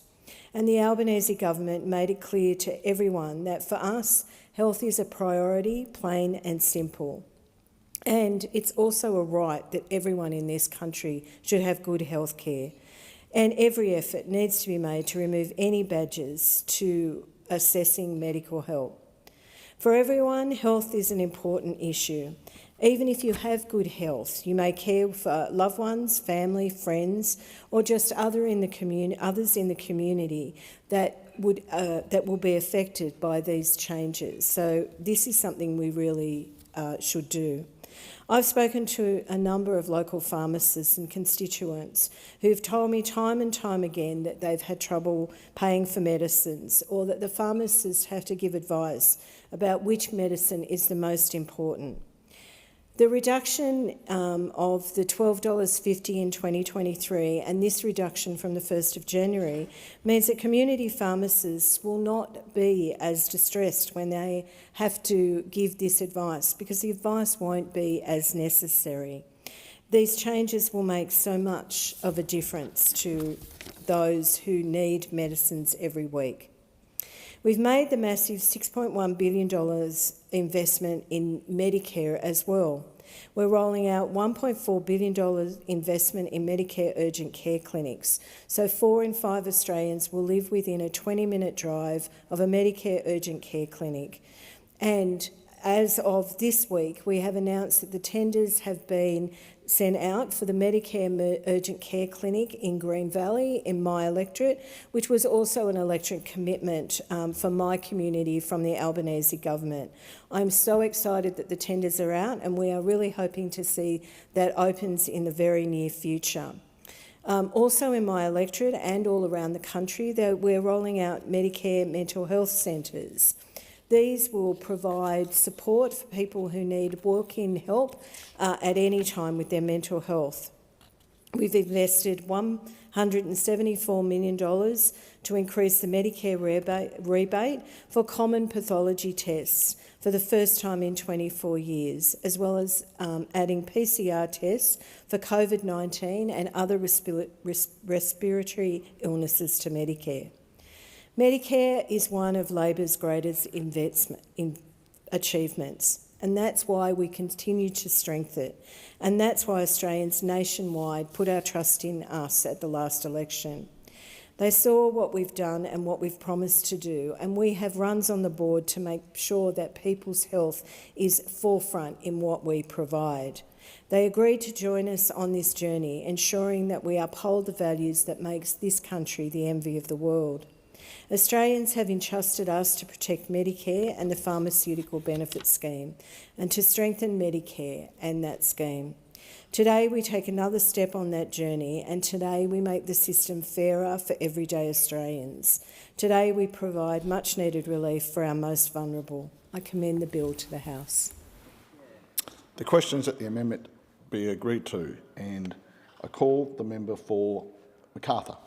Thank you very much, Mr Deputy Speaker.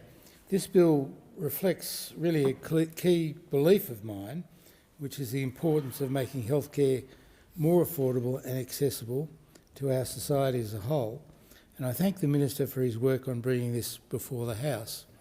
It's very important to see this as being part of the DNA of a Labor government, and this goes back many generations, even to the time of the first Labor Prime Minister, Andrew Watson, who believed in a healthier society being a successful society. And further, it can be seen in some of the very strong Labor governments in other countries, such as the government in which Health Minister Nye Bevan in Great Britain developed the first British comprehensive public health system, now known as the National Health Service. He was instrumental in imparting the view that a healthy society was a successful society, both socially and economically. And of course, the Curtin and then Chifley governments continued this in Australia with the development of public health systems, our public hospital system, and of course what became the pharmaceutical benefits scheme, which was a reflection of the costs of medicine and effects on everyday families, and a way of making sure that working class families could access health care and medicines that they needed. Healthcare has changed a lot since that time. It was said in the days of the Labor governments of the Chifley-Curtin era, it was all about the bug, the drug and the mug, in which people had acute illness, usually infective. They sought the medication that could help them, and then it was about the person's individual health. So the bug, the mug and the drug was an aspect of our health care for many, many decades. And even into my own time as a doctor, infectious disease was very important as part of health care, and it was very important to make sure people could access the medications they needed, and Labor throughout the generations has protected the PBS up until the present day. But we now live in a different time, and we live in a time of chronic illness. About 60% of Australians, or a bit more, have a chronic illness. Of those 60-odd% of the Australian population have a chronic illness, about 85% require daily medication on a long-term basis. And that's a very important figure when we look at the larger numbers of Australians, our ageing population, and the new developments in medicine. I myself take a long-term medication, actually one of the most commonly prescribed medications in Australia and in the developed world, is a statin to reduce cholesterol, which reduces the risk of cardiovascular disease, which used to be seen in my family as the family disease. And we now know there are very effective ways of managing it and preventing cardiovascular events like stroke or heart attack by the use of things like statins and treatment of blood pressure, treatment of the risk factors for cardiovascular disease, including diabetes. So we are in the age of chronic illness, and medication cost increasingly has an effect on the family budget, which can be extremely significant. We're also in an age where many of the chronic genetically based illnesses that were previously untreatable are now treatable. For example, as a paediatrician, we now have treatments for things like cystic fibrosis that are genetically targeted and are incredibly effective. The lifespan of someone with the common form of cystic fibrosis, due to what's called the Delta F508 mutation, has almost doubled from early 20s to now over 50. And we look forward to it being much, much higher as the effects of the new medications come into effect. But these medications can be very expensive, ranging in costs from $200,000 to $300,000 a year per patient every year that they're alive. So these are very expensive medications. And they now can be accessed, thanks to a Labor government, at a cost of, it will be, at a cost from the 1st of November of $25 or $7.80, I think, for a pensioner. So incredible advances in healthcare supported by government action that reduces the cost to the families of these medications. When we first came into government in 2022, we began, of course, by introducing the largest cut to the cost of medicines in the PBS's history, when we dropped the cap on PBS medicines from $42 to $30. Now with this bill, we're going to further reduce the PBS general patient co-payment down to $25, and this will make a huge difference to the many families who have children and adults on long-term medication. This is now the biggest cut to the cost of medicine in PBS history with this bill, and it will save patients over $200 million every year, with 4 out of 5 PBS medicines to become cheaper because of the almost $700 million investment by this government. Pensioners and concession card holders will continue to benefit from the freeze, the cost of their PBS medicines, with the cost frozen at its current level at $7.70 until 2030. Now, this is a huge saving for families. I'd also like to add that this will go one step further and help save lives, as we know that patients that forego their medication only ever do so if they can't afford it. This makes this bill even more important to me and my electorate.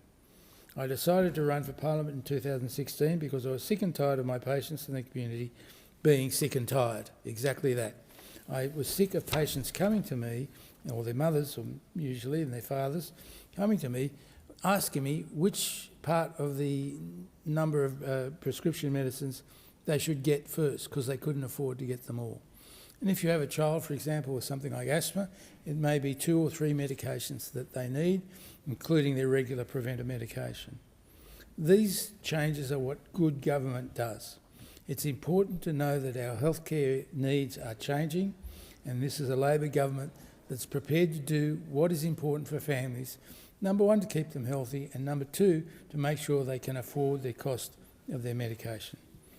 The Australian Labor Party is consistent in our beliefs and our ability to implement strong healthcare policies to improve the outcomes for all Australians.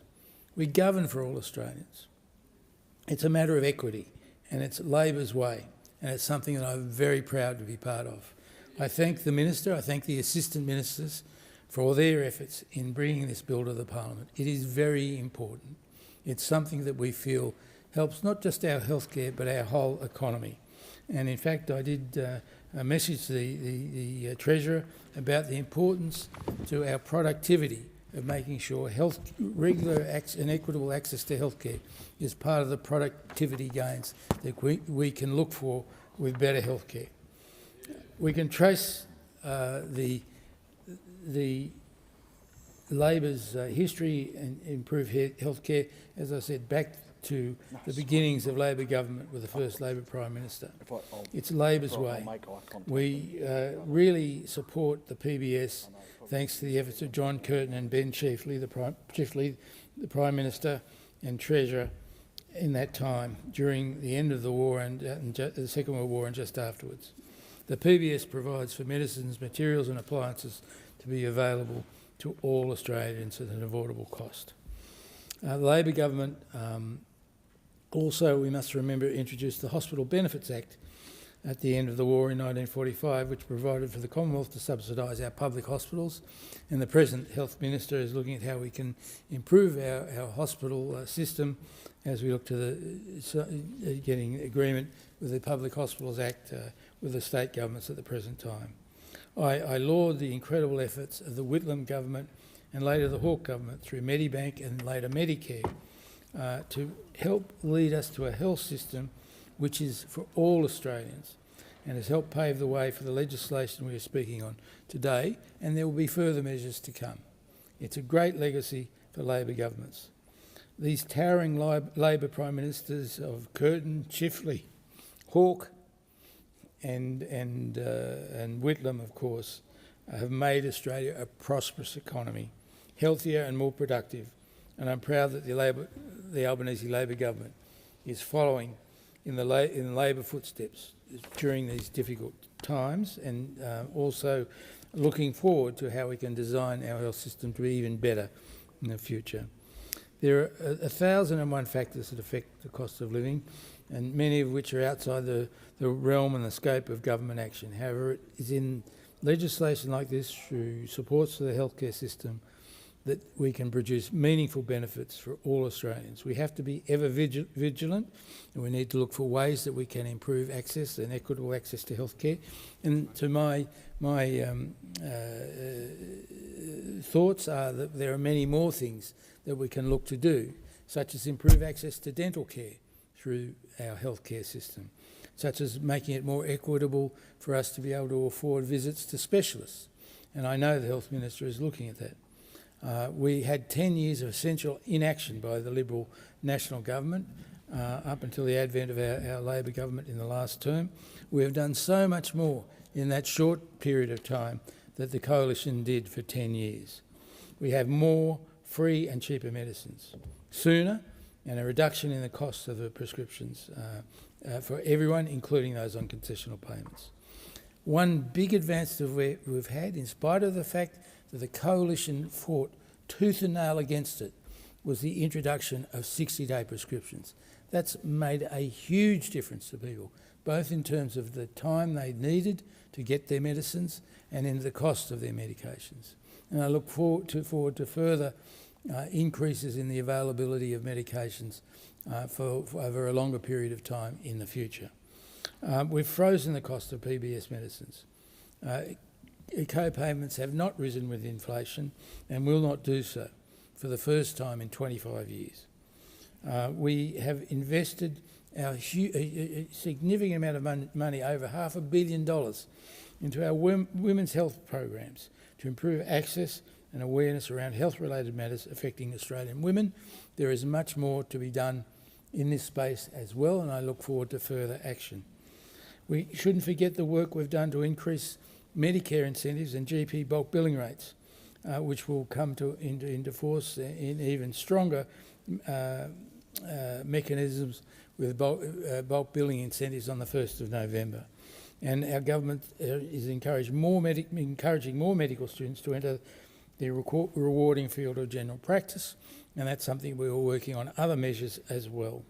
These are real changes that are producing better outcomes for all Australians. More money in our constituents' pockets means better financial flexibility, which is a major concern for all Australians. My electorate of Macarthur, for example, has saved over $11 million since our cheaper medicines policy came into effect. Yes, there are still issues that we need to address, and it is important that we continue to look at how we can improve the system. Nobody should be pushed into impossible choices between medicine or meals or skipping treatments because they can't afford it, and including skipping some really life-changing medications. Labor is continually looking at ways to improve the healthcare of all Australians. We are working very hard to address cost of living concerns, and medication costs and health costs are part of that. We improve healthcare access and we improve affordability, but we know we need to continue to work on it. I'm very proud to be part of this government, and I'm very proud to work for the Health Minister, Mark Butler, in his efforts to make sure that there's more equitable access to healthcare and healthcare is available to all Australians, no matter where they live across the country, to improve the health of them and their kids. Australia's healthcare system is there to protect Australians, but it's also there to make sure we're a more productive economy, and that is very important, and that is part, as I've said, of the DNA of a Labor government. We have a tremendous health team working towards this, and we won't stop in our efforts to improve our healthcare system, which I might say is the envy of the world. And I've been to many, many different countries, from the USA to Europe to our Pacific neighbours, and that demonstrates so well that our healthcare system is the best in the world. I'm very proud of it, and I'm proud of the healthcare workers that work to continue a satisfactory the member's and time better has system. expired. I call the Minister. Sorry, the question is that the amendment be agreed to, and I call the Minister. Thank you, Deputy Speaker. Lowering the cost of medicines across Australia not only helps people with the cost of living, but it also ensures that we keep people healthy, and it actually helps people with their treatment. People's health shouldn't be something that they wonder if they can afford. That's why I'm incredibly proud to rise today to speak about how this Labor government is making medicines cheaper for all Australians. This legislation delivers on Labor's election commitment to make medicines more affordable, saving patients over $200 million annually and assisting with the cost of living. The National Health Amendment Cheaper Medicines Bill 2025 will help to reduce the general co-payment for PBS medicines from $31.60 to $25, effective from 1 January 2026. Having already slashed the cost of medicines, with the largest cut to the cost of medicines in the history of the PBS in 2023, we're following that up now and going even further. Keeping medicines and their costs low is also a practical way we can help people make that doctor's appointment, to get into the pharmacy and to get medications they need to live a healthy life. We are committed to keeping the cost of medicines low, Deputy Speaker. Having already slashed the cost of medicines, as I said, we're going even further. The last time that PBS medicines were this affordable was in 2004, over 20 years ago. Back in 2004, I was still at university and working in a pharmacy. In 2004, The Lord of the Rings, Return of the King, was the Oscar winner for Best Picture. Noted. MySpace was the coolest social media sites, and Ugg boots were a fashion statement, although I think that they still are, so maybe that is something that goes back to 2004. Not currently wearing them, but, you know, you'll catch me at Truro Beach Woolworths in them. The reduction to $25, turning back that clock to 2004, will help Aussies be able to buy medicines that improve their quality of life. Patients with a concession card will also get that price of their PBS medicine, $7.70, frozen until 2030, which is another fantastic investment made by this government, and another way in which we're assisting with those cost of living measures, particularly for people on fixed incomes. It is incredibly important, this policy, because it delivers on our big commitment to our communities, which was all around healthcare, and in particular regional communities where this matters so much. It also builds on our policy for 60-day prescriptions, designed to support millions of Australians going through an ongoing health issue. Our Labor government is committed to looking after our most vulnerable people, ensuring that they don't have to make choices between medicines and the other essentials they need. And I know my colleague, the Assistant Minister for Health, Emma McBride, often talks about seeing people as a pharmacist who were making choices between different scripts. In my electorate of Eden Monaro alone, the legislation is expected to save our community over $10.2 million. That's a significant amount of money that can be spent supporting our local businesses, getting the kids new school shoes, going out for dinner at a local restaurant, or buying a raffle ticket at your sporting club. Eden Monaro residents have already saved $7.6 million because of the Albanese government's cheaper medicines policy, a policy that unfortunately those opposite voted against. Deputy Speaker, living in a regional community, it can be tough to access healthcare services. So I'm really proud that the Albanese government is delivering on its promise to strengthen Medicare and to invest in local healthcare. We've tripled the bulk billing incentive, and thanks to these landmark investments, we have added 2.2 million bulk billed visits in regional and rural Australia alone.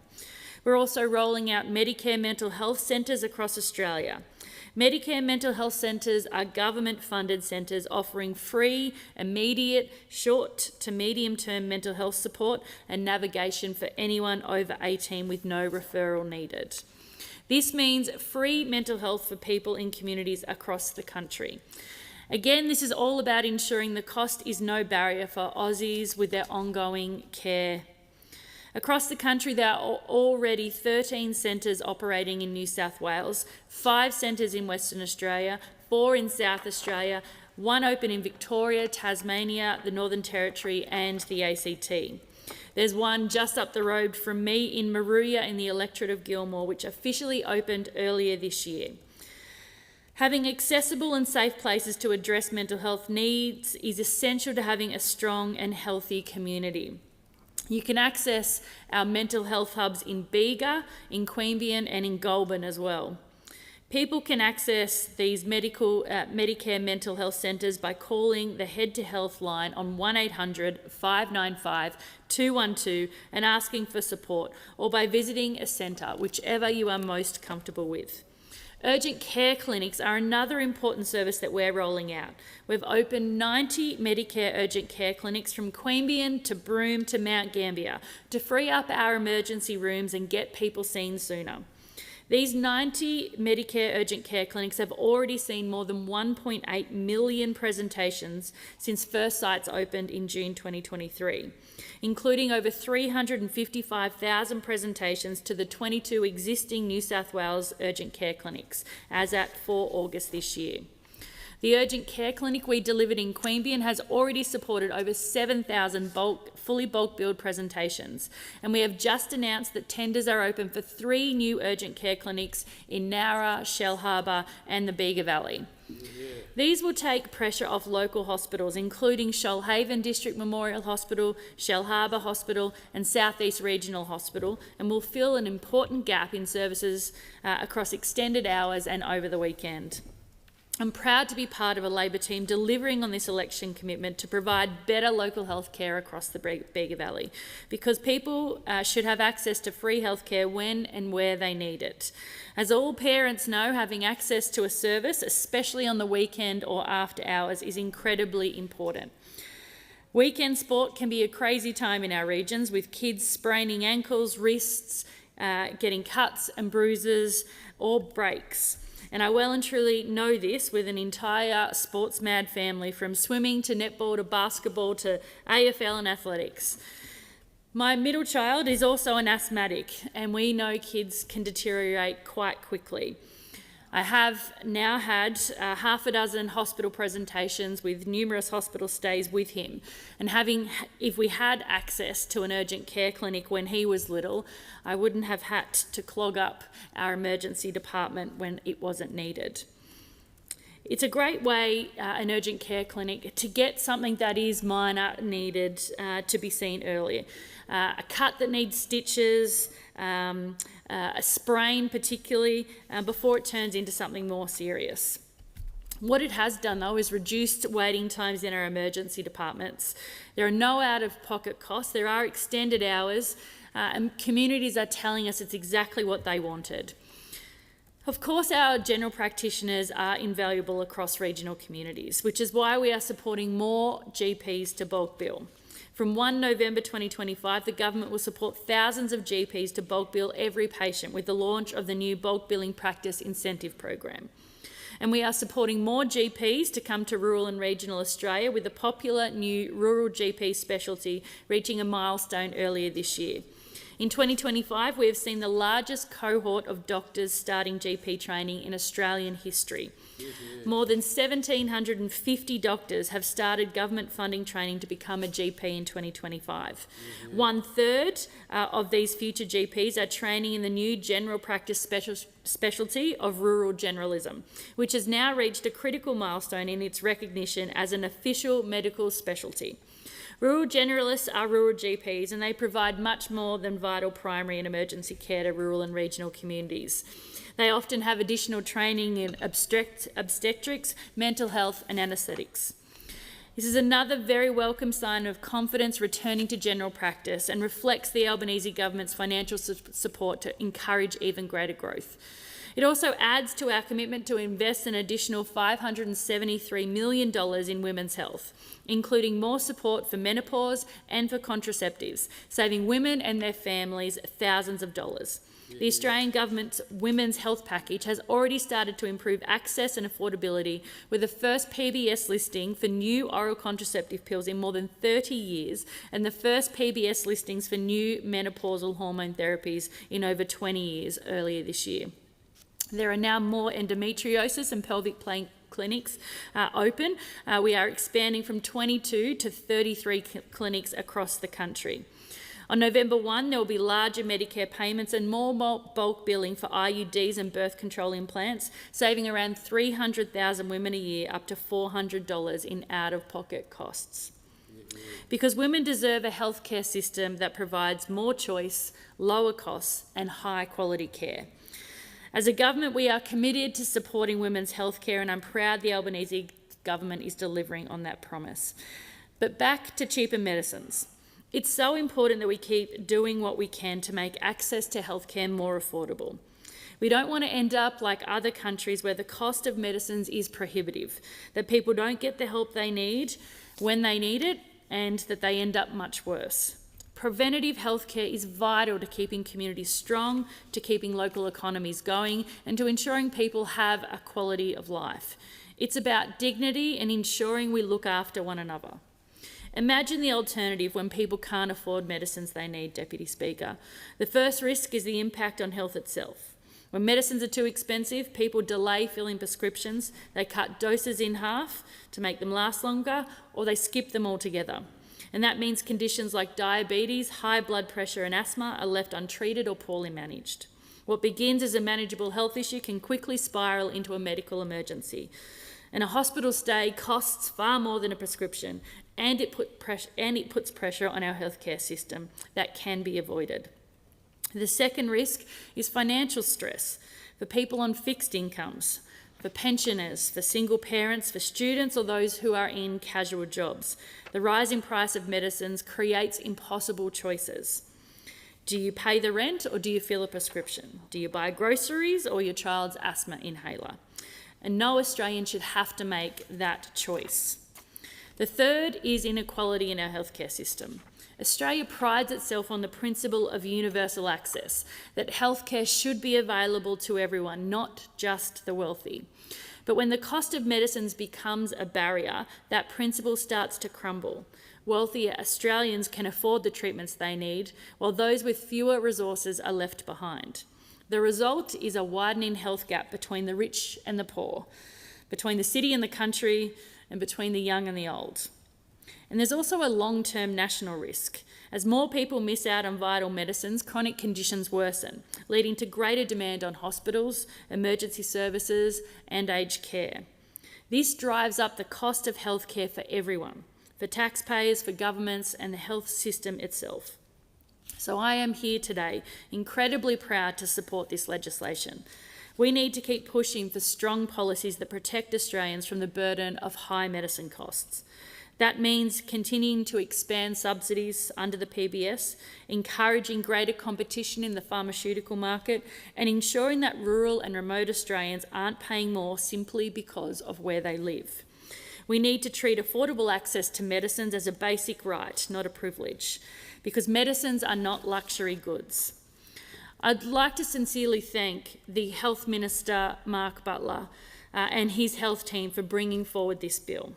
It delivers on a significant commitment made prior to the election. It builds on earlier actions undertaken by this Albanese Labor government to deliver cheaper medicines, and it helps strengthen Medicare and improve access to healthcare for all Australians. This bill is important now. It was important in 2023 when we reduced the cost of medicines for the first time, and it will remain important for this Parliament to come together to ensure that access to affordable healthcare, whether that's medicines or treatment, remains a continuing priority, not just of a Labor government, but of a Parliament as a whole. We have to ensure that healthcare remains accessible, particularly when we see other countries attempting to attack our PBS. We need to remain strong that the PBS is a core right for Australians, that they can rely on their government of whichever political persuasion to stand up for cheaper medicines, to stand up for affordable healthcare, and to ensure that we continue to back affordable healthcare in this country. Again, I commend the bill to the House. I think it's incredibly important, and I want to again thank our health team for the work they've done in bringing this bill forward. The question is that the amendment be agreed to, and I call the member for Layla. Thank you, Deputy Speaker. Well, Deputy Speaker, Australia is famous for many things, and one thing the world knows about us is our universal health system and our affordable medicines. You know, when people look around the world at where they want to live, our great health system is one of the things that attracts them to our country. It speaks to our sense of egalitarianism, it speaks to our sense of social justice and our commitment to looking after one another, our commitment to building a fair society. Our universal health scheme is a hallmark of that great society, and I am really proud that Labor has had a role to play in the creation of that egalitarian health system, if I can call it that. And this legislation is another piece of legislation, another plinth in that great social enterprise that is our country, Australia, and one of the reasons why people from around the world want to come and live here with us. In my electorate, in Lalor, we have a young, diverse, fast-growing community, young families from around the globe who all love our health system. You stop on any street corner and start a conversation and it will go to health. Two planks, health and education.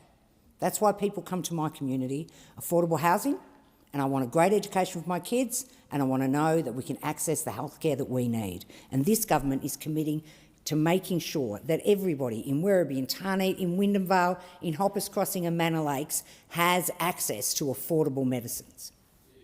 This legislation is part of that good news story. As of the 31st of July this year, my community has saved $19.2 million because of this government's commitment to cheaper medicines. And yes, $9.2 million. Because if you think about the young families that I represent, and if you think about the number of times they go to the doctor, if you think about all of the medicines that a family requires, if you think about our model where we front-load preventative health, where we front-load those preventative measures by creating access to GPs, access to emergency care, access to urgent care clinics, and we provide medicines that families need at affordable prices. You think about that, and you think about what that means in the long-term health of a community like mine. This is gold. It's more than gold. It's a spend we're not going to make at the other end of this cycle, because healthy children create healthy teenagers, create healthy adults. A Tarneit family filling 2 general scripts a month will save hundreds of dollars under the change that we just mentioned. This bill is providing certainty for concession holders. A Werribee pensioner will pay no more than $7.70 a script, frozen until 2030 with no surprises and no strings attached. Now, I think about my mum, who lived to be 94, and I think about what our affordable medicines meant in her life. They meant a quality existence. They meant a pain-free existence. They meant that she could continue to contribute, to hold her great-grandchildren, to see the birth of 28 great-grandchildren, down to our great health system Seriously. 94 years of age because she lived in Australia. 94 years of age. She had 9 children, 8 surviving. She was hard on her body. Her body met those demands. 94 years of age. And those medicines that kept her well. She was an asthmatic. Yeah, so as a child, she was an asthmatic who was told, her mother was told when she was born that she'd have to be left in the pram because the asthma was so severe. Not a treatment we would suggest today under any circumstances, but it's a long time ago. And that asthma came back. She grew out of that extreme asthma by the time she became a teenager. But with menopause, it came roaring back into her life, and she was hospitalised in her 60s, seriously fearing for her life. So her asthma medications were a permanent part of her life, from 60 through to when she left us, a permanent part of her life. How many scripts?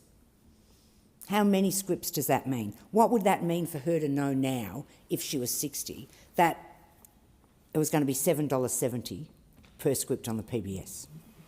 Cheaper, longer duration scripts have also improved medication adherence, preventing avoidable visits to your GP and hospital admissions. These things are happening now under this Labor government, and I am so proud of the work we've done here. I'm proud that we stared down those opposite on extending scripts, stared them down and delivered it. I'm proud of it because I live with someone who has scripts all the time for a condition that won't change.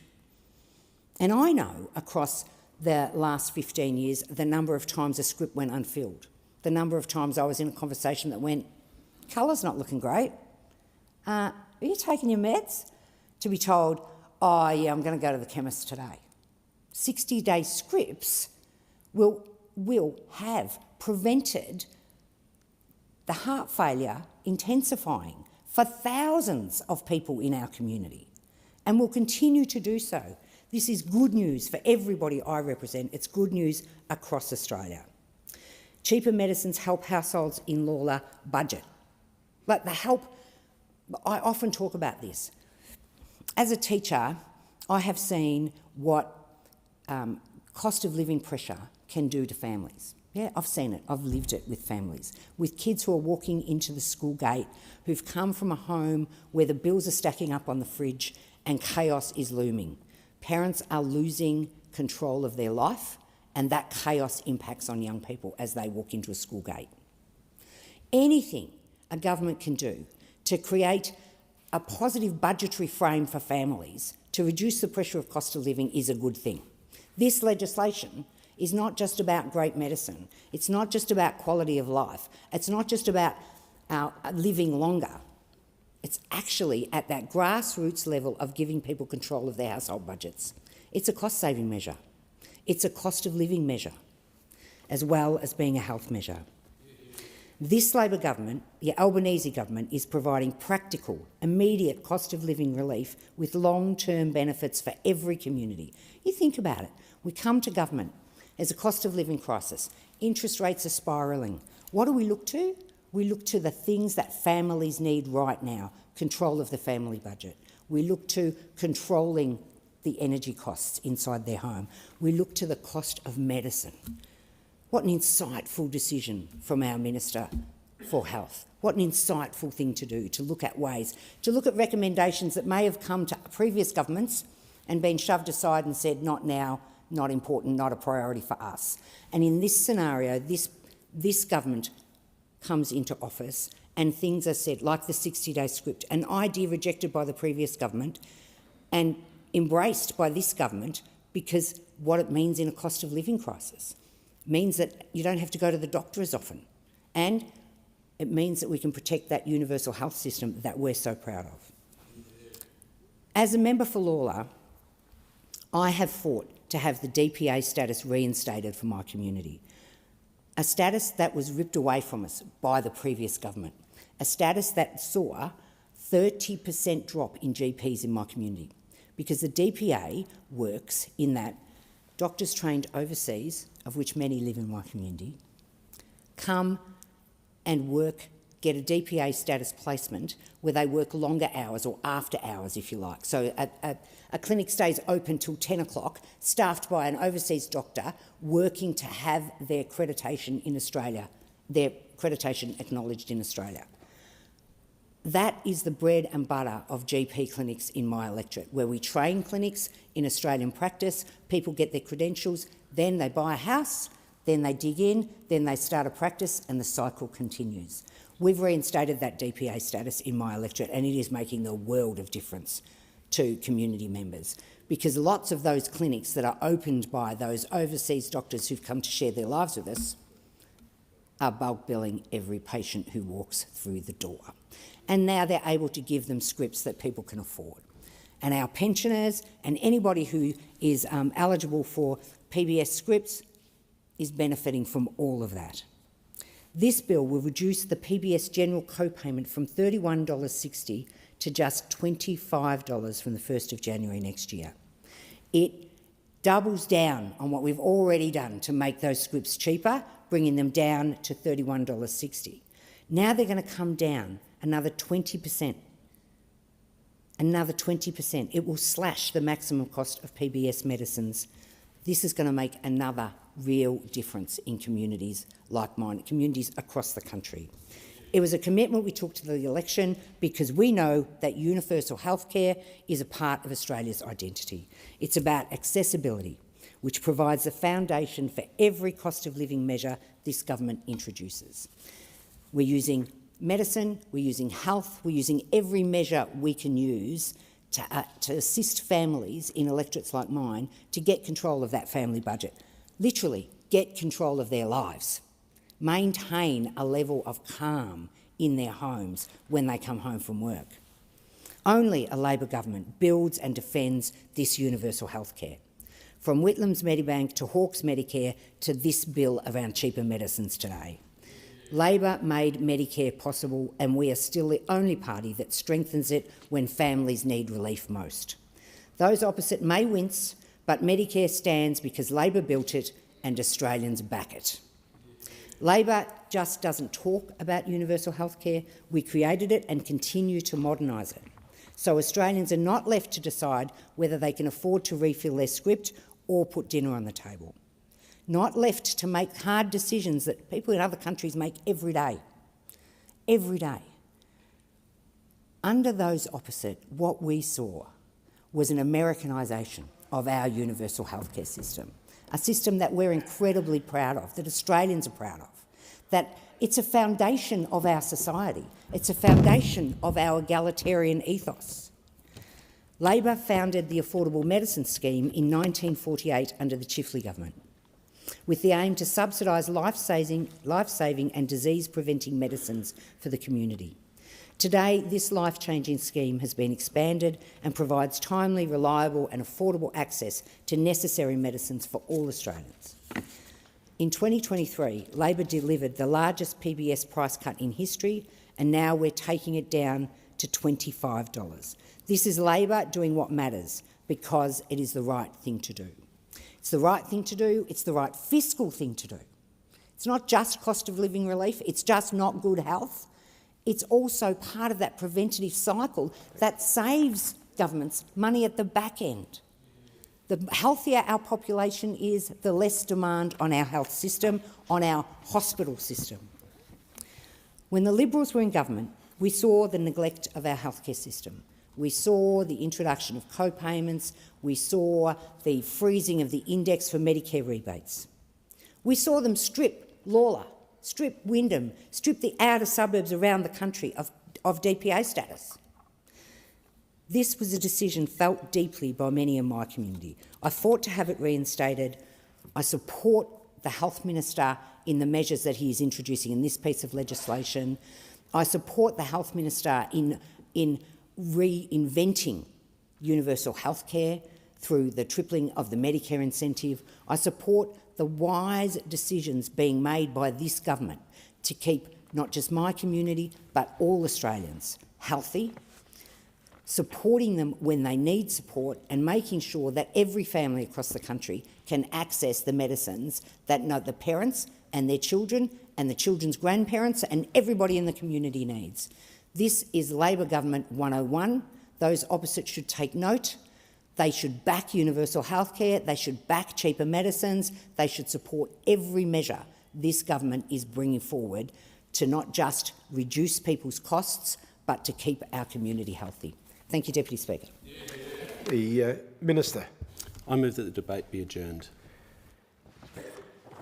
The question is that the debate be adjourned and the resumption of the debate be made in order of the day for the next sitting. All those that opinion say aye. To the contrary, no. The ayes have it. Clerk. Government business. Order of the day number 2, Commonwealth Workplace Protection Orders Bill 2025. Resumption of debate on the second reading. The question is that this bill be now read a second time. The member for Berowra. Thank you, Deputy Speaker. I rise to speak on the Commonwealth Workplace Protection Orders Bill 2025. This is the second piece of legislation to come before this Parliament in the wake of the horrific attack on a Services Australia employee who was just doing her job. A public servant going about her day and doing her job like public servants in every part of this country was punched in the face and stabbed in the back, leaving her with life-changing injuries. This is appalling. No Australian should be attacked at work. And so when former Victoria Police Commission Chief Graham Ashton made recommendations following a review of security arrangements at Services Australia, and indeed in all Commonwealth workplaces, we took them very seriously. One of those recommendations led to the Criminal Code Amendment Protecting Commonwealth Frontline Workers Bill 2024. This was a bill to expand the criminal offences for assaulting a frontline worker employed by the Commonwealth. The Coalition supported the bill and it passed the Parliament on a bipartisan basis. And another one of those recommendations in the Ashton Review has led to this bill that we're considering today. As the member for Watson said when reintroducing this bill, and we acknowledge his comments on the need for this and the constructive approach that all sides of politics have taken to this legislation, there have been more than 1,700 serious incidents at Services Australia between July 2023 and July last year. But all of us in this place know that Services Australia employees are not the only ones to face these threats. It's the employees in our embassies, the contractors and subcontractors on our defence bases, it's private security guards routinely found on Commonwealth premises, officers of the Australian Federal Police, and indeed the staff in our electorate offices. As recently as May 2025, 2 Australian Border Force contractors were assaulted and stabbed whilst at work. This legislation came before Parliament last term, and we indicated at the time we would support a bill after a quick committee inquiry. That committee inquiry was handed down on a bipartisan basis with a recommendation for minor changes, but otherwise supporting the legislation. And so the Coalition is pleased to reiterate its support for this bill today. In essence, what the bill does is create a scheme for Commonwealth workplace protection orders. These orders are similar to apprehended and personal violence order schemes that are commonplace in the states and territories. These orders will apply in Commonwealth workplaces or to protect Commonwealth workers. This means the orders can apply to an entire workplace, such as an electorate office or Services Australia Centre. It also means that the orders can specifically protect individual Commonwealth workers who've been targeted, whether in the car park, on the way home, or outside working hours. As I mentioned previously, the potential risks faced by Commonwealth workers are not just limited to Services Australia employees, but are very broad. And so the very broad definition of the term Commonwealth worker is appropriate. The broad definition means that the orders would be able to protect Services Australia employees, Australian Federal Police contractors, Australian Federal Police, contractors, security guards, volunteers and electorate office staff. This approach is sensible and warrants the support of the Chamber. In terms of the substance of the protection orders, the bill would also allow a court to direct a person not to attend a particular Commonwealth workplace, not to go near an affected worker, and to comply with other appropriate conditions.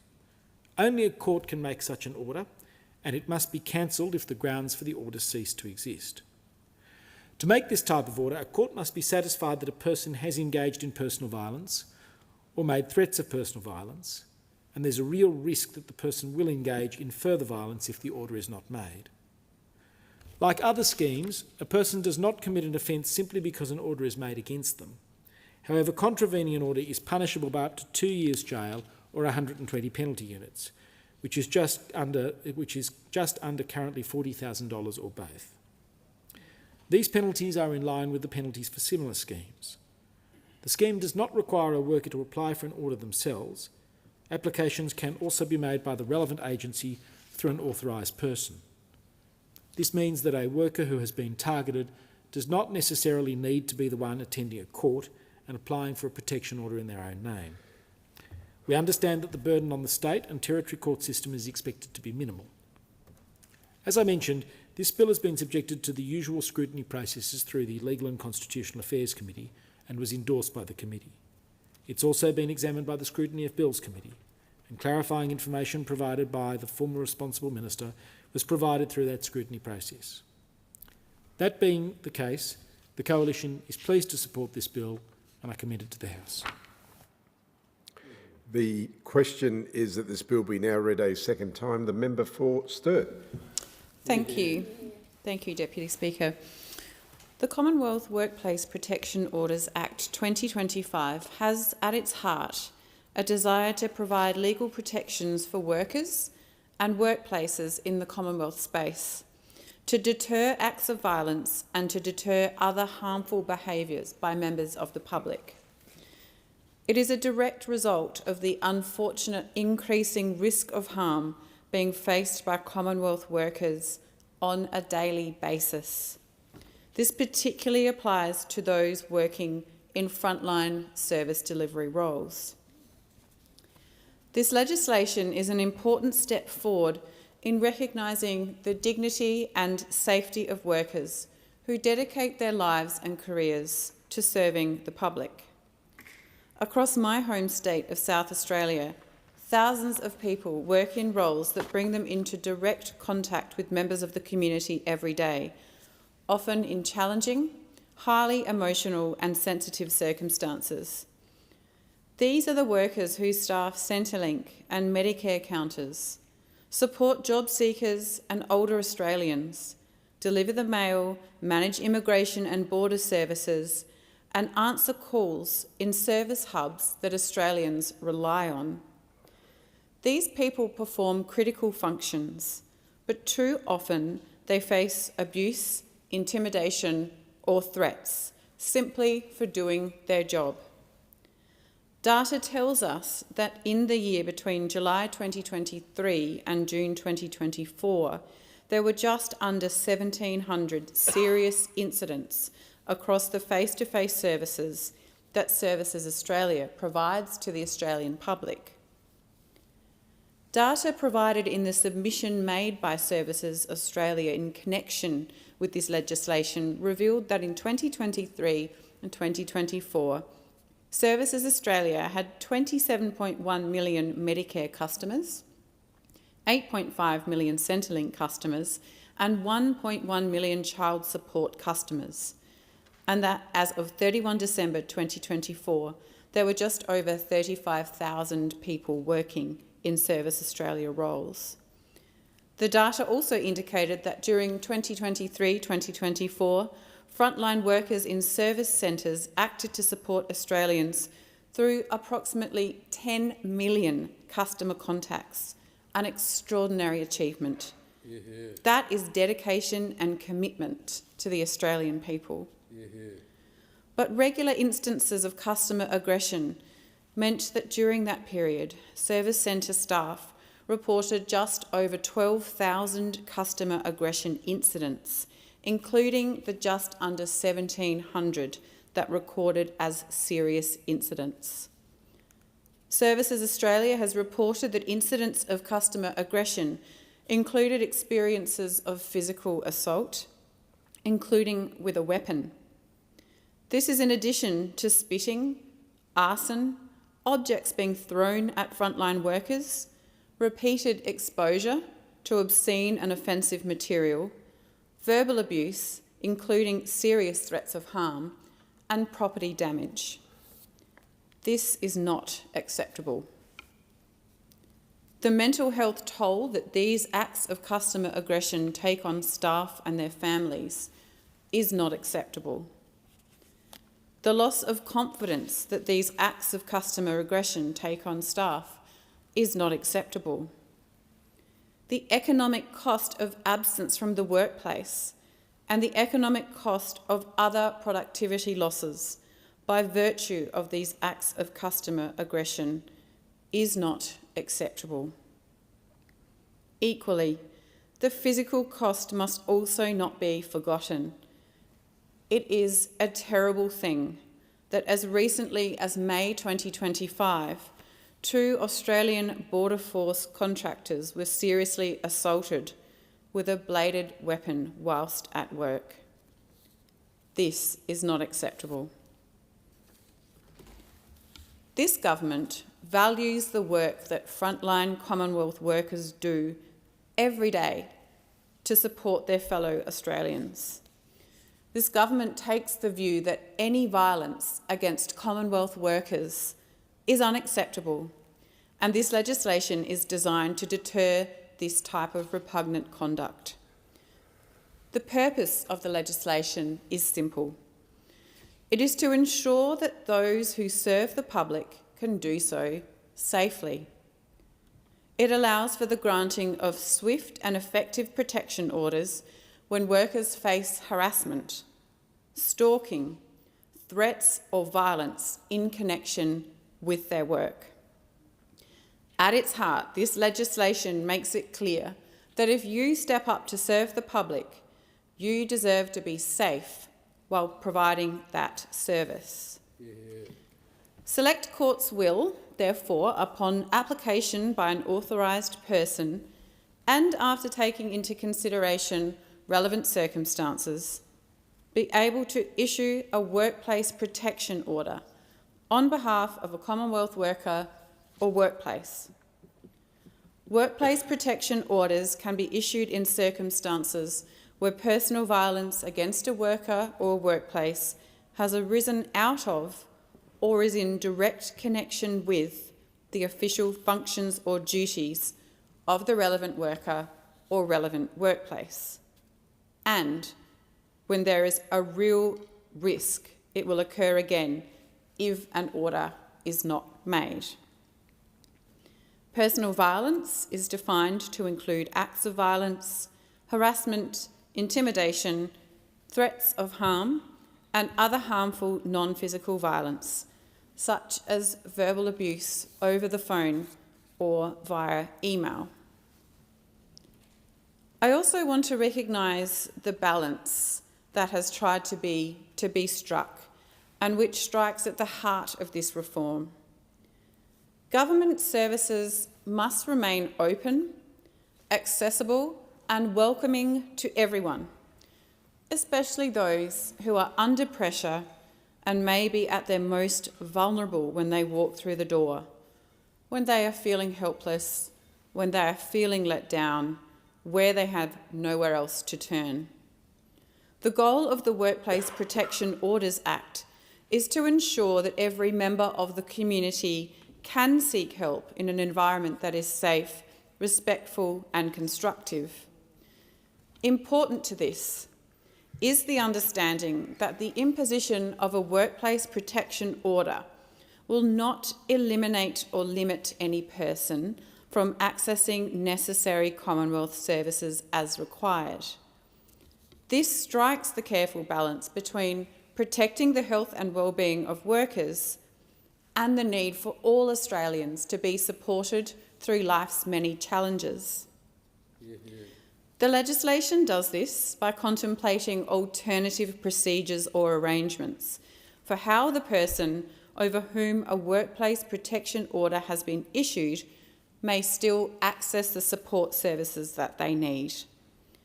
If someone is subject to a workplace protection order, they are not barred from receiving help because services, support and assistance can still be provided through alternative means, such as scheduled appointments, phone or online channels, or with staff in supervised and managed environments. Facilitating the right to payments and services by ensuring that they can be accessed in a safe way, thus allowing for both staff wellbeing and the delivery for Australians at difficult and challenging times of need. That is the balance that has been sought, and that is the balance that will be struck by this legislation. We know that a reduction or elimination of services or support for a person who is on the edge may have even more adverse consequences for that person, for their family, and possibly for the community. And that is the motivation for the balance that this legislation seeks to achieve. Under this legislation, affected workers are also granted privacy protections, as well as workplace health and safety protections, so they do not need to bring an application forward in their own name. This privacy regime protects them from any adverse consequences that may arise from having to bring the action in their own name. And this important scheme will be available to most Commonwealth workplaces, extending to anywhere a Commonwealth worker is conducting official Commonwealth work. This matters deeply in South Australia, where service delivery roles are a backbone of our communities. In Sturt and across the country, staff at Services Australia sites and other frontline agencies provide support for families, provide support for people with disability, and provide support for those experiencing unemployment or hardship. They are often the face of government, explaining complex systems, helping people in crisis, and doing their best to resolve issues and achieve an outcome. Some of these people work at the Services Australia branch located in Norwood, in the very heart of my electorate of Sturt, where staff provide services to residents of Sturt in collection with Centrelink, Medicare and My Aged Care, and where residents can also access information in relation to child support and the Department of Veterans Affairs. Yet, because these workers are the point of contact, they are also the ones most exposed when frustration spills over into aggression. Protecting these workers is about valuing the people who make government services accessible and human. It is also personal for me. In Sturt, I have recently set up the Sturt Electorate Office with a team of young staff with a diverse background from the private sector and from the public sector, who joined me because they want to help their community. Yeah. They see themselves as a front door for people needing access to government, whether it is to help with a pension issue, support to understand the visa and immigration system, assistance with Centrelink, with tax, with housing, the provision of a pocket constitution, or the provision of the Australian flag. These young people bring energy, compassion and commitment to their work every day. And I want to know that when they do that, they are safe. I want to know that when someone walks into the Sturt Electorate Office or makes contact with the Electorate Office online or through the telephone or at a shopping centre visit or a street corner meeting, that the excellent team in the Sturt Electorate Office can help our community and do their jobs without fear of intimidation and harm. Yeah. This legislation gives me that assurance. It gives me the assurance that workers who work in Services Australia offices, all 35,000 of them, all across this great country, will be safe when they provide support services to Australians during life's challenging times. Ultimately, this legislation is about respect. It is respect for people who show up each and every day to help their fellow Australians navigate essential services. It is respect for their role in keeping our systems running. Protecting them is not just good workplace policy, it is the right thing to do. Yeah. The question is that this bill be now read a second time. The member for Aston. Thank you, Deputy Speaker. I rise today in strong support of the Commonwealth Workplace Protection Orders Bill 2025. This bill introduces a new legislation and with it a new national scheme designed to provide Commonwealth workers with the safety, dignity and protection they deserve in the course of their duties. This is a bill about safety. This is a bill about fairness. And most importantly, this bill is about respect. Respect for the thousands of Australians who dedicate themselves to delivering critical services on behalf of the Commonwealth. Yeah. Deputy Speaker, let me begin with why we are here. This bill is born out of both necessity and tragedy. In 2023, the Albanese Labor government commissioned the Services Australia Security Risk Management Review, led by Graham Ashton, AM, APM, respected law enforcement and public safety leader. That review, referred to commonly as the Ashton Review, was triggered by what happened to a 55-year-old, Joanne Cassar, a Services Australia team leader, one day in May of 2023 at a branch in Melbourne. Earlier that morning, a man who Services Australia had already deemed a risk to workers, but whom they had no legal authority to ban from the branch, had turned up again. As team leader, Joanne asked him to leave, and he did so immediately, but then he came back later with a knife. Joanne had stepped in to cover for a security guard taking a lunch break. When the man with the knife returned, he lunged at Joanne, chasing her back into the office. He punched her in the face and stabbed her once in the lower back, just missing her spine and kidneys, but leaving her with life-changing injuries and enduring pain. This should never have been allowed to happen. Joanne said only last month, "We should all be safe at work. We all have family we want to get back to. It took me 7 days to get home, and I'm one of the lucky ones." No one should ever go to work fearing that they may not come home safely, or worse, not come home at all. The Ashton Review looked into the risks faced by Commonwealth frontline workers, especially those in public-facing roles. It made 44 recommendations to strengthen safety, security and protections. The government agreed to all 44 recommendations.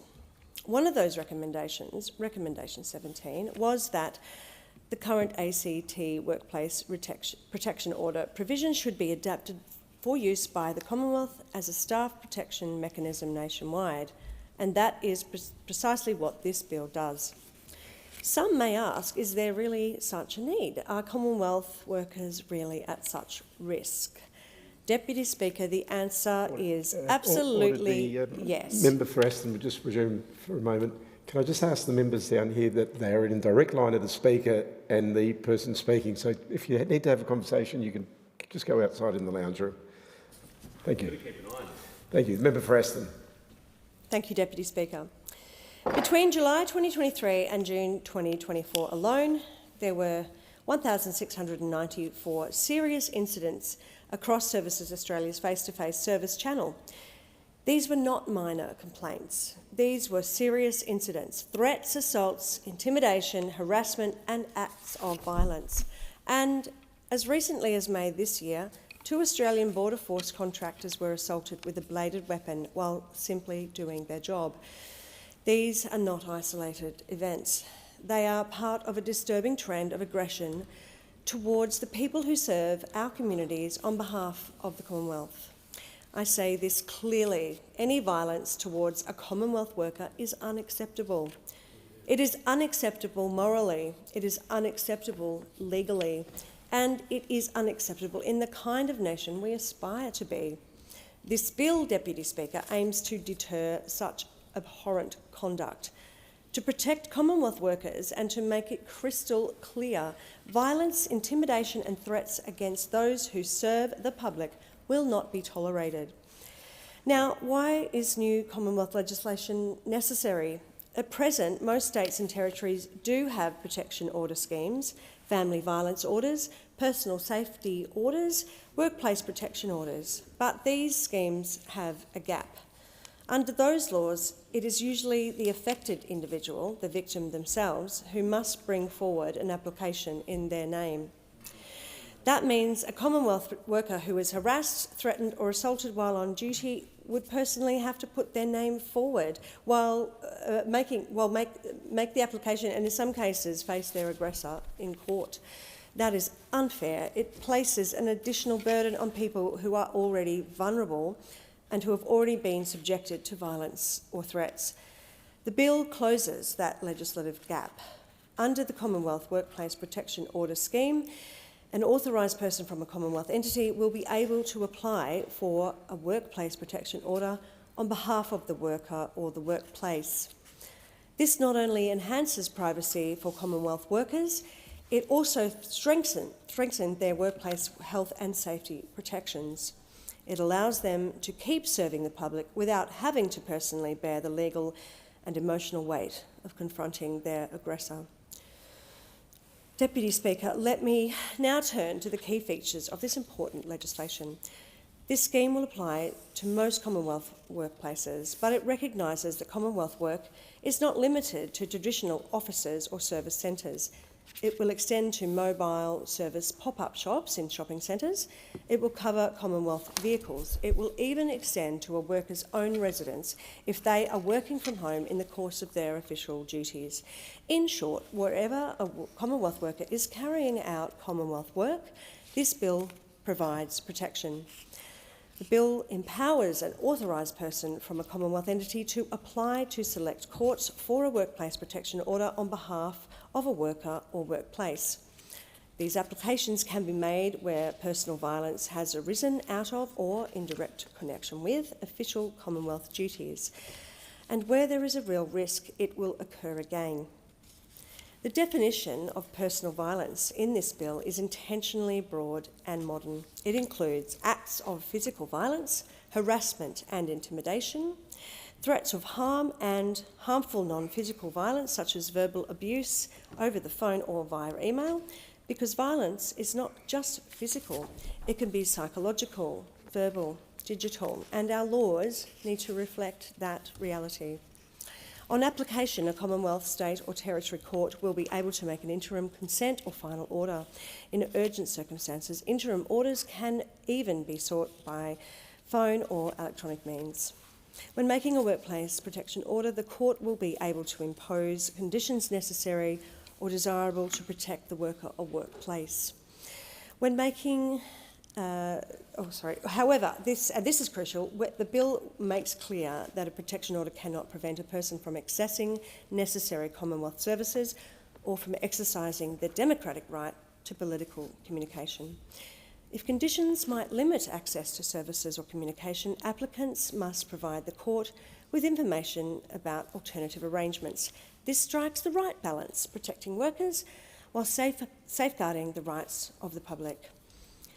Either party, the Commonwealth or the respondent, can apply to vary or revoke an order. Appeals can also be made to the court, ensuring procedural fairness. Breaching a workplace protection order will carry serious consequences, up to 120 penalty units or 2 years imprisonment or both. That sends a clear and strong message. Protection orders are not optional. They are orders of the court and they will be enforced. Finally, the bill provides for a statutory review of the scheme 3 years after commencement. That will ensure the scheme is operating as intended and allow improvements where necessary. Deputy Speaker, behind all the details, there are 3 principles at the heart of this bill. First, safety. Every worker has the right to be safe at work. That includes the teachers in our schools, the nurses in our hospitals, and yes, the Commonwealth workers in our service centres, airports and offices.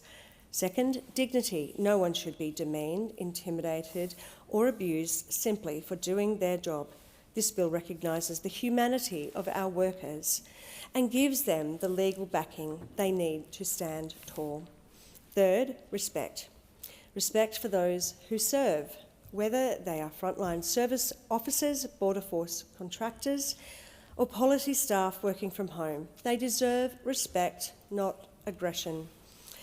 Deputy Speaker, this bill is also an important statement. It sends a strong message that the Albanese government values the workers who provide critical government services. It sends a strong message that violence and aggression towards those workers is unacceptable. And it sends a strong message that the Commonwealth will stand by its people, not leave them to fend for themselves. When we talk about these protections, we are not talking about abstract legal concepts. We are talking about real people. The Services Australia officer who faces daily verbal abuse at the counter, the Border Force contractor assaulted with a knife while trying to keep our community safe, the Centrelink worker who receives threats over the phone simply for enforcing the law. These are people with families, with children, with loved ones waiting for them at home, and the least we can do as a parliament is make sure they get home safe. And Deputy Speaker, the Commonwealth Workplace Protection Orders Bill 2025 is not just another piece of legislation. It is a concrete step towards safer Commonwealth workplaces. It is a practical response to the recommendations of the Ashton Review. It is a demonstration that this government will not tolerate violence against its workers. I commend this bill to the House and I urge all members to support it, not just for the sake of the law, but for the sake of the people who serve our nation every single day. Thank you. The question is that this bill be now read a second time. The member for Moreton. Thank you, Deputy Speaker. Deputy Speaker, you will see the signs when you take the car through the drive-through to pick up takeout on the way home. You will see the signs when you sit in the doctor's office waiting to go in to see the GP when you're sick. You will see the signs as you go through the checkout to buy your groceries on a weekly basis. It is now commonplace to see these signs that adorn walls, that adorn shop fronts, that adorn the counters of so many different places in our communities. And those signs state that aggressive behaviour towards staff will not be tolerated. Behaviour such as physical assault, abusive language, threats and verbal harassment will not be tolerated. And I'm sure that we can all agree that all workers, no matter where you work, should not have to put up with abuse and that they deserve to feel safe in their workplace. If you work in hospitality, waiting tables, you should not have to put up with that. If you work in retail at the checkout, you should not have to put up with that. And if you work for the Commonwealth, you should not have to put up with that. Unfortunately, Deputy Speaker, this is far too often not the case. The staff of Services Australia and other Commonwealth workplaces, who are our frontline workers for government payments and services, are sadly accustomed to being on the receiving end of abuse as they do their jobs. These are the people who process our Centrelink payments. These are the people who answer our taxation queries. These are the people who deal with passport inquiries. And these are the people who run elections that make sure that our democracy runs. They are the face, they are the front line, and they deserve to be treated with respect. It is simply not good enough to have it any other way. The effects of violence in the workplace can have long-lasting negative impacts on workers and their families, workplace culture, and other members of the public. This bill will establish a new act, the Commonwealth Workplace Protection Orders Act, and this in turn will provide a Commonwealth Workplace Protection Orders scheme. The key objectives of this bill are to firstly provide legal protections for Commonwealth workplaces and workers, and secondly, to deter members of the public from violent and aggressive behaviour towards them. Because we will not cop threats to working people. We will not cop abuse directed at working people. And we will not cop violence when working people are its target. Labor takes protecting workers incredibly seriously. This bill complements the Criminal Code Amendment Protecting Commonwealth Frontline Workers Act 2024. And this was driven by the Albanese government and implements increased penalties for harming a Commonwealth frontline worker. And, Deputy Speaker, the Labor government has an incredibly proud history, not only of protecting workers, but supporting workers. And we only have to look at the 8-hour day, the fantastic and incredibly important workplace health and safety legislation moved not only in this place but also in states and territories across the breadth and depth of our country. Superannuation, repealing work choices and AWAs, to know that Labor has always at its heart ensured that working people were protected and that working people have the support that they fundamentally need day in, day out in the workplace. Services Australia has 318 service centres across Australia. As at 30 June 2023, its face-to-face service division employed nearly 6,500 staff.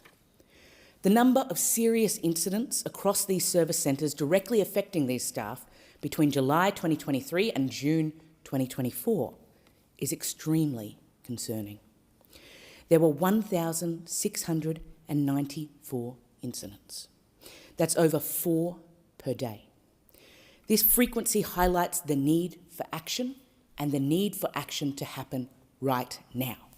And that is exactly what the Albanese Labor government is doing here tonight. The former member for Maribyrnong commissioned the Services Australia Security Risk Management Review in 2023 after a government employee was seriously assaulted with a bladed weapon while at work. The review was led by Mr Graham Ashton, and it's worth taking a closer look at some of its 44 recommendations. Amongst other things, Mr Ashton was tasked with assessing the adequacy of the physical security measures at service centres and reviewing state criminal laws to ensure the maximum protection for both staff and customers. The findings of the report acknowledge that a key part of the role of Services Australia employees is to support Australians during challenging times of their lives. These are some of Australia's most vulnerable people, when they may be at their most vulnerable. As the report stated, this highlights the need to prioritise the security and safety of staff, particularly when working in isolated locations and service centres like regions and rural communities. As I said, the review resulted in 44 recommendations. Some concern culture and management, such as an ethos for staff feedback and leadership. Others are focused on physical security, expressing the need for upgraded security systems, security features of lobby designs, and the employment of security guards. And the Albanese Labor government has accepted every single one of those 44 recommendations. And this bill implements Recommendation 17, that the current ACT Workplace Protection Order provisions should be adopted for use by the Commonwealth as a staff protection mechanism nationwide. Because it doesn't matter where you work. It doesn't matter if you're working in Queensland. It doesn't matter if you're working in the Territory. It doesn't matter if you're working in a city. It doesn't matter if you're working in the regions. It doesn't matter if you are working in rural or remote Queensland. It doesn't matter if you're working in any other state. You deserve protection in your workplace, regardless of your postcode, regardless of your job, regardless of what you do day in and day out. The Commonwealth Workplace Protection Orders scheme will be available to most Commonwealth workplaces and indeed anywhere where a Commonwealth worker is undertaking official Commonwealth work. That includes pop-ups in shopping centres or a worker's house when they are working from home. The bill will let certain people from Commonwealth organisations apply to specific courts for a workplace protection order to help keep a worker or workplace safe. And this bill resolves a legislative gap in some state and territory protection order schemes, because under this legislation, the worker who has been targeted does not need to apply for a workplace protection order in their own name. This measure boosts the privacy of Commonwealth workers and gives additional protections, because we want a strong public service. Labor has always fought to have a strong public service, and we have fought to make sure that we have the best and brightest working for the Commonwealth in critical services that people in this country rely on every day. And to attract those people, to have a strong workforce, people need to understand and know and have the guarantee that this will not happen in their workplace and that they will be protected. Commonwealth, state or territory courts will be able to assess applications. The bill allows for urgent applications to be applied for over the phone or via electronic means. And the courts will consider a range of conditions to impose on a respondent to ensure the protection and safety of Commonwealth workers, and subsequently decide on the type of order. These can be interim, which give temporary protection before a final decision. The second category is consent orders, which is made with agreement from all parties. And lastly, final orders are a long-term protection, typically lasting up to 2 years. Contravening a workplace protection order may carry a penalty of 120 penalty units or 2 years of imprisonment, or in some cases, both. Conditions within the orders include no contact with a Commonwealth worker or no attendance at a Commonwealth workplace. And this means that people working at Services Australia, the Australian Taxation Office, the Veterans Affairs, Australia Post and ministerial and electorate offices, the people at our front line, it covers those subcontractors who also help these places run smoothly, the security guards and the cleaners. It is important to note that if a person gives a workplace protection order, if they're given a workplace protection order, that it does not prevent them from accessing critical Commonwealth services as they require, or exercising their right to engage in political communication. If an applicant is seeking conditions that would limit the respondent's access to Commonwealth services or right to political communication, they must outline how alternative arrangements will work. In 2021 to 2022, Services Australia had 26.4 million Medicare customers, 11.4 million Centrelink customers, and 1.2 million child support customers. Customers who are people, everyday Australian citizens who rely on Commonwealth services for their healthcare, everyday Australian citizens who rely on Centrelink to support them and their families, everyday Australian citizens who rely on child support. And these customers would have experienced what the Ashton Review describes as a very strong service ethos. The vast majority of these interactions would have been positive.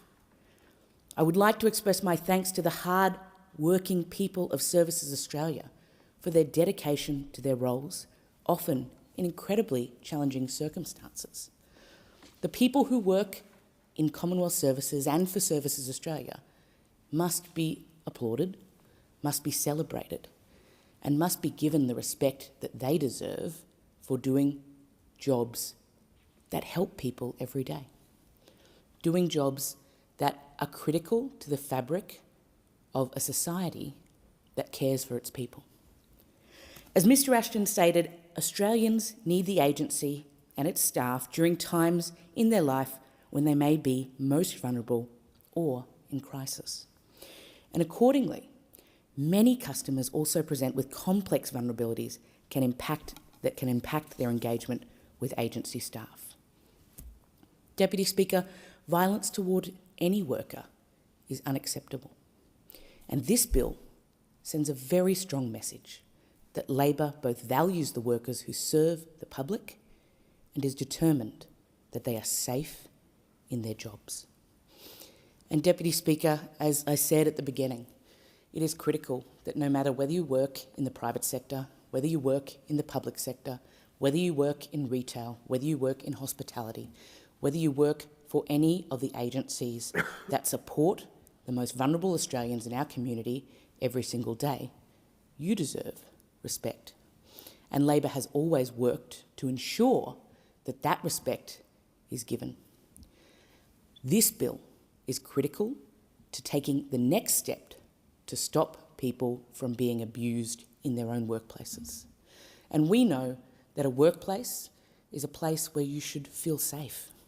We know that a workplace is a place where you go every day and you should understand and have the confidence to know that when you get there, you will be safe. We know that a workplace is somewhere where you often spend more time with your colleagues and at that workplace than with your family. And when you go to that workplace, safety is paramount. And no one should ever feel compromised when it comes to safety in their day-to-day work. Deputy Speaker, this legislation aims to decrease the number of violent acts happening at face-to-face centres and ensure the safety of people in their workplace every single day. And Deputy Speaker, ensuring that workers are taken care of, ensuring that workers have confidence, ensuring that workers have agency, ensuring that workers feel safe, ensuring that workers feel supported is what Labor has always stood for. And this bill is critical in continuing that legacy for people who work for the Commonwealth and for people who support Australians every day. The question is that this bill be now read a second time. The member for Menzies. Thank you, Deputy Speaker. I am proud to speak on this bill as a former public servant. It is too little acknowledged that without public servants, governments of any persuasion would grind to a halt. Public servants make up the majority of the executive arm of government, one of the three pillars of our democratic system. We rely on them to provide frank and fearless advice, deliver services and engage with the public. One of the most important roles of government is to act as a social safety net. As a result, public servants are dealing on a daily basis with some of the most vulnerable in our society, people in difficult, even desperate circumstances. This, in turn, can lead to complex behaviours, aggression and even violence. Having worked for various government departments, I understand the risks that frontline workers can face. That is why it is so important to have strong protective mechanisms in place for those workers. As people that provide vital supports, they are essential. Every day, public servants serve the nation, deliver critical services and uphold the standards of the Commonwealth. They deserve to be able to do their jobs in safety, free from abuse and threats to their person. That is why the government has introduced legislation to protect the people who serve our nation. The Commonwealth Workplace Protection Orders Bill will establish a new scheme to safeguard the men and women who deliver the essential services to the Australian public. At its core, this is a bill to protect our Commonwealth employees against violence, aggression or threats. Such behaviour is not only unacceptable, it is utterly appalling. That is why the Albanese Labor government is acting, to ensure the people who dedicate their working lives to serving the public can do so free from fear or harm. Deputy Speaker, when Australians walk into a Services Australia office, when they pass through a Border Force checkpoint, when they interact face-to-face with government staff, they are dealing with everyday people doing their jobs. People delivering essential frontline services. And like all of us here, people who deserve to be safe at work. And yet, too often, that safety is compromised. Between July 2023 and June 2024 alone, there were 1,694 serious incidents across Services Australia's face-to-face service channels. That is more than 4 every single day. Incidents that include threats, intimidation and assaults. This is not limited to Services Australia. As recently as May this year, 2 Australian Border Force contractors were assaulted with a bladed weapon while on the job. Let us be clear. Violence is not acceptable in any workplace. But violence against Commonwealth workers is not just an attack on individuals. It is an attack on our institutions, on the representatives of the government that deal with the public on a daily basis. It undermines the government's ability to deliver services and support, and it cannot be tolerated. That is why, in 2023, the government commissioned the Services Australia Security Risk Management Review, better known as the Ashton Review, to examine how we can better protect frontline staff. Deputy Speaker, this bill was born from Recommendation 17 of the Ashton Review. That recommendation stated that the current ACT Workplace Protection Order provisions should be adopted for use by the Commonwealth as a staff protection mechanism nationwide. This stemmed from a shocking incident, a serious assault on a Services Australia staff member with a bladed weapon in 2023. No worker should ever face that kind of danger while serving the public. It was a wake-up call, a reminder that we must do more to care for our workers. The government responded by agreeing to all 44 recommendations of the Ashton Review. And this bill gives effect to protections for our Commonwealth workers, ensuring that never again will they be left without the protections they deserve. This bill makes that happen. It turns recommendations into action. It ensures that Commonwealth employees can do their jobs safely and with the confidence that their government stands firmly behind them. Where those opposite ignored the warnings and failed to act, Labor is delivering the protections that our public servants deserve. This bill is long overdue, and it addresses a clear legislative gap in most state and territory protection order schemes. Right now, in many jurisdictions, if a Commonwealth worker is assaulted, threatened or harassed, they are left to bring an application for a protection order in their own name. That places an unfair burden on the victim, forcing them to front up the legal protection proceedings as individuals for what is effectively a workplace incident. Under this legislation, affected workers will no longer have to take that step. The Commonwealth itself will be able to bring an application on their behalf. This change does three important things. It protects the privacy of our workers and ensures that they are no longer publicly named in proceedings and exposed to further risks. It reduces the burden and trauma of victims being forced into the legal system to seek protection and closure. It strengthens and safeguards our Commonwealth workers, making it clear that it is our responsibility to protect our employees as any good employer should. Deputy Speaker, the Labor Party is the party of workers, and we are the party and government that respects the public service. It is important that we show it and that we deliver for the people who serve our nation. That is exactly what we are doing with these workplace protections, backing our workers with actions and not just words. In the last election campaign, we saw those opposite show their disdain for the public service by setting an arbitrary figure of 41,000 job cuts. This wasn't based on an assessment of what it would take to implement policy or meet public need. It was based on an ideological aversion to government jobs. It is this same ideology that, over the 9 years of coalition government, led to wasteful spending on labour hire companies and outsourcing to big consultancy firms and the hollowing out of the public service. During the last election campaign, those opposite showed their disdain not only for the public service, but for many working people by saying that they would end working from home for all APS employees.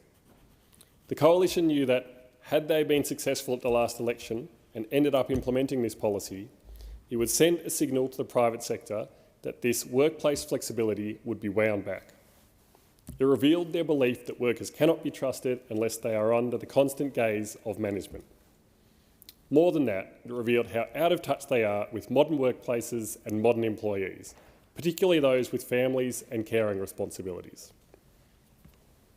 The Australian people rejected this divisive attack on public servants, knowing that it was an attack on workers who deliver Centrelink, immigration, NDIS, Veterans Affairs and so many other critical supports for the community. In practice, this bill will make it safer, fairer and more secure to work for the Commonwealth. Take a Services Australia officer who is threatened by a client after delivering difficult news about a payment. Today, that officer may have to pursue their own legal remedy, recounting the horrific details, reliving the incident and facing their aggressor in court.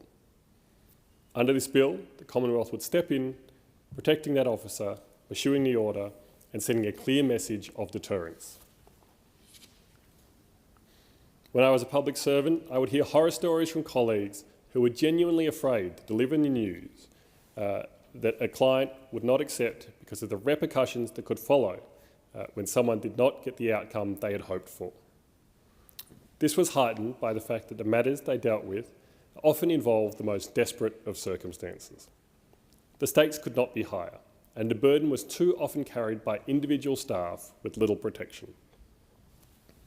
And because of this bill, I can say to my former colleagues with confidence, this will make a difference. This will give you the protection, reassurance and the pride to do your jobs without fear. It sends a clear message that the government values you and your safety will never be compromised simply for doing a duty. No public servant should ever fear violence or intimidation for doing their job, serving the Australian people. The member for Menzies shall resume his seat and will get an opportunity at a later date to continue his in continuation. It being 7:30 p.m, I propose the question that the House do now adjourn. The member for Lyne. Thank you, Deputy Speaker. Again, I must stand in this place to stand up for my communities affected by the devastating, record-breaking floods on the New South Wales Mid-North Coast and Hunter region. Stand up for people let down by government and bureaucracy. I spoke earlier in the week about the 700+ farmers still waiting some more than 100 days for Cat D payments, treatment they simply do not deserve. Tonight, I want to focus on the silence from government about Cat D payments to small businesses. I understand that the Hunter and Mid-North Coast Recovery Coordinator has made a recommendation to governments for Cat D funding for small businesses impacted by the floods weeks ago. Who is blocking it and why? I visited small businesses in the Taree CBD. I cannot overstate the devastating effect this event has had on the town, a town that before these floods had already well and truly been dealt its fair share of hardship. The effect of this event and the lack of government assistance will haunt Taree and other communities for a long time. Right now, things have never been tougher. Following the Black Summer bushfires and the preceding ruinous floods of March 2021, the Mid-Coast gross regional product declined by nearly 2% and regional productivity dropped 2.6%. Since these events, growth has lagged behind regional New South Wales overall and the nation. This disaster has only compounded these poor economic markers. Too many have had to liquidate stock and close their doors. These closures impact jobs, services and entire communities. Shedlux has been forced to keep their doors open whilst undergoing shop repairs in order to maintain some form of income. I've been there, I've seen it. Officeworks, a significant employer, remains closed with no reopening date in sight.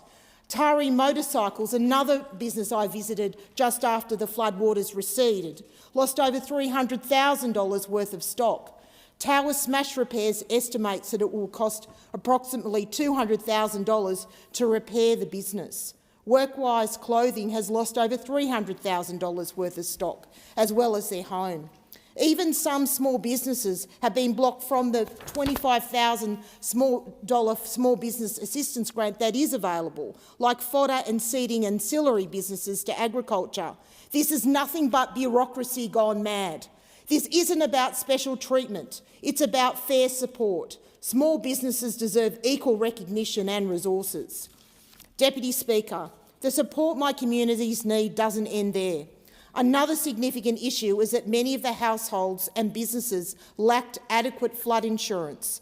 This is not because of complacency on the part of business and homeowners, but rather because they were either outright refused flood insurance or because of skyrocketing insurance premiums following the 2021 floods that were so exorbitant. They were simply unaffordable. Where does this leave business and the many premises they reside in? No one wants to buy them. Business owners are stuck in a hopeless situation where they must either decide to rebuild with the threat of another flood event destroying everything again forever looming over them, or cut their losses and close their doors permanently. Mr Speaker, this country desperately needs insurance reform.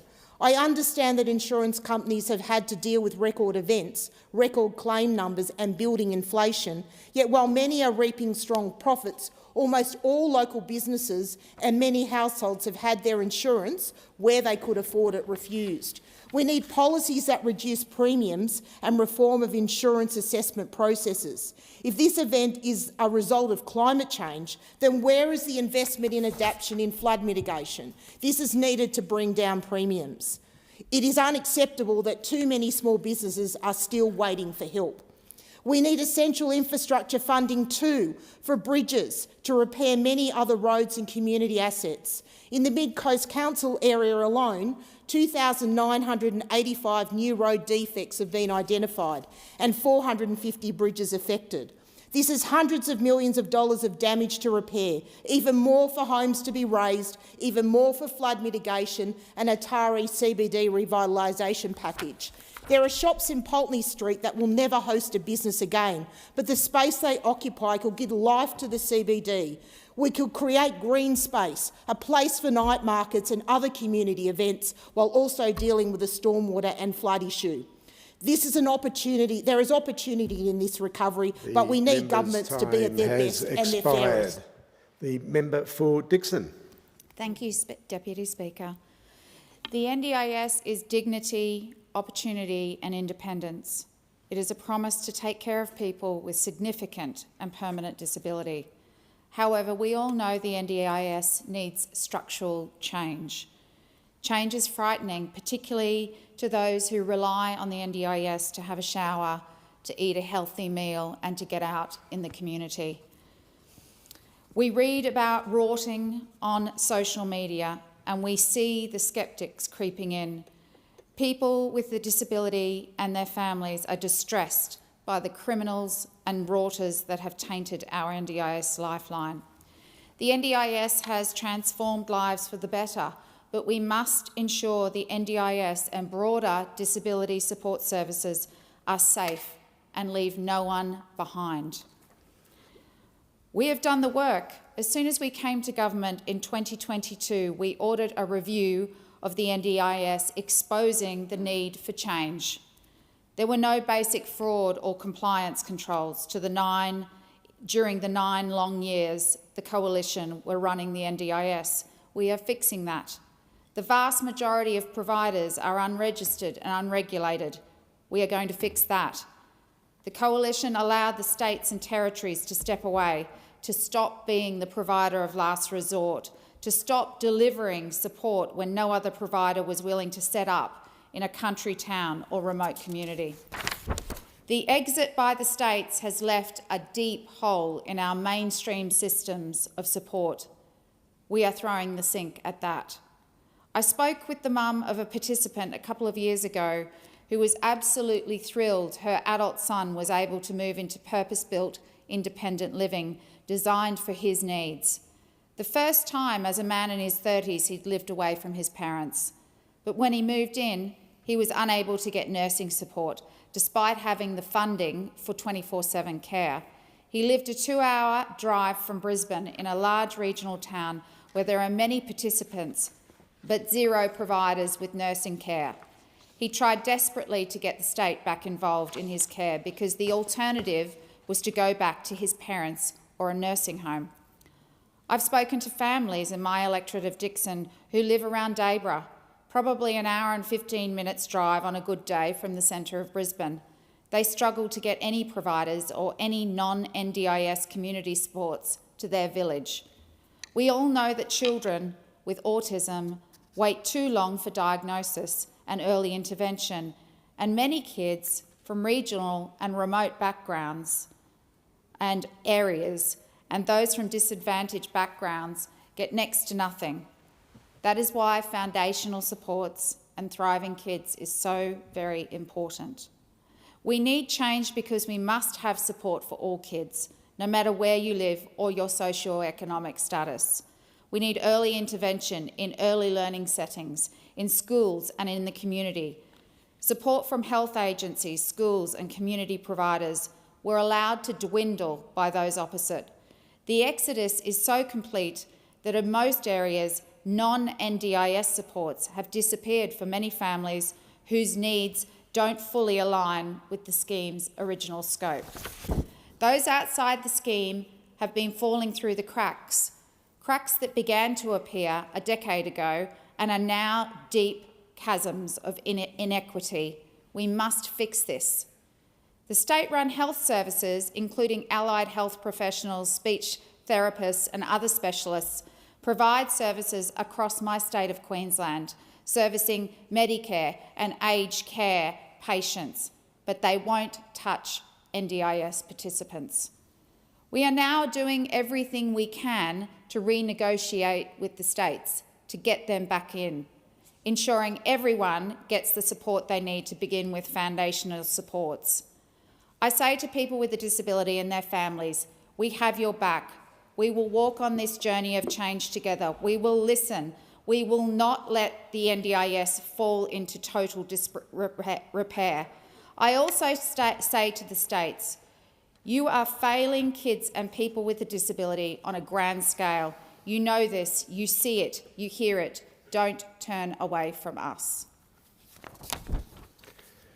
The member for Wide Bay. Thanks, Deputy Speaker.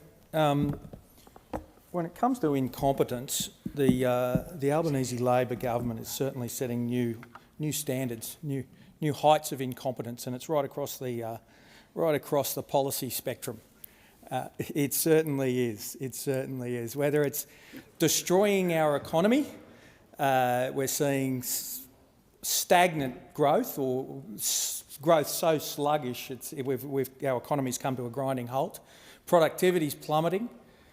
They're engaged in an energy transition that is seeing Aussies pay some of the highest electricity prices in the world.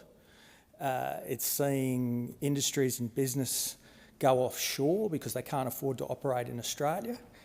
And that's just on the economic side of things. On the social side of things, we're seeing the country more divided than I think it's ever been. Whether it's the failed voice referendum that has divided our nation and damaged it. I see it in my area where people are still getting over that referendum, or it's their unbelievable announcement that they are going to recognise Palestine in the middle of a war that is just, it just defies belief. But this is what's driving the division in our community, and this government is fully responsible for it. But one of their and it's hard to pick which is the biggest failure when it comes to this government, but certainly migration would have to be up there with the contenders.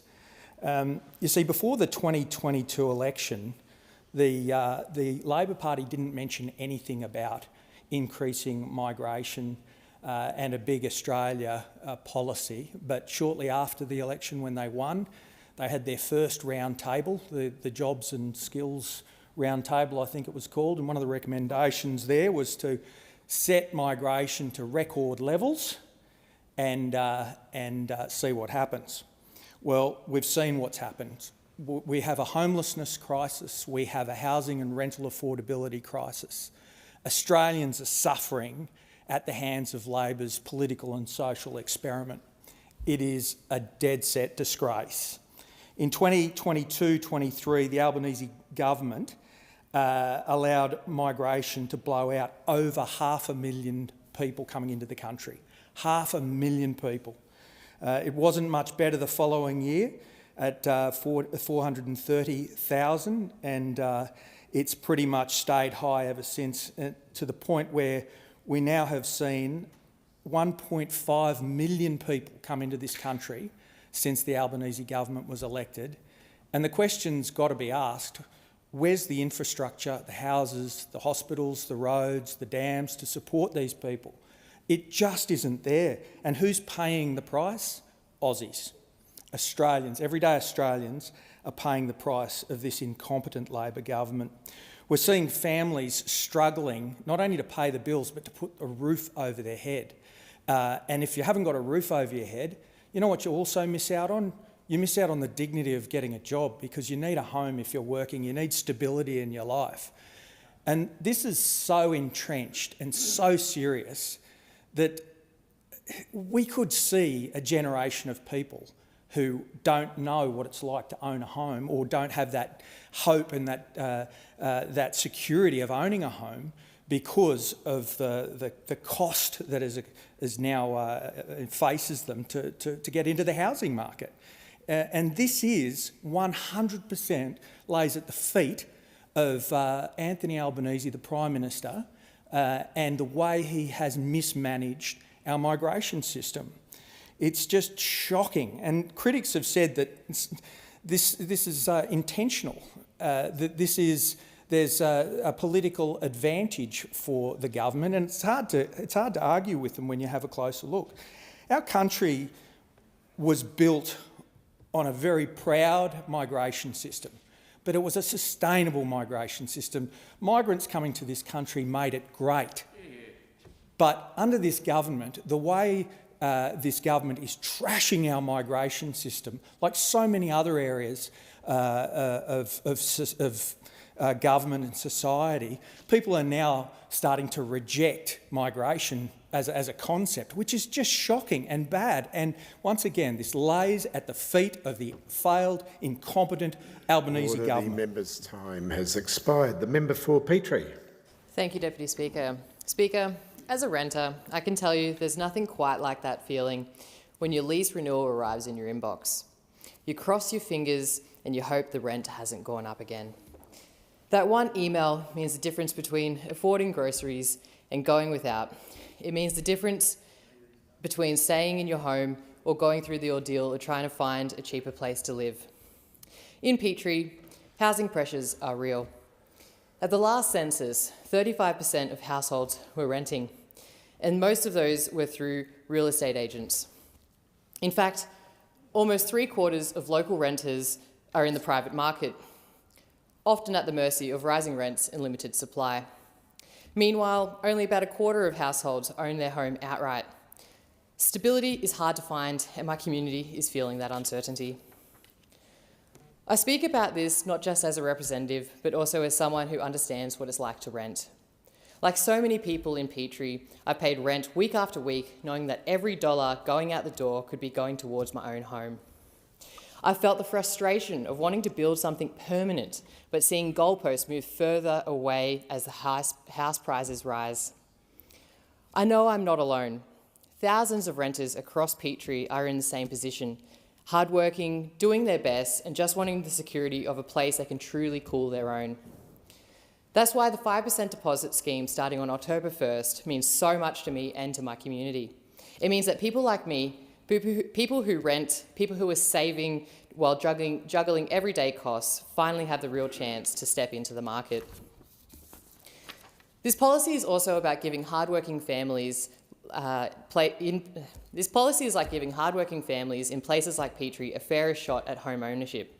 Because the reality is, saving a deposit has become harder and harder, especially when house prices across my community have risen by more than 40% since 2019.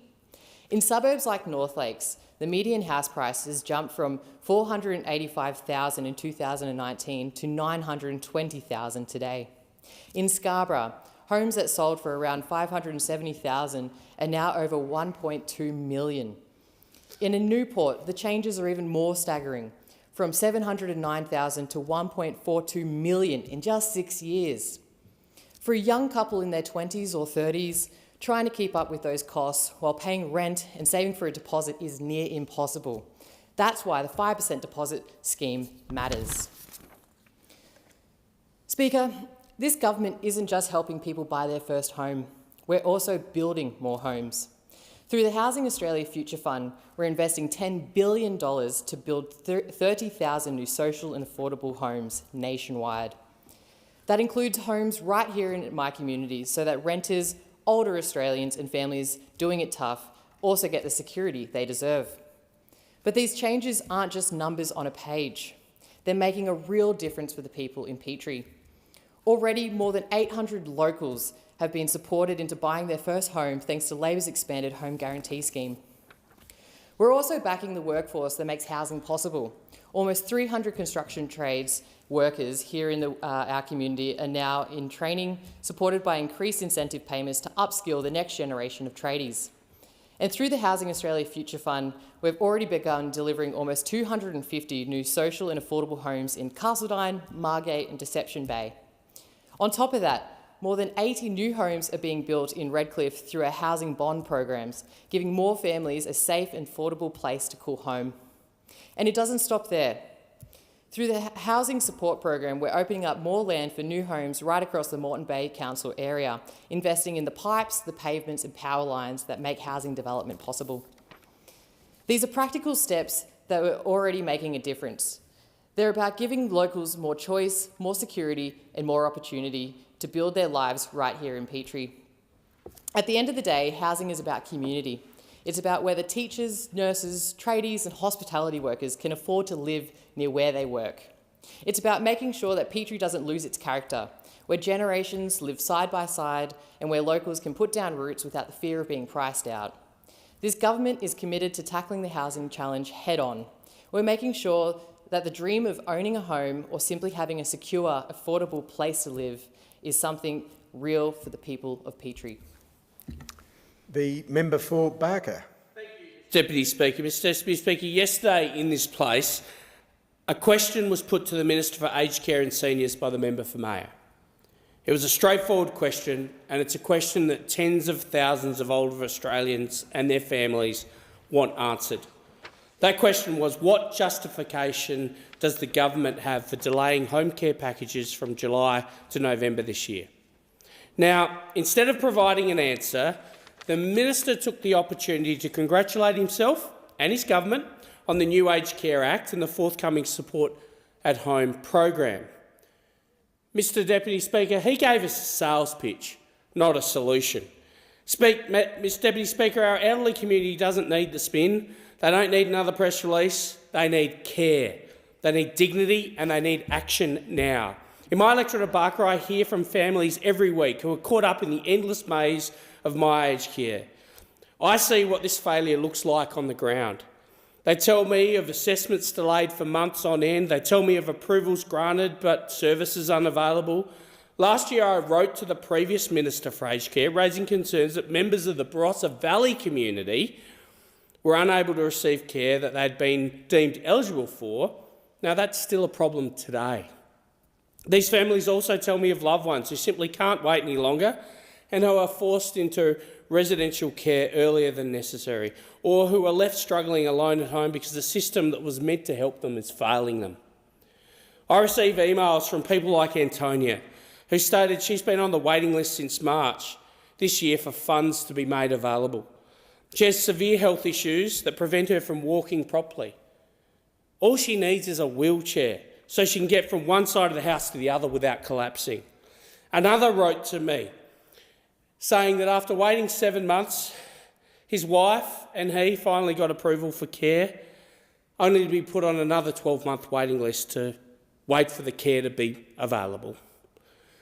But lastly, a daughter wrote to me recently about her mother and stepfather. They were assessed at requiring Level 3 and Level 4 care packages respectively. But Mr Deputy Speaker, tragically, they both died before that help arrived. Mr Deputy Speaker, these aren't isolated cases, it's evidence of systematic failure.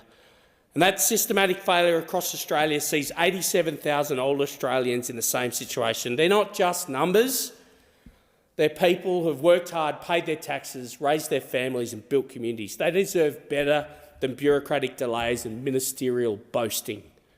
When the Minister refuses to answer why this is happening, he's refusing to be accountable to those very Australians. Announcing future programs and legislative reforms doesn't excuse the government's failure to deliver support today. It doesn't excuse My Aged Care's inability to connect people with the timely support they require. Now, let me be clear, Mr Deputy Speaker. There are parts of the government's aged care agenda worth supporting. Reforming the Aged Care Act to strengthen rights is positive. Streamlining services through support at home could, if done properly, make a difference. But these reforms mean nothing if you don't address the immediate backlog. 87,000 Australians waiting in pain, frustration and, Mr Deputy Speaker, they're confused. So here's what the Minister should do. I hope he's listening. I hope he's not at the midwinter ball because his portfolio needs him to be working every hour God made. Prioritise clearing the home care waiting list within the next 6 months and report progress publicly every month.